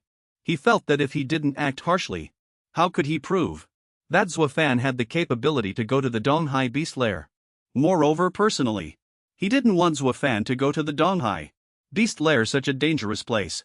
He felt that if it weren't for the fact that only Zuo Fan could open it, then he truly wouldn't want Zuo Fan to take the risk. Wei Shinshan just felt that it was only right for Zuo Fan to act on his father's behalf, to prove his innocence. And what the two of them could do was only to be fellow students, or rather old friends. Many things changed the moment everyone stepped into the army. All changed. Both of them felt that things that happened a long time ago had all changed, and they couldn't go back to their school days. Both of them were filled with mixed emotions. They felt that Zuo Fan was more excellent than any other young person they had ever seen. They both believed in him greatly. Ding Ling thought to himself, if Zuo Fan's mother were still alive, seeing him so outstanding, she would surely be very happy. It was just a pity she passed away too soon. A week later, Zuo Fan had already packed his bags. On the system, Zuo Fan's complete strength information was displayed. All indicators had reached their maximum values. He was in an extremely powerful state. After a week's time, his attributes had improved even more. It seemed Zuo Fan had fully absorbed the effects of the exotic treasure. He estimated in his mind, if he relied on his current strength, if he entered the East Sea Beast lair as long as he was careful, there shouldn't be any major problems. Zuo Fan stood up. He felt that a month's time seemed sufficient for him to go to the East Sea Beast lair. He wanted to leave under the cover of night without anyone noticing. He had already lied to Xin and the others, telling them he would be in secluded cultivation for a month to assimilate what he had gained. Zuo Fan felt very apologetic this time for deceiving everyone, but for his father's safety, his whereabouts had to remain a secret. The small beast that hatched from Zuo Fan's egg, seeing him prepare to leave, was reluctant to part. It ran to his feet, winding around him persistently. Zuo Fan picked it up and held it in his arms. He thought it was indeed extraordinary. Zuo Fan had fond memories with this small beast. Over the past period, he found that this small beast was truly very similar to him. No matter where he went, it could find him. Zuo Fan still didn't know whether to call this small beast ordinary or peculiar. He just felt that it was really clingy. Zuo Fan saw that it seemed to understand his words, so he decided to let it come along, because he felt that if he left it in Jining City, he wouldn't be at ease either. So man and beast set off together. Zuo Fan let the small beast sit inside his collar. He ran extremely fast, because to avoid being discovered before dawn, he had to leave Jining City. Zuo Fan, at an extremely fast pace, ran with all his might. He found a vehicle already prepared by the army, quickly got in and sped away. Zuo Fan temporarily bid farewell to Jining City, traveling through the darkness towards his next goal and ideal. This was Donghai City. Though legendary, the East Sea Beast Lair is divided into 5 large regions: East, West, North, South, and the central area. The 4 directional regions all have a rank monsters, making them extremely dangerous. The central region even has rank monsters, which can rival war gods. In Legends, all 5 regions are dangerous zones of the East Sea Beast Lair. East Sea Beasts, it is filled with maddening toxins. Only high-level war-star martial artists can barely resist it. Zuo Fan had already reached the edge of the West District. He carefully observed his surroundings. He felt that under the destruction caused by the monsters, the changes here were too rapid. The reference points on the map had completely disappeared. 3 days had passed, but Zuo Fan still hadn't found even the entrance marked on the map. He and the small beast opened the map and observed it carefully. Every red marked point on the map represented a rank monster, possessing combat power strong enough to contend with high-level war generals. Even though this time Zuo Fan only intended to go to the West District, it was still extremely dangerous. Zuo Fan secretly thought that without accurate route guidance, rashly intruding into it, and accidentally entering in a rank monster's territory would surely lead to certain death. Zuo Fan's walkie-talkie began to issue a notification again, informing him that the concentration of beast toxin gas was rising, and the danger level had increased. It advised him to leave this place. Zuo Fan quickly left. He felt that it was only 3 p.m. But the beast toxin gas had already begun to expand its range. If this continued, then he didn't know how he would find the destination on the map. After 3 days in the East Sea Beast Lair, Zuo Fan finally understood that the danger here wasn't just monsters. The danger here wasn't just monster hordes. There was also something else. With the appearance of the East Sea Beast Lair, a toxic gas endangering human lives also appeared. Beast toxin gas. The entire Donghai city was submerged in the toxic gas, and with the rampage of the beast hordes, it had become extremely dark and desolate, like a dead city. In recent years, the range of the poisonous beast aura has continuously expanded, which also makes entering the East Sea Beast Lair increasingly dangerous. Some even say that in a few more years the East Sea Beast Lair will become the most dangerous beast lair in the entire Hua nation, or even the most dangerous beast lair on the entire continent. Zuo Fan sped along, feeling that there was no time to lose. These past few days, he had heard that a mysterious organization recently specialized in hunting in beast lairs. He hoped that if he could find someone from that organization, he might find a way to enter the depths of the beast lair. Suddenly Grey Egg gently nudged Zuo Fan's neck with its head. He initially thought it was hungry, but unexpectedly it pointed forward, seemingly trying to tell him something. Zuo Fan decided to run in the direction it indicated. Zuo Fan thought to himself as he ran. He hadn't noticed any movement ahead before. He just felt that Grey Egg's sensing ability was becoming increasingly sharp. 3 days ago, throughout the entire journey to get here, Grey Egg had already sensed the aura of wild beasts multiple times, thus warning Zuo Fan in advance to guard against the dangers awaiting him. Zuo Fan became more and more certain of his guess. Feeling that Grey Egg was indeed extraordinary, Zuo Fan followed the sound and discovered that where the sound was coming from was a child being stopped by 2 tall men, extorting her. They were trying to make the little girl hand something over, but she was very strong and brave. Even though she was scared, she resolutely refused to give it to them. That guy thought the little girl was too stubborn, so he raised his hand to teach her a lesson. Zuo Fan saw the little girl in danger. He immediately rushed over and struck that guy, causing him to fall to the ground. Zuo Fan's eyes widened in fury, feeling extremely indignant when he saw so many thugs actually laying hands on a child. They were knocked to the ground, then angrily picked up their weapons and swarmed him. But they didn't expect that Zuo Fan had already reached the warrior level. One by one they fell like ripe fruit. Zuo Fan called the little girl Little Kido, which annoyed her greatly. She loudly protested, insisting she was an adult. The thugs were very confused, not understanding why Zuo Fan would save her, because to them, the little girl was a thief. Hearing this, she could no longer stand it.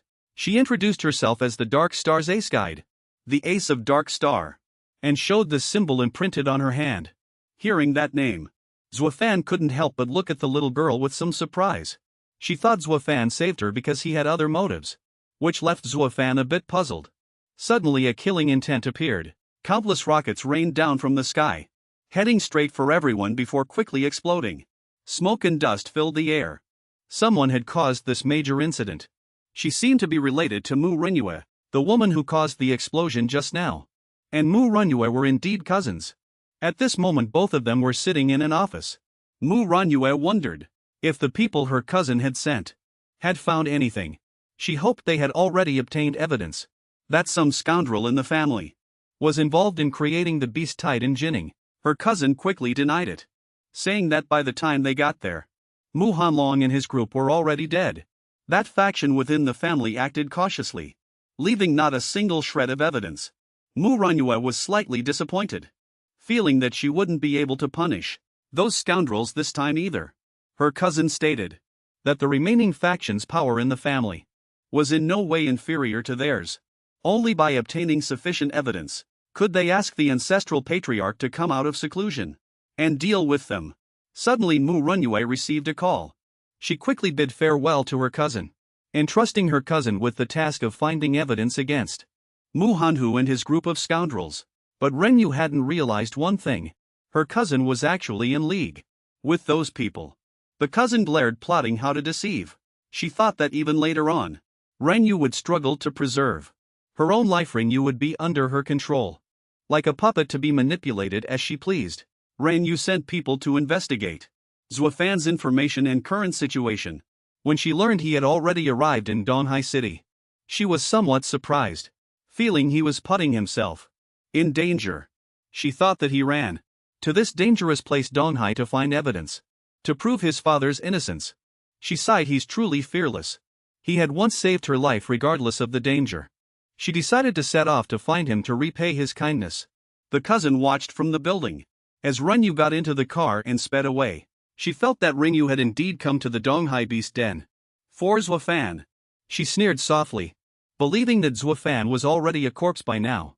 She hoped Renyu would soon be reunited with Zuo Fan. Meanwhile, at the explosion site, the cousin's subordinates were frantically searching, vowing to find Zuo Fan's body.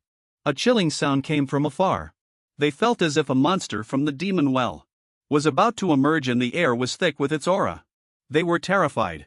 They decided to stop searching for Zuo Fan's body and quickly leave the area. As they ran, they tried to reassure themselves, saying that the bullets they fired were all high-temperature incendiary rounds, specially made to deal with warrior general tier combatants, enough to take 10 of Zuo Fan's lives. From a dark underground passage, Zuo Fan continuously praised the little girl who surprisingly knew about this secret passage. Otherwise he would now be a charred corpse just like those people. The little girl was annoyed that Zuo Fan always treated her like a child. She called herself an adult named Fu Run. Fu as in symbol, ran as in task. Just as the two were arguing, a loud bang resounded. A terrifying pressure descended once again. Fu Rin, worried that the thing she mentioned was about to emerge, and hurriedly told Zuo Fan to run with her. Zuo Fan picked up the little girl and ran. Fu Ren suddenly asked him to stop, so she could retrieve her belongings. Zuo Fan mistakenly thought she was a thief. Fu Ren immediately retorted, telling him to understand that she would never resort to such trickery even if she starved to death. She considered herself a professional guide for Dark Star, and this was her deserved payment. Suddenly the two discovered toxic gas seeping from the cracks. The area was being enveloped by toxic gas. Quickly retreat. Zuo Fan carried Fu Rin and fled. She told Zuo Fan that she had been hired by those people to go deep into the area near the demon well, which was extremely dangerous. She felt that without a guide like her, they wouldn't have found their way at all. But Fu Ren didn't know that after they got out those people would renege on their promise and refuse to pay her. Fu Ren therefore believed that this backpack was her payment. Zuo Fan still thought Fu Ren was a thief, which made her very angry. Seeing that he still didn't believe her, she wanted to take him to Dark Star to prove she wasn't lying to him. Zuo Fan quickly agreed to go to Dark Star with her, secretly delighted because he also wanted to go to Dark Star. He felt she was indeed an easily fooled child. At the mysterious organization's base in the Donghai Beast Den, which was Dark Star, a towering building appeared. Zuo Fan quietly observed his surroundings, discovering the special material here could block field energy. He felt that this Dark Star organization was quite extraordinary. Fu Ren slipped into the building, ran to a crying girl, saying him back this time, announcing her return. That young girl encountered many dangers and almost didn't make it back. The girl softly comforted her. Fu Nian promised to get justice for her. Zuo Fan secretly speculated that the girl before him was the leader of the Dark Star organization. He felt a bit wary. The girl gently thanked Zuo Fan. She had long known that Zuo Fan was an adventurer from a southern city. Zuo Fan was very surprised when he realized she knew his true identity. The girl simply smiled and introduced herself as being from Dark Star. They were the Dark Star Warrior Organization, still the largest in the East Sea Beast Den. She had long known Zuo Fan's purpose for coming to the East Sea Beast Den, and wanted to help him. Zuo Fan felt a slight wariness towards the girl's goodwill. He brought up the issue of compensation. The girl told Zuo Fan, if this were before, the compensation wouldn't be low. It would be at least 10 million. But now the situation has changed. I don't need you to pay any compensation. Zuo Fan was very surprised when he heard she didn't require payment. The girl turned slightly and told Zuo Fan, the source of the miasma in this beast den mainly comes from the fissures in the circular region. The Western Center. Dark Star calls that place the Western Abyss Demonic Well. This place is currently emitting a strong miasma, looking extremely terrifying. The girl continued to explain to Zuo Fan. The miasma in the East Sea Beast Den periodically erupts from various demonic wells. As for the reason, the formation of the miasma is temporarily unclear. The concentration of miasma erupting from the demonic wells is increasing sharply. And within this high concentration miasma, the monster's strength will also increase exponentially. One can imagine those rank monsters, already powerful, could even have their strength increase several times over. That would be truly terrifying. Zuo Fan was momentarily stunned by her explanation. Rank monsters possess destructive power, capable of destroying a town in a short amount of time. To humans they are already a nightmarish existence. But in front of rank monsters, even rank monsters, such as flying monsters like the Eagle King, are completely insignificant. They're like mere cubs. Only high-rank war generals can fight against rank monsters. Back then, the destruction of East Sea City in a short period was due to a large number of rank monsters serving as the main force, and that was one of the main reasons. Zuo Fan realized that if the strength of rank monsters were to multiply again, it would probably be able to threaten even war god level fighters. She agreed with Zuo Fan's thoughts, feeling that in the past few days while he was in the East Sea Beast Den, he might have already sensed it. She also added that just today, the demonic well erupted once more. Zuo Fan asked her seriously. The girl had explained everything to Zuo Fan, from earlier until now. He wanted to know what she wanted him to do. She subtly praised Zuo Fan's intelligence, telling him that each miasma eruption would last for at least over a month.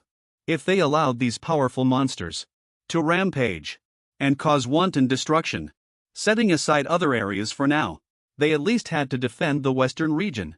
That was Dark Star's foundation. They absolutely could not afford any losses. Dark Star had been active in the East Sea Beast Den for many years, and had already initially grasped methods to suppress the miasma. Zuo Fan secretly admitted Dark Star's impressive capabilities. Even something like stopping the miasma they could achieve. She took out a marked map, telling him, we've already developed a machine that dispels miasma. If installed according to a specific pattern, it will definitely be able to dispel the miasma. The places marked with red flags on the map are where the machines need to be installed. She told him, it's just that multiple locations need to be installed simultaneously. So we don't have enough manpower to go deep into the beast den. One must possess strong power to enter. Nightingale realized Zuo Fan's purpose for coming here was to delve deeper into the West Well area. Abyss Devil thought their goals were very similar. Nightingale's intention was that she wanted Zuo Fan to protect one of those machines, so it could be successfully activated. In return they would provide him with the best guide. Nightingale felt this deal was fair. At the same time Dark Star would also guarantee that Zuo Fan's whereabouts would be kept strictly confidential. Zuo Fan pondered for a moment, thinking that this Nightingale was formidable, treating him like a pawn. But at present he wanted to find a guide, and this Dark Star was the best option. Zuo Fan decided to agree, quickly stepping forward to shake Nightingale's hand, sealing the deal. After Zuo Fan left the room with Fu Nian, Nightingale sipped her tea, while quietly asking a strange man for his opinion. The other person in the room thought Zuo Fan was outstanding. He had intended to say more, but swallowed his words hastily. Zuo Fan followed the two girls from the team. Feeling somewhat puzzled by his teammates, he still couldn't believe these two young girls in front of him actually played important roles within Dark Star. But he quickly dismissed these thoughts, thinking that as long as he could find the location, his objective for this trip would be achieved. As for driving away those on the outskirts of the beast lair, Zuo Fan felt he would do his best if possible, because this place was after all once his home. Zuo Fan and his teammates finally reached their destination. The scene was desolate and dilapidated. Zuo Fan had come to this familiar place again. For the past 3 days this river had blocked his path. It was thrashing about. And in that river were crayed monsters. Gray-scaled poison eels. Zuo Fan looked at it thinking. Although crayed monsters aren't hard to deal with, the water is highly toxic. Plus the number of gray-scaled poison eels is extremely high. To cross this river, Zuo Fan estimated inwardly, "I'll probably have to wait until I reach the intermediate warrior rank." To do so, Zuo Fan turned to look at Fu Nian, wanting to ask how this little girl planned to get through here. Seeing Fu Nian staring intently at the eel, Zuo Fan felt like she wanted to eat it. Thinking Fu Nian's taste was too strange, the accompanying girl gently tapped Fu Nian's head, thinking that even if the little girl kept staring like this, she wouldn't catch the eel, because even an intermediate warrior might not be able to catch this thing from this highly toxic river. Fu Nian scratched her head. The little girl actually thought that the poison eel's body, specifically its grayish-black scales, were very valuable. They could easily sell for hundreds of thousands on the black market. Zuo Fan, hearing Fu Nian say this, was a bit judgmental, thinking that this little girl so young already had such a love for money. The accompanying girl wasn't concerned about this issue. She told Fu Nian to quickly lead the way. Soon, Fu Nian's aura rapidly changed. Fu Nian stated that the poisonous river was constantly permeating the previous passages. They wouldn't be usable for much longer. However, this river could not only block people, but also monsters. Fu Nian quickened her pace, leading the way, with energy filling her body. Fu Nian led the two to a deep pit cover. The pit entrance immediately opened. Zuo Fan was somewhat impressed by the little girl's abilities. The accompanying girl warned Zuo Fan that the deeper they went, the more dangerous it would become. She stated her mission was to activate the machine, and at the same time protect Fu Nian, telling Zuo Fan to take care of himself. Showing a slight disdain for him, suddenly Zuo Fan detected some movement. The girl hadn't heard it initially. She realized that Zuo Fan's hearing was much sharper than she had thought. She had originally believed, as Nightingale said, that he was the same as her, both being junior warriors. The sounds grew louder and more intense. Zuo Fan realized this was not a battle between star warriors and monsters, but rather monsters clashing with each other. A certain mastermind is instigating all of this, wanting these monsters to fight amongst themselves. The scene before them was like a battlefield of monsters. The fierce battles among the monsters were enough to serve as a catalyst for their evolution, a peculiar kind of monster. In this miasma, the monster's evolution became even more bizarre. Sometimes, unimaginable mutations would occur. They would tear at each other, and then mutate, evolving into even more terrifying monsters. Some even formed an entirely new species, which were mutant monsters. Monsters on the level of wingclaw beasts. The men in black smirked slyly. This was their plan. Mutations occurring during the monster's evolution, just as they had anticipated. Under the influence of the miasma, when fierce battles took place, the chances of new species emerging would increase. They were overjoyed when they heard a brank monster had appeared. Was very happy. They believed that if this type of monster had a beast core inside, it could be sold for an astronomical price. The boss was quickly praised by his subordinates for his clever plan. They believed that if they truly obtained the beast core, then according to their agreement, 40% of the profits would belong to him. He feigned a smile, pretending to share the money with everyone, but secretly thinking that once the plan succeeded, he could pin all the blame on his subordinates. Now he just needed to wait for the prey to take the bait. Zuo Fan and the girl stood outside observing. They thought this commotion might be monster hunting.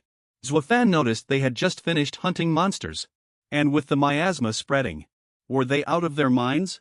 The girl simply thought it was perfectly normal for people to die for money. Is a perfectly normal thing. Whenever the miasma spread, Hunting parties would delve deep into the West Abyss demon well. But the outcome was usually tragic. Fu Nian felt a bit regretful, thinking that if she were strong enough, she would also venture deep into the West Abyss demon well to hunt high-level monsters and get rich. No sooner had she spoken when Fu Nian was hit by Hong, the girl who had been with Zuo Fan all this time. She repeatedly knocked her head, making Fu Nian shriek. Suddenly, a gigantic monster charged towards them, shocking Zuo Fan greatly. Its aura was terrifying, making him wonder what kind of monster it was. He and Hong charged forward, using all their strength to fight it. She felt its power was immense. Realizing it was a brank monster, the situation looked grim. So she decided to have Zuo Fan take Fu Nian and leave first. But Zuo Fan had no intention of sitting by and waiting for death. He wanted to protect everyone for her. Hong was half skeptical, wondering if Zuo Fan could handle a brank monster. He simply wanted to give it a try. The sight of Zuo Fan fighting the monster alone created a terrifying display of power, leaving both Hong and Fu Nian dumbfounded. They thought Zuo Fan was truly strong. Another group of monsters flew over in the sky. Zuo Fan worried, realizing this monster had companions, and began to feel it would be difficult to handle. He decided he had to finish the fight quickly. He changed his moves, unleashing all his power at the monster. Fu Nian and Hong witnessed it firsthand, secretly revering Zuo Fan's power. They couldn't help but feel this was precisely why Leader Yi wanted him to join the mission. Hong fled while carrying Fu Nian, dodging the monster's sudden attacks. The monsters were very fast, and the two seemed about to be caught.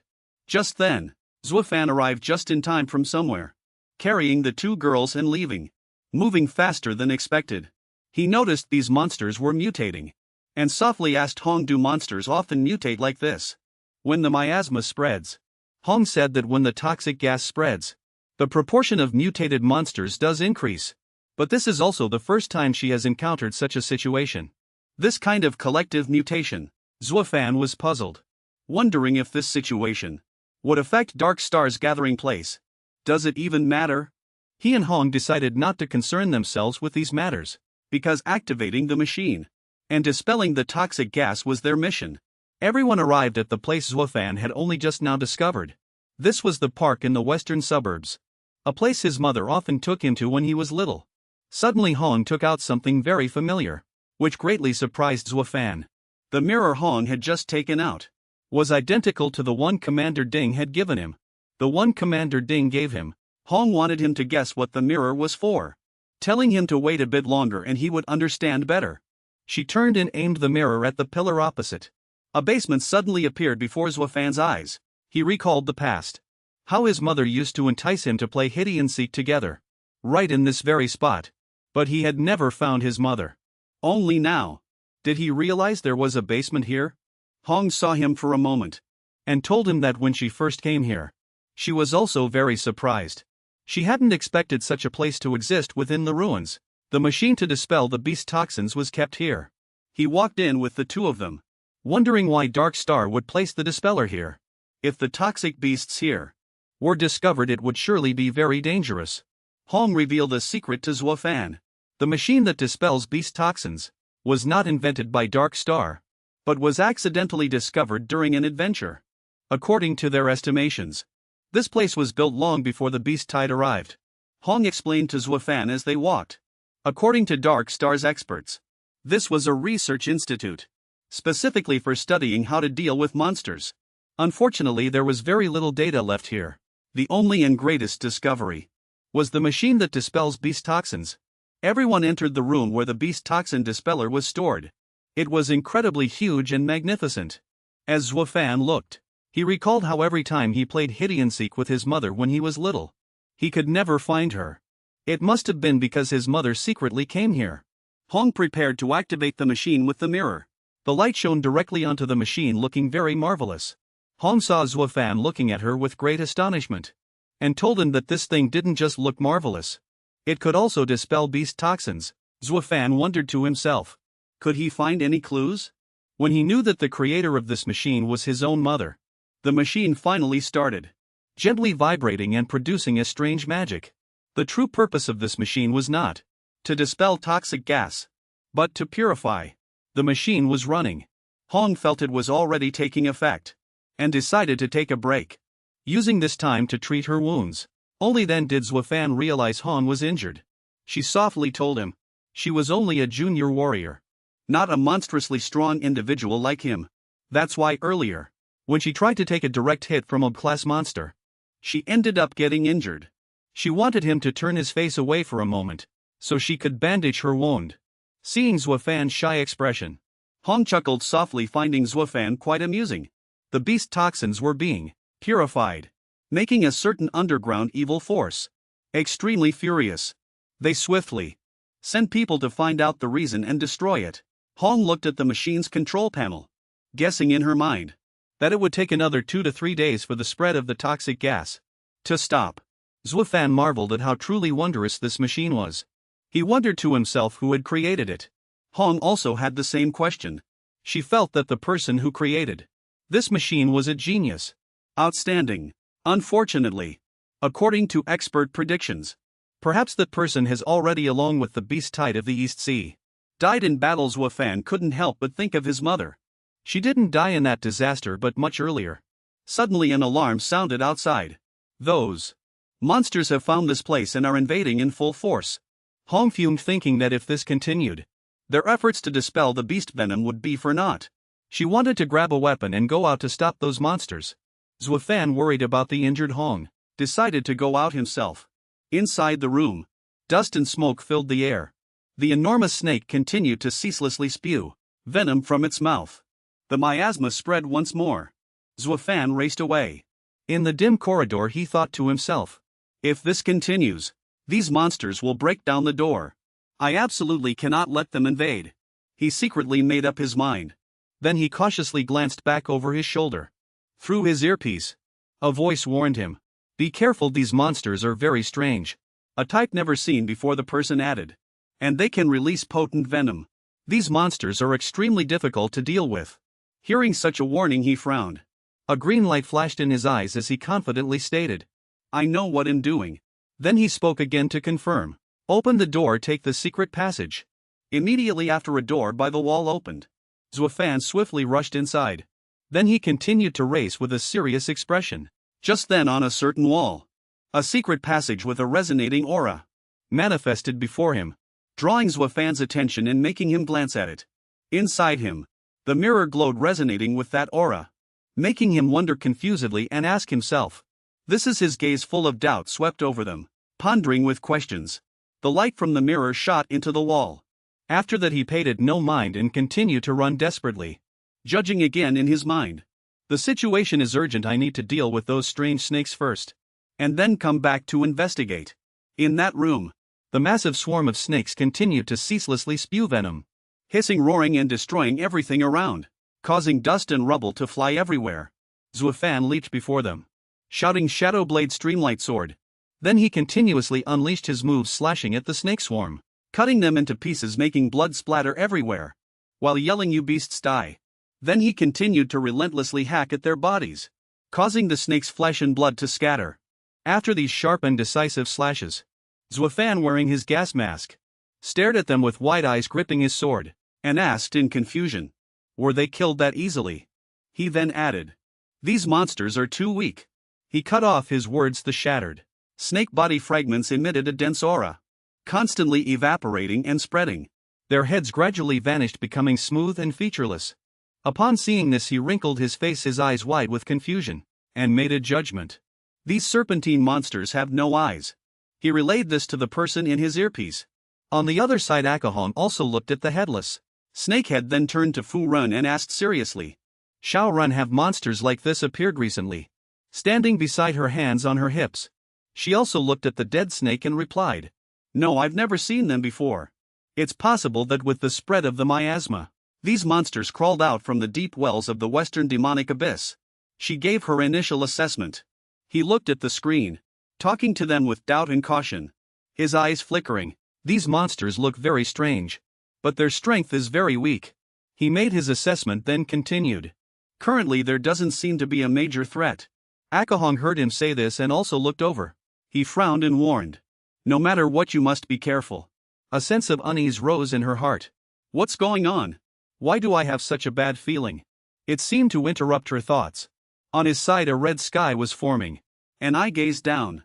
Crimson judgment. Meanwhile an ominous feeling still rose in her heart. It felt like something was watching this place. Meanwhile Zuo Fan was diligently slaying the snakes, his brow furrowed. He made his own judgment. Is it almost over? This is easier than I expected? So, it seems our worries were unfounded. He made his own judgment. Upon hearing him say that. Meanwhile Chi-hong looked at the screen and breathed a sigh of relief. The judgment was indeed correct. It seems we were just overreacting. She concluded her thoughts.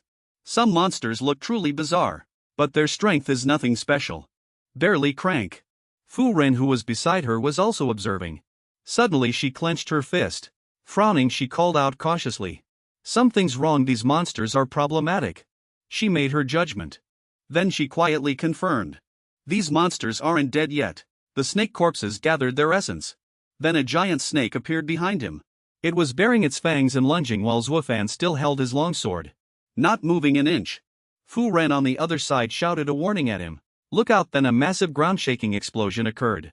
Where the snake was, rubble splattered. He coolly leaped from the snake's maw. He cast a wary glance at it. Mentally assessed the situation.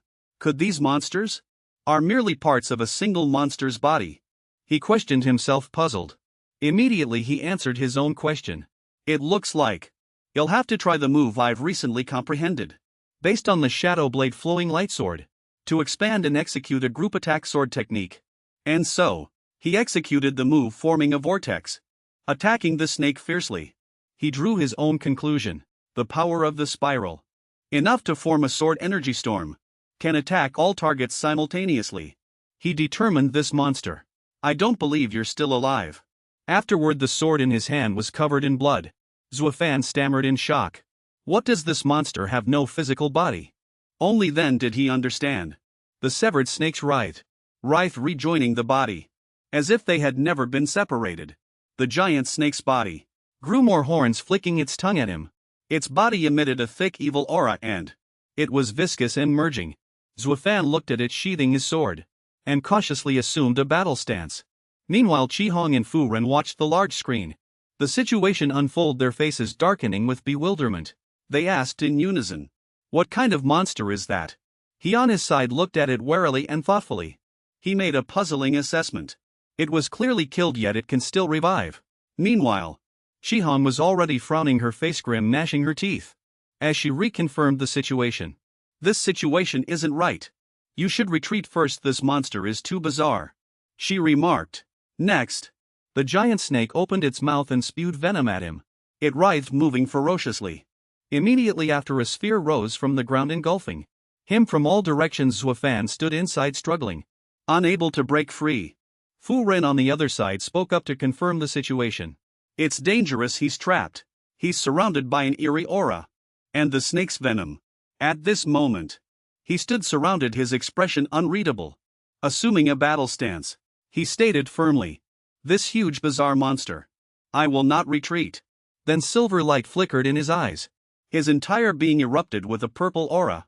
He gazed firmly at the monster. He believed he could only fight one round. As he spoke, his body moved, exuding a powerful aura of inner strength. And his eyes glimmered with power. Wielding his sword, he struck the sphere, trapping him multiple times. Next he rapidly rushed towards the writhing snake. It opened its mouth wide and viciously lunged to bite him. He charged and clashed with it, causing its attack to miss. Zuo Fan hovered and leaped in the air. And made an assessment. This power is much stronger than a brank monster. He pondered again, however. He confronted the monster heathen. His sword-wielding hand pulsed with power. And the monster watched him, flicking out its slimy tongue. Zuo Fan, perplexed, realized. And asked again, an ultimate beast core burst. Then he hovered in the air with his sword. And wildly slashed at the horned giant snake attacking him. The ground was covered in marks of destruction and dust. Meanwhile, Fu Ren watched the battle with a grim expression, exclaiming. Sister Hong, he's incredible. This monster must be brank, right? Meanwhile Chi-hong's face beside him had already darkened with worry. She replied. This monster isn't merely brank. It's stronger than that winged thing from before. She interrupted. Then she quickly recalled his previous battle.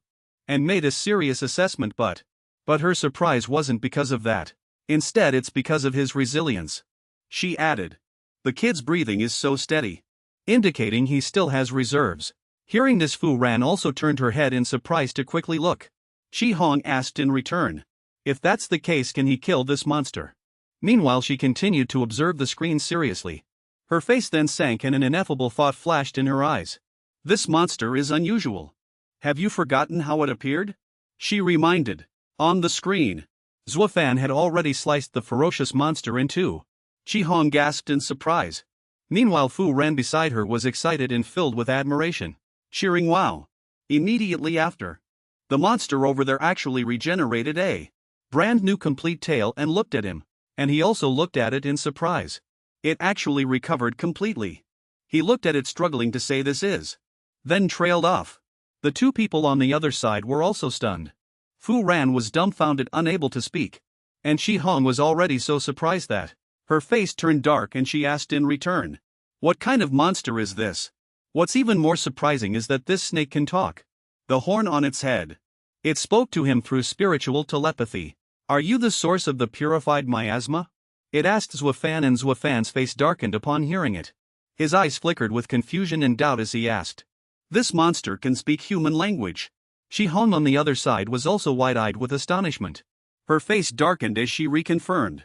It can actually talk to people. Is this level of intelligence indicative of an rank monster? She doubted her own judgment. Immediately after, an unusual phenomenon appeared in the sky. A giant vortex formed, carrying a dense aura. Zuo Fan secretly assessed in his mind. The miasma formed an aerial vortex. He stood sword in hand, facing the monster. He was looking at himself, stammering. The level that can speak to humans. This monster is. He paused. The giant horned snake stretched its body towards him. Zuo Fan called out in confusion. And a rank monster. He reassessed in his mind. To rank monsters correspond to spirit warriors, acting purely on instinct, knowing only slaughter. Crank monsters and above begin to possess rudimentary intelligence. Then he recalled a brank monster, the judgment he had made in his mind before. Brank monsters. Their strength is equivalent to a mid-level general. Beginning to have thoughts, reasoning, and logic. Even able to speak some human compound words. For example, the lake bird leader. Zuo Fan took a step back, gritting his teeth, vigilantly watching the monster. His hand gripping his sword tightly, assessing the enemy. A rank monsters. Their strength is equivalent to a high-level general. Their intelligence is comparable to humans, capable of fully utilizing human language for communication. His heart was filled with worry and unease. Damn, this isn't a rank monster. It's hard for me to deal with it with my current strength. Then a trace of vigilance flashed in his eyes. He reassessed. No, with my current realm as a primary general, even fighting above my rank, I might be able to handle a mid-level general or a brank monster. But if it's a rank monster, I wouldn't even be able to withstand a single move. I'd be dead already. Then he reassessed the situation again. So this monster, despite its formidable strength, is not truly an rank monster. Or rather, it's disguised as an rank. Then the snake slowly crawled towards him. The blood-red moon behind them watched them like an eye. The snake spoke, assessing the calamity, purifying the miasma. It was forced to interrupt. Then it opened its huge mouth and pounced on Zuo Fan. He whispered, eliminate, while he quickly swung his sword to strike. He retreated, avoiding its attack. He leaped away from the viper's attack range. He made a judgment. His mind was full of questions. This power has increased so much in just a moment. Chi Hong on the other side gritted her teeth. She turned around and said firmly, no, if this continues he will die. Seeing her leave, Fu Ran also looked at her in confusion. Chi Hong affirmed, I must go help. Hearing this, Fu Ran also clenched her fists. She frowned, her face full of determination. She shouted, I'm going with Sister Hong. Chi Hong turned around and looked at the little girl, asking in confusion. She asked with difficulty, you stay here, your strength, little girl, is too weak. Do you want to go to your death with big sister? She added. Your amateurish skills. You'd only be a burden if you go out, understand? Hearing this, the little girl became even more resolute. She clenched her hands, making a decision. Sister Hong, nothing you say matters. In your current state, you'd only be going to your death if you went out. The little girl added. That year you saved me from the beast horde. I won't let you go to your death alone, she said firmly. Hearing this determination, Chi Hong also reached out and stroked the little girl's head as if admonishing her. Child, little girl listened to big sister obediently. Stay here and wait for us to return, she added. I promise I'll come back with him. Hearing this, Fu Ren began to sob. Tears flowed uncontrollably. She looked up and said disbelievingly to the big sisters, "You're all just lying to me. That your dad said the same thing to me." Then a notification came from the system. Enemy detected. Enemy detected. The small snakes swarmed in. They densely covered the iron net and wires. Shi Hong swung her sword, cutting them down. She asked in confusion, "Oh no, how did this monster get in?" Fu Ren behind her also watched them warily. Shi Hong's face darkened, filled with worry. Then one of the snakes spat venom. It shot towards her, making her scream in pain. "It hurt so much it hit my shoulder." Seeing this, Fu Ren, on the other side, also glanced at her worriedly. She shouted, "Sister Hong," while she herself was anxious and exhausted. Looking at the snake swarm in front of her, drenched in sweat. Outside, he felt the movement through his earphones. They asked, "What's wrong? What happened in the lab?" He was still moving constantly. On the other side, Shi Hong was already struggling to swing her sword and block. She answered him, "This monster has already entered the lab. Hurry back to support." Then she added, "Its goal is to destroy the fog dispersal machine." On the other side from the clone, the giant snake opened its huge mouth, biting towards him while hissing, trying to rescue them. In your dreams, while he still gripped his sword tightly.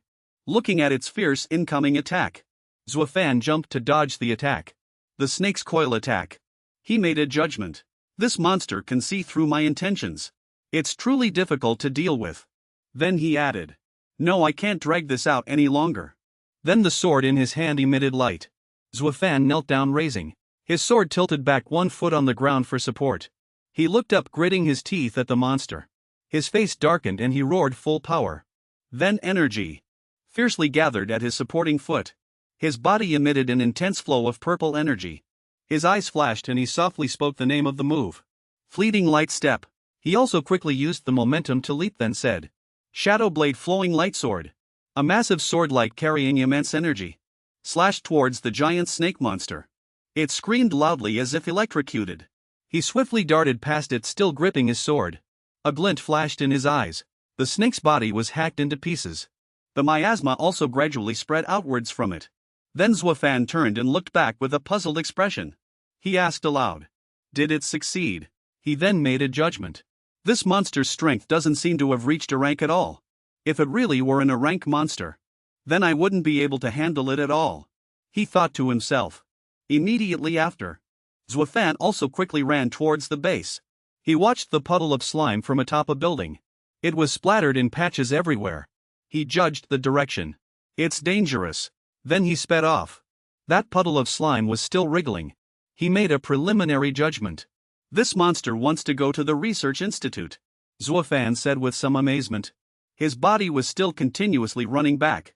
He judged that this monster was too good at disguising itself. He added, "Even if it's disguised as a rank, it's still extremely terrifying." Suddenly gray egg popped out from his collar. It caught his attention and he looked over. Then it climbed onto his head. Zuo Fan asked in confusion, "Little pup, little guy, what's wrong? Are you hungry?" He then muttered to gray egg, "Sorry, I can't feed you right now. Wait until things here are over." Suddenly he stopped. Gray egg's eyes flashed with red electric light and it let out a yelp. Woofed looked forward. Inside the base, the snakes gathered again. They formed a larger snake. Just now Chi Hong stood holding her sword, looking at the hacked up snakes, as well as looking at the even larger snake monster. She asked in confusion, "How did this monster get in?" Immediately after, the snake swung its tail at her with lightning speed. Chi Hong didn't have time to react, standing dazed on the spot. She quickly raised her sword to block, but she was also sent flying. Afterwards she made a difficult judgment. Is its power this great? This monster is truly terrifying, she pondered. Then the giant snake looked towards the purifier. It judged aloud. The source of purification is right here. Then it opened its large mouth, extended its tongue and lunged towards the machine. It roared, "Destroy." Simultaneously it extended its body to attack it. Zuo Fan arrived in time and witnessed this scene. He rushed towards its head, still gripping his sword tightly. He shouted, "Danger! Get out of my way." Seeing him arrive, Chi Hong was filled with joy. Smiling, she shouted, "Kid, you're here." "He's here." Behind them Fu Ren also happily looked at him and shouted, "You're here." He stepped back, standing with difficulty in front of the two of them. He instructed aloud, You two step back a bit further. This monster is not easy to deal with. He warned, and they also looked at him. Afterwards he watched it vigilantly. Meanwhile the giant snake was still self-recovering. It extended its head towards him. Zuo Fan judged. This monster's aura hasn't weakened much compared to before. And it still can't be killed. Then he became worried again. How should I deal with it? It's too terrifying. His face was filled with unease and sweat. Poured down. Looking up at the giant snake he was lost in his own thoughts. Now is not the time to consider these things. If I can't kill it in one go, then I'll chop it twice, thrice, or even 100 times. He then affirmed to himself, my responsibility is to protect them well, and also. He cut himself off, then quickly gripped his sword and shouted. He rushed towards the center of the giant snake monster's head. And it also opened its mouth to bite him. Zuo Fan made up his mind and also to protect this place. This is the place Mother established. He hacked the snake in half from its head. He split it cleanly and decisively. Gray egg on his head. He also unleashed his power. It used its own dark wind to search the surroundings. Finally it found something inside the monster. It told him to cut it open. There was a dantian. Right after that, the gray egg used its own energy to shatter the score. This caused the chi egg to fly out. The giant python monster consequently collapsed to the ground. Its viscous form gradually dissipated. The chi egg also escaped from it. Zuo Fan looked at its struggling appearance. He asked cautiously and confusedly, is this terrifying monster finally dead? Immediately after the system chimed again. Notification: killed an rank mutated beast clone. Gained 3 attribute points. He stared blankly at the system panel, dumbfounded. He thought such a troublesome monster. He interrupted his thoughts, then added to his inner shock. It's actually just an rank mutated beast's clone. The monster was killed. The monster lay on the ground, its entire body burning. Purple flames blazed fiercely all around. Big brother, you're amazing. Fu Ren ran over and shouted. Beside him was Chi Hong, who also quickly followed. Zuo Fan looked at the monster's corpse. A sense of alarm rose in his heart. Just a clone of an rank mutated beast. And it was already so difficult to deal with. Then the true rank mutated beast. Just how terrifying will it be? Moreover, the feeling when I struck it just now was very strange. It seemed like even before I fully struck it, its clone had already shattered. The gray egg was on his shoulder. It couldn't help but let out a few surprised chirps. The more he looked, the more jumbled his thoughts became. Could it be that this clone had already reached its limit? The clone was destroyed. A red magic circle appeared within it. A hoarse voice echoed, source of calamity. Must be eliminated. Then it transformed into a strange red viscous liquid. Everything around seemed to be vibrating. Zuo Fan was sweating. What exactly is this pressure? Fu Ren behind Zuo Fan also excitedly shouted, big brother. Sister Chi Hong cautiously looked around. She was equally confused. Oh no, is something even bigger coming? Are you the source of calamity? At this moment a pair of blood-red eyes appeared behind his head. A terrifying voice rang out, or is it someone else? The hoarse voice made him feel tense. His muscles twitched, then suddenly stiffened. He wondered what that was. Is that the true body of the rank mutated beast? It seems like it has already set its eyes on me, but looking at how it's trapped inside. A mechanical voice repeated twice. High danger level detected. High danger level detected. He looked at his hand where the magic orb emitted. Blue light spread out from above. Dazzling light illuminated this dark place. Zuo Fan frowned and thought. It's exactly as I guessed. This lens is the key to controlling the research institute. Chi Hong opened her eyes wide and asked in surprise. What just happened? I thought we were done for this time, but it seems we're safe. She looked at the measuring device and softly said with relief. The miasma concentration has decreased. He knelt on one knee. He said wearily, it should be safe now. This operation can be considered complete. And I've gained a lot as well. He looked at the two frail girls behind him. It's finally resolved. Are either of you seriously injured? Fu Ren. The teary-eyed little girl ran straight towards him. She cried loudly, big brother, you're really amazing. Wah! I almost thought I was going to die just now. Looking at the little girl clinging tightly to the man beside her, Chi Hong put her hands on her hips. She smiled softly, thinking this guy is really something. Where did he find such a master? At this moment, Zuo Fan felt a bit awkward about the excited child. Don't climb on me. That monster's venom is terrifying. Also, your snot is all over my protective suit. The little girl whined. I don't care, I don't care. I only feel safe when I'm hugging you. The little girl looked up at him, tears welling in her eyes. Luckily you were here, otherwise if sis got into trouble I. The little girl only got this far then suddenly hugged herself. He trembled with worry. What's wrong with the girl, is she hurt? She couldn't have actually been poisoned by the monster, could she? Sakiko calmly held her in her arms. She reassured, don't worry. This girl isn't hurt. Nor is she poisoned. It's an old recurring issue. Hearing this, he instinctively asked, an old issue. The two of them let the little girl lie down inside to rest. Then they went outside to talk. Sakiko looked at him and smiled. At this rate, within 3 days, the miasma spread will return to normal. He didn't turn around, just glanced over. He said 2 or 3 days, that's really fast. He immediately wondered. Since there's a machine to disperse the miasma, why doesn't Dark Star consider completely clearing the miasma here? Sakiko knelt. And she said, I used to have similar questions like you. But after what happened today I understand. There's an rank monster in the West Abyss Demon Well. If the miasma were completely dispersed, it would surely lead to a conflict with that terrifying monster. He continued, that's right. What kind of existence is that, a rank monster? It can rival a high-rank warrior. And it's even stronger in a rodent's den environment. Sakiko suddenly bit. Her lip gripped her arm and began to tremble. Seeing this, he hastily asked, are you hurt? She softly scolded him for being loud. What are you doing? You'll wake up that little girl. It's just a minor injury. As she spoke, she took off her clothes and pulled out a bandage. Hurry, help me bandage it. Seeing her like this, he blushed awkwardly. He stammered. Fythus, ill bandage it. What else? She took off her clothes, revealing multiple wounds on her slender body. Is there anyone else here who can treat my wounds? She turned around with a light chuckle, teasing. What's wrong? Shy can't bear to look. Your skin is quite fair and delicate too. Teased, he immediately turned his head away in annoyance and retorted. Who's shy? These kinds of wounds. I've treated countless people with them. He didn't continue speaking after that, merely thinking to himself. It's just that bandaging a woman, especially in those areas. I've only experienced that once. Her body was exposed in the dim light. She urged, hurry up, if that kid wakes up and sees me like this, her emotions will be triggered again. That old condition might relapse.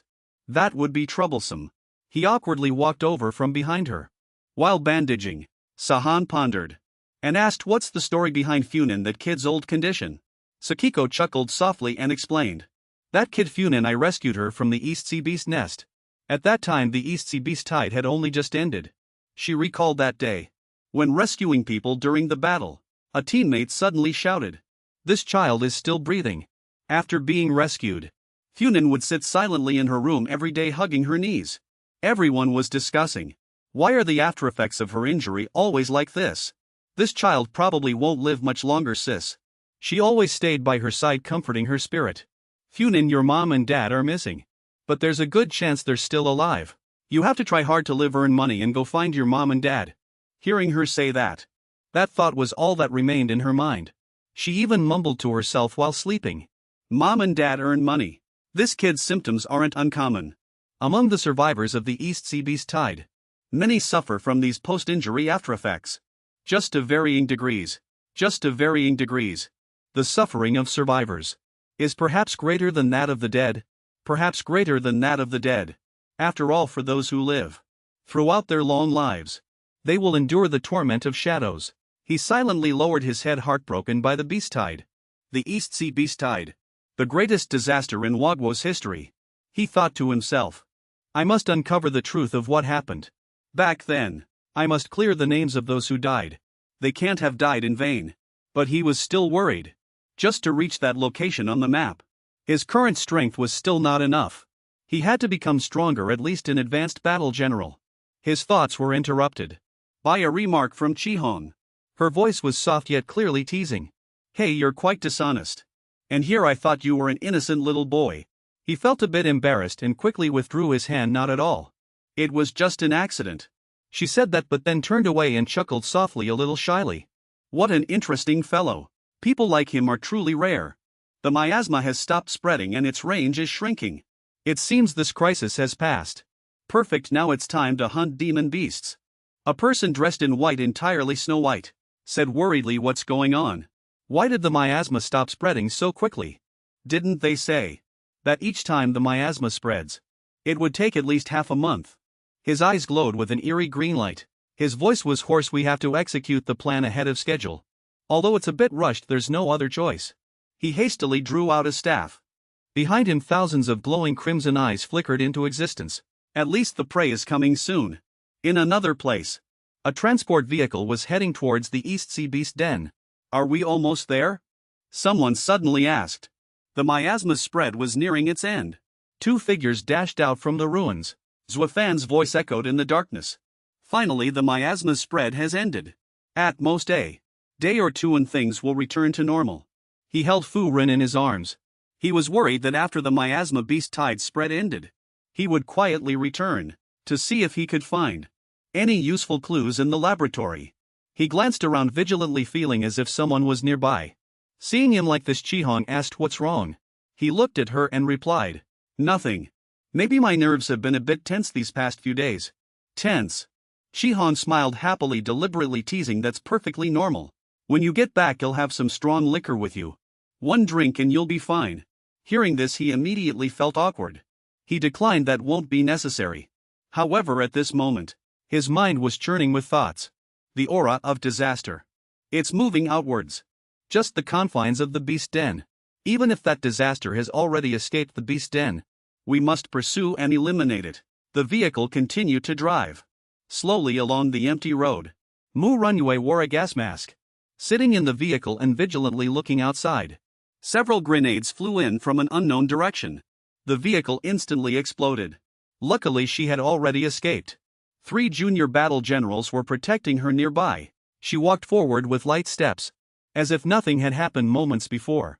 A tall man appeared from behind her, followed by an unknown number of people. He spoke first. "Miss, you finally arrived. You've made us wait for quite a while." This person was Mu Yuan, a mid-level battle general. Mu Runyue replied calmly, "I didn't expect it to be you who came." Her subordinate pointed at him and cursed Mu Yuan. "Are you insane? You're feigning an attack on Miss." "Enough chatter." He waved his hand and scorching mana appeared. "Die." He slammed his fist down, unleashing the flame stone fist. At the same time, the 3 people also rushed forward, kicking out their legs. That force sent the 3 people flying. They cried out in terror. "How is that possible?" Mu Runyue looked at him, her eyes filled with murderous intent. "Mu Yuan, I didn't expect. Your strength has actually reached this level. They teamed up, the 3 of them. Are completely no match for you." Her voice hardened and she continued, "Considering the Mu family, cultivating talent isn't easy. If you truly repent now, I can overlook what happened before." Mu Yuan was not intimidated in the slightest. He looked down on Mu Runyue from a superior position. "You're truly quite naive. At a time like this. And you're still putting on airs as the eldest young lady of the Mu family." He raised an eyebrow and teased playfully, "But I your daddy like your kind of vibe. Just wait till I catch you. I'll make sure to enjoy myself thoroughly. And taste what the Mu family's pearl is like." The female subordinate was so angry she wanted to spit fire at him. How dare you speak so disrespectfully to our young lady?" He gave a lewd smile, his magic surged, preparing to speak. "Ha ha ha. I your daddy never just talk the talk." He charged forward just like that. The 3 junior battle generals nervously surrounded Mu Runyue to protect her. Mu Runyue, however, showed no sign of being intimidated or afraid. Her gaze turned to the other side. A figure vaguely emerged from the bushes. "You're absolutely right. You're truly bold enough yourself." The voice sounded menacingly. "To dare speak such wild words to our young lady." The person unhurriedly unleashed a strange purple technique. That strike rapidly shot towards Mu Yuan, giving him no time to react. He widened his eyes. His pupils constricted and his eyes became bloodshot. "Not good, I can't dodge it." A terrifying force surged forward, sending him flying. Not just him but several others too. They screamed in terror. Mu Yuan was hit by this strike so hard that he seemed utterly ruined on the spot. He fell face down on the ground, grimacing in pain. He painfully struggled to push himself up from the ground, then fell back to a sitting position, asking in surprise an advanced battle general, "Did you think that for this trip I only brought 3 junior battle generals?" As guards, Mu Runyue, holding a long sword, looked at him sternly, raising her voice. "This was just a smokescreen I put out, precisely to lure you this big fish out. This was a trap deliberately set." Mu Yuan, severely wounded, knelt at her feet and spoke bitterly. "Mu Runyue, if that wretch is still alive, then that's a huge threat to us. She absolutely cannot be allowed to live. He stood up holding a grenade in his hand. An idea surfaced in his mind. Detonate it now. Suddenly he cried out, my armorg. The person in the shadows spoke softly, disdainfully. Such petty tricks. Did you think you could hide them from me? Manhwa looked at the confused group of people. And her voice was calm as she said, Hong Bai. Thankfully you are here. Otherwise I would have been in danger. The person named Hong Bai politely praised her. This is all due to young Lattice's impeccable planning. What credit could an old man like me claim? This trap laid by the young lady is far more impressive than anything the master devised in his youth. She didn't speak, just thought to herself. After that lesson, I'd made full preparations for this operation. She was recalling her encounter with Zuo Fan. She smiled faintly. A fall in the pit again in your wit. She crossed her arms and looked around. A desolate wind blew, rustling her clothes. It's a pity that along the way, 2 days have already passed. Yet there's still no news of Zuo Fan. I hope he's safe and sound. She turned her gaze towards the city and asked the mysterious person. Hong Bai. Do you think this person is really our leader? Hearing her words, he immediately asked, puzzled. Is young lady suggesting that there are other candidates for our leader? Her gaze fell upon the vaguely visible figure. Before I came here, I already investigated their arrangements in Donghai. That leader is clearly a cunning individual. This Mu Yuan, while not bad per se, is clearly still far from it, she analyzed. It seems young Lattice's words were indeed correct. It made the old man seem to realize something. The young Lattice's intentions. Before he could finish speaking, a formidable aura emerged. Hong Bai was utterly terrified. This aura isn't right. It seems to be an rank beast, he exclaimed in alarm. Hong Bai, what's wrong? Manhwa asked anxiously. Hong Bai said nothing more and vanished instantly. Before leaving, he didn't forget to escort the young lady away. It's not safe to stay here. In a dilapidated abandoned city inside a house, a figure flickered in and out of view amidst the swirling smoke. He was panting heavily. He grinned, revealing sharp fangs. Haha, Manhwa had such a high-level warrior with her, protecting her in secret. That was truly dangerous. Luckily I sent that guy to die for me. To take the bullet for me. Frightening veins bulged on this fellow's face. He widened his emerald pupils. That old man should have left temporarily. This is a once-in-a-lifetime opportunity. For the past 2 days I've been hiding like a coward. Now it's my turn to strike back. Then a soft melody began to play, accompanied by the fellow's voice, Manhwa. Even if I die, I'll drag you to hell with me. Amidst the tense atmosphere, cars sped down the road, carrying those who were trying to escape danger. Suddenly a scream rang out, startling everyone. What's happening? It's a horde of beasts. Fate seemed to be playing a cruel joke. An object suddenly exploded, forcing the car to brake sharply. The four exchanged terrified glances, then one shouted, "Let me handle this, you protect the young lady." Manhwa's bright eyes scanned the scene. Then she suddenly spoke. Uncle Hong just left, and we immediately encountered a beast attack. This isn't an accident. It was premeditated. Indeed. There's still another leader among the East Sea Beast Lair's traitors. A girl in the team charged towards the beast without hesitation. She unleashed a powerful kick, but the beast still pressed forward. Despite her attack, its resilience forced her to retreat. She exclaimed in surprise, how can it have such astonishing strength? Everyone looked up at the sky, stunned by the sight before them. They couldn't believe what they were seeing. These are Brank Beasts, 7 Brank Beasts. From afar a lingering sound echoed. An enchanting flute melody, accompanied by skills being cast around it, drew everyone's attention to a distant building. They immediately recognized the flute sound. The beast taming flute atop the building. A figure appeared. The man looked down at them, a sinister smile playing on his lips, and he spoke. Manhwa, now it's my turn to hunt you down. Manhwa looked puzzled, turning to ask the person next to her. Could this person be Manhwa's true leader? They exchanged glances, then one person spoke, their tone filled with speculation. To be able to control Brank beasts, naturally they would have the qualifications to lead Manhwa. They've never seen this person in the family before. It seems the traitors are still hiding many experts. Without further hesitation, the man commanded the beast horde. They roared fiercely, tear them apart. The group quickly split up. 2 went in one direction, attacking the beast horde. The girl shouted loudly, you escort the young lady away, I'll cover the rear. As long as we can hold on for a while, Uncle Hong will come. He'll be here soon. One person rushed forward throwing a weapon at the beast horde. He called back saying, "This is the latest beast interfering liquid. It should be able to temporarily stop them." She also quickly followed. The item exploded, causing the beast horde to instantly tumble and fall. The four began to accelerate their escape from the dangerous area. "Go that way." Mu Runyue glanced back. Then suddenly had the car drive back. She lightly pressed a button, causing the vehicle to instantly explode, swallowing the pursuing horde of monsters. That should buy us some time. From the fiery red smoke, the surviving monsters rushed out, chasing after them wildly. The man threatened controlling them. "If I didn't have my blaze cleaver beast, my mount perhaps, you truly could have escaped.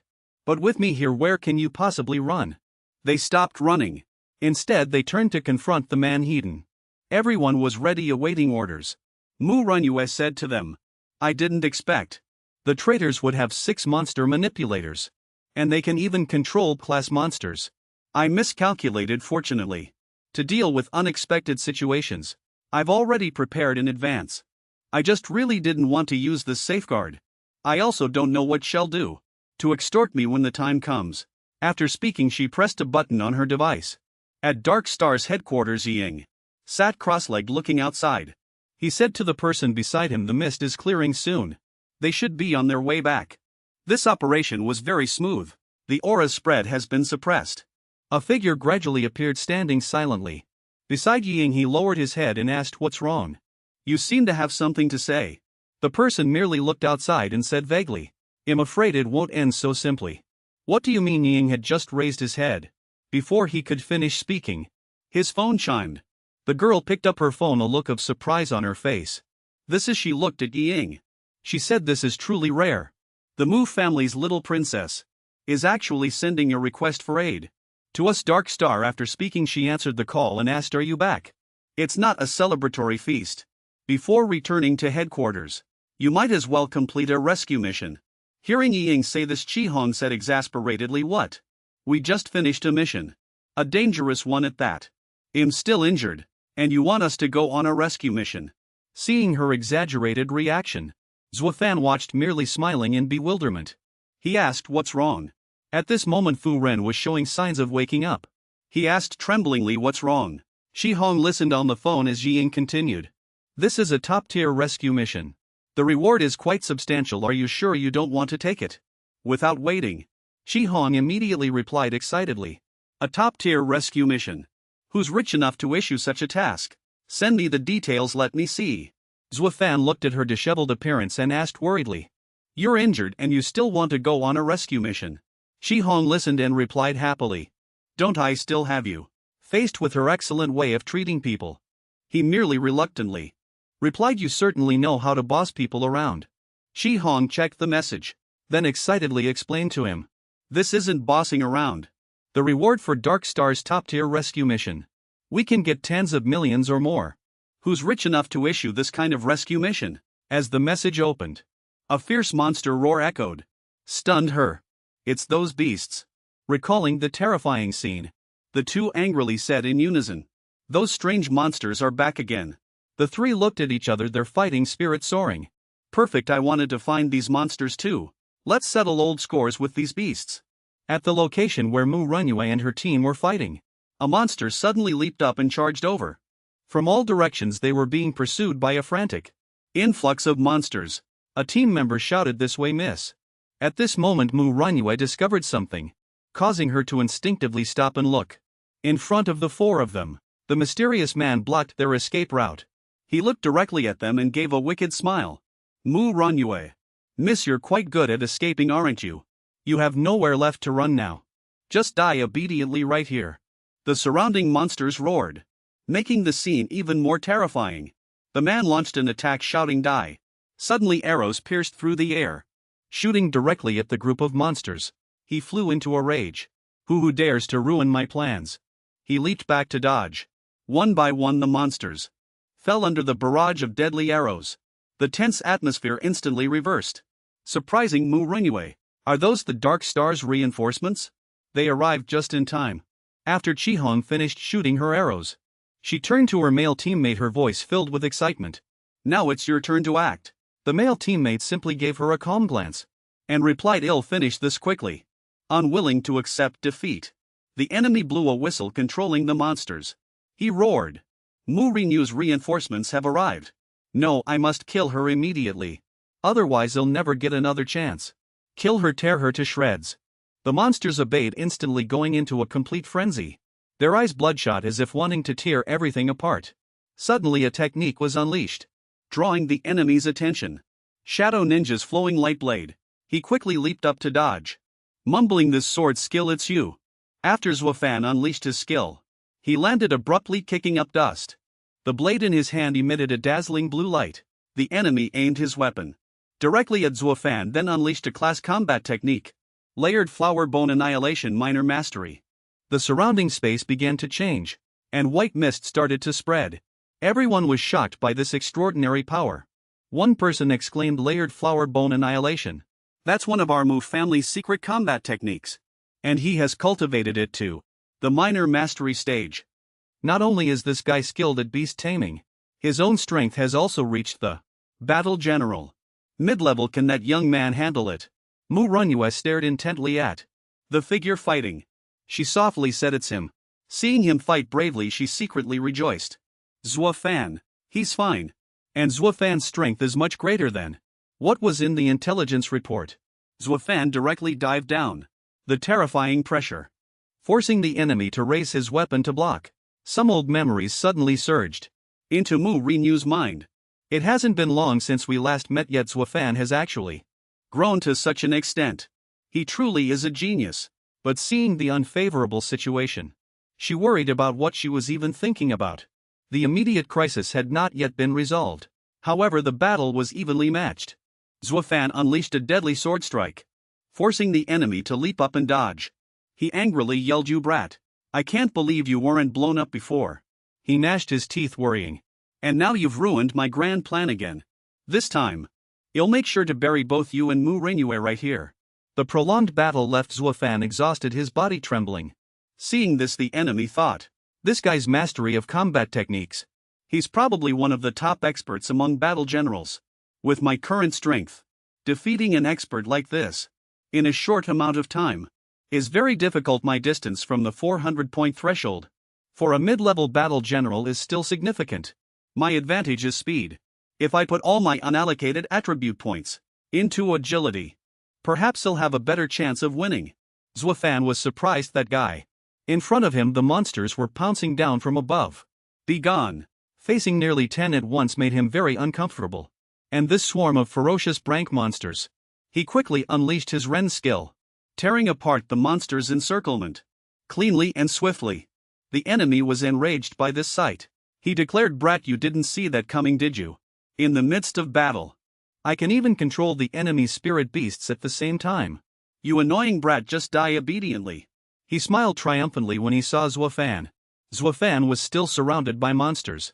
Although he had tried hard to deal with them, the monsters had an overwhelming numerical advantage, making the situation dire. Just then someone called out, kid. We misjudged this guy's strength. Things aren't looking good. I'll cover you, retreat first. Zuo Fan thought, Renue is still in there. I can't retreat. This won't do. Instead, the enemy was overjoyed at the sight of Zuo Fan possibly being injured. As for Zuo Fan, since this troublesome brute is like this, then let's double their numbers. Let's see how you'll deal with this brat. Instantly, countless monsters were summoned. They charged at Zuo Fan, fighting him to the death. He continuously unleashed skills to prevent them from getting close to Mu Renue. Renue could no longer hold back. She tried to force her way into the battle, shouting, if Zuo Fan keeps going like this, he'll be in great danger. The people around her quickly stopped her. It's too dangerous, miss. You cannot go out there. The time was right. The enemy swung his sword, eyes glinting, and charged straight at Zuo Fan. Now, unleash the full power of the flower butterfly bone. Die. Zuo Fan realized the opponent had fallen into his trap. He concentrated his strength and met the attack head-on. Now, all attribute points allocated to agility. Finally, a circle of purple light appeared around Zuo Fan's body, signifying his power had reached its peak. Attributes. My agility has reached warrior intermediate without hesitation. He immediately unleashed a series of skills: Shadow Blade Flow, Light Sword, Perfected Realm, fully activated, flowing Lightstep's perfected realm fully activated. The enemy was greatly startled. Stunned by the skills Zuo Fan had just unleashed. This speed isn't right. Just now. This kid was actually hiding his true strength. Their weapons collided violently. With his incredibly fast speed, Zuo Fan struck his opponent with a single sword slash. The enemy was utterly shocked. His cultivation clearly hasn't broken through to intermediate warrior. So how can he be this fast? I can barely hold him off. Zuo Fan gripped his weapon tightly, making it emit a purple glow. He swiftly swung out a sharp beam of light tearing the enemy in half. The battle was over. Zuo Fan slowly landed, while the enemy fell uncontrollably. Seeing the notification appear, Zuo Fan was ecstatic. I finally killed that bastard. Just then a few more monsters recklessly charged forward. He just needed a gentle swing, drawing a straight line at high speed, making them fall. You beasts, all of you die. Their corpses lay scattered on the ground. He watched calmly, speaking indifferently. It's finally done. The four people witnessed the young man's extraordinary power, and couldn't help but exclaim in surprise, that person is too strong and he looks so young. Indeed, a warrior rank master this young, what a genius. Fu Ren ran over shouting, bro. Chi Hong also followed closely behind. Zuo Fan asked with concern, Chi Hong, your injuries? She replied, it's nothing, the wound just reopened. You on the other hand are really amazing. Fu Ren hugged him tightly, bro, you're awesome. Mu Rengyue stared at the scene before her, stunned. Zuo Fan waved and greeted Miss Rengyue. She could only curse helplessly in her heart, that bastard. Zuo Fan, I worried about him for nothing. He looks completely at ease. Zuo Fan's intuition suddenly reacted. It felt ominous. He pushed Fu Ren away and looked worriedly in that direction. What is this terrifying, oppressive feeling? Rows of tentacles stretched into the sky, engulfing the entire building, leaving the scene in ruins and utter silence. That direction. The aura of that scourge. Didn't the poisonous gas just dissipate? It instantly became dense again. The monsters saw the space becoming blurry and indistinct. They all stopped. They turned tail and ran, scattering in all directions. Someone reported that all the monsters had fled. Fu Ren asked, confused. Were they scared away by your power? Zuo Fan replied, I'm not that powerful yet. He stroked the gray egg, thinking to himself. What's wrong with this little guy? I've never seen it so worried. This isn't good. I've never encountered such a heavy, oppressive feeling. But it also feels a little familiar. Zuo Fan secretly guessed disbelievingly. Could it be the true form of that rank monster? Zuo Fan was startled and looked ahead. Then he thought, no way. Did that monster actually follow me all the way here? Suddenly the surrounding space began to tremble violently. Chi Hong looked up at the sky and shouted loudly. What kind of monster is that? A gigantic monster and its companions crawled menacingly closer. It didn't forget to let out a roar, oppressing everything around it. That's an rank monster, the Black Serpent Colossus. Fu Ren and Chi Hong both stared at it intently, thinking, is this monster really an rank monster? Without any warning, it slid directly towards where the crowd was. The monster's voice boomed, Scourge, be gone. Die. It slammed the ground with a single blow, making the space tremble. Everyone was on high alert, reminding each other, what are you standing there for, spread out and run. Other monsters suddenly burst out of the ground, as if to apply pressure. Zuo Fan observed the giant monster. Many small heads were still wriggling around it. He thought to himself. This terrifying destructive power, it really is an rank monster. Watching it wreak havoc, he asked himself, is that monster coming for me? Why? Is it because I eliminated its clones? He watched as it kept its head down, opening its huge mouth at him. Zuo Fan spoke. Just as I thought, its target is me. He quickly flew away, reminding everyone, let me lure this monster away. Everyone please take good care of that little guy. Mu Rengyue watched his receding figure. She said worriedly, be careful. Chi Hong and Rengyue exchanged glances, saying nothing more. On this side, Zuo Fan was still trying to lure away the Black Serpent Colossus. He thought with a headache, this destructive power is too terrifying. With my current strength, it's still too difficult to fight an rank monster. This is the terrifying aspect of rank monsters. I heard an rank monster can destroy a town in just a few hours. Just a few hours. That rumor is true. The monster looked at him and said, Scourge, die. Zuo Fan stood beneath it. His limbs were entangled by its tentacles, making him unable to move. Zuo Fan thought worriedly, it's over. I can't move my body. This voice belongs to the rank monster. It possesses intelligence just like humans. Why would it call me a scourge? The gray egg suddenly popped out of his hat. It said nothing and climbed directly onto his head, imbuing Zuo Fan with power. Soon Zuo Fan could move. He said, "My body can move now." Seeing the monster's head appear right before his eyes, he stopped there. Runyue was still calling his name very worriedly. And Shi Hong looked at her Runyue and said, "That kid." Suddenly a message reached Zuo Fan's ear saying, "I'm fine. Don't worry." In the distance a person suddenly appeared at his location. It was Uncle Hong. He furiously threw a punch and shouted loudly, "Beast, how dare you cause trouble here!" A devastating heavy punch, blazing with dazzling light. Zuo Fan looked at the somewhat aged man. He guessed that must be Elder Hong, advising Miss Mu. "You should step back a bit first. Fighting in a rank monster. Getting caught in it would be very dangerous." Fu Nian, held by Chi Hong in a princess carry, said, "Big sister. Did you hear that? That high-level general called her Miss Mu." Chi Hong replied, "I heard it. Having a high-level general as a bodyguard. And still calling us for support. This person's identity is extraordinary. I wonder which war god family's important figure she is." The black snake anaconda immediately curled up and let out a strange cry after taking a punch. Hiss hiss. It caused a terrifying earthquake, making Zuo Fan think, "This combat power is terrifying. If I get caught in it, even if I don't die, I'd definitely get injured. Its combat power is comparable to a high-level general. This is the terrifying aspect of a rank monsters. To be precise, this is the strongest showdown below the war god level." He observed Elder Hong fighting in the distance, and judged that he could match in a rank monster. Has his strength reached the high-level general rank? Indeed. Only by reaching the high-level general realm can one contend with a rank monster. But he frowned and thought the situation wasn't looking good. Constantly encountering a rank monsters, even a high-level general, cannot endure this kind of combat intensity for long. High-level generals' stamina also cannot rival a rank monsters. The scene shifts to Nightingale. She stood in a room, looking at the serene courtyard, then spoke. "How's the situation over there?"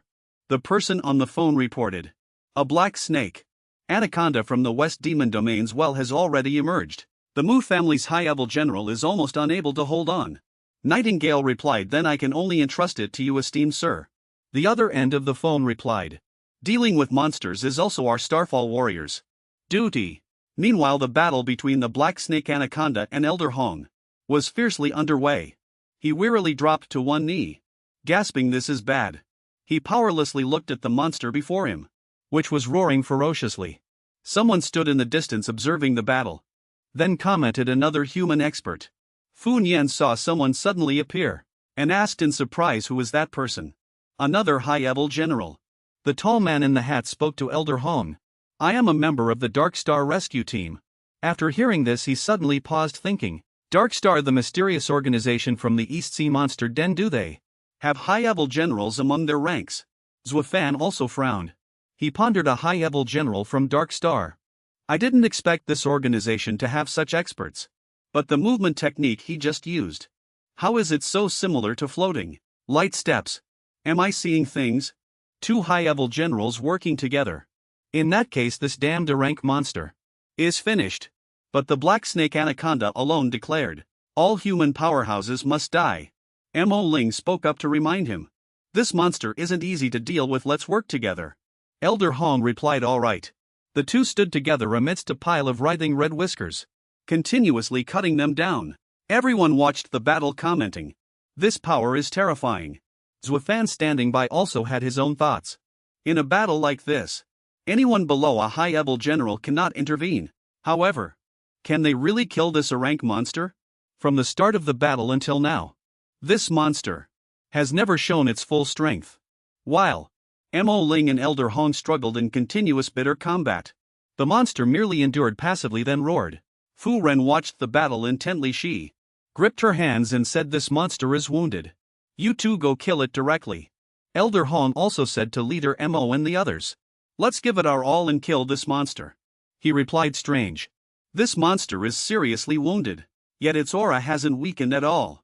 Zuo Fan stood by, thinking something's wrong. This monster is hiding its true strength. He jumped out and yelled, "Watch out. Those tentacles are problematic."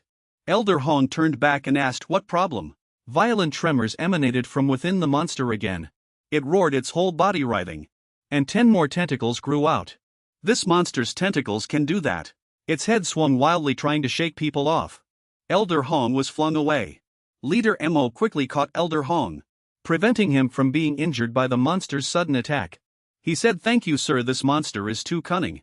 He replied, "This monster's tentacles. They're like living beings." Watching its body gradually complete itself. Despite being gravely wounded, it was still fighting everyone. More have grown out. Scarlet asked nervously, "Do this monster's tentacles grow so fast? Was it not injured at all just now?"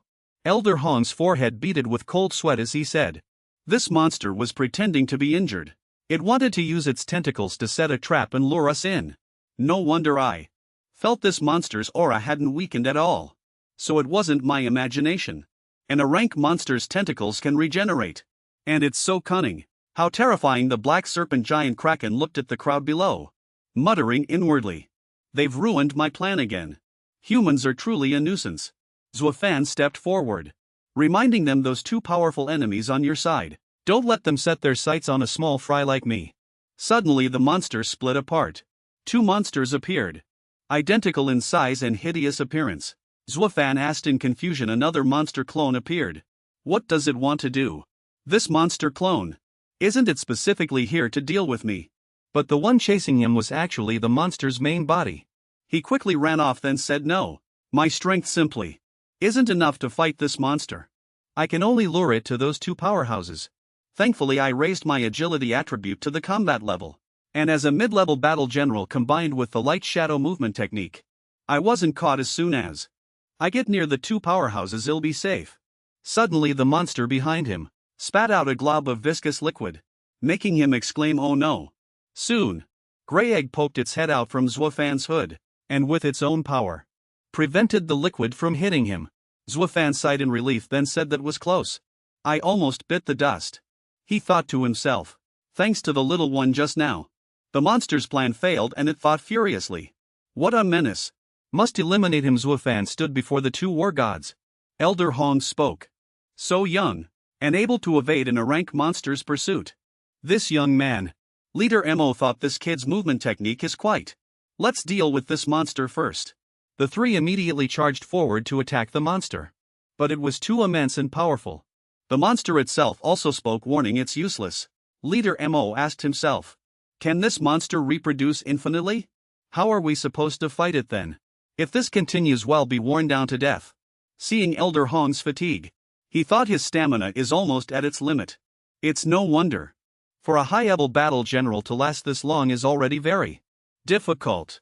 No other choice, we can only. Zuo Fan frowned and he spoke. "If this continues, we'll be worn down to death by this monster. Can it regenerate infinitely?" He asked Grey Egg. "Little one, can your power deal with this monster's regeneration?" Seeing it didn't react, he mumbled to himself, "Does this little guy really understand me?" Seeing the critical situation, he went all out. "Given the current circumstances, I can only risk it."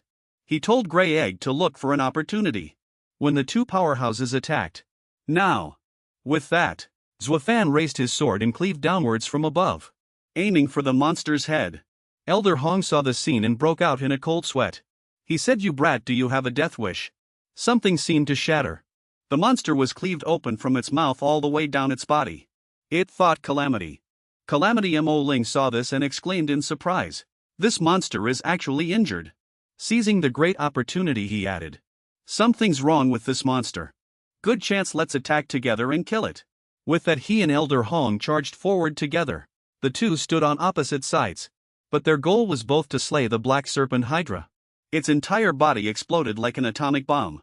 Everyone watched dumbfounded, muttering to themselves, "SUC. Did we succeed? Is this terrifying monster dead?" Watching the enormous monster writhe in pain, roaring madly, everyone asked themselves, dumbfounded, that terrifying monster. Is it finally dead too? Elder Hong spoke. "The monster's aura is about to disappear.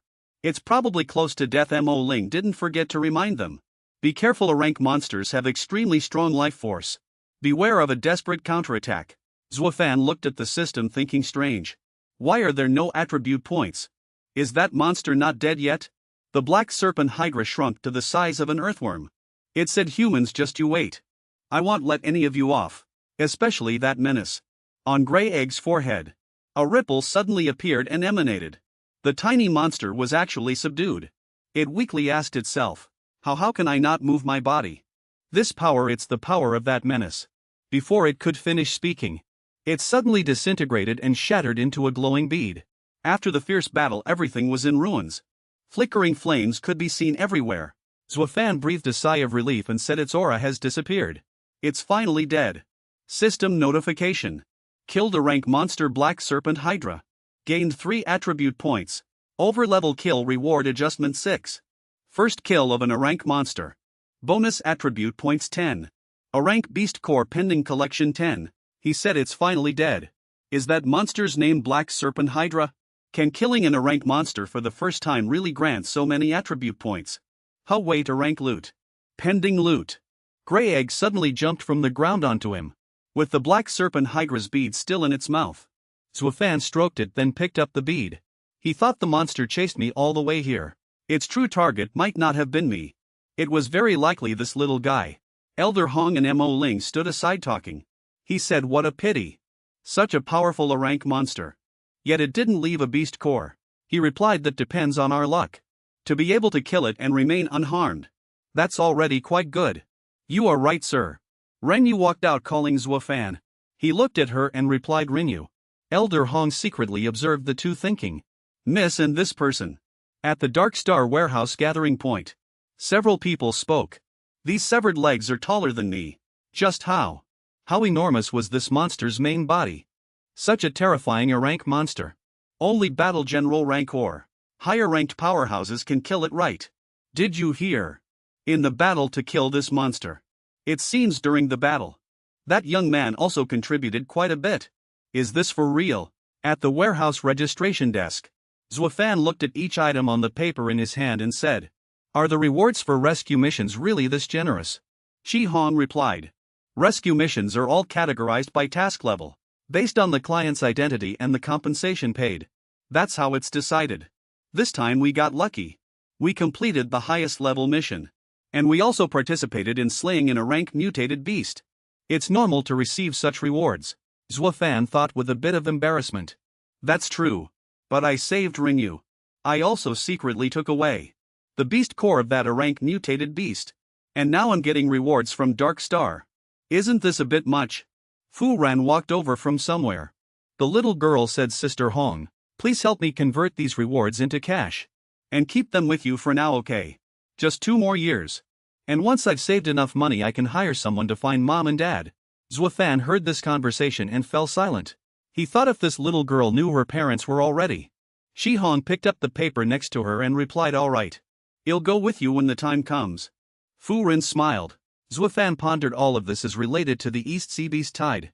I must uncover the truth of what happened back then. For those who perished. And to clear Dad's name. However, the clues on the map very likely point to the depths of the mutated beast's lair. My current strength is still not enough. If I were to encounter a terrifying mutated beast like the black serpent-toothed octopus again, I would be no match at all. I need to get stronger fast. Chi Hong turned her head and asked, have you still not decided what reward to choose? You should also choose the bidding qualification for a rank combat skill. It will be a while though, before the auction begins. Zuo Fan thought again, that's right. The qualification. To auction high-level combat skills. After I return from the ruins in the west suburbs. And then attend the auction. Plus the A rank beast core. Just then 2 girls walked over and said to Zuo Fan, hello big brother. We heard you performed exceptionally well. Zuo Fan asked, somewhat bewildered, who are you? The scene shifts to another location. Someone was holding a teacup. This was Renyu's and Yi Ying's conversation room. Renyu looked at the woman in front of her and thought, I really didn't want to encounter this woman in a situation like this. Yi Ying spoke.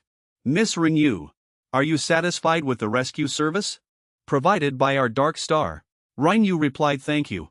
Miss Yi Ying, am very grateful for Dark Star's assistance. Renyu pondered the woman's attitude. She knows about me and Zuo Fan.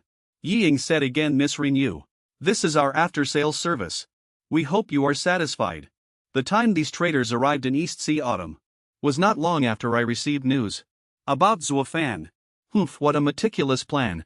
I'm afraid there are even moles among us here. Run you thought again, who could it be ye?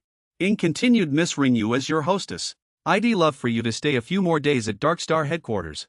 However, as a friend, I still advise you to return to the Mu family as soon as possible. Your identity is too sensitive. It's not safe to stay here. Bo Hong chimed in from behind Miss Yi. Ing is right. Since the matter here has been resolved, it's very dangerous for you to continue staying here. Please return home quickly. Run you, replied Bo Hong, with you by my side I feel completely at ease. Hearing this he broke out in a cold sweat. He secretly thought to himself. Mrs. at ease, but him not at all. What if we run into an rank mutated beast again? What would we do then? Run you inadvertently glanced behind her. She saw Zuo Fan being carefully and considerately attended to by two beautiful girls. Run you cursed angrily under her breath, these people surrounding. What is Zuo Fan doing? Zuo Fan, you're really popular with girls. Uncle Hong also saw this scene. He thought to himself. I never expected that young master to be Zuo Fan. His strength is far greater than what the intelligence reports suggested. But he's actually with. Miss Zuo Fan also glanced at the young girl named Mu Renyue. She stepped forward and greeted him. Zuo Fan, long time no see. The girls standing nearby couldn't help but gasp when they saw her. Wow. So beautiful. Shi Hong's lips curled into a slight smirk when she saw this. She said, so that's how it is. This guy actually knows that rich girl. No wonder he tried so hard during the rescue back then. Fu Ren exclaimed, wow. This guy and this beautiful rich lady. The little girl fantasized. If only I could also know a boy who's handsome, cool and rich. Hearing this, Chi Hong knocked her on the head. She said, wake up, you little girl. Stop daydreaming. Now looking at Mu Renyue, she sized up Zuo Fan for a long time before commenting. Long time no see. This guy actually became so handsome. No wonder so many girls like him. She shyly covered her cheeks and muttered to herself. What am I thinking? Shouldn't I be questioning him about why he attracted so many girls? No. What does his popularity with girls have to do with me? We're just friends. Zuo Fan, standing in front of her, was also deep in his own thoughts. He thought to himself, after all this time apart, Mu Renyue's hair has grown long. She's much more beautiful than before. What's going on? What should I say? The two exchanged a smile and spoke in unison. Long time no see, how have you been? Everyone watching this scene felt very displeased. They all froze, secretly protesting in their hearts. The young miss and this kid. We don't approve. Zuo Fan scratched his head awkwardly and said to Mu Renyue. It's been so long, you've changed so much. I almost didn't recognize you. She asked, what do you mean by that? Mu Renyue turned her head and continued to ask. You're not trying to say I've become ugly, are you? Zuo Fan quickly waved his hand and said. How could that be? You're much prettier than before. That's more like it, Mu Renyue thought to herself. Humph. Good for you, kid, you've got good taste. She recalled the time she had spent with Zuo Fan before. This kid used to be like a block of wood. What am I thinking? Why do I start thinking about these things as soon as we meet? Mu Renyue muttered to herself and then smiled again. Afterward she asked. Zuo Fan, how long do you plan to stay with the Dark Star organization? And where are you going next? Zuo Fan replied, my next itinerary I still need to go deep into the East Sea Beast Nest. Just as I expected. You came to the East Sea Beast Nest with a purpose. She continued to ask worriedly. But do you know this? Going deep into the East Sea Beast Nest. How dangerous is it? There are quite a few rank monsters inside. It's not like that giant snake. Even if your true strength is no weaker than an intermediate warlord, then even so you might.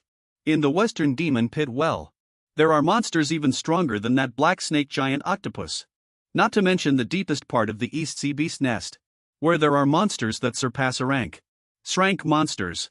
Their strength is comparable to a war god, Zuo Fan said in a deep voice. I am very clear about the dangers of going deep into the East Sea Beast Nest. With my current strength it's far from enough. But Mu Renyue, I found a clue regarding my father's wrongful case. It's in the depths of the East Sea Beast Nest. He said with a determined expression. I must go. Hearing this, Mu Renyue said. Your father's wrongful case, Commander Zuo. Zuo Hui, I understand. In that case, Zuo Fan, I'll go with you too. At this moment Uncle Hong was walking over from behind. Hearing her words, he and Zuo Fan both said no in unison. Absolutely not. She asked, puzzled, why not? Zuo Fan spoke up, trying to stop Ringyu. You can't go, it's too dangerous. Uncle Hong also quickly added, reminding her again. Ringyu, you can't go. It's too dangerous. Mu Runua said a bit dejectedly. Alright. Are you two saying I'm too weak? Only a high-level star warrior. Haven't reached the general rank yet. Completely unqualified. To go deep into the East Sea Beast Den. Right, the two were trembling with fear and answered in unison. Absolutely not what we meant, yet in their hearts both secretly agreed. Exactly. Exactly. Seeing this, Rinyu took the opportunity to express her desire to go. Since that's the case, how about this? Uncle Hong, you protect me and we'll go together, okay? Uncle Hong's face was a bit distorted. He stammered what followed. The young lady. Deep into the East Sea Beast Den, Mu Runua with sparkling eyes pulled his hand and pleaded. Uncle Hong, please come with me. Do you want to watch me go on an adventure alone? He felt 3 parts helpless. 7 parts stunned. Then he thought hesitantly. Doesn't this mean I'd be acting as a bodyguard for that brat? In the end he could only agree with a smile. Alright. But inwardly he was groaning. Oh no, why did I habitually agree again? Mu Runua achieved her goal. She smiled sweetly and gave Zuo Fan a V sign. With Uncle Hong as a bodyguard, Zuo Fan's safety would also be assured. She thought to herself. Zuo Fan was speechless to Rinyu. She turned to Uncle Hong and said, Uncle Hong still dotes on me the most. Let's prepare quickly. Consider this a training experience. He spoke up. But young lady. Uncle Hong was secretly fuming at Zuo Fan. It's all because of you, you damned brat. You made the young lady want to break into a place like the East Sea Beast Den. The young lady traveled thousands of miles to the East Sea Beast Den. She even deliberately tricked me into going with her. Her real purpose is probably to protect that kid. In the Dark Star base inside Zuo Fan's bedroom. He was sitting on the bed folding clothes, muttering to himself. Even with high-level General Uncle Hong, I still need to prepare well. Exploring the East Sea Beast Den with Rinyu. I really didn't expect this. After saying that, he smiled slightly. Afterwards Zuo Fan shook his head, asking himself, what am I thinking? At this moment Uncle Hong walked over, clearing his throat. He stood up and walked to the door, asking Uncle Hong. Sir, it's quite late. He said as he walked into the room. Kid, I have something to tell you. Zuo Fan spoke up, asking Uncle Hong. You've come to see me so late. Is something wrong? He also secretly mused. Uncle Hong's aura is so powerful. In terms of strength among high-level generals, Uncle Hong is probably a top-tier figure. He looked at him and warned in a deep voice. Kid, first, on behalf of the Mu family, I thank you for saving the young lady twice. Furthermore, I want to warn you again. You and young lady Rinyu are not suitable. Zuo Fan hurriedly explained. Uncle Hong. You must be mistaken. Rinyu and I don't have the kind of relationship you're imagining. Mistaken? I watched the young lady grow up. She has never cared for any other member of the opposite sex like you. Pretending to trick me into being a bodyguard. To go deep into the East Sea Beast Den together. As he spoke, he grew more indignant. His aura also burst forth more intensely. He said, Rinyu, she. He hadn't finished speaking when Uncle Hong interjected. Your relationship with the young lady is not unfamiliar. And you've both experienced the turmoil in Jining City. You should also understand the internal affairs of our Mu family. The young lad's position within the family is already perilous. And you yourself are an even bigger problem. He continued gently. You are Zuo Hu's son. Your identity is extremely sensitive. The East Sea Beast Den incident back then had wide-ranging implications. The two of you being together would be extremely detrimental to both of you. At this moment Zuo Fan was somewhat silent. He coldly asked Uncle Hong. Do you know the inside story of the Beast Den incident back then? Elder Hong replied. I don't know, but it's true. The charges your father was convicted of are very questionable. That much is certain. Hearing him say that, Zuo Fan thought to himself. As expected, my father was wrongly imprisoned. I must uncover the truth of what happened back then. A moment later Elder Hong stroked his beard and said, if you want what's best for Miss during this trip to the East Sea Beast lair, you'd best keep your distance. It's good for you, good for her. Beneficial for both sides.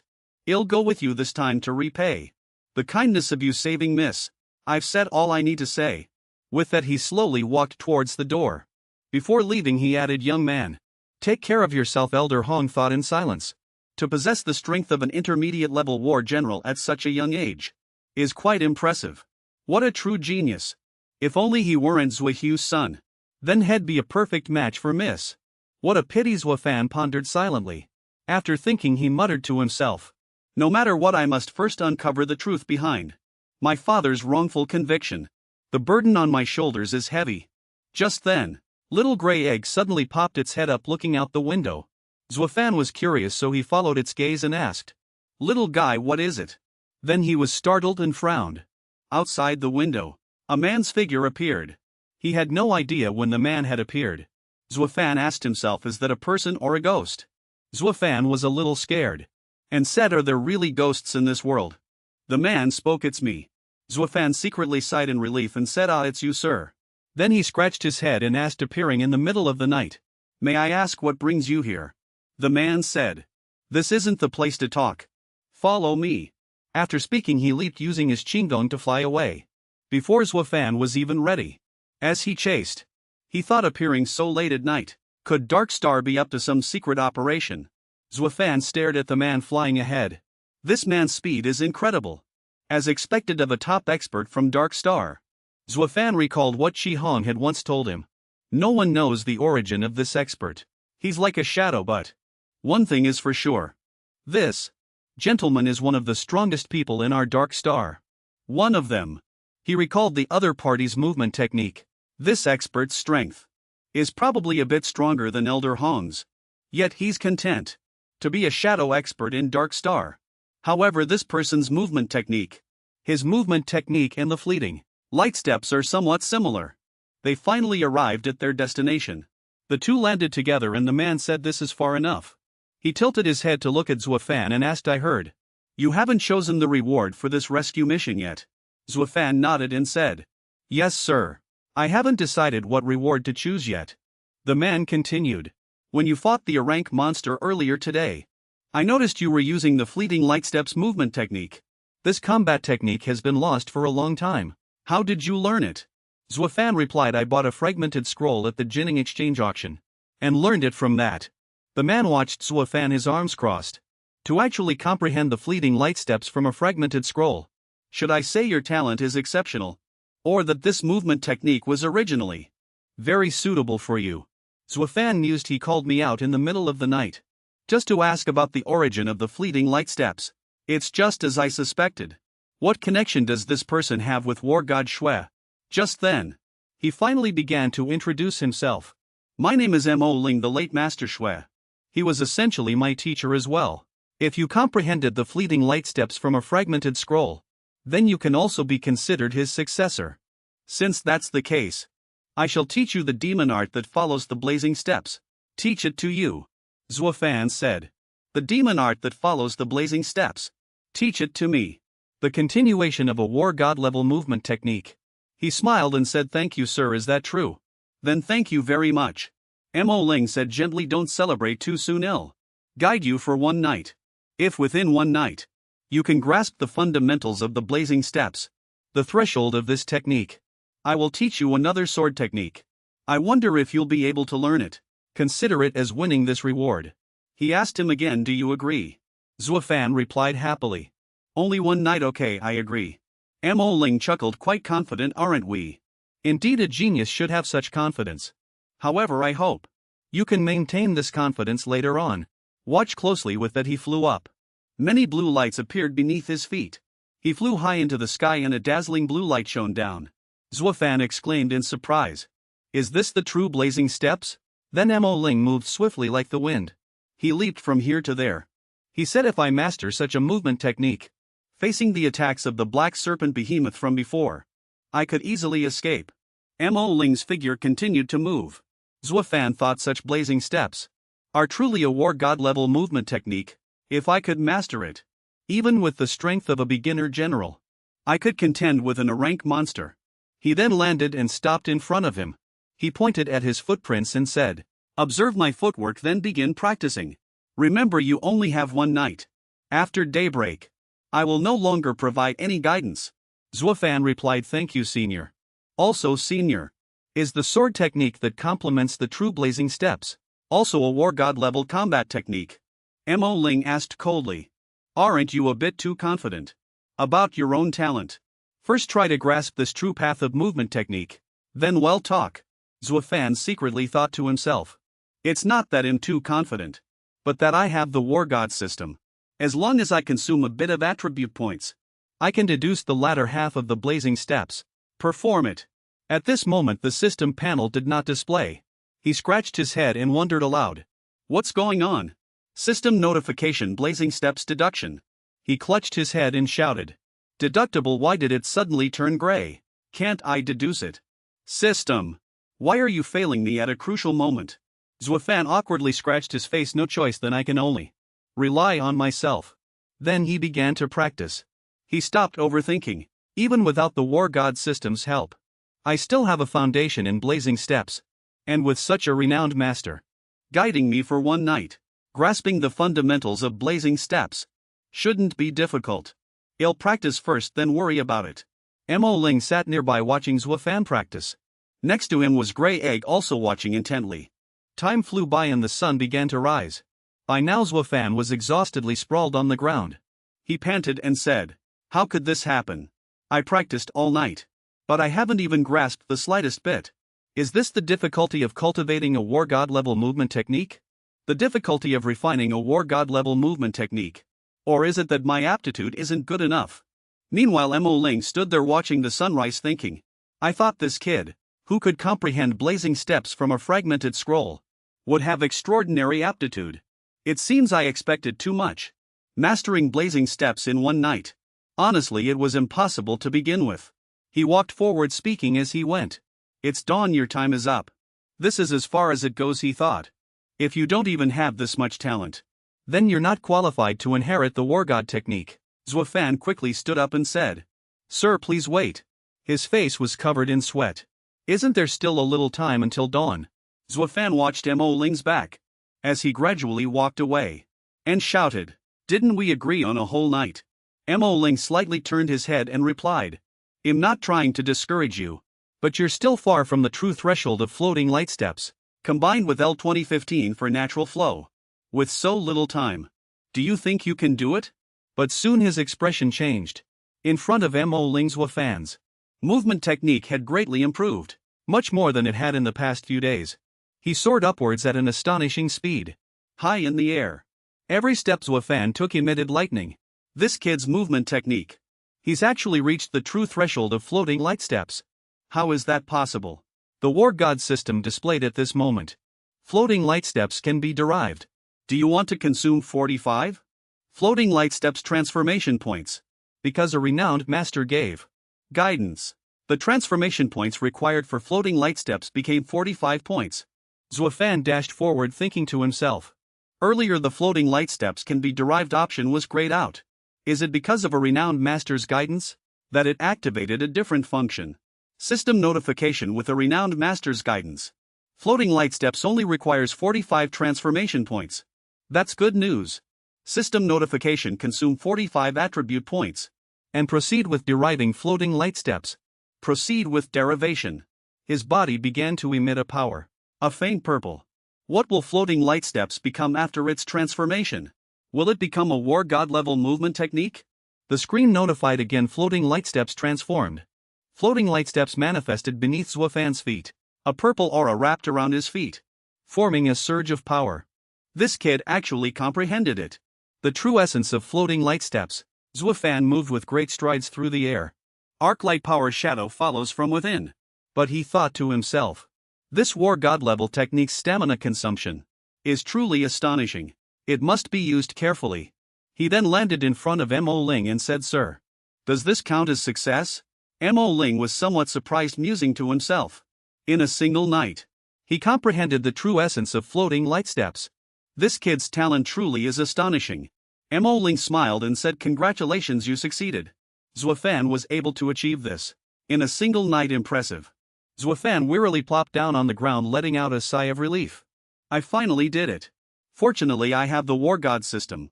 Otherwise, let alone one night, it would be difficult to do in a month. Mo Ling drew the sword from his hand, activating powerful lightning spiritual energy. Since you have accomplished it, I will uphold my promise and impart this sword technique that complements your movement technique to you. Zuo Fan observed intently. This sword technique that complements the War God level movement technique. Mo Ling gripped the sword and shouted, watch carefully. Zuo Fan watched without blinking, trying his best to comprehend as much as possible. The sky had completely brightened. A chaotic city scene appeared. At this moment his eyes were filled with sword shadows. He quickly blurted out this sword technique. Inside the East Sea Beast den, beside it were piled scattered skulls on the ground, and brightly glowing crystals west abyss demonic well. A giant monster figure approached the well's opening. This disgusting guy died again. The giant monster figure didn't hesitate at all, and jumped into the pit below. It roared, asking the serpent horde, "How did this disgusting creature die? Let me sense it." A vision of a giant serpent appeared before someone, being surrounded and killed by human powerhouses. Idiot! Are you brainless to run to the outskirts of the beast den? And even fight human powerhouses? Images of Zuo Fan and Grey Egg appeared with the words, "Calamity." The monster's crimson eyes roared, "What did you say? This is true." The scenery around the monster turned red. It roared, "Calamity, no wonder you left the nest." That's right, if the calamity isn't eliminated it will. The giant beast quickly released all its small snakes. "Go forth and avenge your leader. Any human who dares to step into the East Sea Beast den shall all die. As long as calamity enters the beast den, it must be killed." Early next morning at the Dark Star Society headquarters, Zuo Fan and his companions were packing their luggage and loading it into the car. Nightingale asked from the room Lord Mo Ling. She stood with her arms crossed watching. Mo Ling smiled faintly. "Has this young man Zuo Fan met your expectations?" Mo Ling said coldly, "This kid is indeed worthy of being called the tiger cub of the East Sea military. The son of Zuo Hui from before." Nightingale chuckled lightly. "Your Excellency truly overestimates Zuo Fan. How could Zuo Hui back then was recognized by countless powerhouses? A war god, wasn't he? If the East Sea Beast tide hadn't happened, Zuo Hui, he would probably be one of China's top figures by now."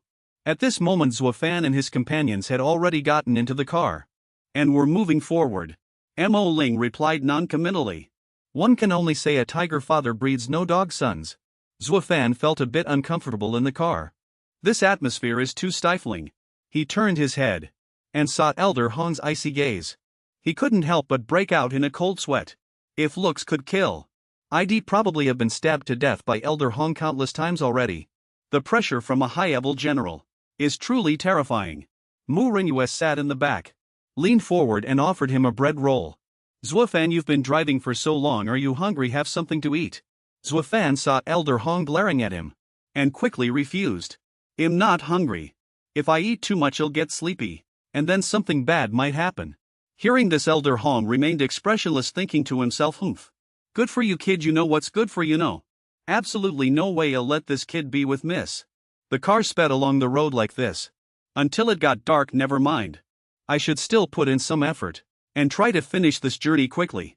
Zuo Fan led the two to a secret passage in the suburban park. To the west, Mu Renyue exclaimed in surprise, "There's actually a secret passage here." Zuo Fan walked forward, approaching the wall. Then he took out a mirror and shone it inside. "What exactly is this wall? Are there any clues?" The wall instantly split open, revealing a secret door. He smiled. It actually opened. The door opened, revealing the space inside. The three of them walked in together. Suddenly the security system sounded. Suddenly the security system activated. "Welcome back." Zuo Fan looked at the scene before him, remaining silent. The space inside was a small room neatly arranged. Mu Renyue asked aloud before, "Did you used to live here?" He didn't speak, just quietly walked to the desk and pulled open a drawer, taking out a photo. Zuo Fan picked up the photo, his voice choked with emotion. Mu Renyue stepped forward, patting his shoulder to comfort him, and asked, "Is this little child you? Is this beautiful lady your mother?" Zuo Fan looked at the family photo in his hand, with the three people in the picture, and replied, "Yes." He recalled the past. Yes, he recalled his memories. Back to when the family happily took a photo together. "This is my mother." Zuo Fan silently recalled the moment he learned of his mother's death. "Mom is dead, I can't believe it." Hong Bo also sighed heartbrokenly. "I remember back then in the south, Commander Zuo Hui was known as the Tiger of Donghai. His wife was an outstanding scientist. They were a perfect couple among China's new generation. At that time some speculated, if no accident had occurred, Commander Zuo Hui and his wife 15 years later would have been among China's top leadership. But the image of a man standing before his wife's portrait emerged. "Who would have thought your mother had already passed away? And your father, during the Donghai beast tide, was proven guilty of a serious crime. Actually, this kid is also from a prominent family. And Miss seeing Zuo Fan motionless and silent, Hongbo quickly reminded him. Kid, stop dwelling on the past. Have you forgotten what you came here for? No, Zuo Hu's matter is already too deeply involved. We cannot let the Mu family get dragged into this. Zuo Fan immediately pulled himself together. That's right. I can't live in the past. I must find clues to prove my father's innocence. The three of them began to search the entire room. Strange, there are no useful clues. He replied with a sigh. Could it be that this is just a simple lounge? Mu Ranyue quickly retorted. It's not that simple. If you think about it, a place this secretive must hide some secret items. Or information. What's more, the information we just found was too ordinary. Hearing this, the two immediately perked up. You're right, I actually missed that point. As expected of Miss Mu. Mu Ranyue continued, somewhat lost in thought. The secret your mother hid here was of course left for you. Therefore only you, Zuo Fan, can open it. Hearing this, Zuo Fan remembered the mirror. Is the key to opening it still this mirror? He then took the mirror and shined it around the room. In a circle, suddenly the mirror illuminated something. Zuo Fan smiled and exclaimed, it lit up, it's here. A large circle appeared on the wall. The security system chimed. Identity confirmed. Hidden data room opening. The door opened, revealing a huge room. Everyone exclaimed. This is the second secret room. The three walked in, marveling as they went. This place is truly amazing. It feels even more advanced than the Supreme Research Lab. If I remember correctly, she was a genius back then. Even the Supreme Research Lab came to recruit her. Zuo Fan walked towards the main screen in the center of the room. Can this mirror activate this screen? The main screen immediately displayed several lines of text. Data stored. Identity verification initiated and confirmed. All information about her research was displayed before their eyes. The three, this is the research plan for the beast taming device and the potions to tame beasts. How can such confidential data be here? Zuo Fan looked up in surprise. The potions to tame beasts all originated from this lab. This is truly astonishing. Mu Rangyue looked at the items before her and thought, if these top secret research results leaked from here, how could they have leaked and fallen into the hands of those madmen? Zuo Fan's mother's original intention in researching these things must have been to combat the beast-tide monsters. It could also be that those scoundrels and villains stole these research results to cover up these secrets in frame. Commander Zuo Hui, in that case, Zuo Fan's mother must have refused to hand over something. Thinking this, she turned her head. Thinking of this, she turned her head. Could it be that something was said that led to? In her mind, the image of a murdered woman appeared. Was she assassinated? Zuo Fan slammed his hands down on the control panel. He gnashed his teeth in anger. All of Mom's research. How could it possibly have been leaked? Knowing Mom's personality, she would never hand these things over to those vile criminals. Zuo Fan wondered aloud, clenching his fists. How exactly did Mom die? Uncle Hong looked at the screen in surprise. If this secret gets out, the entire nation of China will be shaken by it. That's right, your mother was a great scientist. She would never hand over these research findings to those villains. Kid, don't be too sad. At least the purpose of your visit this time. Zuo Fan was extremely angry, slamming his hand on the table and roaring. Mommy Grey Egg looked at Zuo Fan, whimpering softly with tears in its eyes. Afterwards, it looked at the research screen again. Seeing Zuo Fan still in pain, Uncle Hong quickly spoke up. Miss, let him be alone here. But he stroked his beard and replied. At this moment, only by relying on himself can he overcome this difficulty. Only then can he become strong. This kid Zuo Fan, his parents' affairs are involved in a major incident. He needs to clear his father's name and find those who committed the murder. He needs a tenacious will to face the future challenges. Zuo Fan stood alone in the room, and he pulled himself together. Yes, I must pull myself together. I need to print out the data first, then figure something out. It was then that he noticed there was a metal box in the room. What is this? He quickly opened it. Inside he saw a blue bracelet. The screen displayed the bracelet's information. Zuo Fan picked it up and put it on his wrist. This is something Mom left for me. The two outside were surprised to see him come out. Niren Yu quickly ran forward and asked, Zuo Fan, you're out this kid? Zuo Fan's bright eyes widened. Sorry Ringyue, I made you worry. Then he bowed deeply to Uncle Hong. Uncle Hong, this time going deep into the East Sea Beast den. You've truly worked hard. The old man replied with a smile. Since I'm supposed to protect the young lady, I will naturally do my utmost. This kid recovered so quickly. Truly unusual. Perhaps it should be said like father like son. This kid is even stronger than Zuo Hui. Zuo Fan looked forward with determined eyes and spoke.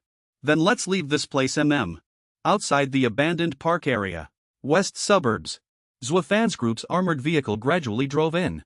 Calamity, calamity. The three-person team. They were being surrounded by many monsters in the dark. Completely encircled and completely unaware that the leader's target was. The calamity has appeared. Kill the calamity. Zuo Fan, holding a map, said cautiously, a look of unease on his face. Something's not right. Uncle Hong also sensed that the situation seemed very serious. Monsters are appearing ahead, a whole group of them. The numbers are astounding. They are shaped like scorpions, but their bodies are enormous. Their pincers have sharp fangs. Zuo Fan adopted a battle stance, reminding Uncle Hong there are quite a lot of monsters. Let's finish this quickly. Uncle Hong also agreed. Fight and move, head towards our vehicle. The battle began. The two charged in like lightning, starting to cut a bloody path. As he fought, he wondered. This isn't even deep into the beast den. How did so many monsters gather here in the blink of an eye? Fortunately, these monsters are all crayed. Otherwise it would be very troublesome. The three quickly ran to the side of the vehicle. Suddenly a small beast appeared behind Zuo Fan, its eyes glowing with an eerie blue light.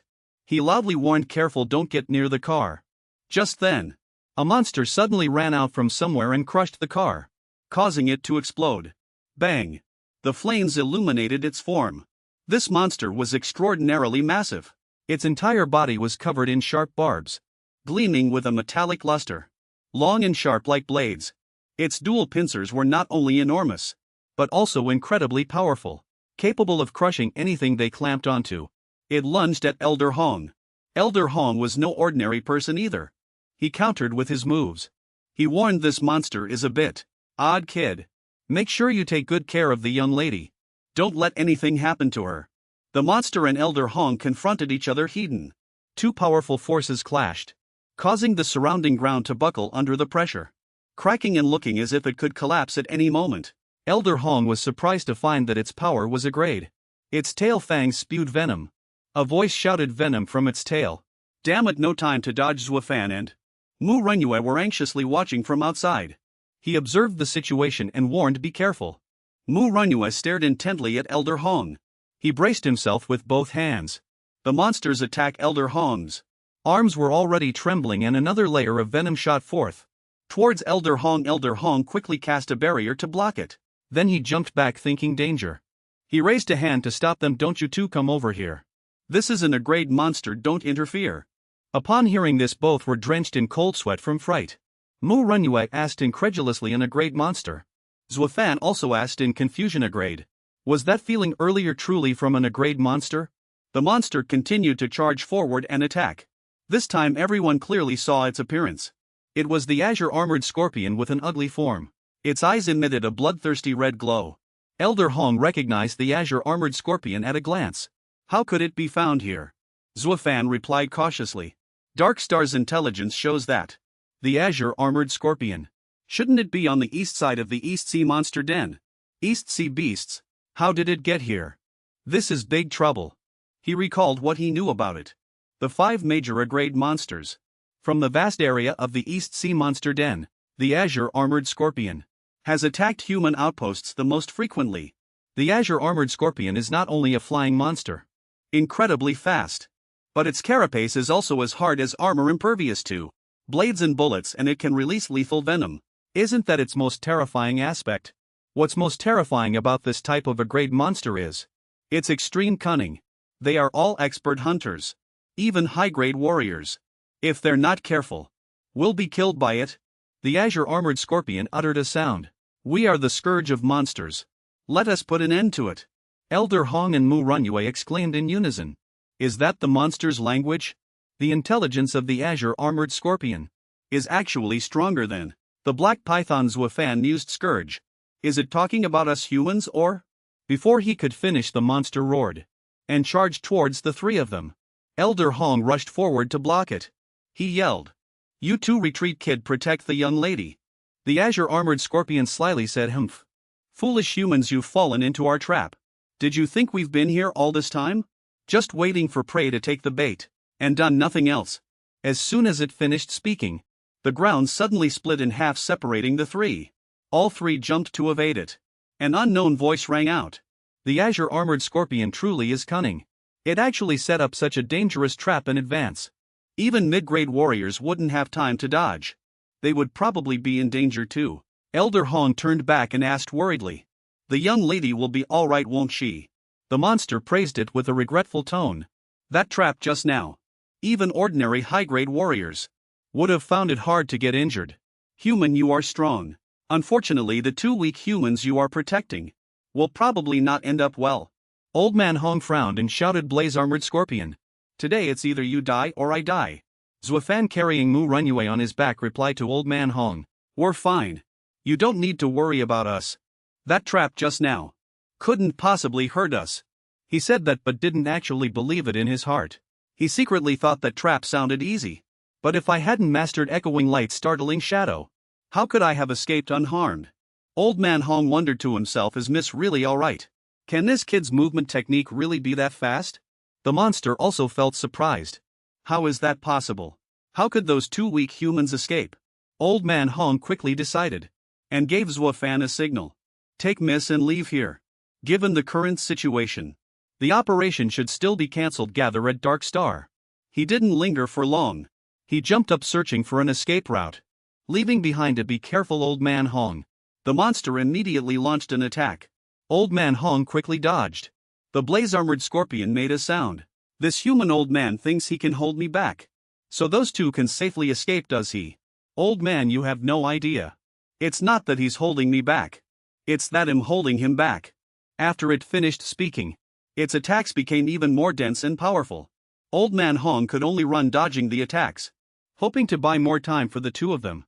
On the other side, Mu Runyue asked Zuo Fan anxiously, "Zuo Fan, Old Man Hong won't be in any danger, will he?"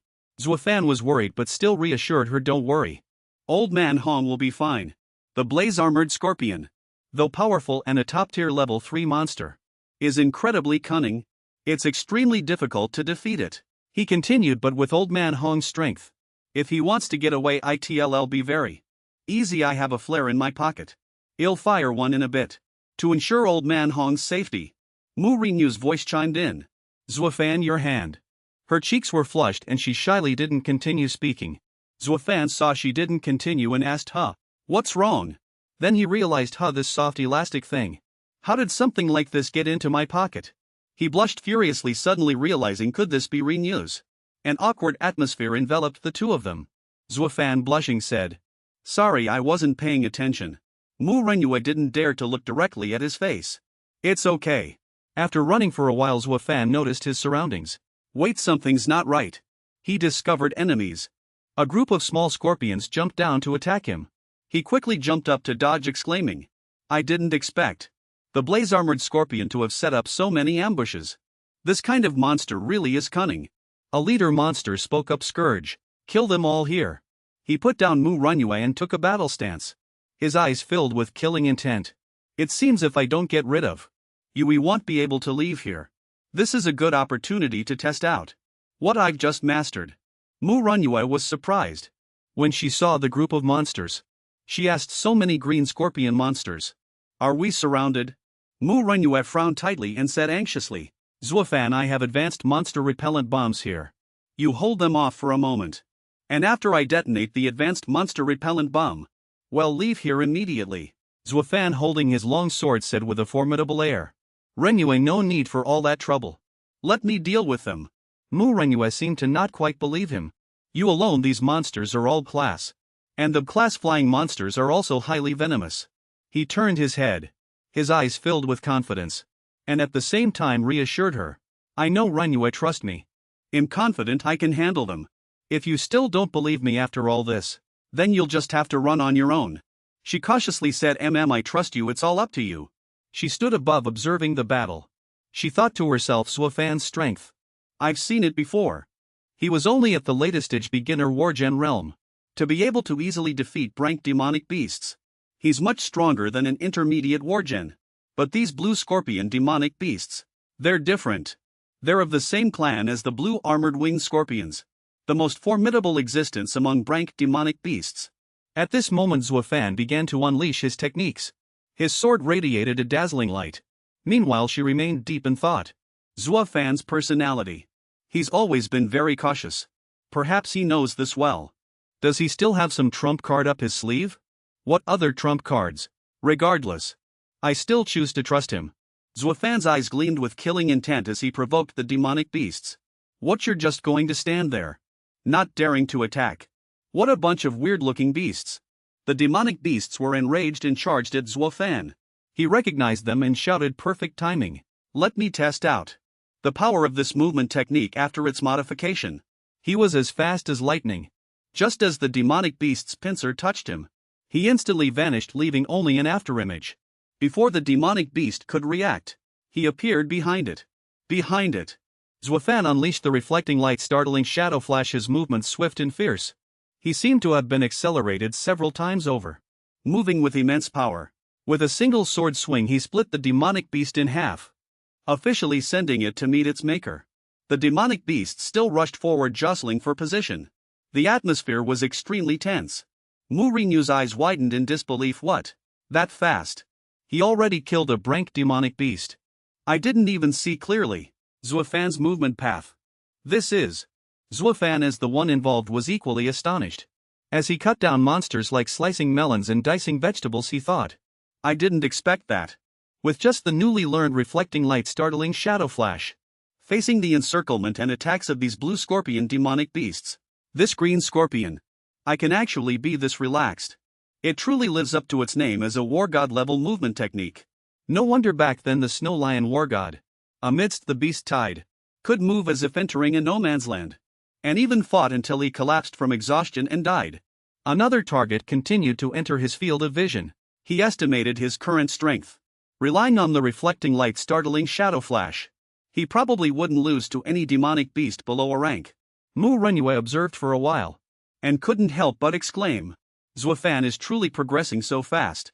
This combat power among intermediate wargens is already extremely impressive. Zuo Fan is truly a genius. In the future, he might become like Grandpa, a war god level existence. She recalled Zuo Fan's previous battle with another monster. That time with the other monster, I thought Zuo Fan was hiding his strength back then, but perhaps he never hid it at all. He's just progressing too quickly, constantly upgrading. Deep in thought, she didn't notice anything unusual, until a startled cry warned Renyue, look out. Only then did she immediately turn her head. Following that was the blue scorpion demonic beast's venomous tail, pointed directly at her. Oh no, I got distracted. Suddenly Zuo Fan appeared before her. A terrifying light flickered in his eyes. Did you really think a sneak attack like that would work? He swung his sword, sending the demonic beast to its demise. The demonic beast split in two and he sharply declared, die. The system displayed killed rank demonic beast. 3 attribute points added. Another demonic beast also sprayed venom at Mu Renyue. She shrieked in terror. Zuo Fan hugged her and jumped aside to dodge, reminding her, watch out for the venom. The venom shot along its trajectory towards a rock. The rock. In Zuo Fan's arms, she said guiltily, I'm sorry, Zuo Fan. I always thought I was at the warrior realm.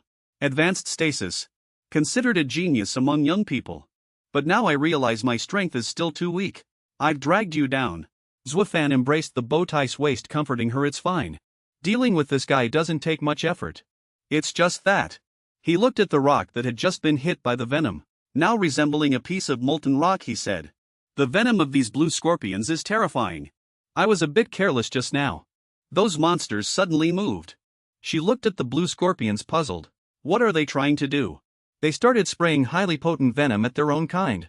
He explained, they're devouring their own kind. The monsters that devoured their kin began to mutate.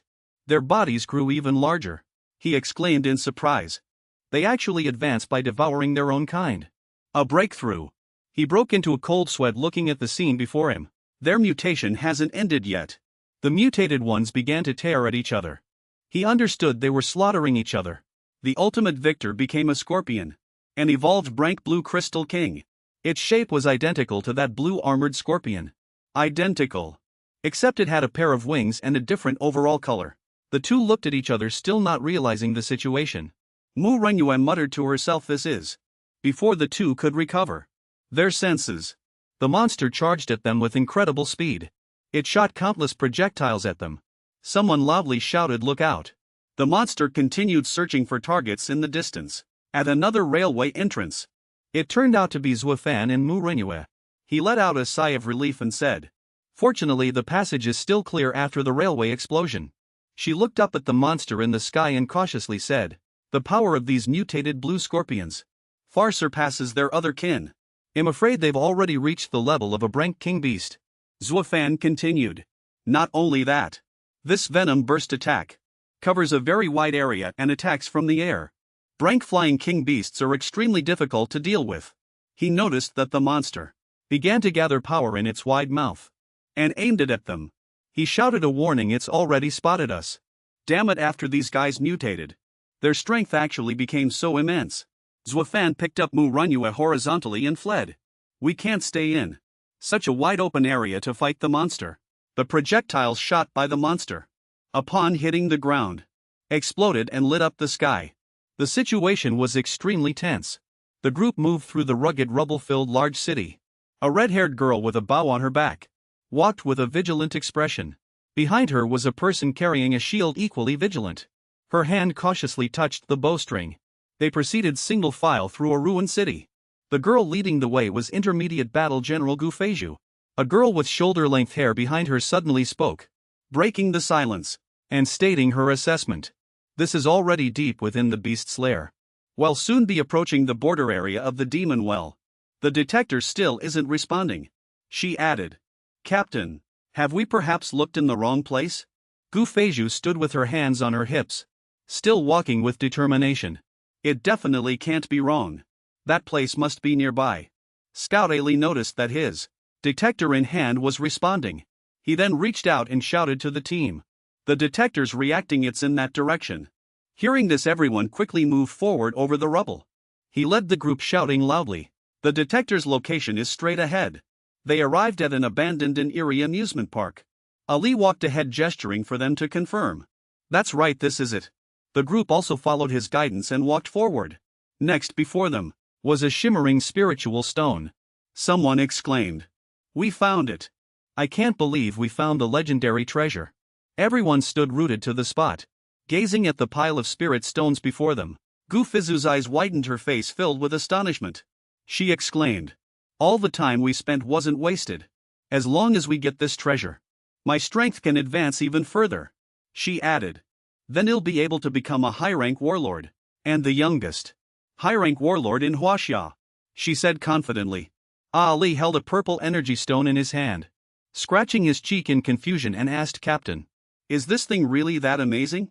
Upon seeing this, Gu Feizhu immediately warned him loudly, "Ali, don't touch it with your hand, throw it away quickly," she urged. The stone in his hand gradually dissipated.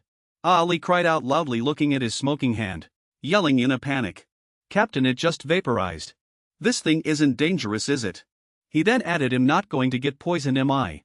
Seeing this scene from the back, a cloaked person in the team scoffed, "This is the Donghai Beast Cave.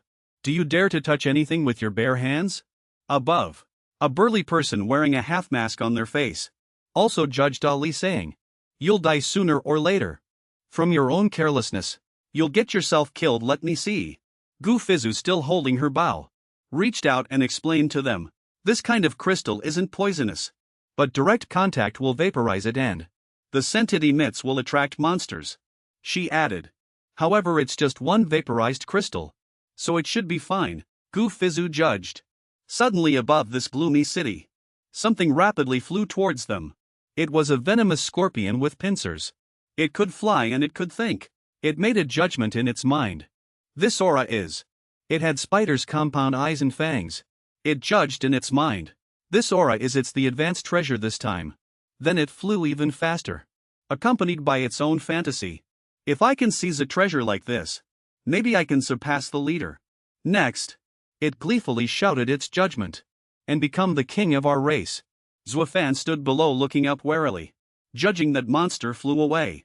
Nearby, Manhwa, hiding behind a rock, also poked his head out, judging, "It's been chasing us for so long it's probably tired." Then he furrowed his brows and said thoughtfully, glancing around warily, he said, This guy's aura is so abundant. How could it be tired? He added to his judgment. But it's good that we got rid of it. We can meet up with Hongba now. Suddenly Grey Egg poked its head out from his collar, causing Zuo Fan to glance at it too. The girl next to them also turned to look at it, confirming this little dog. She rejudged. Before I thought it was just my imagination. But it really is a little dog. Grey Egg stretched its paw forward and barked with a smile. Zuo Fan also looked in the direction it pointed. Then Manhwa picked up the puppy, admiring it with a loving expression. So cute. After that she added, Zuo Fan, why do you carry this little dog with you? It's too dangerous. She judged worriedly. Then Zuo Fan awkwardly scratched his head and began. Actually he then paused. The dog looked at Zuo Fan. Zuo Fan scratched his face awkwardly asking, what's wrong with you? The dog kept staring at him. Then it quickly and arrogantly jumped onto Zuo Fan's shoulder. The ground where they stood immediately shook violently, causing Zuo Fan, filled with vigilance, to ask loudly, what's happening over there? Manhwa also looked in that direction. The monster horde outside was running frantically. They surged fiercely in one direction. He then watched them and made a judgment. The monsters seemed to be heading. He paused then continued. In the same direction as the blue armored scorpions. Seeing this situation, Zuo Fan gritted his teeth watching them. Staring intently he asked curiously, what happened in that direction? The Grey Egg on his shoulder also looked over curiously. Then it stretched out its paw, looking at him with its mouth open full of expectation. He understood perfectly, wrinkling his face as he glanced at it. Just to confirm, do you mean you want me to go over there? Seeing them communicate, Manhwa turned her head. She asked again, puzzled. Zuo Fan, can this little dog talk to humans? Grey Egg continued to stretch its paw forward diligently, urging him on. The girl asked again, can it understand our language? He then picked up the girl and jumped. He declared, let's get going first on the way. I'll slowly tell you about this little guy's special qualities. It hatched from an egg. The girl in his arms looked completely bewildered. She asked for confirmation. What an egg!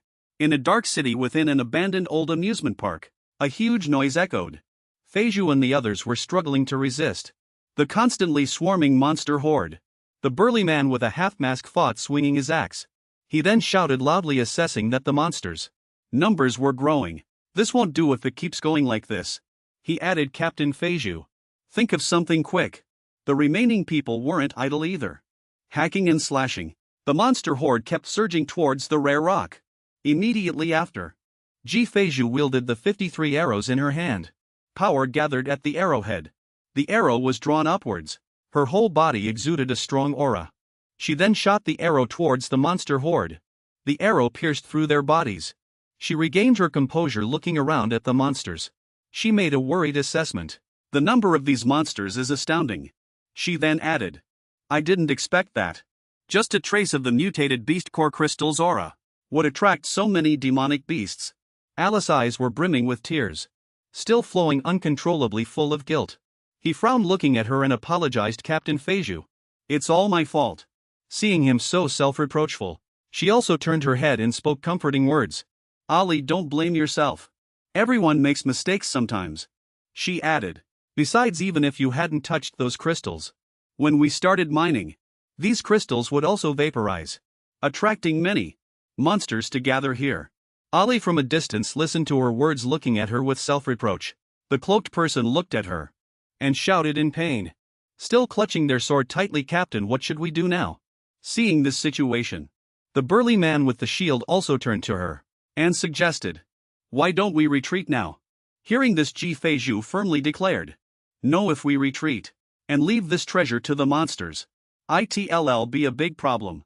She explained, this treasure is a great supplement for monsters. By then, a few rank monsters might appear.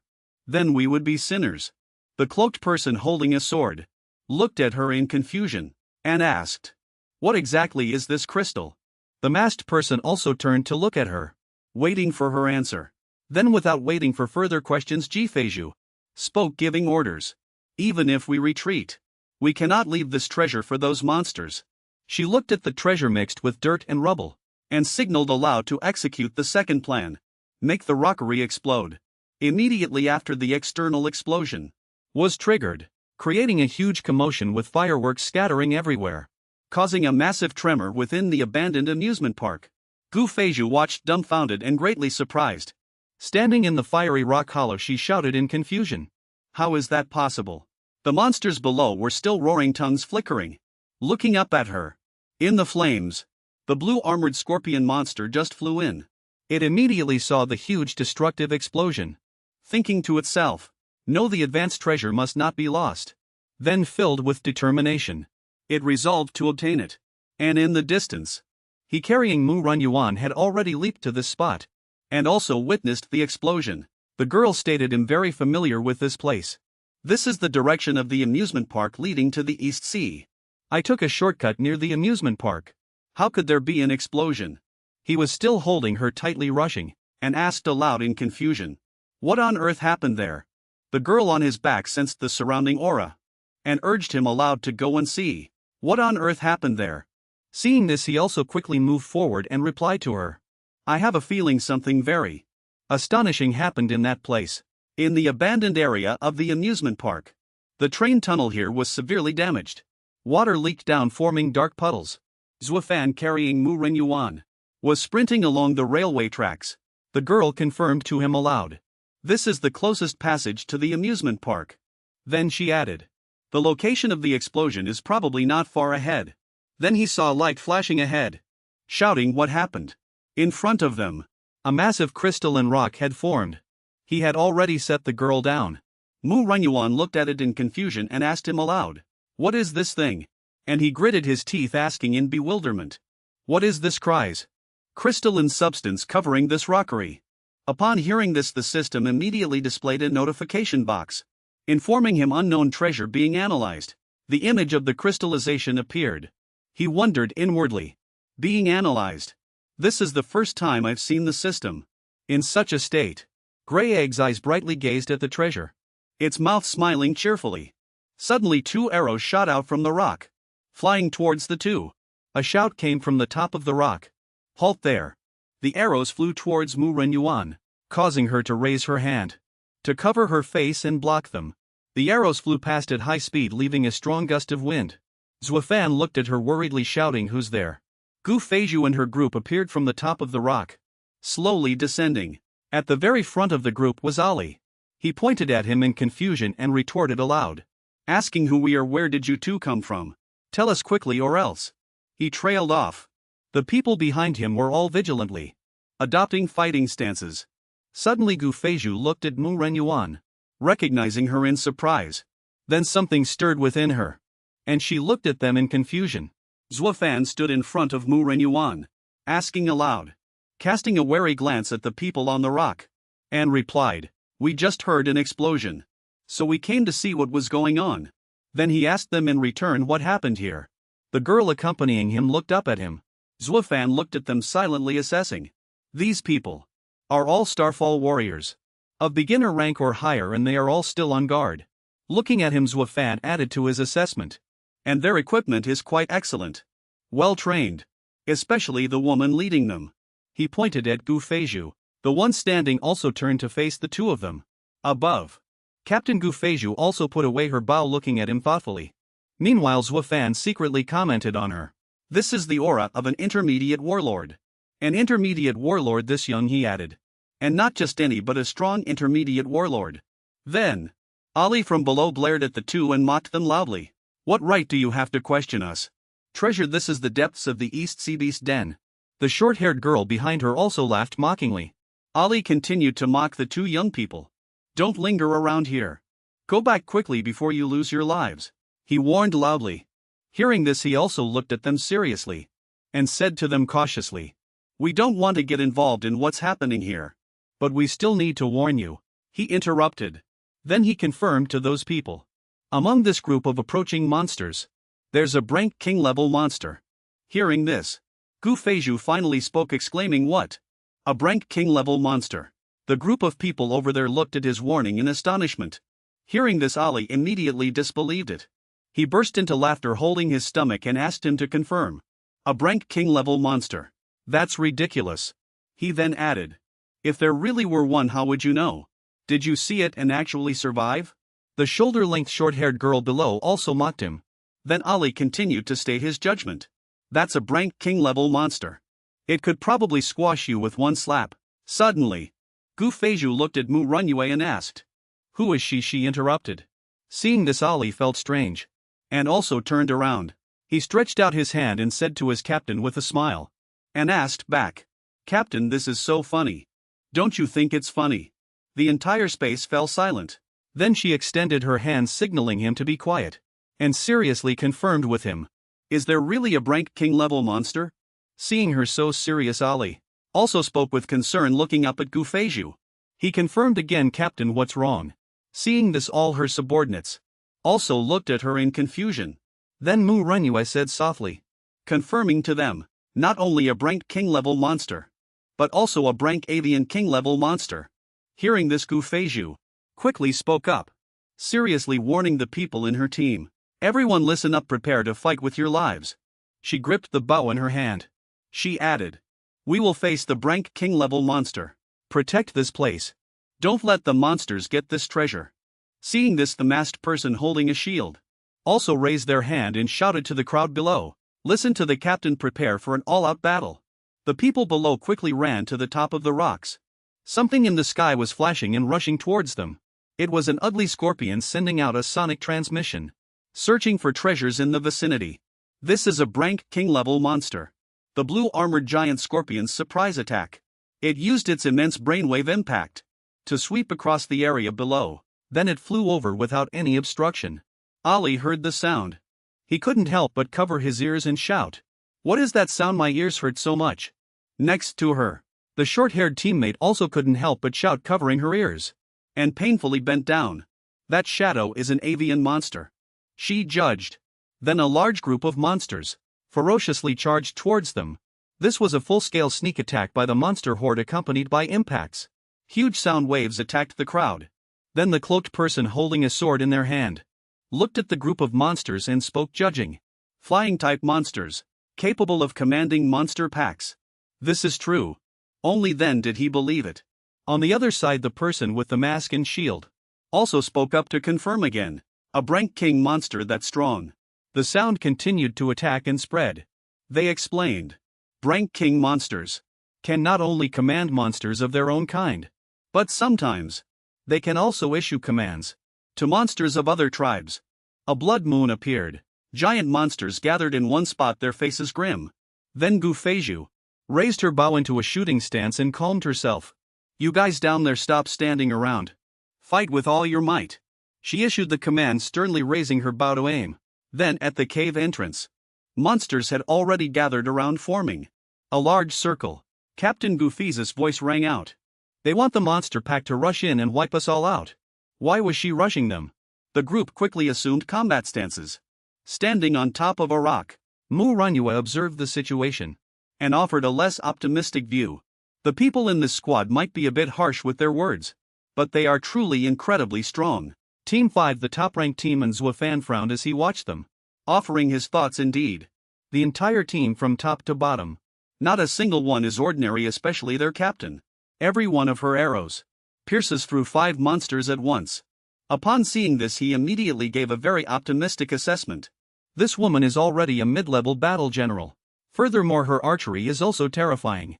Above, Gu Feiju was still drawing her bow, infusing all her strength into the arrow. She judged sternly, "This can't go on if it continues like this. More and more monsters are appearing.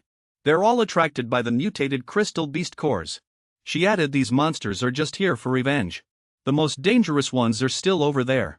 Beetles spraying venom from the air. Thinking to himself, "Everyone must die. The treasure can only belong to me."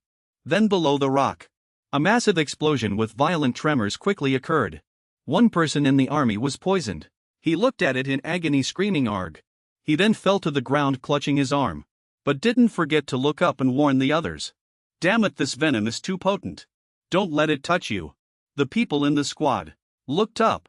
The monster's head was still circling in the air, dripping saliva. The short-haired girl exclaimed, "There's this much." The person in the cloak also looked at them and loudly stated his judgment. "We have nothing left." Then a sudden stomping sound was heard. He charged up from below above their heads, while the people below stood stunned, enduring it. They watched him charge to the very front with his sword, and shouted, "Is this kid crazy?" The cloaked person shouted, urging him to come back quickly. But he was already standing in front of them, blocking the way. Then Zuo Fan confidently spoke from above, muttering to himself, pointing out what he had thought about on the road earlier. How to deal with the bombs. This monster's blue venom. He paused, then gave a slight smile and continued. Now he interrupted himself again. Then he decisively swung his sword down, with unwavering resolve. Shouting "Ha!" he struck the blue bomb. Then it rolled on his sword like a ball. Zuo Fan hit it away like batting a baseball. Then he gleefully tossed those bombs, the blue venom, as if playing baseball. He excitedly shouted from the side. "Success! This is my countermeasure." Everyone saw him having so much fun. Their faces dumbfounded. Staring blankly, they shouted in unison. What just happened? They've officially been hit by Awakens' second skill. Everyone looked up, scanning their surroundings in an instant. These green toxic projectiles. Everyone get back! Zuo Fan wildly brandished his sword. The toxic projectiles were also flying up from below. The demonic beast's siege had been stopped. What is happening? He's batting away the Brank King demonic beast's toxic projectiles one by one. How is that even possible? Everyone was incredibly astonished by his skill. They eagerly watched his every move. He was gracefully gliding through the air. These toxic projectiles explode on contact. How can he swat them away? Someone asked anxiously at that moment. Gu Feizhu looked at him and explained softly to everyone. No, it is possible. When the sword body makes contact with them, it generates friction. And then with that, the bombs, the green toxic projectiles, can be sent back. It's theoretically possible. But she hesitated, as if there was more to say. This requires extremely refined control. This kind of swordsmanship. To appear on such a young powerhouse. The image of him continuously playing with those spheres as if in his own private amusement park made Gu Feizhu sigh in admiration. He might not even be 20 yet. Such a young warrior level expert. And his strength far surpasses ordinary people. At this point, Feizhu turned to look at Manhwa. What does such a young genius have to do with her? Zuo Fan stopped beside them. He frowned. I've already blocked the Brank King demonic beast's attack. Why are you all still here? He added. This demonic beast is a bird type, very agile. And it can shoot green toxic projectiles from a distance. If you continue to stay here, you'll just become cannon fodder. After speaking, he looked at the purple crystals. Treasures are precious, no doubt. But you need to be alive to enjoy them. So hurry and leave. Everyone looked at him blankly. Captain Gu Feizhu waved her hand. Sorry, we can't leave. Didn't I already tell you? Do you know what kind of treasure this crystal is? That purple crystal. It's actually a mutated beast core crystal. The formation of this crystal occurs under the special conditions of the Donghai beast lair. It is a rare treasure, formed from a cluster of mutated beast stones. The mutated beast core crystal, after being absorbed through a special method, provides tremendous benefits to star warriors. It also makes it much easier to break through the shackles of one's cultivation realm.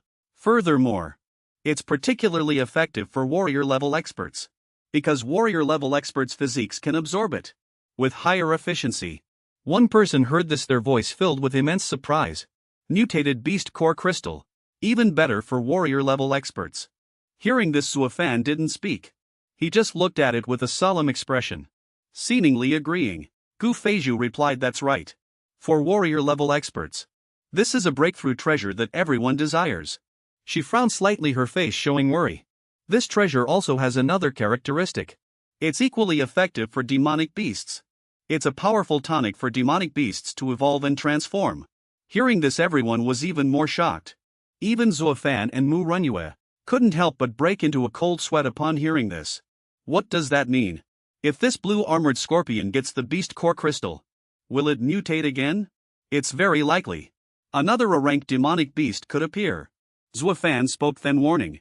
If two blue armored scorpions appear, that would be far too dangerous. We originally intended to blow up this rockery, but we didn't expect this treasure to be completely unharmed. Gu Feizhu looked at everyone and continued in a calm tone, therefore, we cannot leave here. This is the Firefox squad's matter. Since we caused it, we must bear the responsibility. The soldiers of the squad shouted in unison. We advance and retreat with our captain. Zuo Fan watched them, a thought forming in his mind. This fifth squad has very strong cohesion. Rather than saying the 5th squad is strong, it's more accurate to say that as their captain, this woman has excellent leadership skills. Manhwa interrupted his thoughts. She asked Zuo Fan, "Can't we leave here either?" Zuo Fan replied decisively, "That's right. We can't just leave here like this. Especially me. I'm even more responsible for preventing these things from happening." He raised his sword and took his stance ready for battle. "Because I am." The image of his father appeared in his mind. He stood tall and proud, not finishing his sentence but filled with pride. "I am Zuohu's son." The monster roared and charged over. "You hateful humans stopping my metamorphosis. You all must die." Then it spewed out a large number of green venomous projectiles, shooting them at everyone. "Oh no. There are too many of these green venomous projectiles," the soldiers said worriedly. "Beware of this monster's tail attack." Zuo Fan turned to Feizhu and said, "This Nankai scorpion is difficult to deal with. But I have a battle plan. Here our combat strength is the strongest. I'll handle those green venomous projectiles." Before he could finish, she already understood perfectly and spoke for him. "I'll be responsible for long-range suppression of the Brank King monster." They had a tacit understanding. He looked at the monster ready to strike. Then he charged towards the venomous orbs. Gu Feizhu also rushed forward right after him, watching the venomous projectiles flying everywhere. He clicked his tongue in displeasure. These green venomous projectiles are really troublesome. Gu Feizhu looked up and observed something. What kind of technique is this kid using? Seeing the scene before her eyes, she opened her mouth wide in surprise. What, he's using wind-type ability to draw the venomous projectiles into the airflow, and then bending over to send them right back. The soldiers below also looked at him with immense admiration. This young man's strength. How does it feel even stronger than before? Or rather, did he not even use his full strength just now? Gu Feizhu took her battle stance. She looked at him thinking, this kid's movement technique seems even more terrifying than his swordplay. He turned around and shouted loudly, "Don't just stand there, get moving." Feizhu raised her bow and shot. At the same time, 3 powerful arrows water blossom triple shot. Seeing the move she unleashed on the monster, the water blossom triple shot exploded. The huge explosion lit up the entire cave. The Nankai scorpion was caught off guard. Everyone was overjoyed. This time the Brank King monster must be injured, right? Yeah, as expected of the captain. The captain is still the captain, beautiful and formidable. Manhwa watched from afar and let out a sigh of admiration. That woman is really amazing. But in reality she was a little jealous. How annoying. Why am I only a high-rank Starfall warrior right now? If only I were a general too. Then I could fight alongside Zuo Fan. Looking at the explosion caused by Feizhu, she concluded that even if the monster wasn't dead this time, it must be severely wounded, right? Just when she least expected it, a pair of eyes suddenly gleamed behind her. From the darkness, a gigantic pincer suddenly lunged out, swiftly attacking her. Fortunately, before it hit her, Zuo Fan saved her life. He immediately pulled her, dodging its attack. "Look out!" The scorpion rushed out from the dark cave, roaring, "You hateful humans!" Gu Feizhu sensed it, but it was already too late to dodge. She watched it helplessly, shouting, "Oh no, I can't dodge it." Luckily Zuo Fan saved her in time. He picked her up and jumped to the side, evading the fatal blow. Feizhu blushed shyly. She looked at him, her heart racing. The scorpion monster's tail missed her and slammed directly into the wall instead. Zuo Fan landed steadily.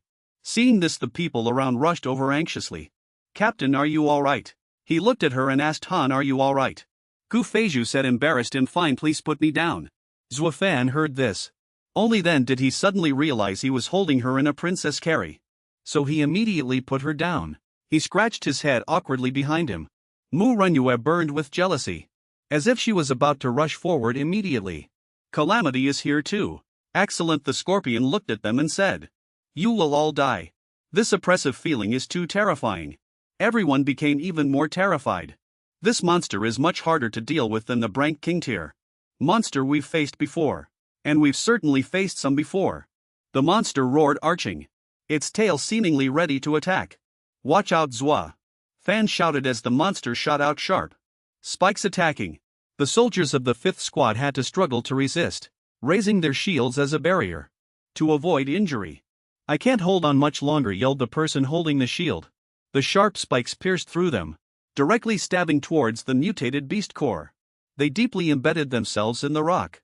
The blue of that power light gradually spread, spreading to the amethyst color of the mutated beast core. Oh no, there are too many of them. I didn't expect this monster to have such a move. Mu Ranyue worriedly looked at Zuo Fan, who was resisting with all his might. Gu Feizhu was also desperately covering him from behind. Archery skill triple waterfire shot. She continuously shot arrows at the monster, successfully cracking its carapace. But immediately after the monster healed itself, it roared and the cave trembled from its earth-shattering roar. What happened? This monster's carapace can regenerate. Everyone was surprised and worried about this monster's ability. This is dangerous. If this continues, we'll be exhausted to death. Gu Feizhu warned him. He understood that they had to win. I can only try that one move. He gritted his teeth thinking. Zuo Fan turned to look at Feizhu and said, "Can your archery skill suppress this monster, making it unable to move for a short time?" "No problem. I can, but do you have a battle plan?" she asked. Zuo Fan didn't say much. He only said one short sentence. "Just focus on suppressing it. Leave the rest to me." Seeing him like this, Gu Feizhu didn't say anything. But her mind was racing. This kid is going all out just to survive. No matter what the plan is, we have to try it. He rushed forward and shouted now. Gu Feizhu drew her bow, knocked an arrow and unleashed water and fire. Various techniques were continuously deployed. Waterfire 6 consecutive shots had plunged into the ground, forming a chain preventing the monster from moving. She said loudly, looking at him, "It's trapped, it's up to you now." Zuo Fan charged forward fiercely and struck with a sword, shadow blade flowing light sword. He swung with all his might. His eyes glowed red. Going all out. The monster roared, threatening, "Damn human. Do you think this can kill me?" Seeing this, Gu Feizhu immediately grew worried. She quickly told everyone to retreat. Her mind was racing. I shouldn't have trusted this kid. Even if he's good enough, he's only a rookie general after all. How could he possibly kill a rank king tier monster? However, in the next second, he completely astonished her. Zuo Fan lunged forward, swinging his sword, unleashing his ultimate move. Now, returning light, startling shadow flashback force, he leaped high and unleashed a purple whirlwind towards the monster. Returning butterfly sword dance second style. A precise slash, causing the monster intense pain. He landed on the ground, worried. That was close.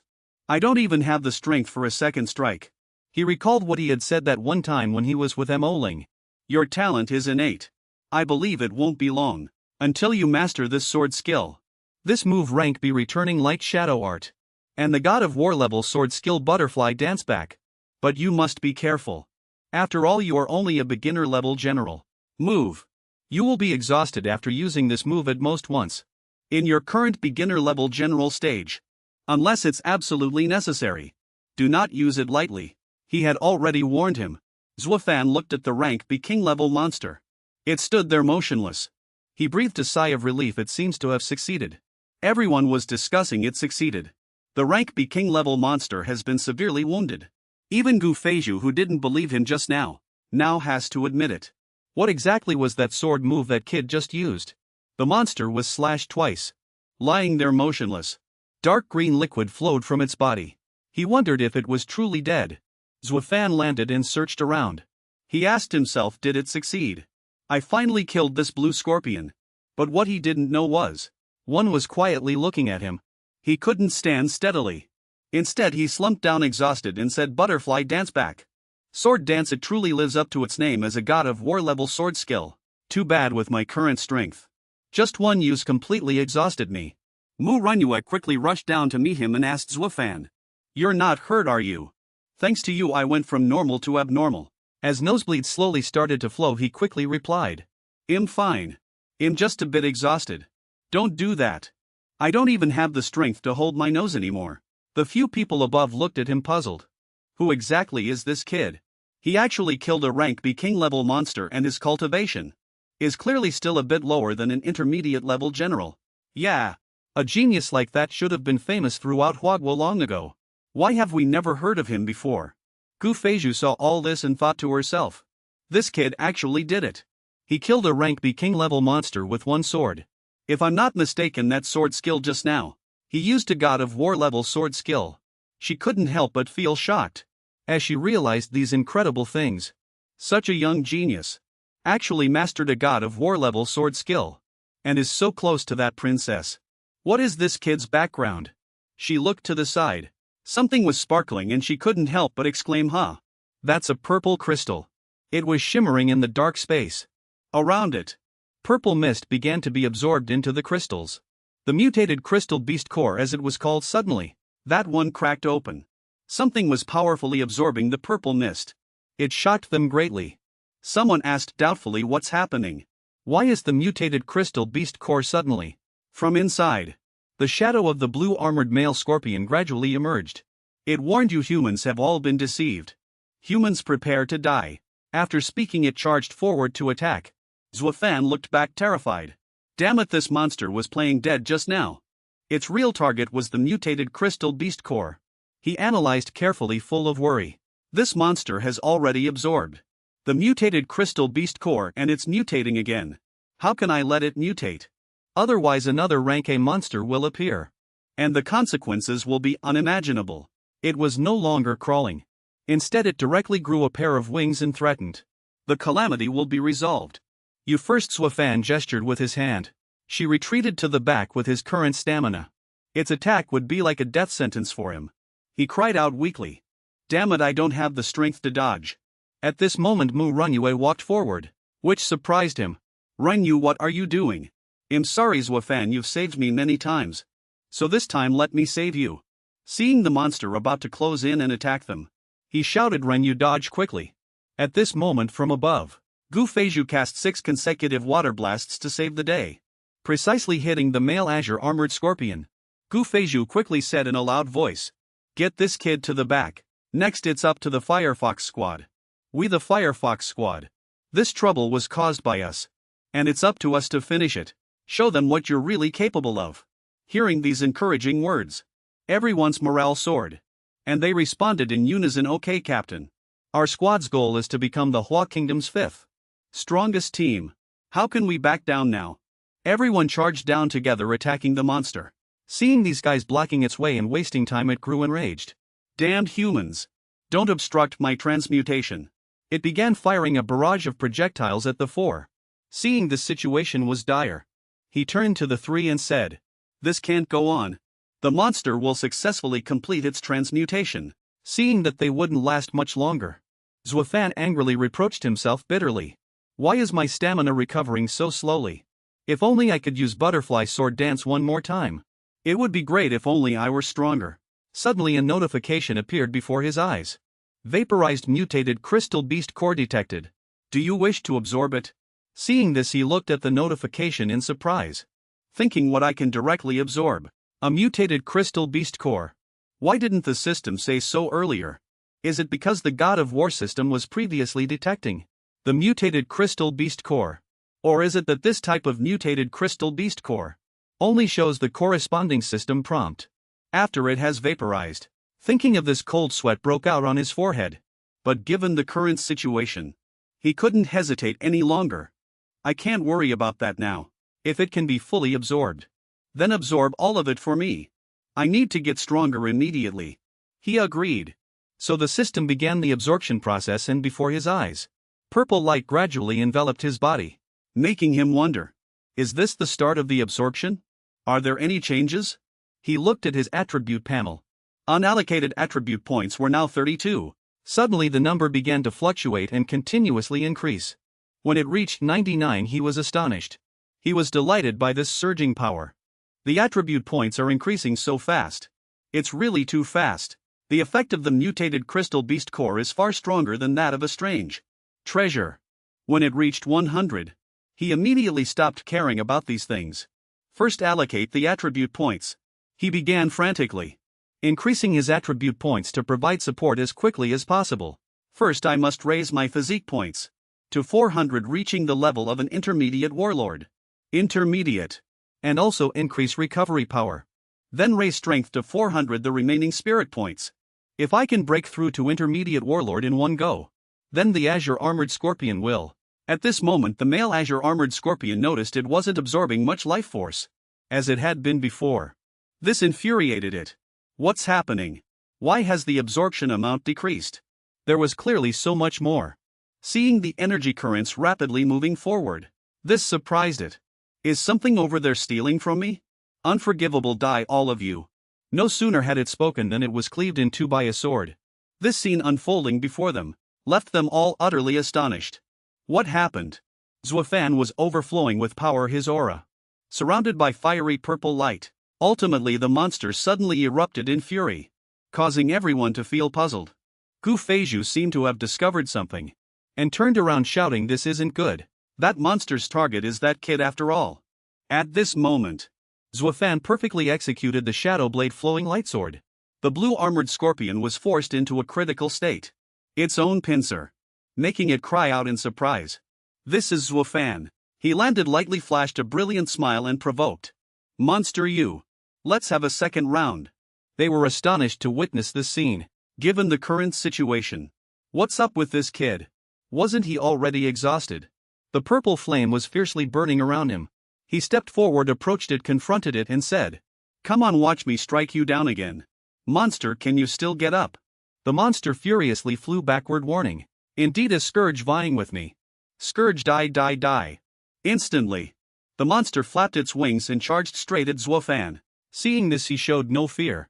On the contrary, his aura had reached its peak. He extended his weapon forward and softly said, "Let me test my strength. How much has it improved?" With that he leaped up fiercely and struck straight down from above, hitting it squarely.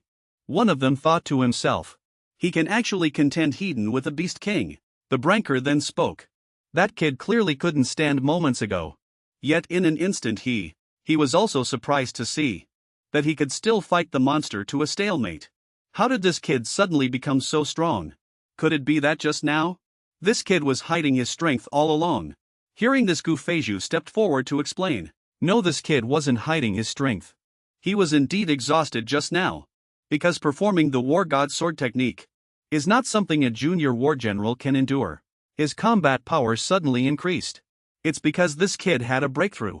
He's already reached intermediate war general, so now he has the strength to fight against a Brank Beast King. Even so, when Gu Feizhu looked at Zuo Fan, he couldn't help but be shocked, thinking to himself, this kid looks to be only around 20 years old. An intermediate war general at 20. And he has already mastered a war god technique. Just who in the world is this kid? At this moment he was still fighting the monster with all his might. He unleashed a series of slashes, then braced himself with his hand on the ground to avoid being repelled.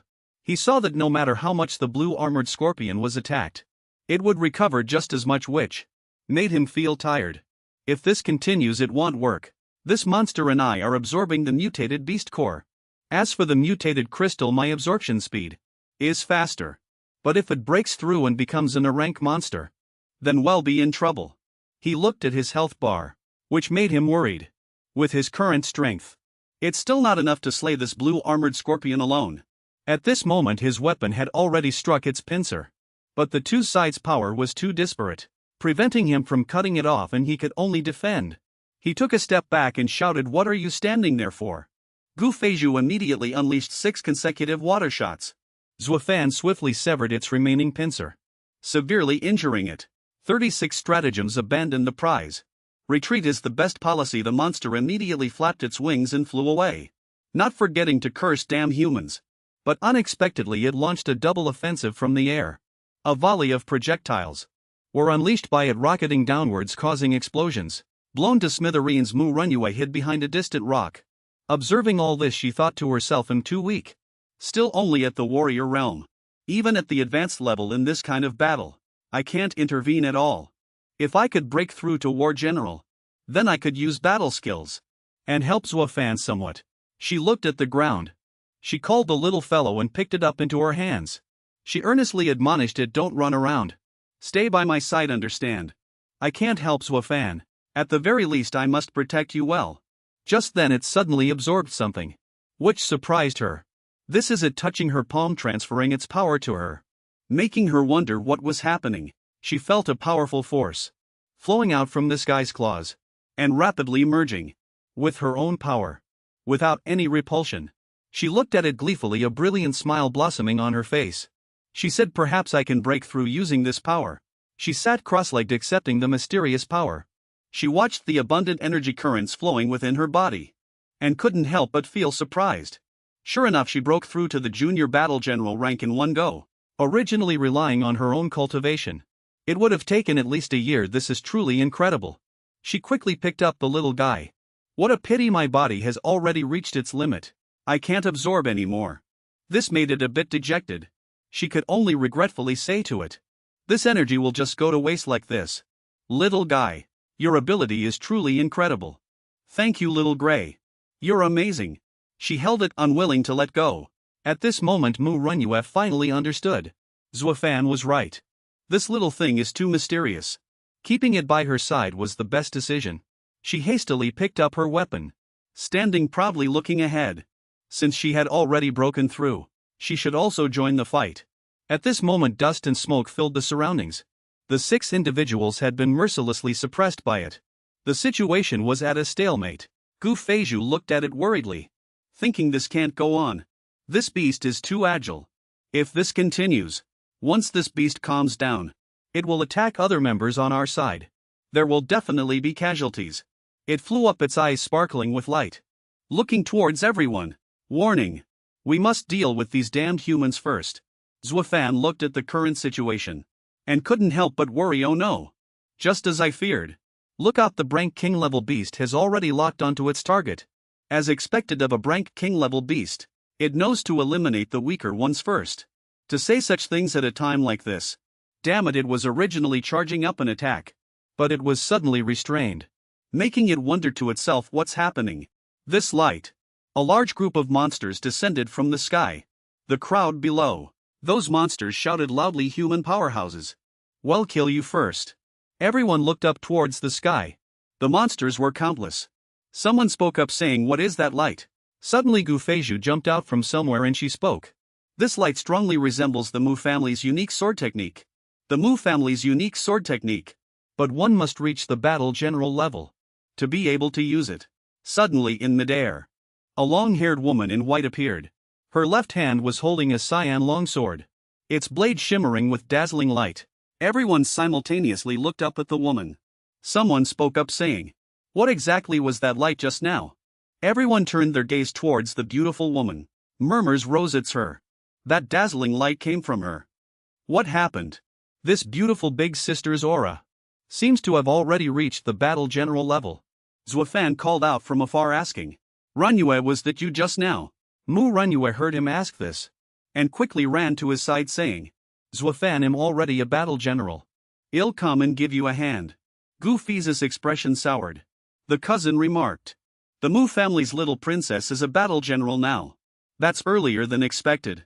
However, such performance is what's needed to bear the future responsibilities of the Mu family, and also to stand on equal footing with me. Another person shouted loudly to everyone. Everyone stopped dawdling. Quickly, let's team up and kill all these beasts. Encouraged, everyone roared in unison, one after another. Everyone, let's work together to slay this class king monster. Gu Feizhu had already entered combat mode. She expressionlessly aimed her bow and arrow at the monsters, then said 9-shot barrage.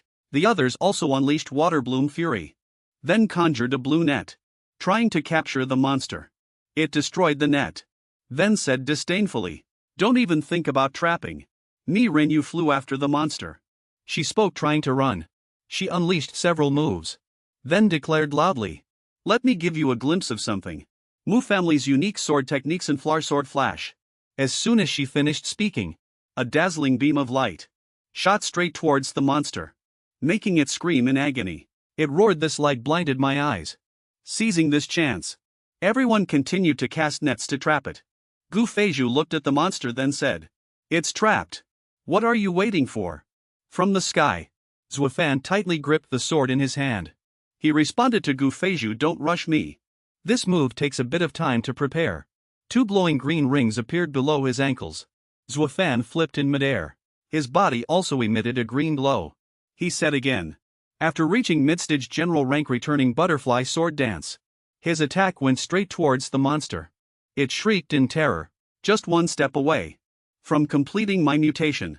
It struggled, roaring, even if I die, I'll drag you humans down with me. After it shouted, a red light burst from its mouth. From the monster's body, multiple faint red lights emitted. One person spoke, returning butterfly sword dance. This time we can definitely kill the blue armored scorpion. Suddenly from the monster's body, an increasingly dazzling red light emanated. A careful person immediately noticed the monster's intention and reported to everyone. "Oh no, the class king monster is trying to self-destruct." Zuo Fan, somewhat worried, questioned self-destruct. As soon as he finished speaking, large flames continuously erupted from the monster's body. Someone shrieked in fear. "Everyone run, this place is about to collapse." Zuo Fan also turned to Rinyu and said, "Rinyu, run. Hurry and escape that way." Everyone used all their strength to run far away from the monster. At this moment Rinyu's gaze darted to a corner. In a hidden corner Gu Feizhu was trembling uncontrollably. She spoke. "My body can't move. I really shouldn't have forced myself to use 9-shot barrage. That's an ultimate move that only high-ranking generals can use." At this moment Rinyu was being carried by Zuo Fan. She whispered into his ear, "Zuo Fan, she's over there." Hearing her words, he also turned his head to look at Gu Feizhu. Then he said, "Did using your combat technique exhaust you too much?" Before the monster's entire body exploded, he timely grabbed both girls with his arms and jumped to a high place, evading the explosion suddenly held by him. Gu Feizhu exclaimed in surprise. He knew the explosion wouldn't stop there. So he didn't let Gu Feizhu say anything more, simply stating, "Let's go." Then using the momentum he flew up while holding both of them. The monster's body exploded again, once again filling the air with smoke and fire and unending roars, burning everything around them. He saw an exit ahead and said, "There's a door over there, quick, get inside and hide." Many people were also hiding inside. One of them spoke. "The walls here are all metal. Maybe it's a safe zone in the amusement park. We might be very safe here." Gu Feizhu was still held in Zuo Fan's arms. She said, blushing, "Let me down." But Rinyu's face was dark. She crossed her arms unhappily and snorted heavily. Gu Feizhu spoke up. "Thank you for saving me again. I still don't know your names. Let me introduce myself first. I am Gu Feizhu, captain of the Firefox squad." At this moment their responses were Zuo Fan and Rinyu respectively. Rinyu thought to himself, her surname is Gu. Gu Feizhu also thought to herself, "As expected, she's the Mu family's pearl. Didn't she recognize me? It's hardly surprising. She was just a little girl before we met." After thinking, Gu Feizhu said, "This time our expedition to the East Sea Beast Den was precisely for the mutated crystal beast core. I didn't expect so many twists and turns. In the end, we didn't even get the mutated crystal beast core." Zuo Fan felt a bit awkward after hearing Gu Feizhu's words. He thought saying it like this seems to benefit me too much. Never mind. He then asked Gu Feizhu, "Captain Firefox, is the mutated crystal beast core from the East Sea Beast Den found only here?" Gu Feizhu shook her head and said no. Suddenly someone shouted, "Captain Gu Feizhu." A man waved and called out to her, "Come over quickly. There's a major discovery here." The man walked into a door, motioning for her to enter quickly. He said, "What is this?" "Captain, come quickly, there's a major discovery here." Behind the door was a laboratory. The entire room contained many experimental capsules. Inside them were various strange creatures immersed in liquid. Someone saw this and spoke up, saying, "Isn't this supposed to be a safe house?" After seeing the laboratory, Xiatan then said with a surprised wide-open mouth, "A laboratory? How could it be built in the basement of an amusement park?" Zuo Fan thought worriedly. Could this laboratory also have been built by Mom? Why build a laboratory here? Is it to throw people off the scent? Suddenly someone handed Gu Feizhu a piece of paper and said, "Captain, look quickly." Written on the paper was likely a research experiment to transform humans into a type of strange creature. The person said unhappily, "What exactly were these beasts researching here?" After Zuo Fan finished reading the report, he said, "This is a research report about beast cores and mutated crystals. The experimental subjects include monsters." And also, before he could finish, Ranyue interrupted him, "and children." Upon hearing this, everyone indignantly said, "They're actually using children for experiments." Zuo Fan looked at the child's remains on the floor, his mind in a turmoil. He thought, was Mom the one who built this laboratory? Impossible. How could Mom do something like this? Even using children for experiments, such a wicked thing. Seeing Zuo Fan standing rooted to the spot like someone utterly lost, Ranyue walked over to him. She reached out and took his hand, then comforted him. "Zuo Fan, don't let your imagination run wild. This laboratory couldn't possibly have been built by your mother." She reminded him, "Don't forget, your mother's research findings were stolen. The people who built this laboratory are likely the same group. Xia Tan turned her head and asked Gu Feizhu, Captain, wasn't it true that they, laboratories built by the East Sea Military Department, also conducted such cruel experiments? That's not how it was. Back then, the commander of the East Sea City Military Department was sentenced to a heavy sentence, perhaps that was also related to this. But it was never exposed. Upon hearing this, Zuo Fan clenched his fists in anger and said, the commander of the East Sea Military Department isn't that kind of person. At this point, Gu Feizhu also spoke up, saying, the people who built this laboratory have no connection with the East Sea City Military Department. Look at this research record. Because the East Sea Military strengthened, the status of the experimental amusement zone has been suspended. After hearing Gu Feizhu's analysis, someone spoke up. It's actually true. It seems this laboratory was secretly built. The captain's vision is truly exceptional. Gu Feizhu continued. The person who built this laboratory not only has no connection with the Eastern Sea Military Department, but likely has a hostile relationship with them. As for the charges against the Eastern Sea Military Department commander, the true circumstances are not what everyone imagined. So please everyone, don't make wild guesses. After speaking, Gu Feizhu turned to Zuo Fan and Renyu, asking them what they thought. He looked at Gu Feizhu and secretly sighed. This woman is truly amazing. Another person shouted, Captain, Major discovery, come quickly. That person pointed at rows and rows of equipment, then said, I just checked these machines. They're still operational. These machines are used to absorb mutated beasts, mutated cores, and crystallize them. Their advanced capabilities are several times greater than any absorption method we know of. Xia Dan then said, we've already harvested some mutated beast core crystals. When the outside collapses later, we might be able to find even more. The person who discovered the equipment also echoed, to be able to absorb using these machines. It seems our trip wasn't in vain after all.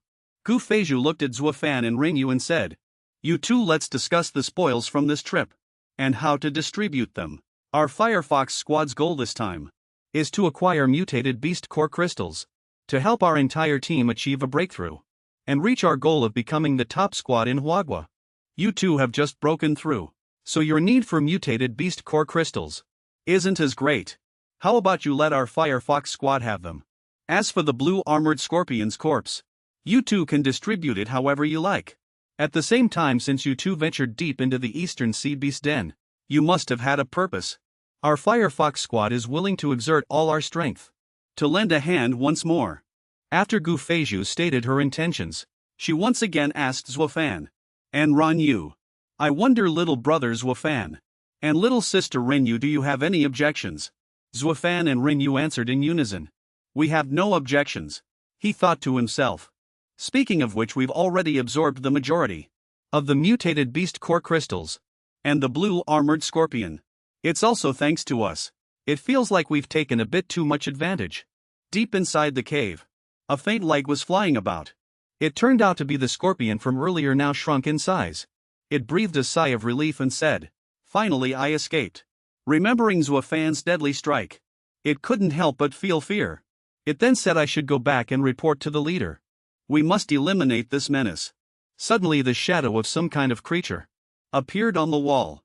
The creature's black shadow leaped out fiercely. Its front leg shot out an electric light, grabbing something. It was actually able to use one front leg to tightly grip the scorpion. This made the scorpion think in surprise. What is this thing? Why can't I move? The small beast used its claws to deeply pierce the scorpion's flesh, causing the scorpion's flesh to be torn open. The small beast bit with its mouth, pulling out a red spherical object from inside the scorpion's body. The scorpion looked painfully at the small beast. It was continuously emitting killing intent. It thought to itself, so the real menace is. A small greenish horn grew on the small beast's head. The small beast stuck out its tongue.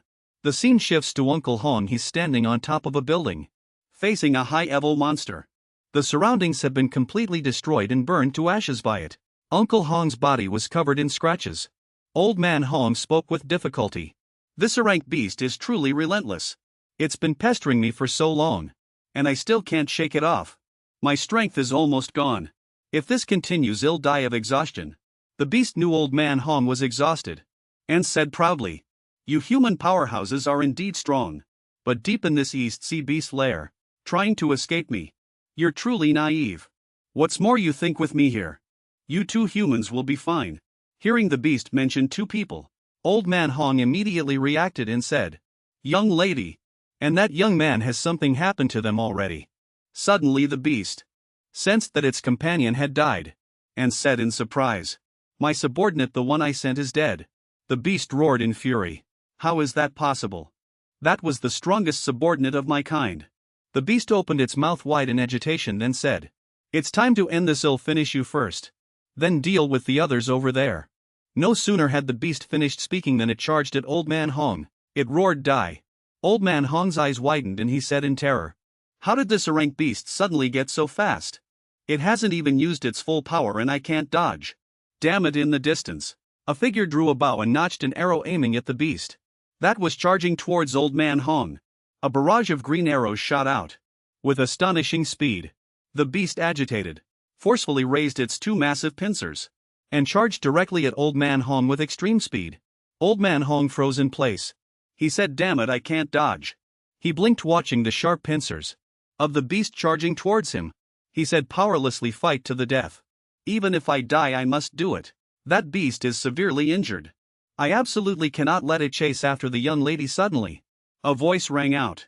Water bloom burst, 9-shot barrage descending from the sky. A large blue net surged towards the beast. The beast shrieked in surprise. Is this a human powerhouse? Even Old Man Hong was surprised, looking around and asking, Who is it? The power of these arrows. It's already close to an advanced warrior.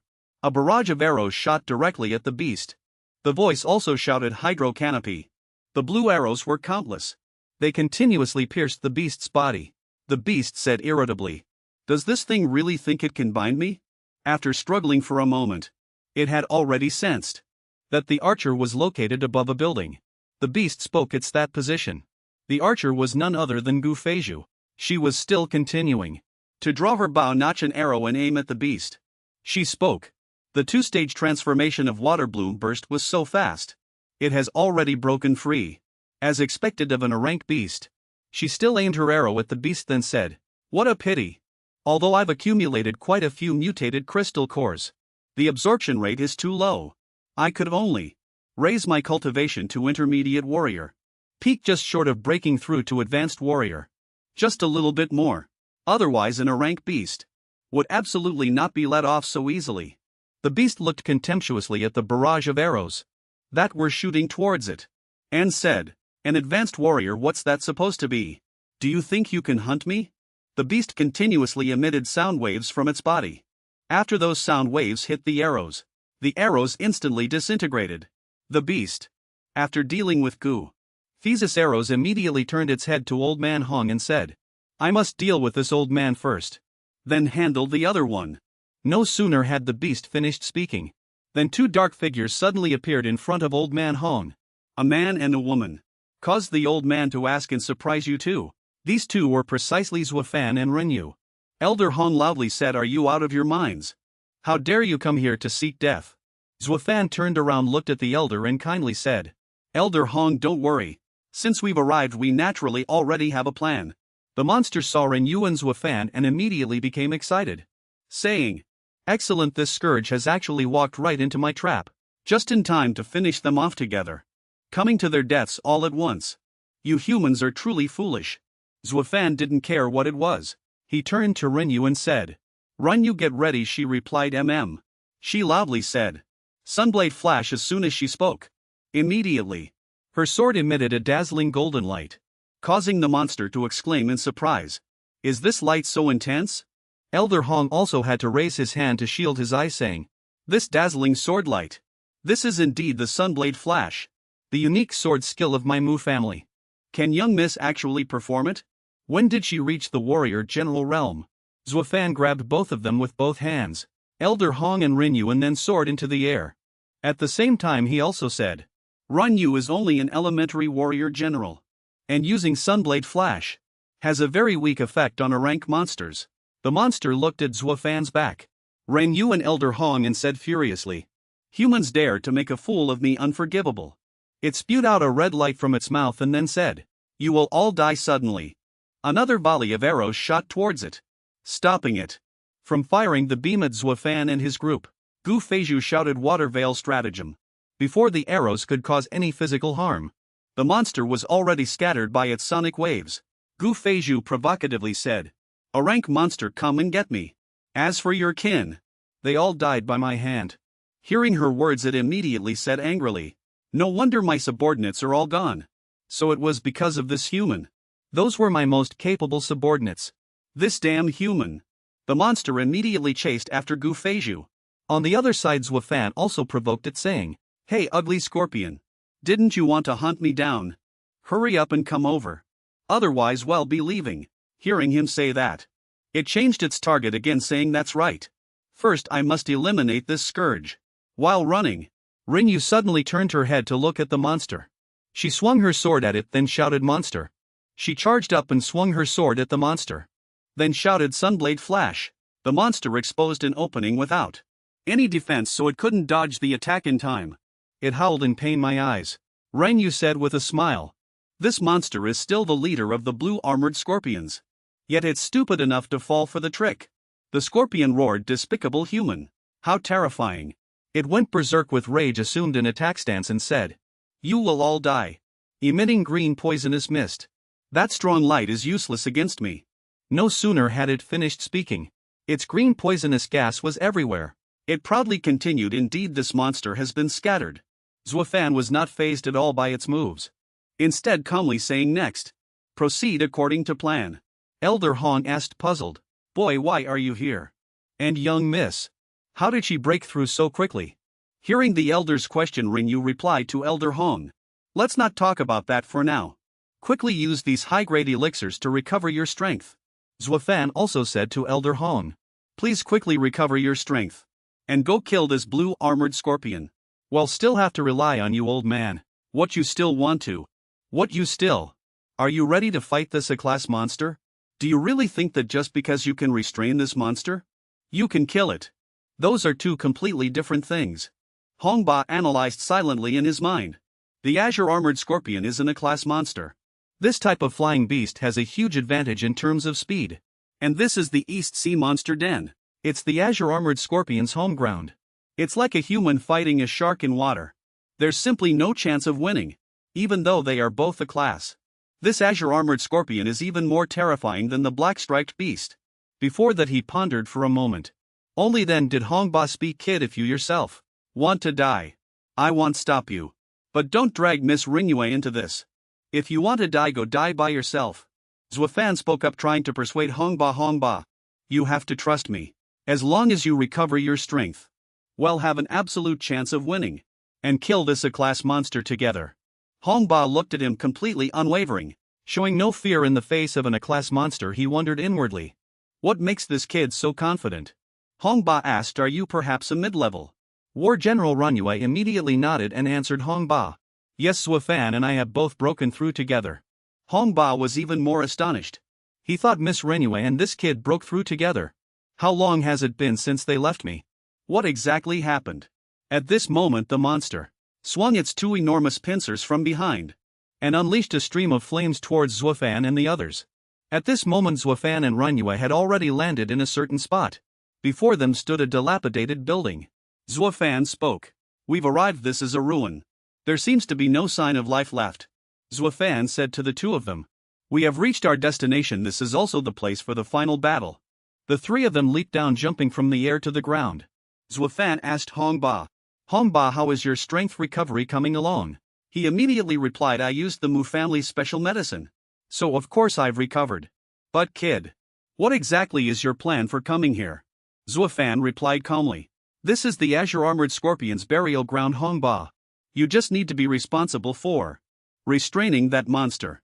As for the plan, I can't explain it clearly yet." In the distance, the azure armored scorpion had already caught up.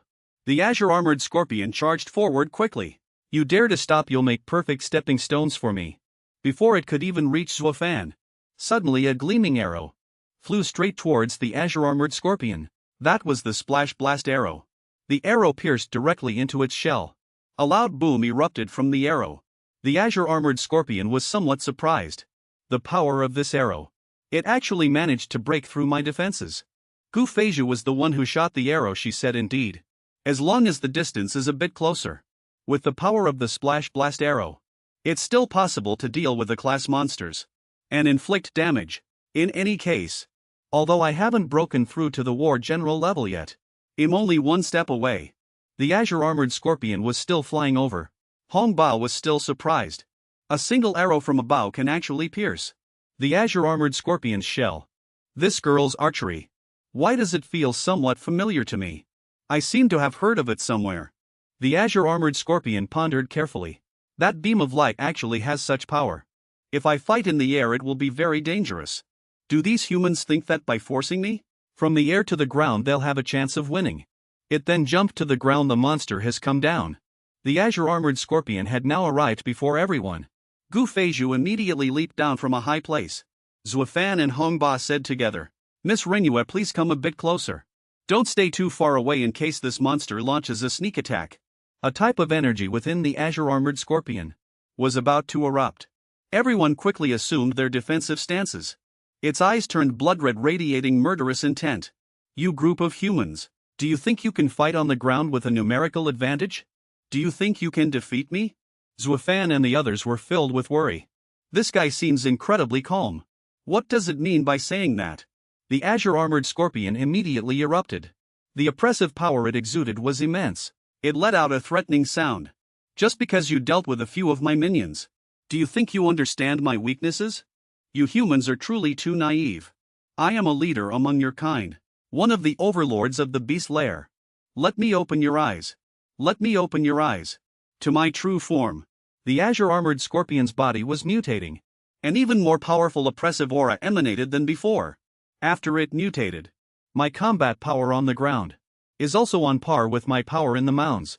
The Azure Armored Scorpion let out a mighty roar. Its body seemed to have more spikes, sharper and more agile than before. Clack! Everyone was astonished mixed with worry. This monster can actually transform its shape. Phantom Demon Canada truly suitable for land combat. The Azure Armored Scorpion's second form. Hong Ba turned his head and said to Zuo Fan, You punk, did you see that? You thought you had a plan. But who knew this rank monster has one too? The lawyer finally said, If anything happens to Miss, I will absolutely not spare you. The Azure Armored Scorpion said fiercely. So who should I start with? Decided it's you. It charged towards Goofy's location to first eliminate this hidden danger. I can disrupt things too. Vision. Smoke filled the air and the Azure Armored Scorpion's figure roared. Die. Gu Feizhu seemed to have moved elsewhere, evading the attack. She said this rank monster is truly terrifying. Thankfully, the Azure Armored Scorpion was surprised when it could no longer see her figure. Vanished. What's going on? Gu Feizhu appeared behind it, drawing her bow and preparing to shoot. Gotcha. She shot a volley of arrows at it. Water Blossom Heavenly Curtain. This ultimate move locked onto it. The Azure Armored Scorpion was puzzled. This human speed. How did it suddenly become so fast? Zuo Fan rushed forward preparing to unleash a move. Don't just stand there stunned. He infused power into his sword and roared loudly. You damn monster, be gone. Die. Shadow Blade Flowing Light Sword perfected. The sword slashed down, but it only left a crack on its carapace. He still tried to gather strength, hoping to sever its pincer.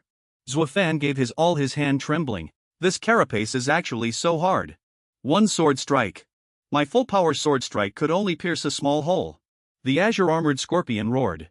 I thought it was some kind of catastrophe. Turns out you only have this much strength. It swung its pincer attacking Zuo Fan. Just let me eliminate you quietly. Hong Ba channeled his chi. You damn monster, you. A series of purple high destruction orbs flew towards the monster. He roared. I hit them. Zuo Fan exclaimed as expected of Uncle Hong. The power of a high-level warrior. Its peak strength is actually this powerful. Hong Ba warned cautiously. Humph. You punk, stop buttering me up.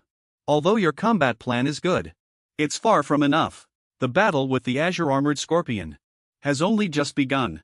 After the explosion, the Azure Armored Scorpion still didn't suffer much damage.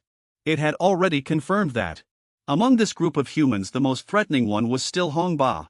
Mu Ranyue said worriedly. Uncle Hong's punch actually had no killing power. The defense of this carapace is actually this strong.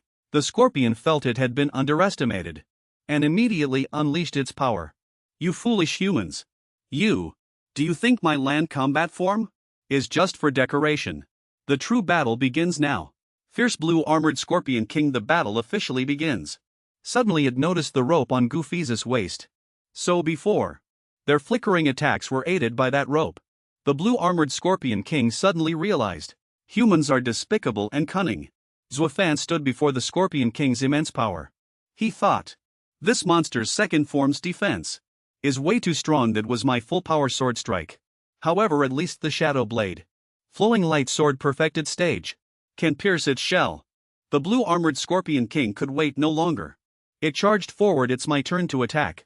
The Scorpion King thought to itself, first deal with that old human. With my speed, can your human eyes keep up?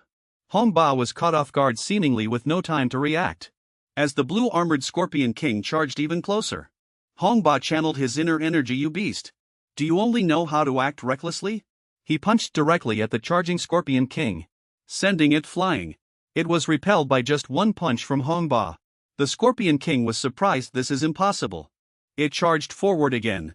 It thought, this old man, how can he possibly keep up with my speed? The Scorpion King then turned towards Zuo Fan. The blue armored Scorpion King thought, no. But this old man reacts very quickly. What trick have these humans used? Just like that rope. After thinking, it turned towards Gu Feizhu again. Let's deal with a different target. The Scorpion King roared, let me deal with you first. Gu Feizhu was pulled up by the rope again, and the Scorpion King said smugly, the same old trick. Do you still think it'll work? It shot out rows of light arrows flying towards the rope. It seems Zuo Fan's invisibility technique has been discovered. He parried the attack with his sword, saying worriedly, is the same trick really useless now? The Scorpion King roared furiously. This nuisance is clearly only a mid-level warlord. How can he possibly keep up with my speed? Hong Ba was somehow already behind the Scorpion King. He suddenly delivered another punch to it. He raised his fist. You beast! Do you really think your speed is fast? The Ion King's outer shell cracked layer by layer from the beating. It was enraged and murderous. Damn it! Damn it! To be made so pathetic by such humans. What in the world is this trick? Suddenly those green mists emerged from the fragments of the Scorpion King's shell. It was puzzled. Pieces of its shell fell off. What is this? Gradually it understood. So that's it. Those arrow nets were meant to leave these marks. Humans are truly cunning and despicable. Zuo Fan stood to the side, smiling smugly. It seems this monster has already figured it out. Faster than expected. Gu Feizhu replied immediately. Class A monsters have high intelligence. Especially Scorpion-type monsters. They are known for their cunning. Hong Ba also said, this is the boss monster of the East Sea Cavern. But that last attack already consumed a lot of its strength. He thought, I have to admit, this kid Zuo Fan's plan was very successful today. If there had been a high-level warlord just now, we could have killed this Class A monster. But that's not the case. If we only rely on the current battle plan, it won't be enough to kill this Scorpion King. Blue armor. This is a flying-type monster. It can fly away at any time. He looked at Zuo Fan thinking, does this kid have an even stronger trump card? The Scorpion King was furious, radiating killing intent. I admit, I underestimated you humans before. Plus I also wanted to conserve some strength. From now on, I will fight with all my might. So your tricks will be useless. Zuo Fan smiled as he spoke to the Scorpion King. Enough talk. I'll quickly send you to meet your kin. It charged towards everyone with extreme speed. You killed my servants, my kin. Dai Hongbo and Zuo Fan charged forward to meet the attack. The lank scorpion's attack. Its weapon was its hard pincers. Slowly they all cracked. Manhwa stood aside inside. Fighting an ranked demonic beast, this is quite rare. We still need to suppress the ranked demonic beast's combat power. Now it seems, perhaps I shouldn't have participated in the final round of the combat plan. Gu Feizhu drew her bowstring taut and shot arrows, aiming to restrain this demonic beast. Hongbo shouted to Zuo Fan, what a chance! The arrows from Water Blossom Electric Wind 9-shot flew towards the lank scorpion. Prepare the net one-hit kill. The lank scorpion seemed to have another plan. Did you think I would fight to the death against you? You are truly naive. It immediately charged towards Manhwa. Without any fear, holding her sword, she remained calmly standing, letting it get closer. The scorpion said triumphantly, I haven't used my strongest scorpion tail yet. I just wanted to make you foolish humans drop your guard and become careless. Zuo Fan chuckled as if he had already anticipated the situation. Just as my data predicted. Suddenly an earthquake occurred, surprising the scorpion. A net descended from the sky, trapping the scorpion. It struggled in panic. Damn it. Manhwa watched the lank scorpion sinking. She whispered, the ground is sinking, a trap. It charged at her, thinking, get rid of you first. The scorpion's pincers pierced her illusion. It exclaimed in surprise, this is an illusion. Manhwa was actually standing nearby, while the illusion was created by a projector. In an instant the net fell completely, trapping the scorpion. It struggled furiously. Despicable humans. Can such a trick also trap? Knee break open. The scorpion suddenly realized something and panicked. It thought, this is bad. What are those things? It looked at the mirror fragments placed around, and said doubtfully, these mirrors. Ali turned to Jia Xiao and said, get ready. Aim at the target. Manhwa and the others stood behind the mirrors, surrounding the scorpion. She continued, finally it's the last round of the plan. Before that, Zuo Fan said to everyone, our combat plan, it's all here. The lank scorpion's grave. Manhwa and Gu Feizhu simultaneously looked at Zuo Fan and asked, is there anything special about this place? Someone had already noticed something strange, and then said, these mirrors. Zuo Fan replied, that's right. In the battle against the lank scorpion, the key is Manhwa's help. He looked at Manhwa, who was holding a long sword, and continued, by using the light reflected from the mirrors, we enhance the effect of the sunflower sword flash. Even a rank demonic beast will temporarily lose its vision for a certain period of time. At that time, at this very moment, Manhwa had already charged up from behind, unleashing the sunflower sword flash. The light emitted from the sword, with the help of the mirror reflections from all directions, shone directly onto the lank scorpion. It screamed in terror, danger, ah! I must escape quickly, get out of here. At this point the net had been torn. It secretly rejoiced, I'm free. Just then, Hongbo charged forward and said, trying to run, you beast. Where do you think you're going? The scorpion took a palm strike from Hongbo, immediately spat out blood painfully, crying out in agony. Gu Feizhu, sweating nervously, looked at the scorpion and said, it can't hold on much longer. At this moment she immediately unleashed Water Blossom Bloom 6 shot. In the end the scorpion was continuously damaged. Began to despair, its eyes vacant. Recover quickly. It looked at Zuo Fan and said, you. Holding his long sword he was gathering strength. He charged forward again and replied, this ends now, taste this.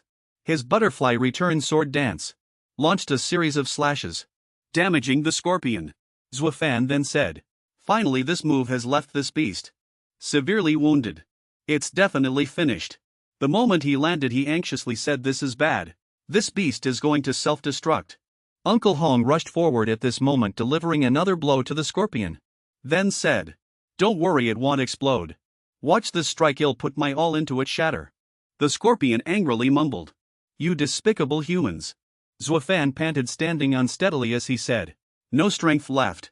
After a long battle he was somewhat barely able to perform the butterfly return sword dance. Manhwa immediately came to assist and supported him. He turned his head and said in surprise, Manhwa. Zuo Fan blushed as he looked at Manhwa's chest, thinking, what is this feeling? So soft, so bouncy. As soon as she landed safely she let go of him. He stammered, blushing, I. Manhwa replied, it's fine. Gray egg suddenly crawled out from Zuo Fan's clothes. He and Manhwa watched it run off, wondering, where is the little guy going? The scorpion was already dead by this point, falling in front of the two of them. Manhwa looked at it and said, azure armored demonic scorpion. Did we truly manage to kill it in the end? Zuo Fan continued, that's right. We teamed up to kill this A-class monster. Uncle Hong praised. I never imagined that Squad 5 like this, with only one high-level war general, which is me, could kill an A-class monster. Although I must admit I'm a bit ashamed to say, this battle didn't rely entirely on me. He looked at Zuo Fan and said, the true commander was this kid. Zuo Fan.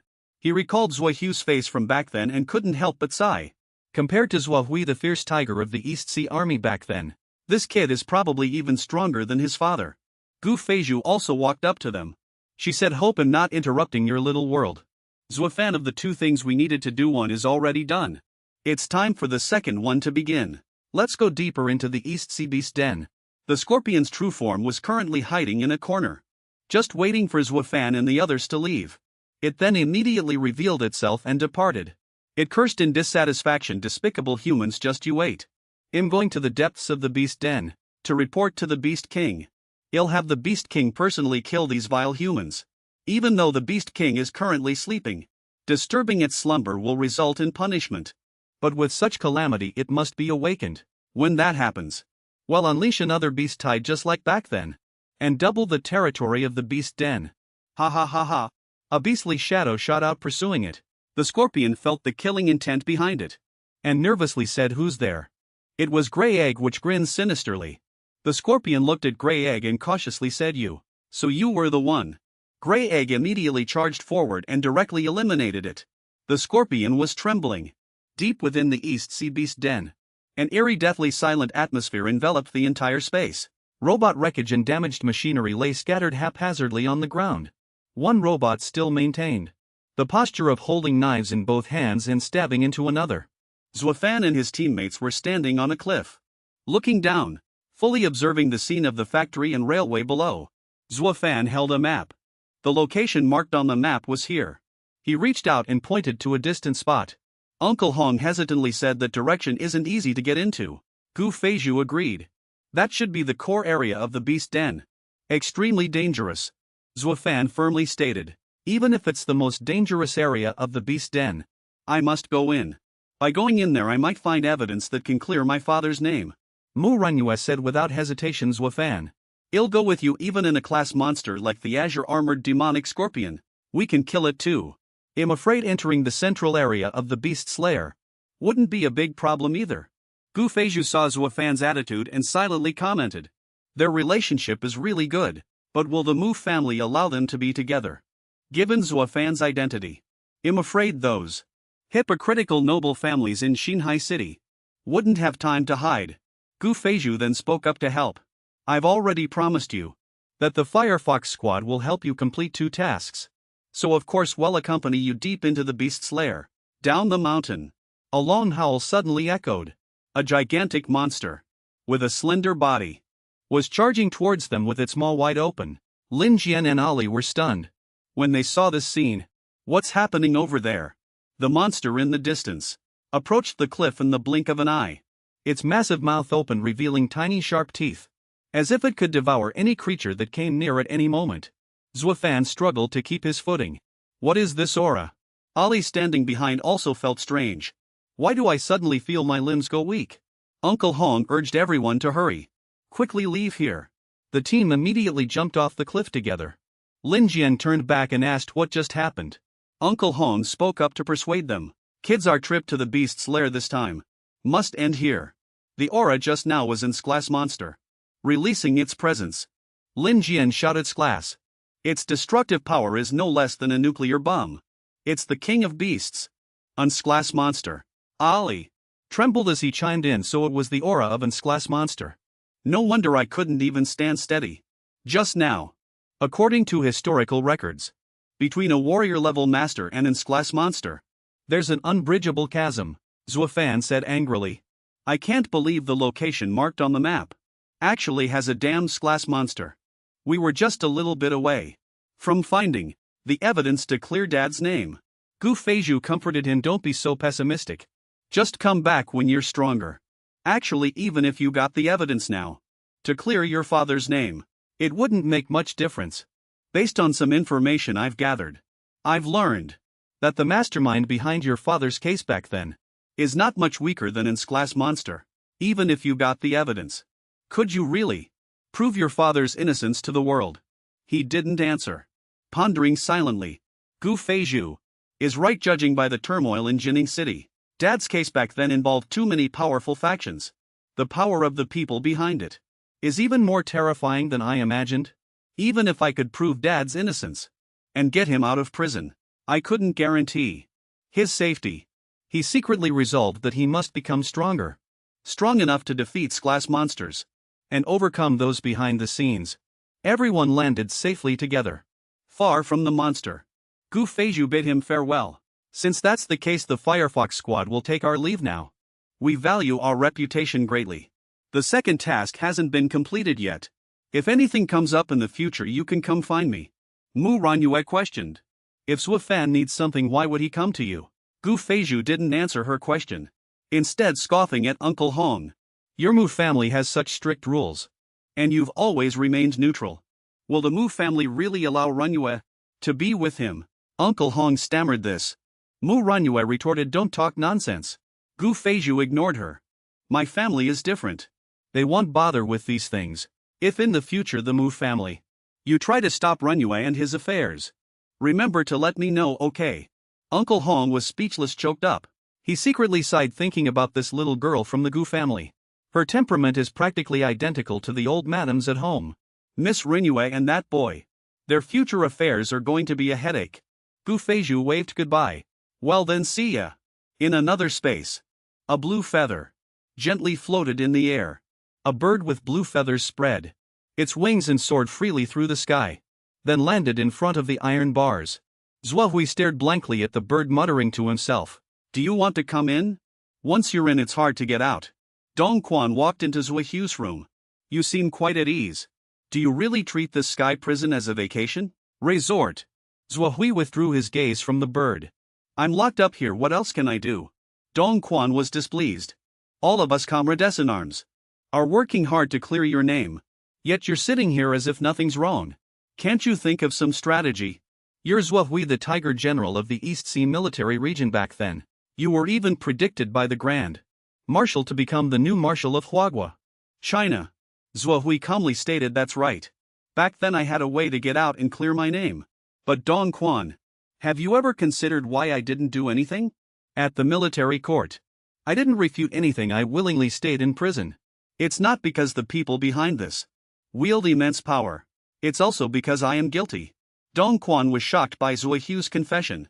What are you talking about? Majestic architecture stood tall, equipped with advanced modern facilities. In the Jiekong Sky Prison, the pervasive mist served as its perfect disguise. The scene switched to the interior of Jiekong Prison. Zuo Hui sat in silence. The room was heavily protected by thick walls. He sadly told Dong Quan, I am guilty. He hastily stopped Zuo Hui. What are you saying? You say you're guilty. Dong Quan continued firmly. We've already gathered a lot of evidence regarding that East Sea beast tide. You're not the culprit behind that beast tide. He guessed. Is it because the forces behind the scenes are too powerful? And you're afraid we'll get implicated, so you're saying this. Isn't that right? Zuo Hui remained silent. He spoke directly, not caring at all. What do you take us for? We are comrades who once fought side by side, sharing life and death. Don't say that. Dong Quan became more agitated as he spoke. He tried hard to persuade. Zuo Hui, you are the most outstanding person of this generation. Back then you were calm, strategizing, keeping your true abilities hidden, that's how you were. Zuo Hui sighed helplessly. He tried to explain clearly to Dong Quan. Dong Quan, you've misunderstood what I mean. Although I'm not the true culprit behind the East Sea beast tide, that doesn't mean I'm innocent. You're right. Many people said I was calm back then, and could foresee what was about to happen. Even I myself was extremely confident. He cast his gaze towards the vast deep blue sky. Outside the iron bars of the window, there was a free white bird there. But because I was too confident, I missed many clues. The death of my beloved wife, the East Sea beast tide. With my abilities, it wasn't impossible for me to change something. He shuddered as he recalled the day the city was engulfed in flames, when monsters were everywhere lying in wait to tear apart and steal human lives. But because I trusted my own abilities too much, it led to this tragedy. Am I truly innocent being like this? Dong Quan patted Zuo Hui's shoulder, comforting him. A soft knock came from outside the door. He followed the prison guard's instruction and Su Lan immediately pushed the door open and entered. She handed him a stack of documents. She reported gravely, General. This is the latest investigation report, along with intelligence on Zuo Fan at the East Sea Beast Lair. He picked up the documents and examined them carefully. Zuo Fan's photo was printed on it. He slowly read the information on it. With Dark Star, a local organization, and a rank monster was killed deep within the East Sea Beast Lair. He has now returned. Tong Wan looked at Zuo Hui, excitedly praising him effusively. Zuo Hui, your son is truly like you were back then. At Zuo Fan's growth rate, he'll be able to save you very soon. Zuo Hui picked up the stack of documents and looked at them. His tone held a hint of surprise and joy. How is this possible? How could Zuo Fan's power grow so rapidly? Back when my wife was pregnant with Zuo Fan, she clearly endured my own hesitation back then. By all accounts, this child shouldn't have such potential. Zuo Hui thought of his beloved wife. Are you blessing this child?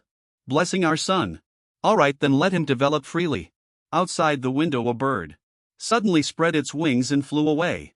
As if echoing his words, a fletchling bird will eventually have its day to spread its wings and soar high. Watching the bird soar freely, flying in the vast sky, Zuo Hui continued. Whether its wings are broken or it soars high in the sky, just follow your heart and do it. On the map of Huaguo imperial capital, Xin Hai and Zhonglin formed a three-way standoff. This formed the Xin defense circle. Zhonghai City, the headquarters of the Mercenary Association, defends the front lines.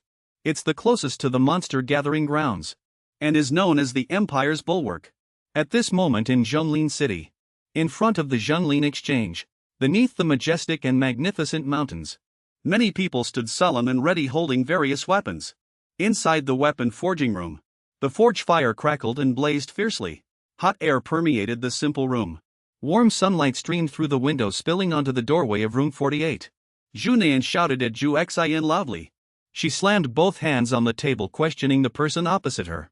What do you mean? Family rules state that if one obtains the blacksmith certification at age 20, they can independently decide their own marriage. This time, why am I forced to marry that bastard from the Zhong family? Xin leaned back elegantly in his chair, sipping the fragrant tea. Junayan, why are you yelling at me? I'm just relaying the family's reply. This is the family's will. You're going whether you want to or not. He lowered his voice and warned. Family rules are one thing, but are you truly a Zhu family member? You're only half a Zhu family member. If you truly want to resist, you can consider leaving the family. But you should think about your low-status mother. He stood up, provoking her. Of course, there's another way. If you can become a master weapon forger, you can overturn the family's rules. But can you do it? As far as the eye can see, there isn't a 20-year-old in all of Huaguo who is a master weapon forger, is there? Xin walked out, slamming the door shut in front of her. Junayan angrily slammed her fist onto the table, gritting her teeth. That bastard, he must be behind this. These bastards have been bullying me and my mom for so many years. She remained silent, staring blankly. Her crystal-clear eyes were veiled with a film of moisture. She asked herself, bewildered, what should I do? Outside the building, the sky was still clear, and Zuo Fan, with his sword on his back, stood in front of the bustling building. Is this the Zhonglin Exchange? One of Huaguo's most famous exchanges is right here. He looked around, observing the muscular people coming and going, as expected of the Zhonglin Imperial Defense Zone of Xinhai. So many experts here. High-level star warriors everywhere. No wonder it feels so oppressive. Too bad Han Pu didn't come along. He glanced at Grey Egg, who was quite content, perched on his shoulder enjoying the warm sunlight. A slight curve touched the corner of his mouth. He recalled Han Pu's whining form, crying and clinging to his leg. Brother Fan, take me with you. I'll be like Grey Egg, a quiet and handsome man who doesn't fuss or make noise. No crying, no fussing. Puha, who was beside him, finally managed to calm him down after much persuasion. You brat, stop wailing like a ghost. Zuo Fan isn't going to Zhonglin City for fun. That kid wouldn't give up. Don't stop me. I want to go out and play. Until Puha punched him, causing a big lump to swell on his head. Only then did he quiet down. Puha said earnestly, Zuo Fan, have a safe trip. He glanced at Grey Egg, who was brimming with excitement, looking around eagerly. He murmured softly, President Puha is right. I didn't come to Zhonglin City to play around. He recalled President Puha's careful instructions from before.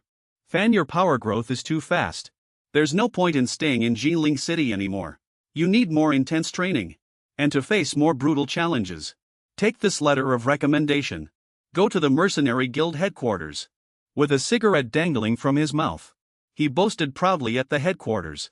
You might even get guidance from a war god level expert. Zuo Fan looked into the distance in reality, muttering to himself. A war god level expert, huh? But before that, I need to be fully prepared. He placed his hand on the detection device. His clear image immediately appeared on it, along with his general information. Junior Warlord. Zuo Fan thought to himself. The power rating on the certificate hasn't changed yet. That's good, I won't have my power assessed for now. I only just became a junior warlord during the Jinling Beast Tide. It's only been a few months. And I've already broken through to intermediate warlord. If that gets exposed now, it would be too conspicuous. He walked forward, under the gaze of the many experts around him. His mind was still racing with thoughts. Right now the enemies are watching me closely.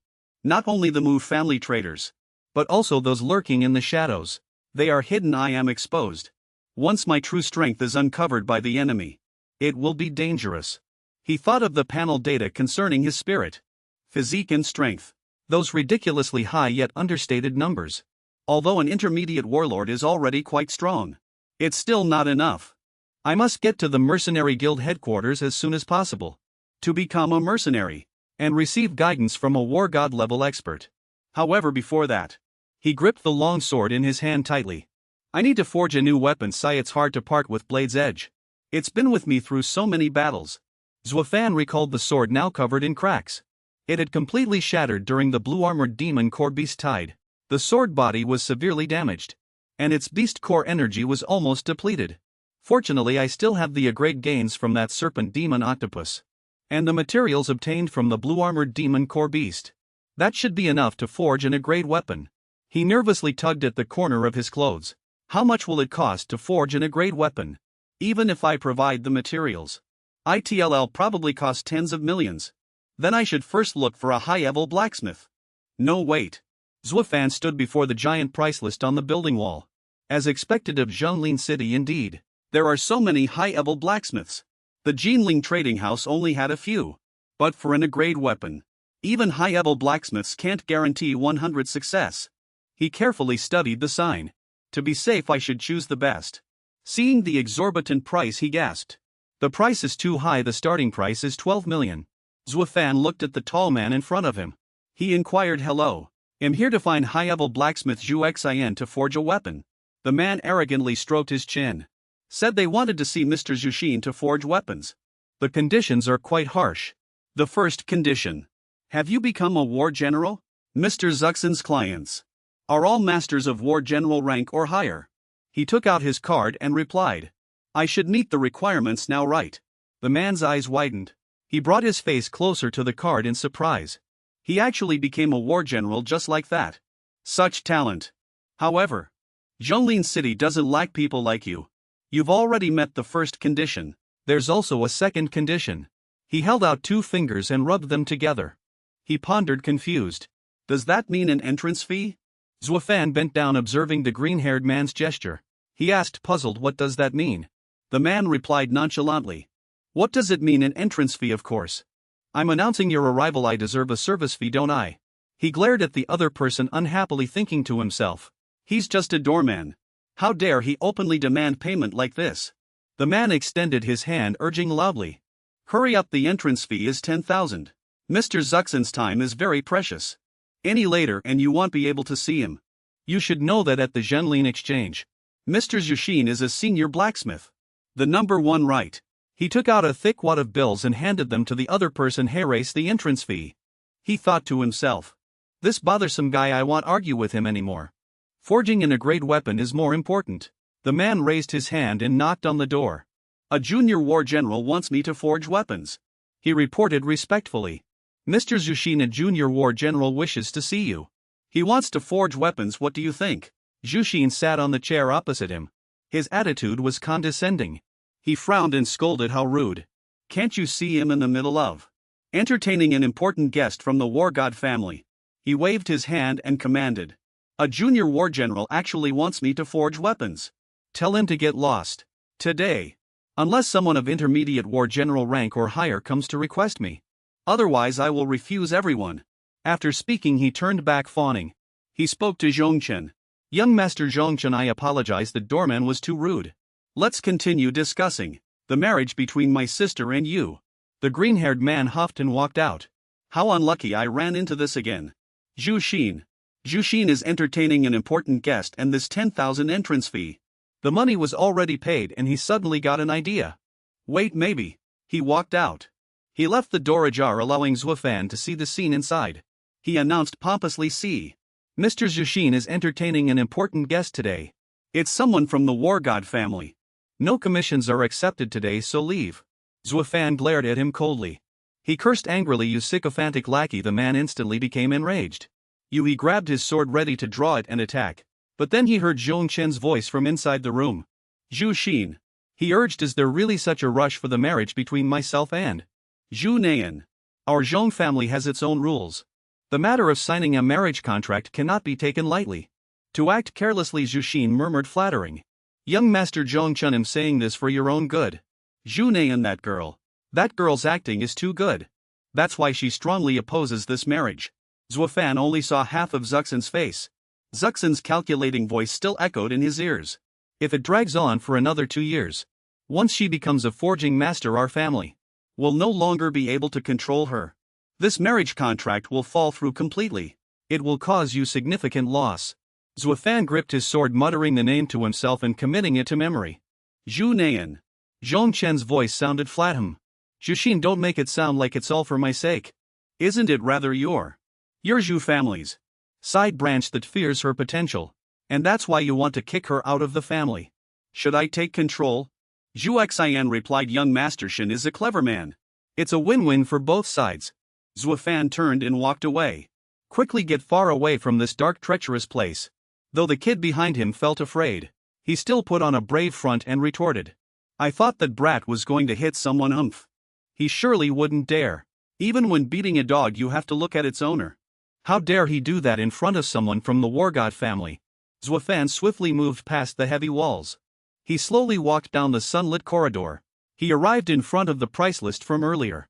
He paused slightly, his gaze searching. Found it. Zhu Nian is here too. He walked to the iron door. The prominent number 16 was clearly displayed on the door. At this moment, Zhu Nian was bored stiff, sprawled out on the wooden table in the room. "Can't I decide my own fate? Am I just going to let those bastards dictate my life?" She suddenly sat up and resolutely made a decision. "No. I must be the master of my own life. Even if I have to abandon my identity as a forge master sometimes. I must still escape Zhonglin City with my mother." Someone suddenly walked into the room. He respectfully asked Miss Yen, "Someone has come to commission a weapon. Will you accept this commission?" Zhu Nian waved her hand, refusing. I won't accept any." She was interrupted before she could finish. Zuo Fan stood excitedly nearby, teasing Miss Zhu Nian. "Didn't you say that if anyone wanted weapons forged in the future, they should come directly to you? Why are you chasing people away now?" Zhu Nian said, surprised and delighted. "It's you." Zuo Fan thought to himself.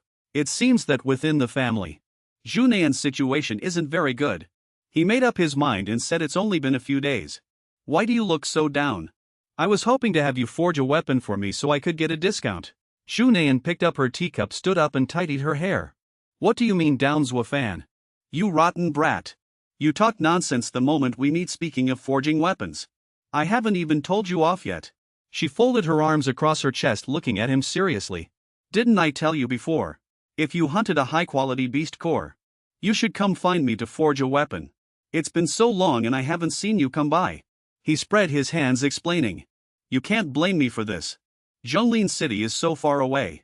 See, I came to find you as soon as I reached the center." She looked at him with concern and asked, "What grade of weapon do you want to forge this time? First show big sister the materials." She muttered to herself, "Before I leave Zhonglin City, I'll forge a weapon one last time. Consider it a farewell to my favorite forging work." "My favorite?" Zuo Fan walked over to the table where Zhu Nian was standing. He took out 2 small wooden boxes and placed them on the table. "These are the materials, big sister. See if you can forge something." Zhu Nian pretended to scoff and retorted, "Let you see if I can forge it. What do you mean by that? Are you looking down on me? Did you see the rankings in the forging area and then doubt my abilities?" She gently opened the first box. Inside was a blue crystal, shimmering with light. To be honest with you, my ability is absolutely first-rate. Among the senior forgers in this exchange, I'm ranked second. Even if it's loot from an A-rank monster, I can still forge it. I'm only one A-rank weapon away from becoming a master. Just one more A-rank weapon." Zhu Nian set the wooden box lid aside. Instantly, a pure blue light enveloped the entire room. She gasped softly, "What is this?" The crystal shimmering on the table stirred everyone's covetousness. Zuo Fan explained, "This is the carapace of an A-rank monster." Zhu Nian was half skeptical. "Fan, where did you get this from? You didn't steal it, did you? He shot her a displeased glance. Steal, Sister Nayan, you think too little of me. Take a look at the other box. She hesitated a little. She tried to hand it over. She looked at him thoughtfully and asked. This isn't from that A-grade monster, is it? Zuo Fan's lips curled into a slight smile as he replied no. She gripped the box tightly. Sis said, how could you possibly produce an A-grade beast core? With your strength. You couldn't even control a weapon inlaid with an A-grade beast core. She opened the box, revealing a deep blue sphere. Zhu Nayan trembled in panic, exclaiming loudly. This is an A-grade beast core, you. How did you do it? Didn't you say there wasn't an A-grade beast core in the box? He said calmly. What I meant was this A-grade beast core is indeed not from that monster. Instead, it's from another A-grade monster. She looked at him suspiciously, pondering to herself. Last time during the forging he produced a mutated beast core.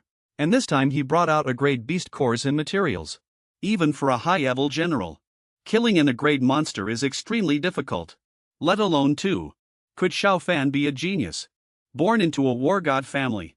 Thinking of those monsters. She stared again at the two boxes filled with rare and precious items. I've never heard of a war god family before though. Zuo Fan bringing out these priceless materials and beast cores is perhaps to forge weapons for his elders in the family. After a moment of contemplation she sighed. Zuo Fan. I'm very sorry. I'm not capable of completing this forging commission. He raised a hand and retorted, Nayanji. Didn't you just say that even with an A-grade beast core, you could forge it? She looked at the steaming forge.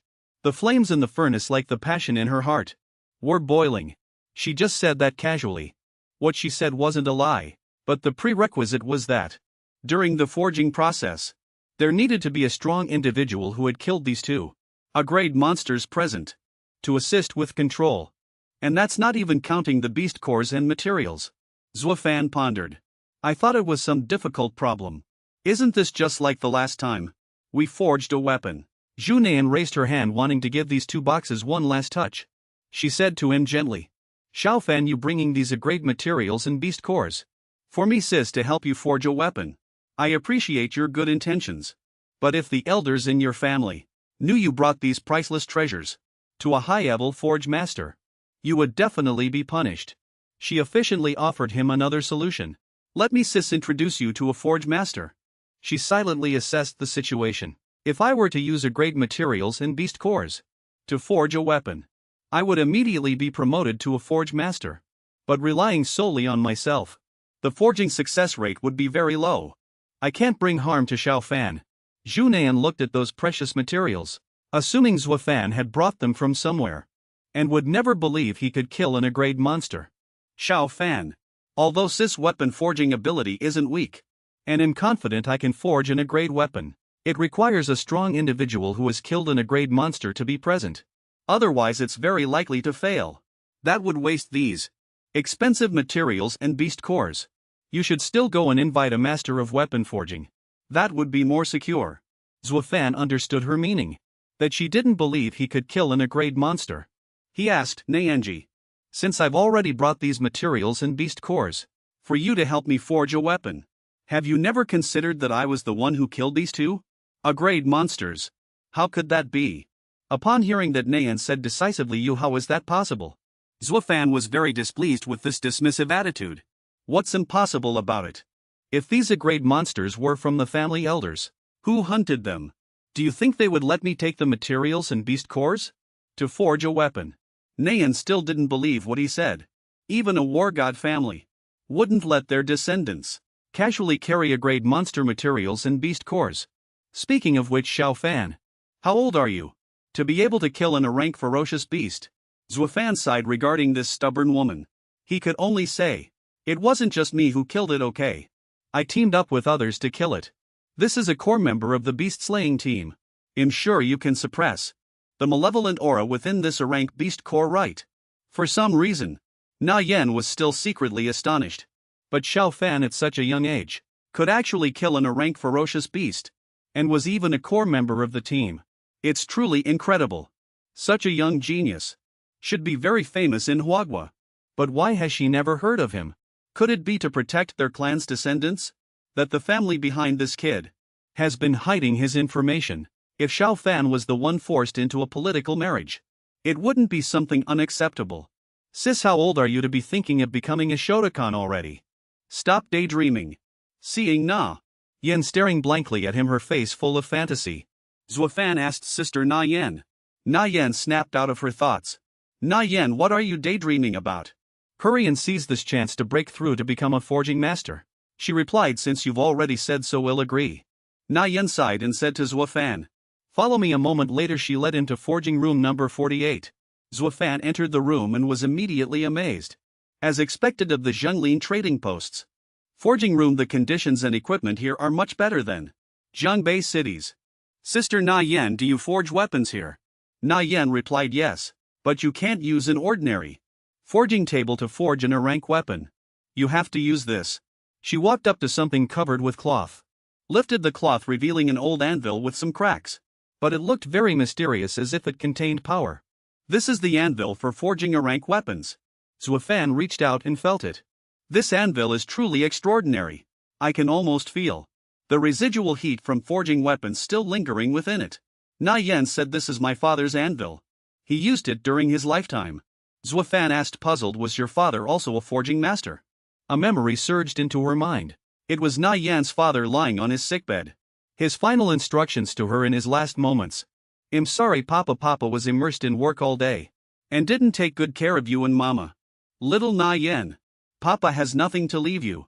Except for this. The scene shifted to Na Yan's father standing excitedly by the ancestral anvil, saying to her, little Na Yen, you have more talent in forging than Papa. And with your passion for this work, your future achievements in this line of work will definitely surpass Papa's. Let this anvil be the only valuable thing Papa leaves to you. That Papa leaves you. Unfortunately, Papa won't live to see the day you become a forging master. As his hand fell, and there were no longer any signs of life, Na Yen collapsed by the bedside, desperately calling out Papa, sobbing uncontrollably. Back to the present. Na Yen spoke of her father with pride. My father was the most outstanding forger in our family, and also the youngest forging master in the family. Unfortunately, when I was very young, he passed away due to a sudden illness. This anvil is his relic left to me. Na Yen caressed the surface of the anvil. I originally thought I'd never have the chance in this lifetime to forge an rank weapon on this. I truly never expected it. After hearing this, Zuo Fan immediately handed full authority to her. Sister Na Yen, I'll entrust you completely with the forging of this rank weapon. Na Yan's spirits were incredibly high. She had never felt so happy.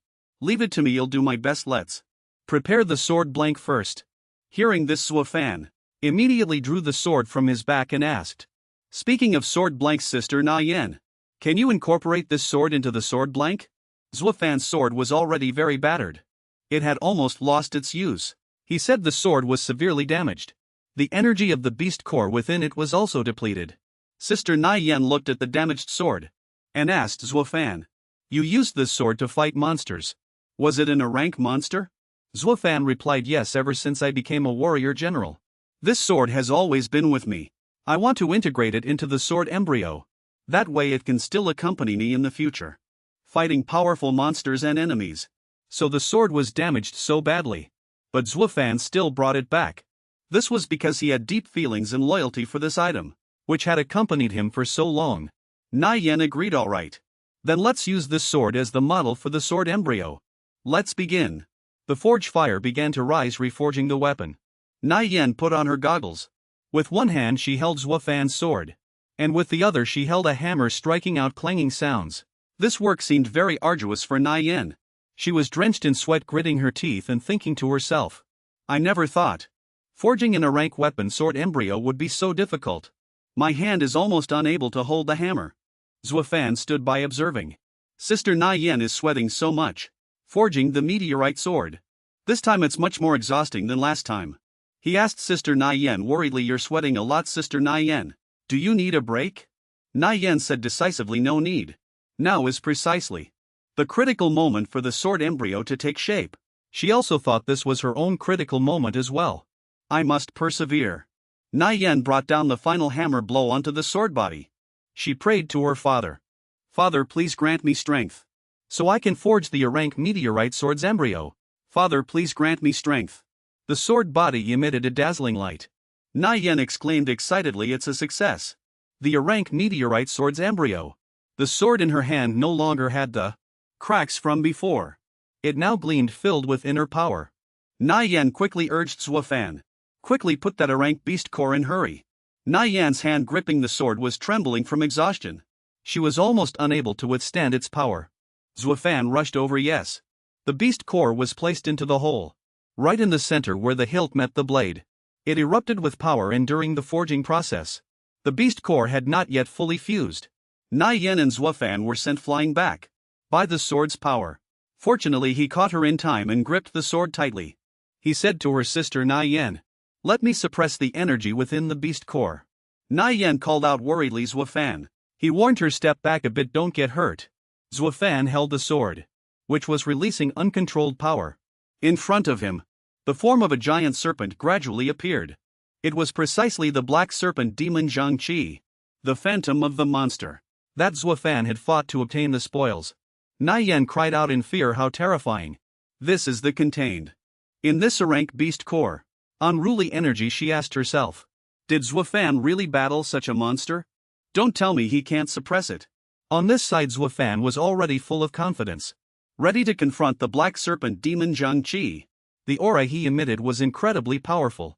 Na Yen, standing behind, was greatly surprised. Such a strong aura. Is that really Zuo Fan? The phantom of the black serpent demon Zhang Qi was before Zuo Fan. He fought it with spiritual power. This is the energy contained in an Arank beast core. How insane. Although Zuo Fan was like this, he did not waver in the slightest. Nor did he worry about his current strength.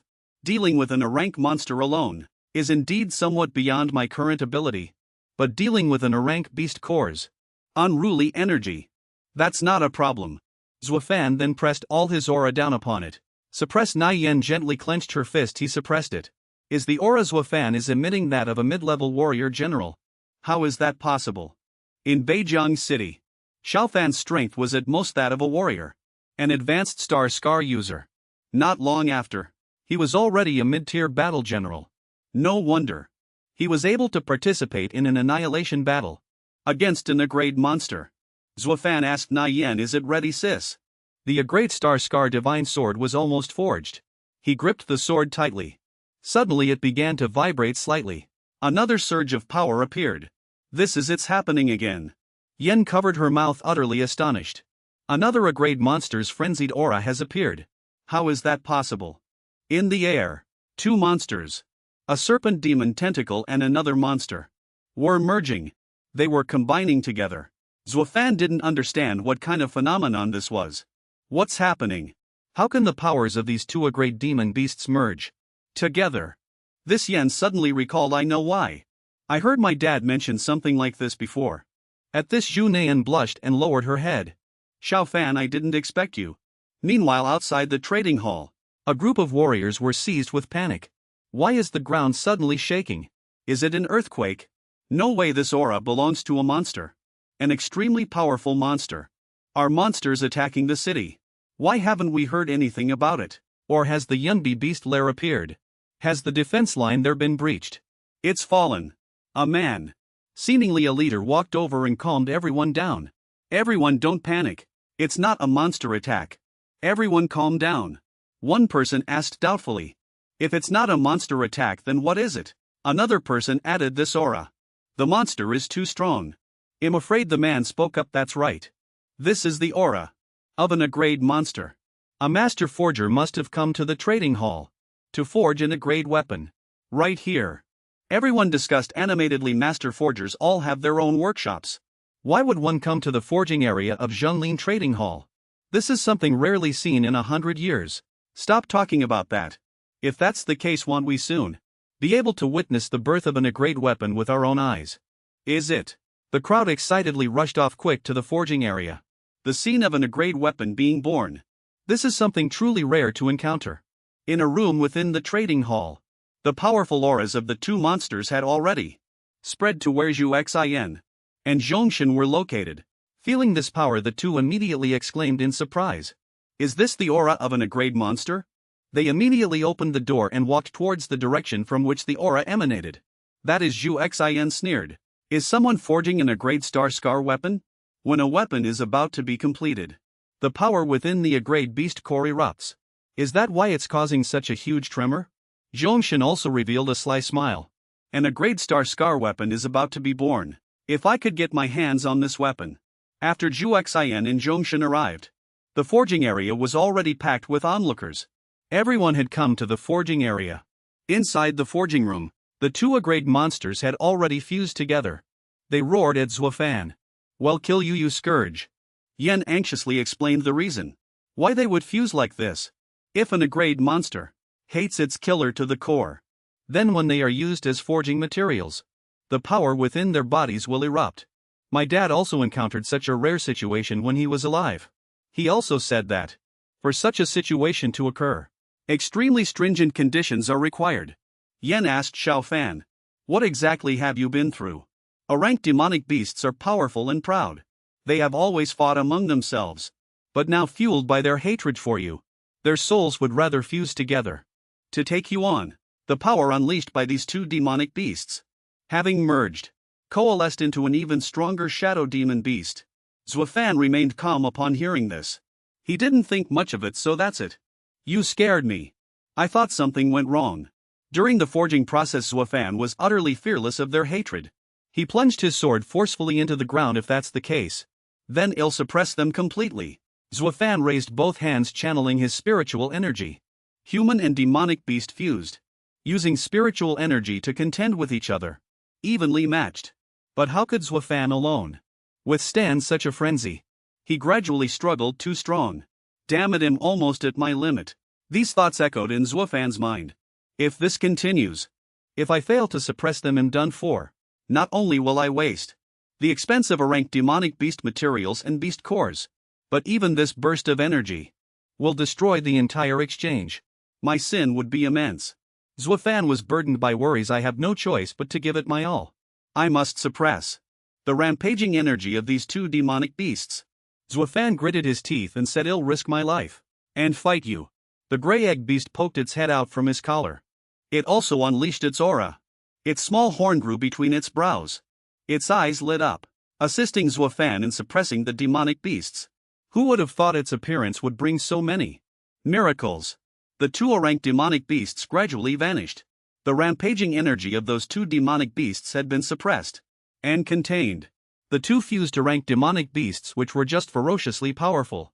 Their aura had now completely dissipated. Swirling and entering the sword of retribution in his hand.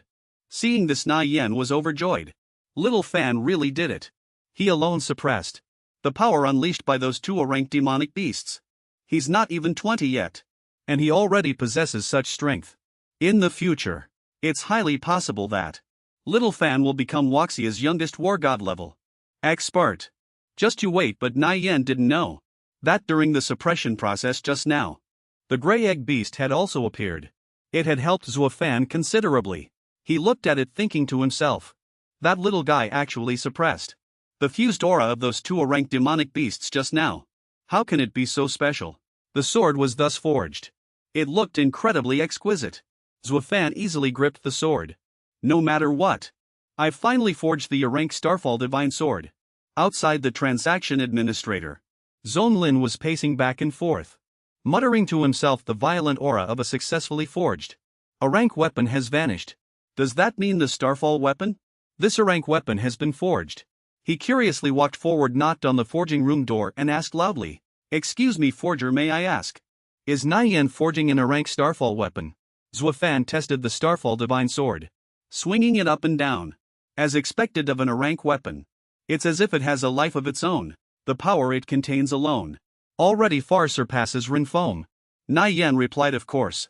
When a Starfall weapon reaches a rank, it undergoes a qualitative change.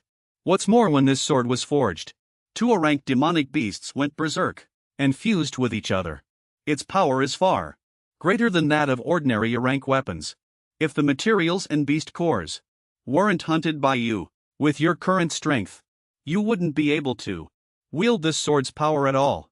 Xiao Fan, give this sword a name. A-rank weapons have souls only after being named by their master. Can they truly belong to you?"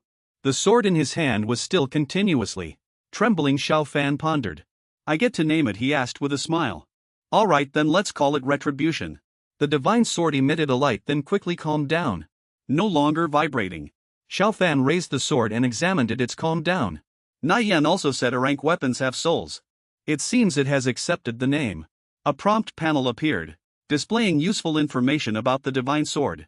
Weapon retribution, blade rank, special effects, sharpness, corrosion, toxicity, etc. Zuo Fan held the divine sword and said firmly, "Someday, I will use this sword to reclaim justice." From those behind the scenes, a sound came from outside the door. It was the management staff of the trading post. The Zhonglin trading post staff had been anxiously waiting to see. "Excuse me, is Zhu Clan blacksmith Nian currently forging an rank weapon?" Nian was unsure who it was. She guessed it must be the trading post's management staff, who, having noticed the commotion of an rank weapon being forged, came to inquire and appraise the weapon's grade. If the appraisal is successful, I will be granted the title of master by the blacksmith's guild. Once I've completed this forging, I'll be able to escape those scoundrels in my family. That clan has already. Nian turned seriously to Zuo Fan and said, "There are some things I haven't told you." Zuo Fan replied, "Sister Nian, what else do you need to explain? You forged in a rank weapon for me for free. I haven't even had a chance to thank you yet. What needs to be done next? I will do my best to cooperate with you." Nian blushed with emotion, appearing even more radiant. "Thank you, Zuo Fan." As soon as they pushed the door open, outside the door, a curious crowd had gathered, packed tightly. They even surged into the forging room, their goal being to see what an rank weapon truly looked like, and how powerful it truly was. Nian exclaimed in surprise, "What's going on? Why are there so many people here?" The management staff said, "Zhu Clan blacksmith Nian, there was an unusual phenomenon at the trading post just now. We suspect that a forging master is forging in a rank weapon for us." "May I ask who that forging master is?" Nian interrupted him. "There's no forging master here. I'm the one who forged the rank weapon." Everyone was surprised. One person spoke up, "Impossible. A blacksmith so young. How could she possibly forge an rank weapon? It must be some master who borrowed room 16 for forging, leveling the weapon." Zhu Xian also cut in forcefully. "She's definitely lying. She's just an insignificant minor blacksmith from the Zhu family, and her bloodline isn't even pure. How could someone like that forge an rank weapon? She's definitely lying." Zhongchen also echoed, "Exactly. She's definitely lying. Where's the trading post's guard team? Hurry up and apprehend her to investigate this matter thoroughly." Nian crossed her arms and sneered, "Whether I'm lying or not, you have no right to question. There will be appraisers from the Zhanglin trading post coming to verify. Management staff, let's go in and conduct the appraisal now." The management staff nodded, saying, "Exactly. Whether Zhu Clan blacksmith Nian is lying or not, well, no, once we check. Our appraisers from the Zhanglin trading post are top-notch nationwide." At this moment the appraisers were gathered around the sword. Sensing it with their aura, they all praised it endlessly. "This forging technique is indeed masterful. I've seen it long ago." "That's right. This is the technique of Zhu Clan blacksmith Nian's father. A forging genius frequently used technique." An appraiser spoke up, "Report. The appraisal is complete. This is indeed a grade weapon. And it is indeed the forging technique of a Zhu family forge master. Nian Zhu family forge master Nian. Congratulations. You have inherited the essence of the forging technique. Your father's." The curator stroked his beard. "What Zhu family forge master Nian? I should call her a grand forge master. I declare that the Zhonglin exchange has a new grand forge master." "Grand forge master Zhu Nian," he laughed heartily. "It's very likely. She's also the youngest grand forge master in our Huaxia." The people around also responded one after another. "Oh my goodness, such a young grand forge master. And she's even a beautiful girl. I hope that with my handsome face, I can catch the eye of this beautiful grand forge master." However, two people were not as joyful and excited. Zhu Xian resentfully called out Zhu Nian's name. Zhu Nian also didn't forget their surname.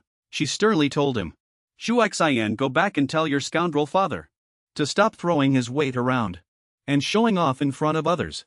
If you bother me again in the future, I will take mom and leave the Zhu family." Zuo Fan also added fuel to the fire. "So you are Zhu Xian, the #1 senior forge master in the forging district. I should actually thank him. If it weren't for your doorman constantly blocking me and scamming me out of my money, maybe I would have asked you to forge a weapon." Fortunately I didn't choose you. Otherwise with your skill level, I don't think you could have forged in a great weapon. Like this one. Zhu Xin's face darkened. He gnashed his teeth in anger. The doorman behind him quickly trembled and tried to explain. Mr. Zhu, you said earlier that you were busy entertaining distinguished guests, which is why I refused the commission. He became even more furious upon hearing this. He raised his hand and roared. Shut up! He slapped the doorman across the face. A powerful slap, the smack of which could be heard 3 meters away. What a demon! Even though the doorman was also very arrogant. Zhu Xin hit him so hard that several of his teeth broke and fell out. Zhu Xin disgustedly shook his hand, as if he had just touched something repulsive. I'm so angry. Zhu Nayan can go to hell, and that hateful kid too. We've been planning for so long and it's all for nothing now. Zhang Chen sneered. Zhu Xin, what's the use of taking your anger out on a useless security guard? If you want to vent, you should go find the real culprits. Zhu Xin said irritably. How can I take my anger out on Zhu Nayan? Now she's a Grand Forge Master. A Grand Forge Master under 30. Not only in the Zhu family, but even in the Forging Association. Such a Grand Forge Master is highly valued.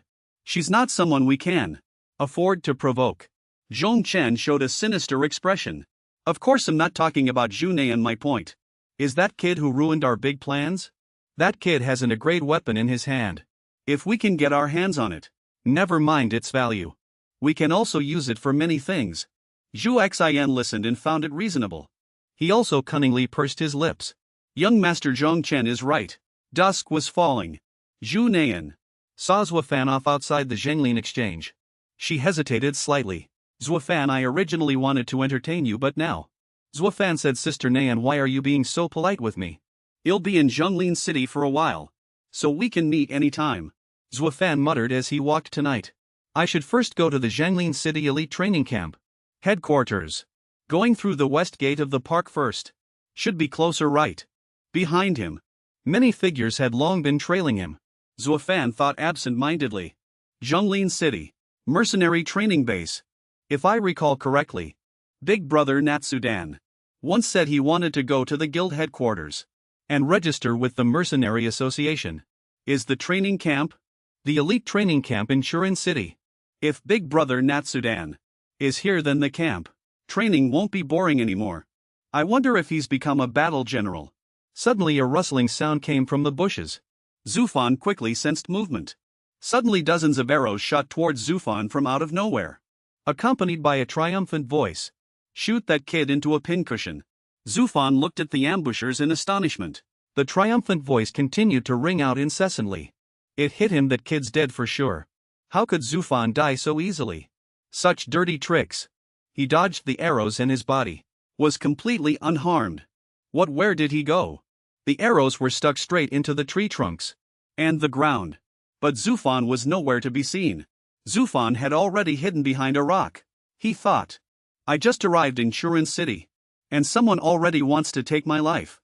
Who are they?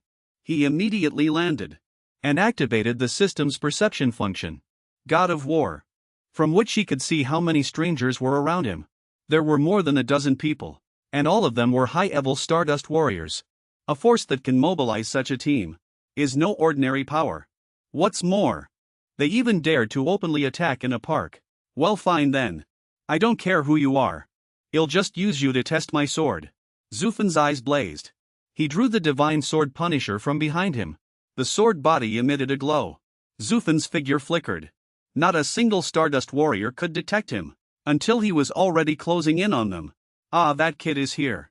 They could only scream like this.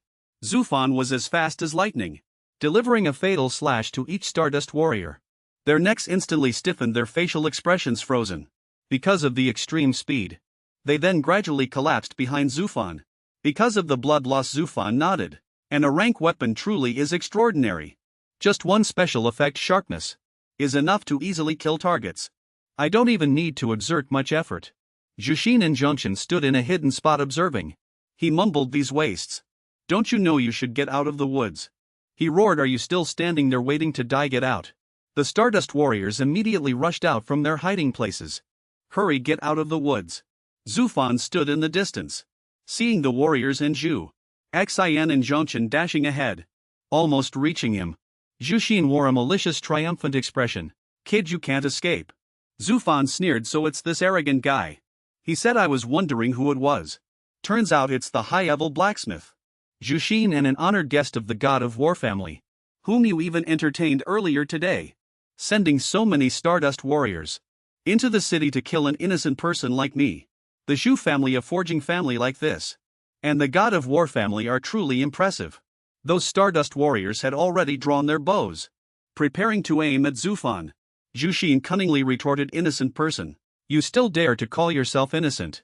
You ran to the Turin exchange and ruined my plans. You still dare to say you're innocent? You deserve to die 1,000 deaths." Zhongchen said, "Kid, be sensible. Hand over that rank weapon you have quickly, and we can be merciful and let you die with your body intact." Zuo Fan's face was full of disdain. "Be merciful and let me die with my body intact. I originally thought that people from the God of War family would be role models, examples for Stardust warriors. It seems they're all just a bunch of trash.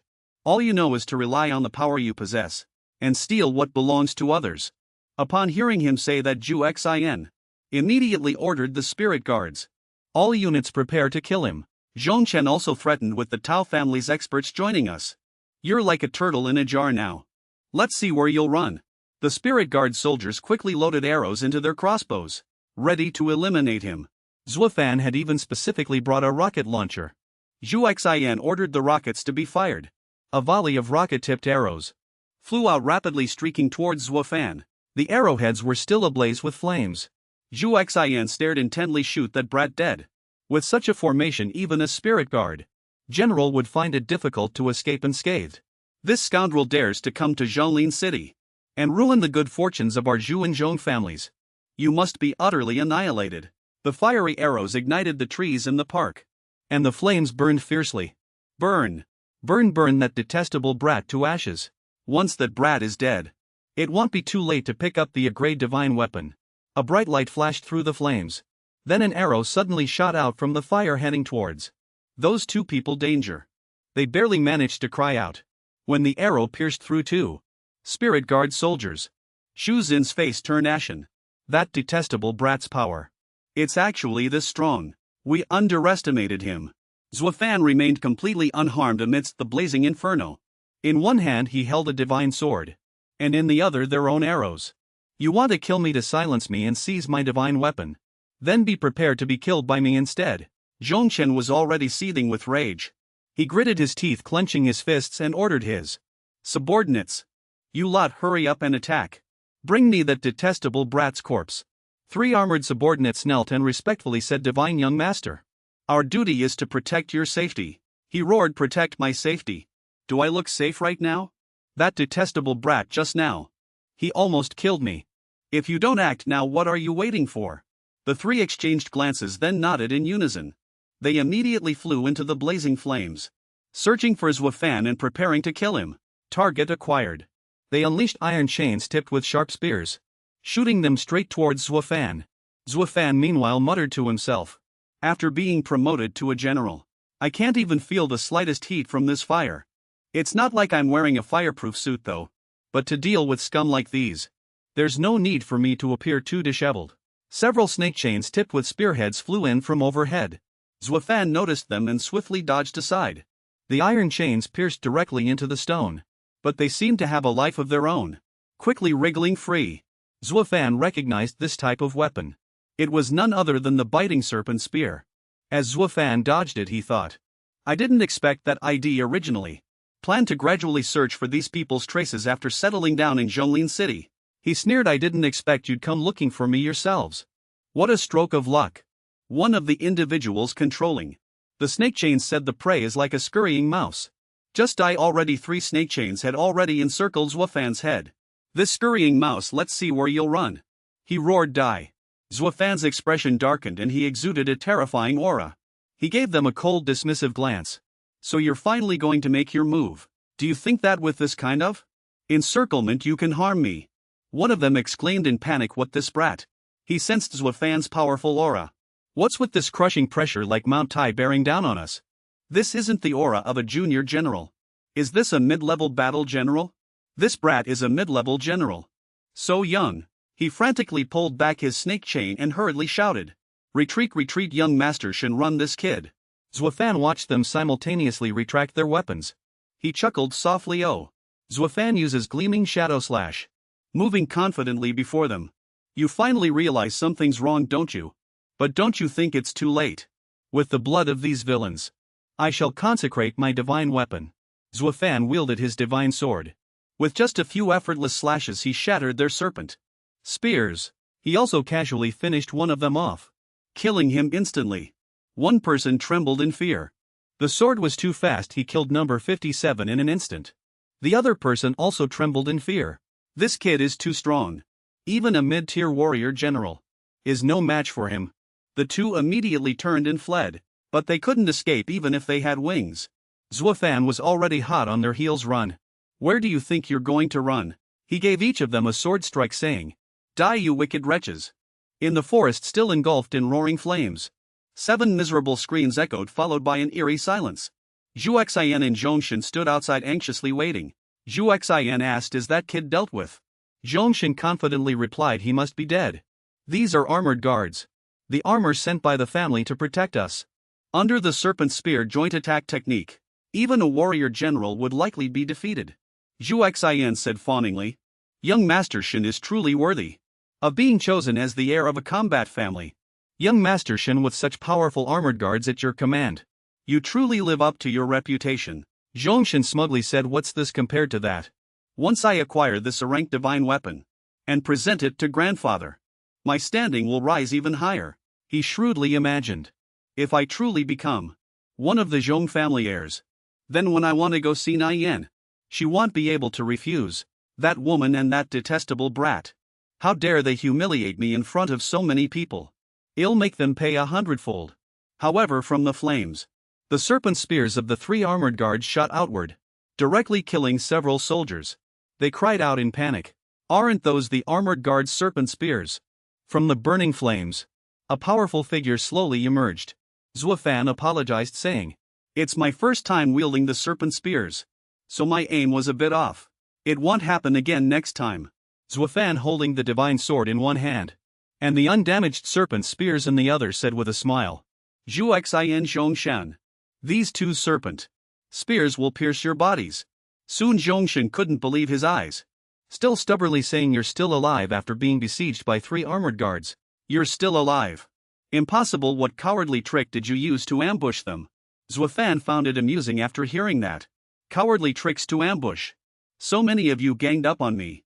Yet you accuse me of using cowardly tactics. I'd like to see it. You actually have the nerve to accuse me now, how shameless. Zuo Fan twirled the serpent spears in the air.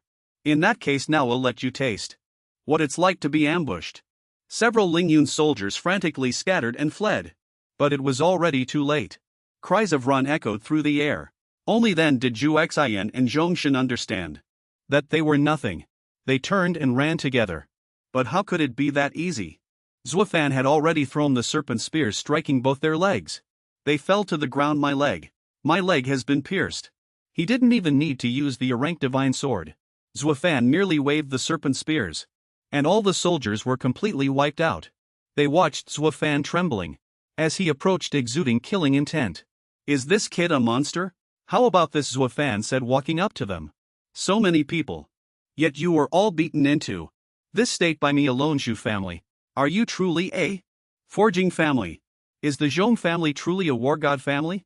They didn't just crown themselves with that title, did they?" These two are already in a desperate situation. They both knelt down and begged Zuo Fan for mercy. "Your Excellency, we were truly blind. Please spare us. I will compensate you 100-fold, 1,000-fold for this offense." Zuo Fan was completely unmoved. He even instantly killed Zhuo Xian with a single move. Seeing this, Zhongshan turned pale with fright. Zuo Fan walked closer. "Do you think I'd accept your apology? As for you, Zhong family member." Zhongshan trembled as he begged for mercy. "I keep my word. As long as you spare my life, I will definitely do everything in my power to compensate you." Zuo Fan didn't really need any of those things. He asked a more important question. "You must answer one question for me. Is Guard Kai from the Zhong family secretly trained by you?" Zhongshan grabbed onto it like a drowning man grasping a straw. Thinking Zuo Fan would spare him, he immediately answered, Yes, that's right. It's our Zhong family's secret train.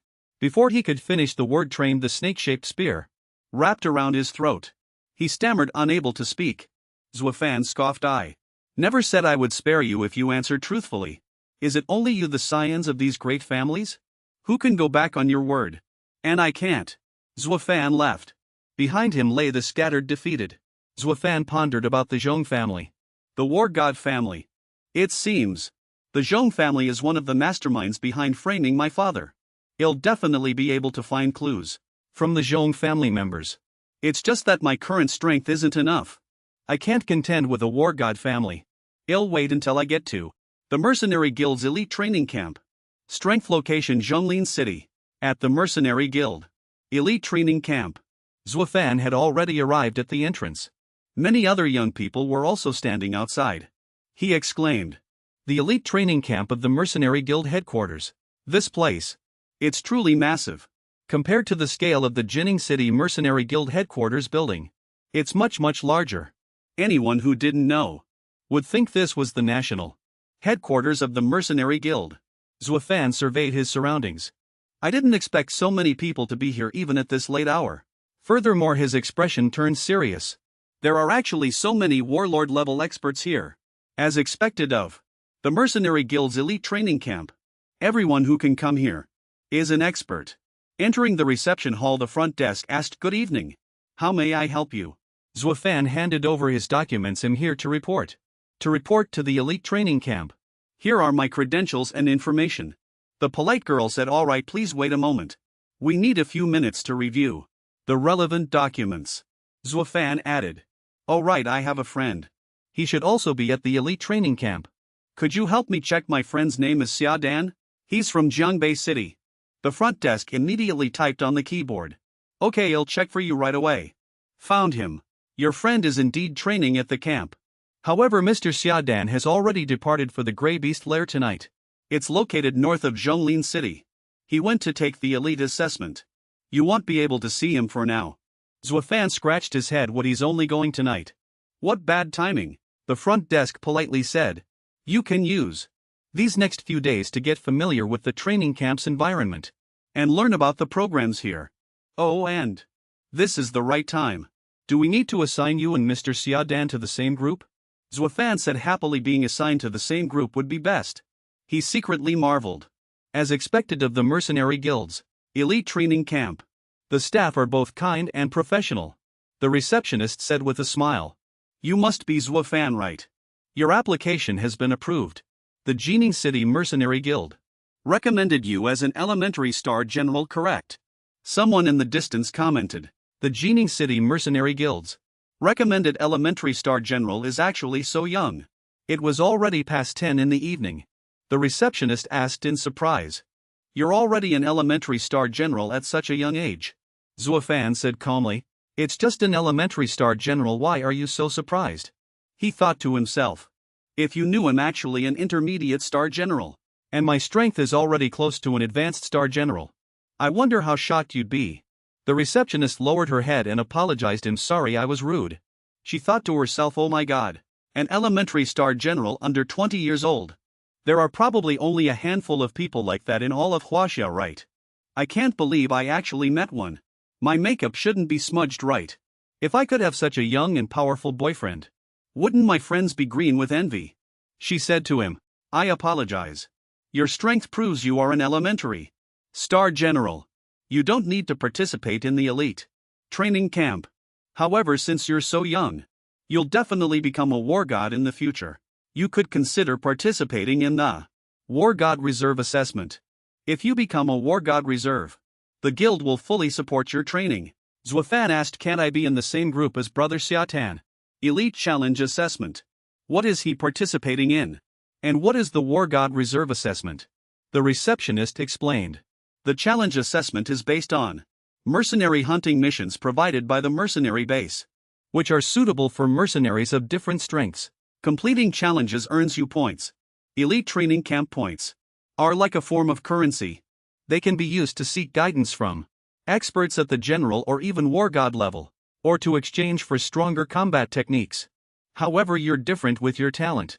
As long as you complete the War God Reserve Assessment, you'll receive free guidance from War God level experts. Zuo Fan immediately became excited upon hearing this. What are we waiting for then? I want to participate in the War God Reserve Assessment right away. The receptionist replied regretfully. I'm sorry, registration for the War God Reserve Assessment closed today. If you want to register, you'll have to wait until next month. Zuo Fan lamented. Next month, that's too long. If I had come a bit earlier.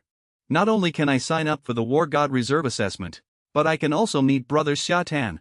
It's all the fault of those two from the Zhu and Zhong clans. Otherwise I would have arrived much earlier. Someone saw the situation and walked over. What's going on, receptionist? This was Zhang Pan, a first-level instructor at the elite training camp.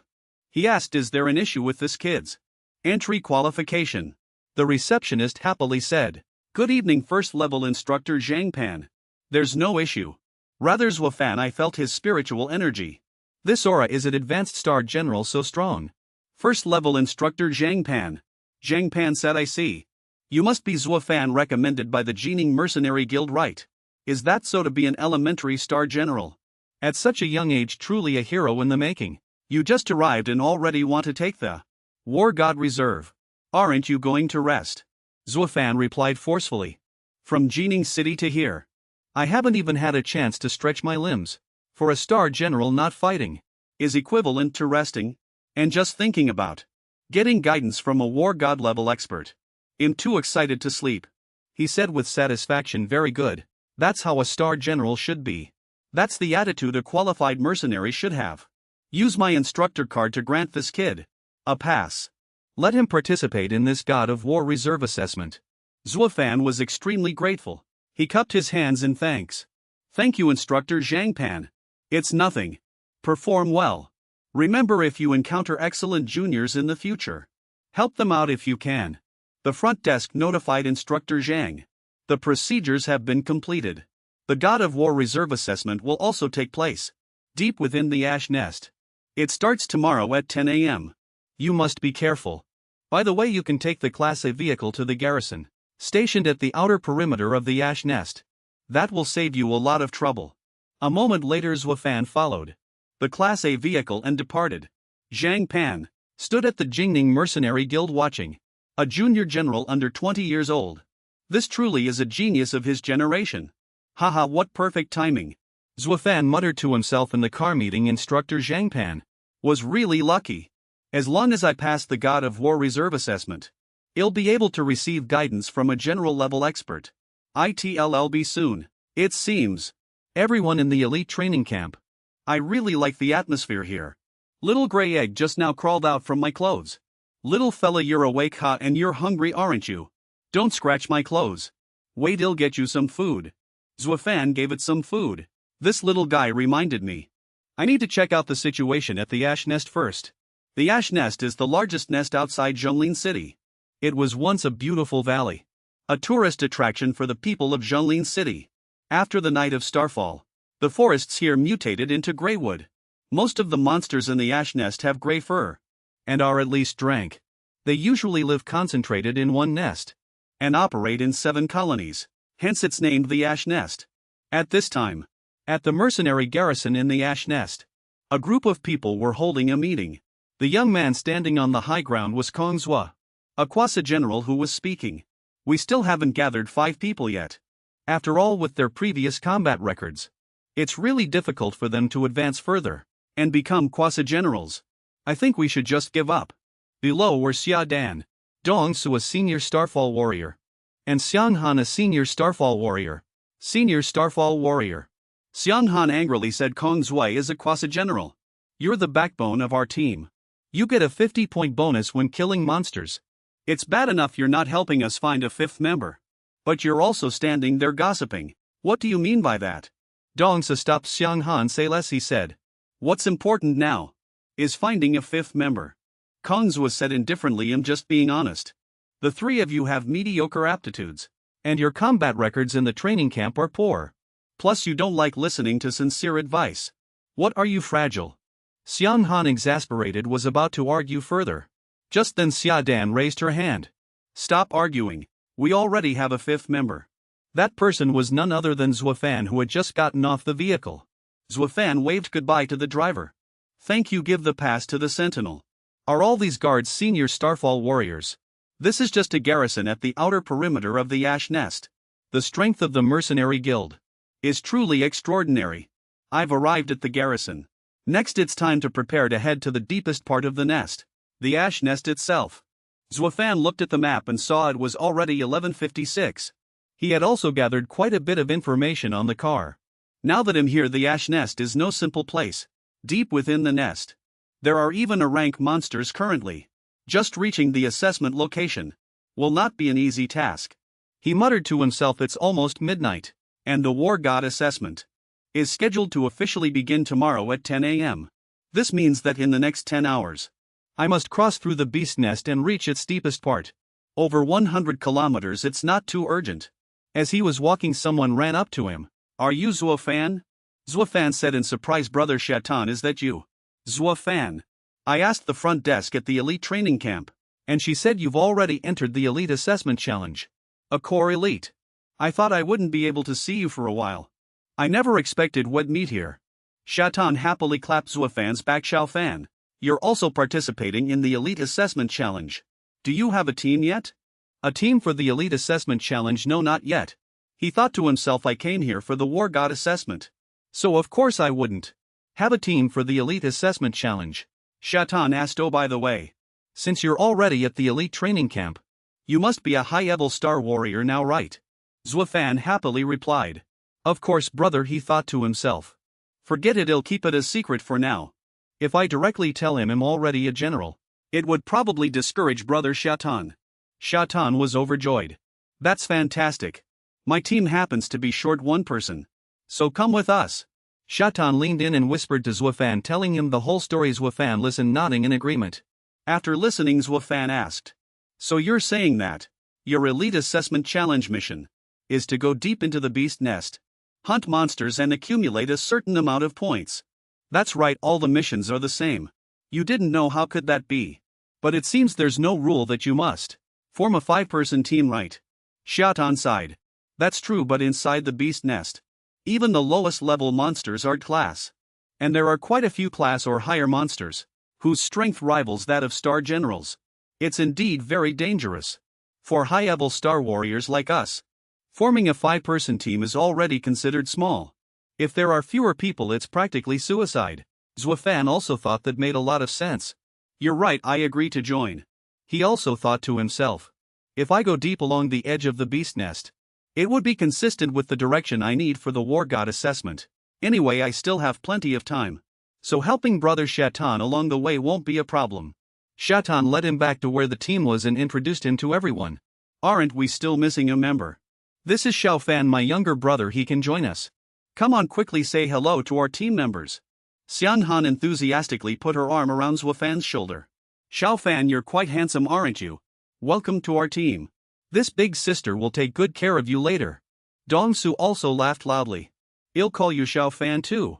You can stand behind me later. Zuo Fan scratched his head. Thank you, everyone. Looks like Brother Shatan didn't find anyone very impressive. Shatan boasted. Everyone, don't underestimate Xiao Fan. The last time he left Zhongbei City, he was only a mid-level star warrior. In just a few months, he's already become a high-level star warrior, and can even join the elite training camp. At this rate, he might become a general before he's even 20. Ha ha. Zuo Fan modestly said, you're flattering me, brother. I just became a high-level star warrior not long ago. First, I need to humbly hide my strength and try my best not to affect everyone's assessment. If we genuinely encounter danger, it won't be too late for me to act. Kong Zuo stood afar, mockingly sneering. Becoming a high-level star warrior before 20, is that really so amazing? Weren't we the same? How many people get stuck at the high-level star warrior rank? Wasn't it like this 5 or 6 years ago? And besides, in the end, this kid just became a high-level star warrior. For our team. For our team. Then he's just a burden. Shadun glared unhappily at Kong Zuo. Weren't you just complaining about being one person short earlier? Any high-level Starfall warrior would do. Now my friends joined and you're being picky again. If you don't want to team up with us, then you can leave right now. Xiang Han also glared at him. Exactly. The 4 of us can just find one more person. We won't be afraid of failing the assessment. At worst it'll just be a little more difficult. Kong Zuo was still putting on airs, getting angry already. Wasn't I speaking the truth? Alright, I was entrusted to come here. If I leave the team now I'll lose points. I just hope that when the crucial moment comes, this kid doesn't drag us down. A moment later they quickly set off, delving deep into the ash nest beast lair. Dongsu turned around and asked Zuo Fan. Xiao Fan. If you're tired and need a rest just say so. Don't push yourself. Zuo Fan replied, thanks brother, so I understand. But little did he know, Zuo Fan was desperately trying to suppress his power. I need to be careful. A slight lapse, and he'll surpass brother Shedon and the others. Suddenly a monster appeared to their front right. Zuo Fan sensed it initially, judging that there were monsters there. This aura, it doesn't seem too strong. Watch out, 2 albino tiger beasts leaped out. These are twin-tailed armored ninja tigers, among the strongest of drank monsters. Their strength is almost comparable to a quasi-general level. I wonder if that guy Kong Zuo can kill the monsters. But he brags about his rank quite a lot. Zuo Fan's eyes widened and his aura frightened that tiger into trembling. Only then did Zuo Fan realize with a start. Damn it, I accidentally exposed a bit of my aura. And it scared this tiger. Shadon, fearing he was in danger, rushed over. Xiao Fan, watch out. He effortlessly struck down the tiger. What's going on? It was killed so easily. Kong Zuo, full of bluster, shouted, die you two beasts, did you see that? I killed these 2 twin-tailed armored ninja tigers in just 2 slashes. This is the power of a quasi-general. Xianhan watched this narcissistic fellow speechless. Kong Zuo, what exactly did you want us to see? These 2 armored ninja tigers were already on their last legs from our attacks. Your ability to swoop in for the kill is really something, Zuo Fan observed, thinking. This guy Kong Zuo is only a quasi-general. And he already thinks he's so powerful. With this mindset, hell at most stop at the beginner general level. He shamelessly retorted. We're all on the same team, doesn't it matter who gets the kill? Suddenly, Zuo Fan sensed a monstrous aura. The aura there was crank, not inferior in the slightest. Not far from them, a pair of eyes glowed with dazzling light. A massive roar echoed. Everyone was startled. That roar is, damn it, armored claw bear, a drank king monster. This bear's body is actually so huge. Prepare for a fight to the death. Xiao Fan, you must be careful. The armored claw bear, unlike other drank king monsters, is indeed too massive. That's right.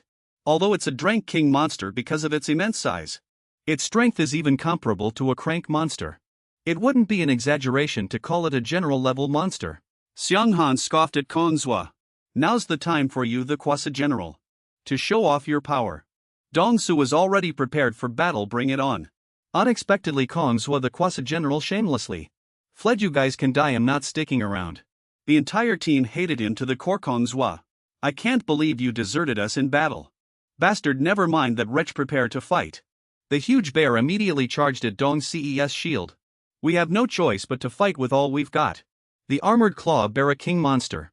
Drank is the most terrifying monster in the outer reaches of this ash nest beast lair. That coward Kong Zuo who deserted us.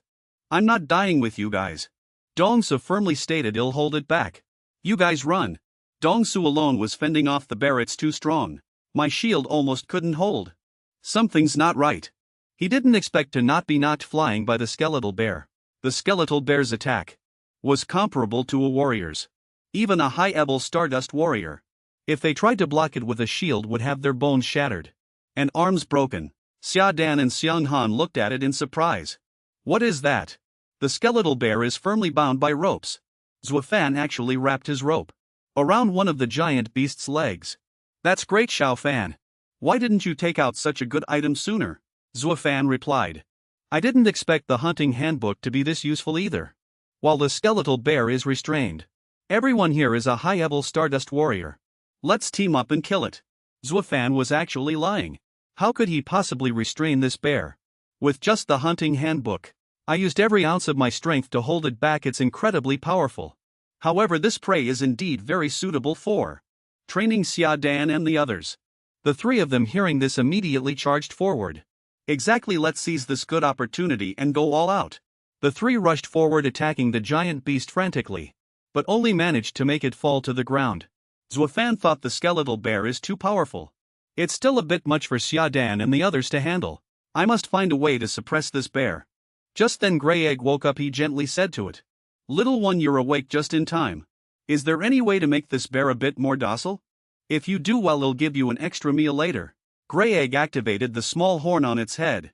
The massive monster was affected. Everyone else was stunned too. What's happening? The skeletal bear's speed has slowed down. Never mind that, let's just take its life first. The three of them concentrated their aura and power, attacking fiercely. Zuo Fan stood contentedly amidst the danger. As expected, Xia Dan and the others have all broken through. Their aura is continuously growing stronger. Not far from becoming quasi-warriors. Keep it up just a little more. The companions felt themselves gradually growing stronger. Have I become a quasi-warrior? It's not just me. Everyone is, Zuo Fan said to Grey Egg. Alright. Little one, make it unable to move. Grey Egg used its spiritual power again. This great giant beast was instantly frozen. After Xia Dan delivered a final blow, it slowly collapsed to the ground. We defeated the skeletal bear. This great king monster was killed by us. Really, even if we all became quasi-warriors. If we wanted to kill the skeletal bear, we should have had a very hard time. Zuo Fan praised Xia Dan. You guys are amazing. The skeletal bear was defeated by you. And you've all broken through. Congratulations. Xia Dan said happily. That's right, we all broke through. And we killed the skeletal bear. This Stardust assessment.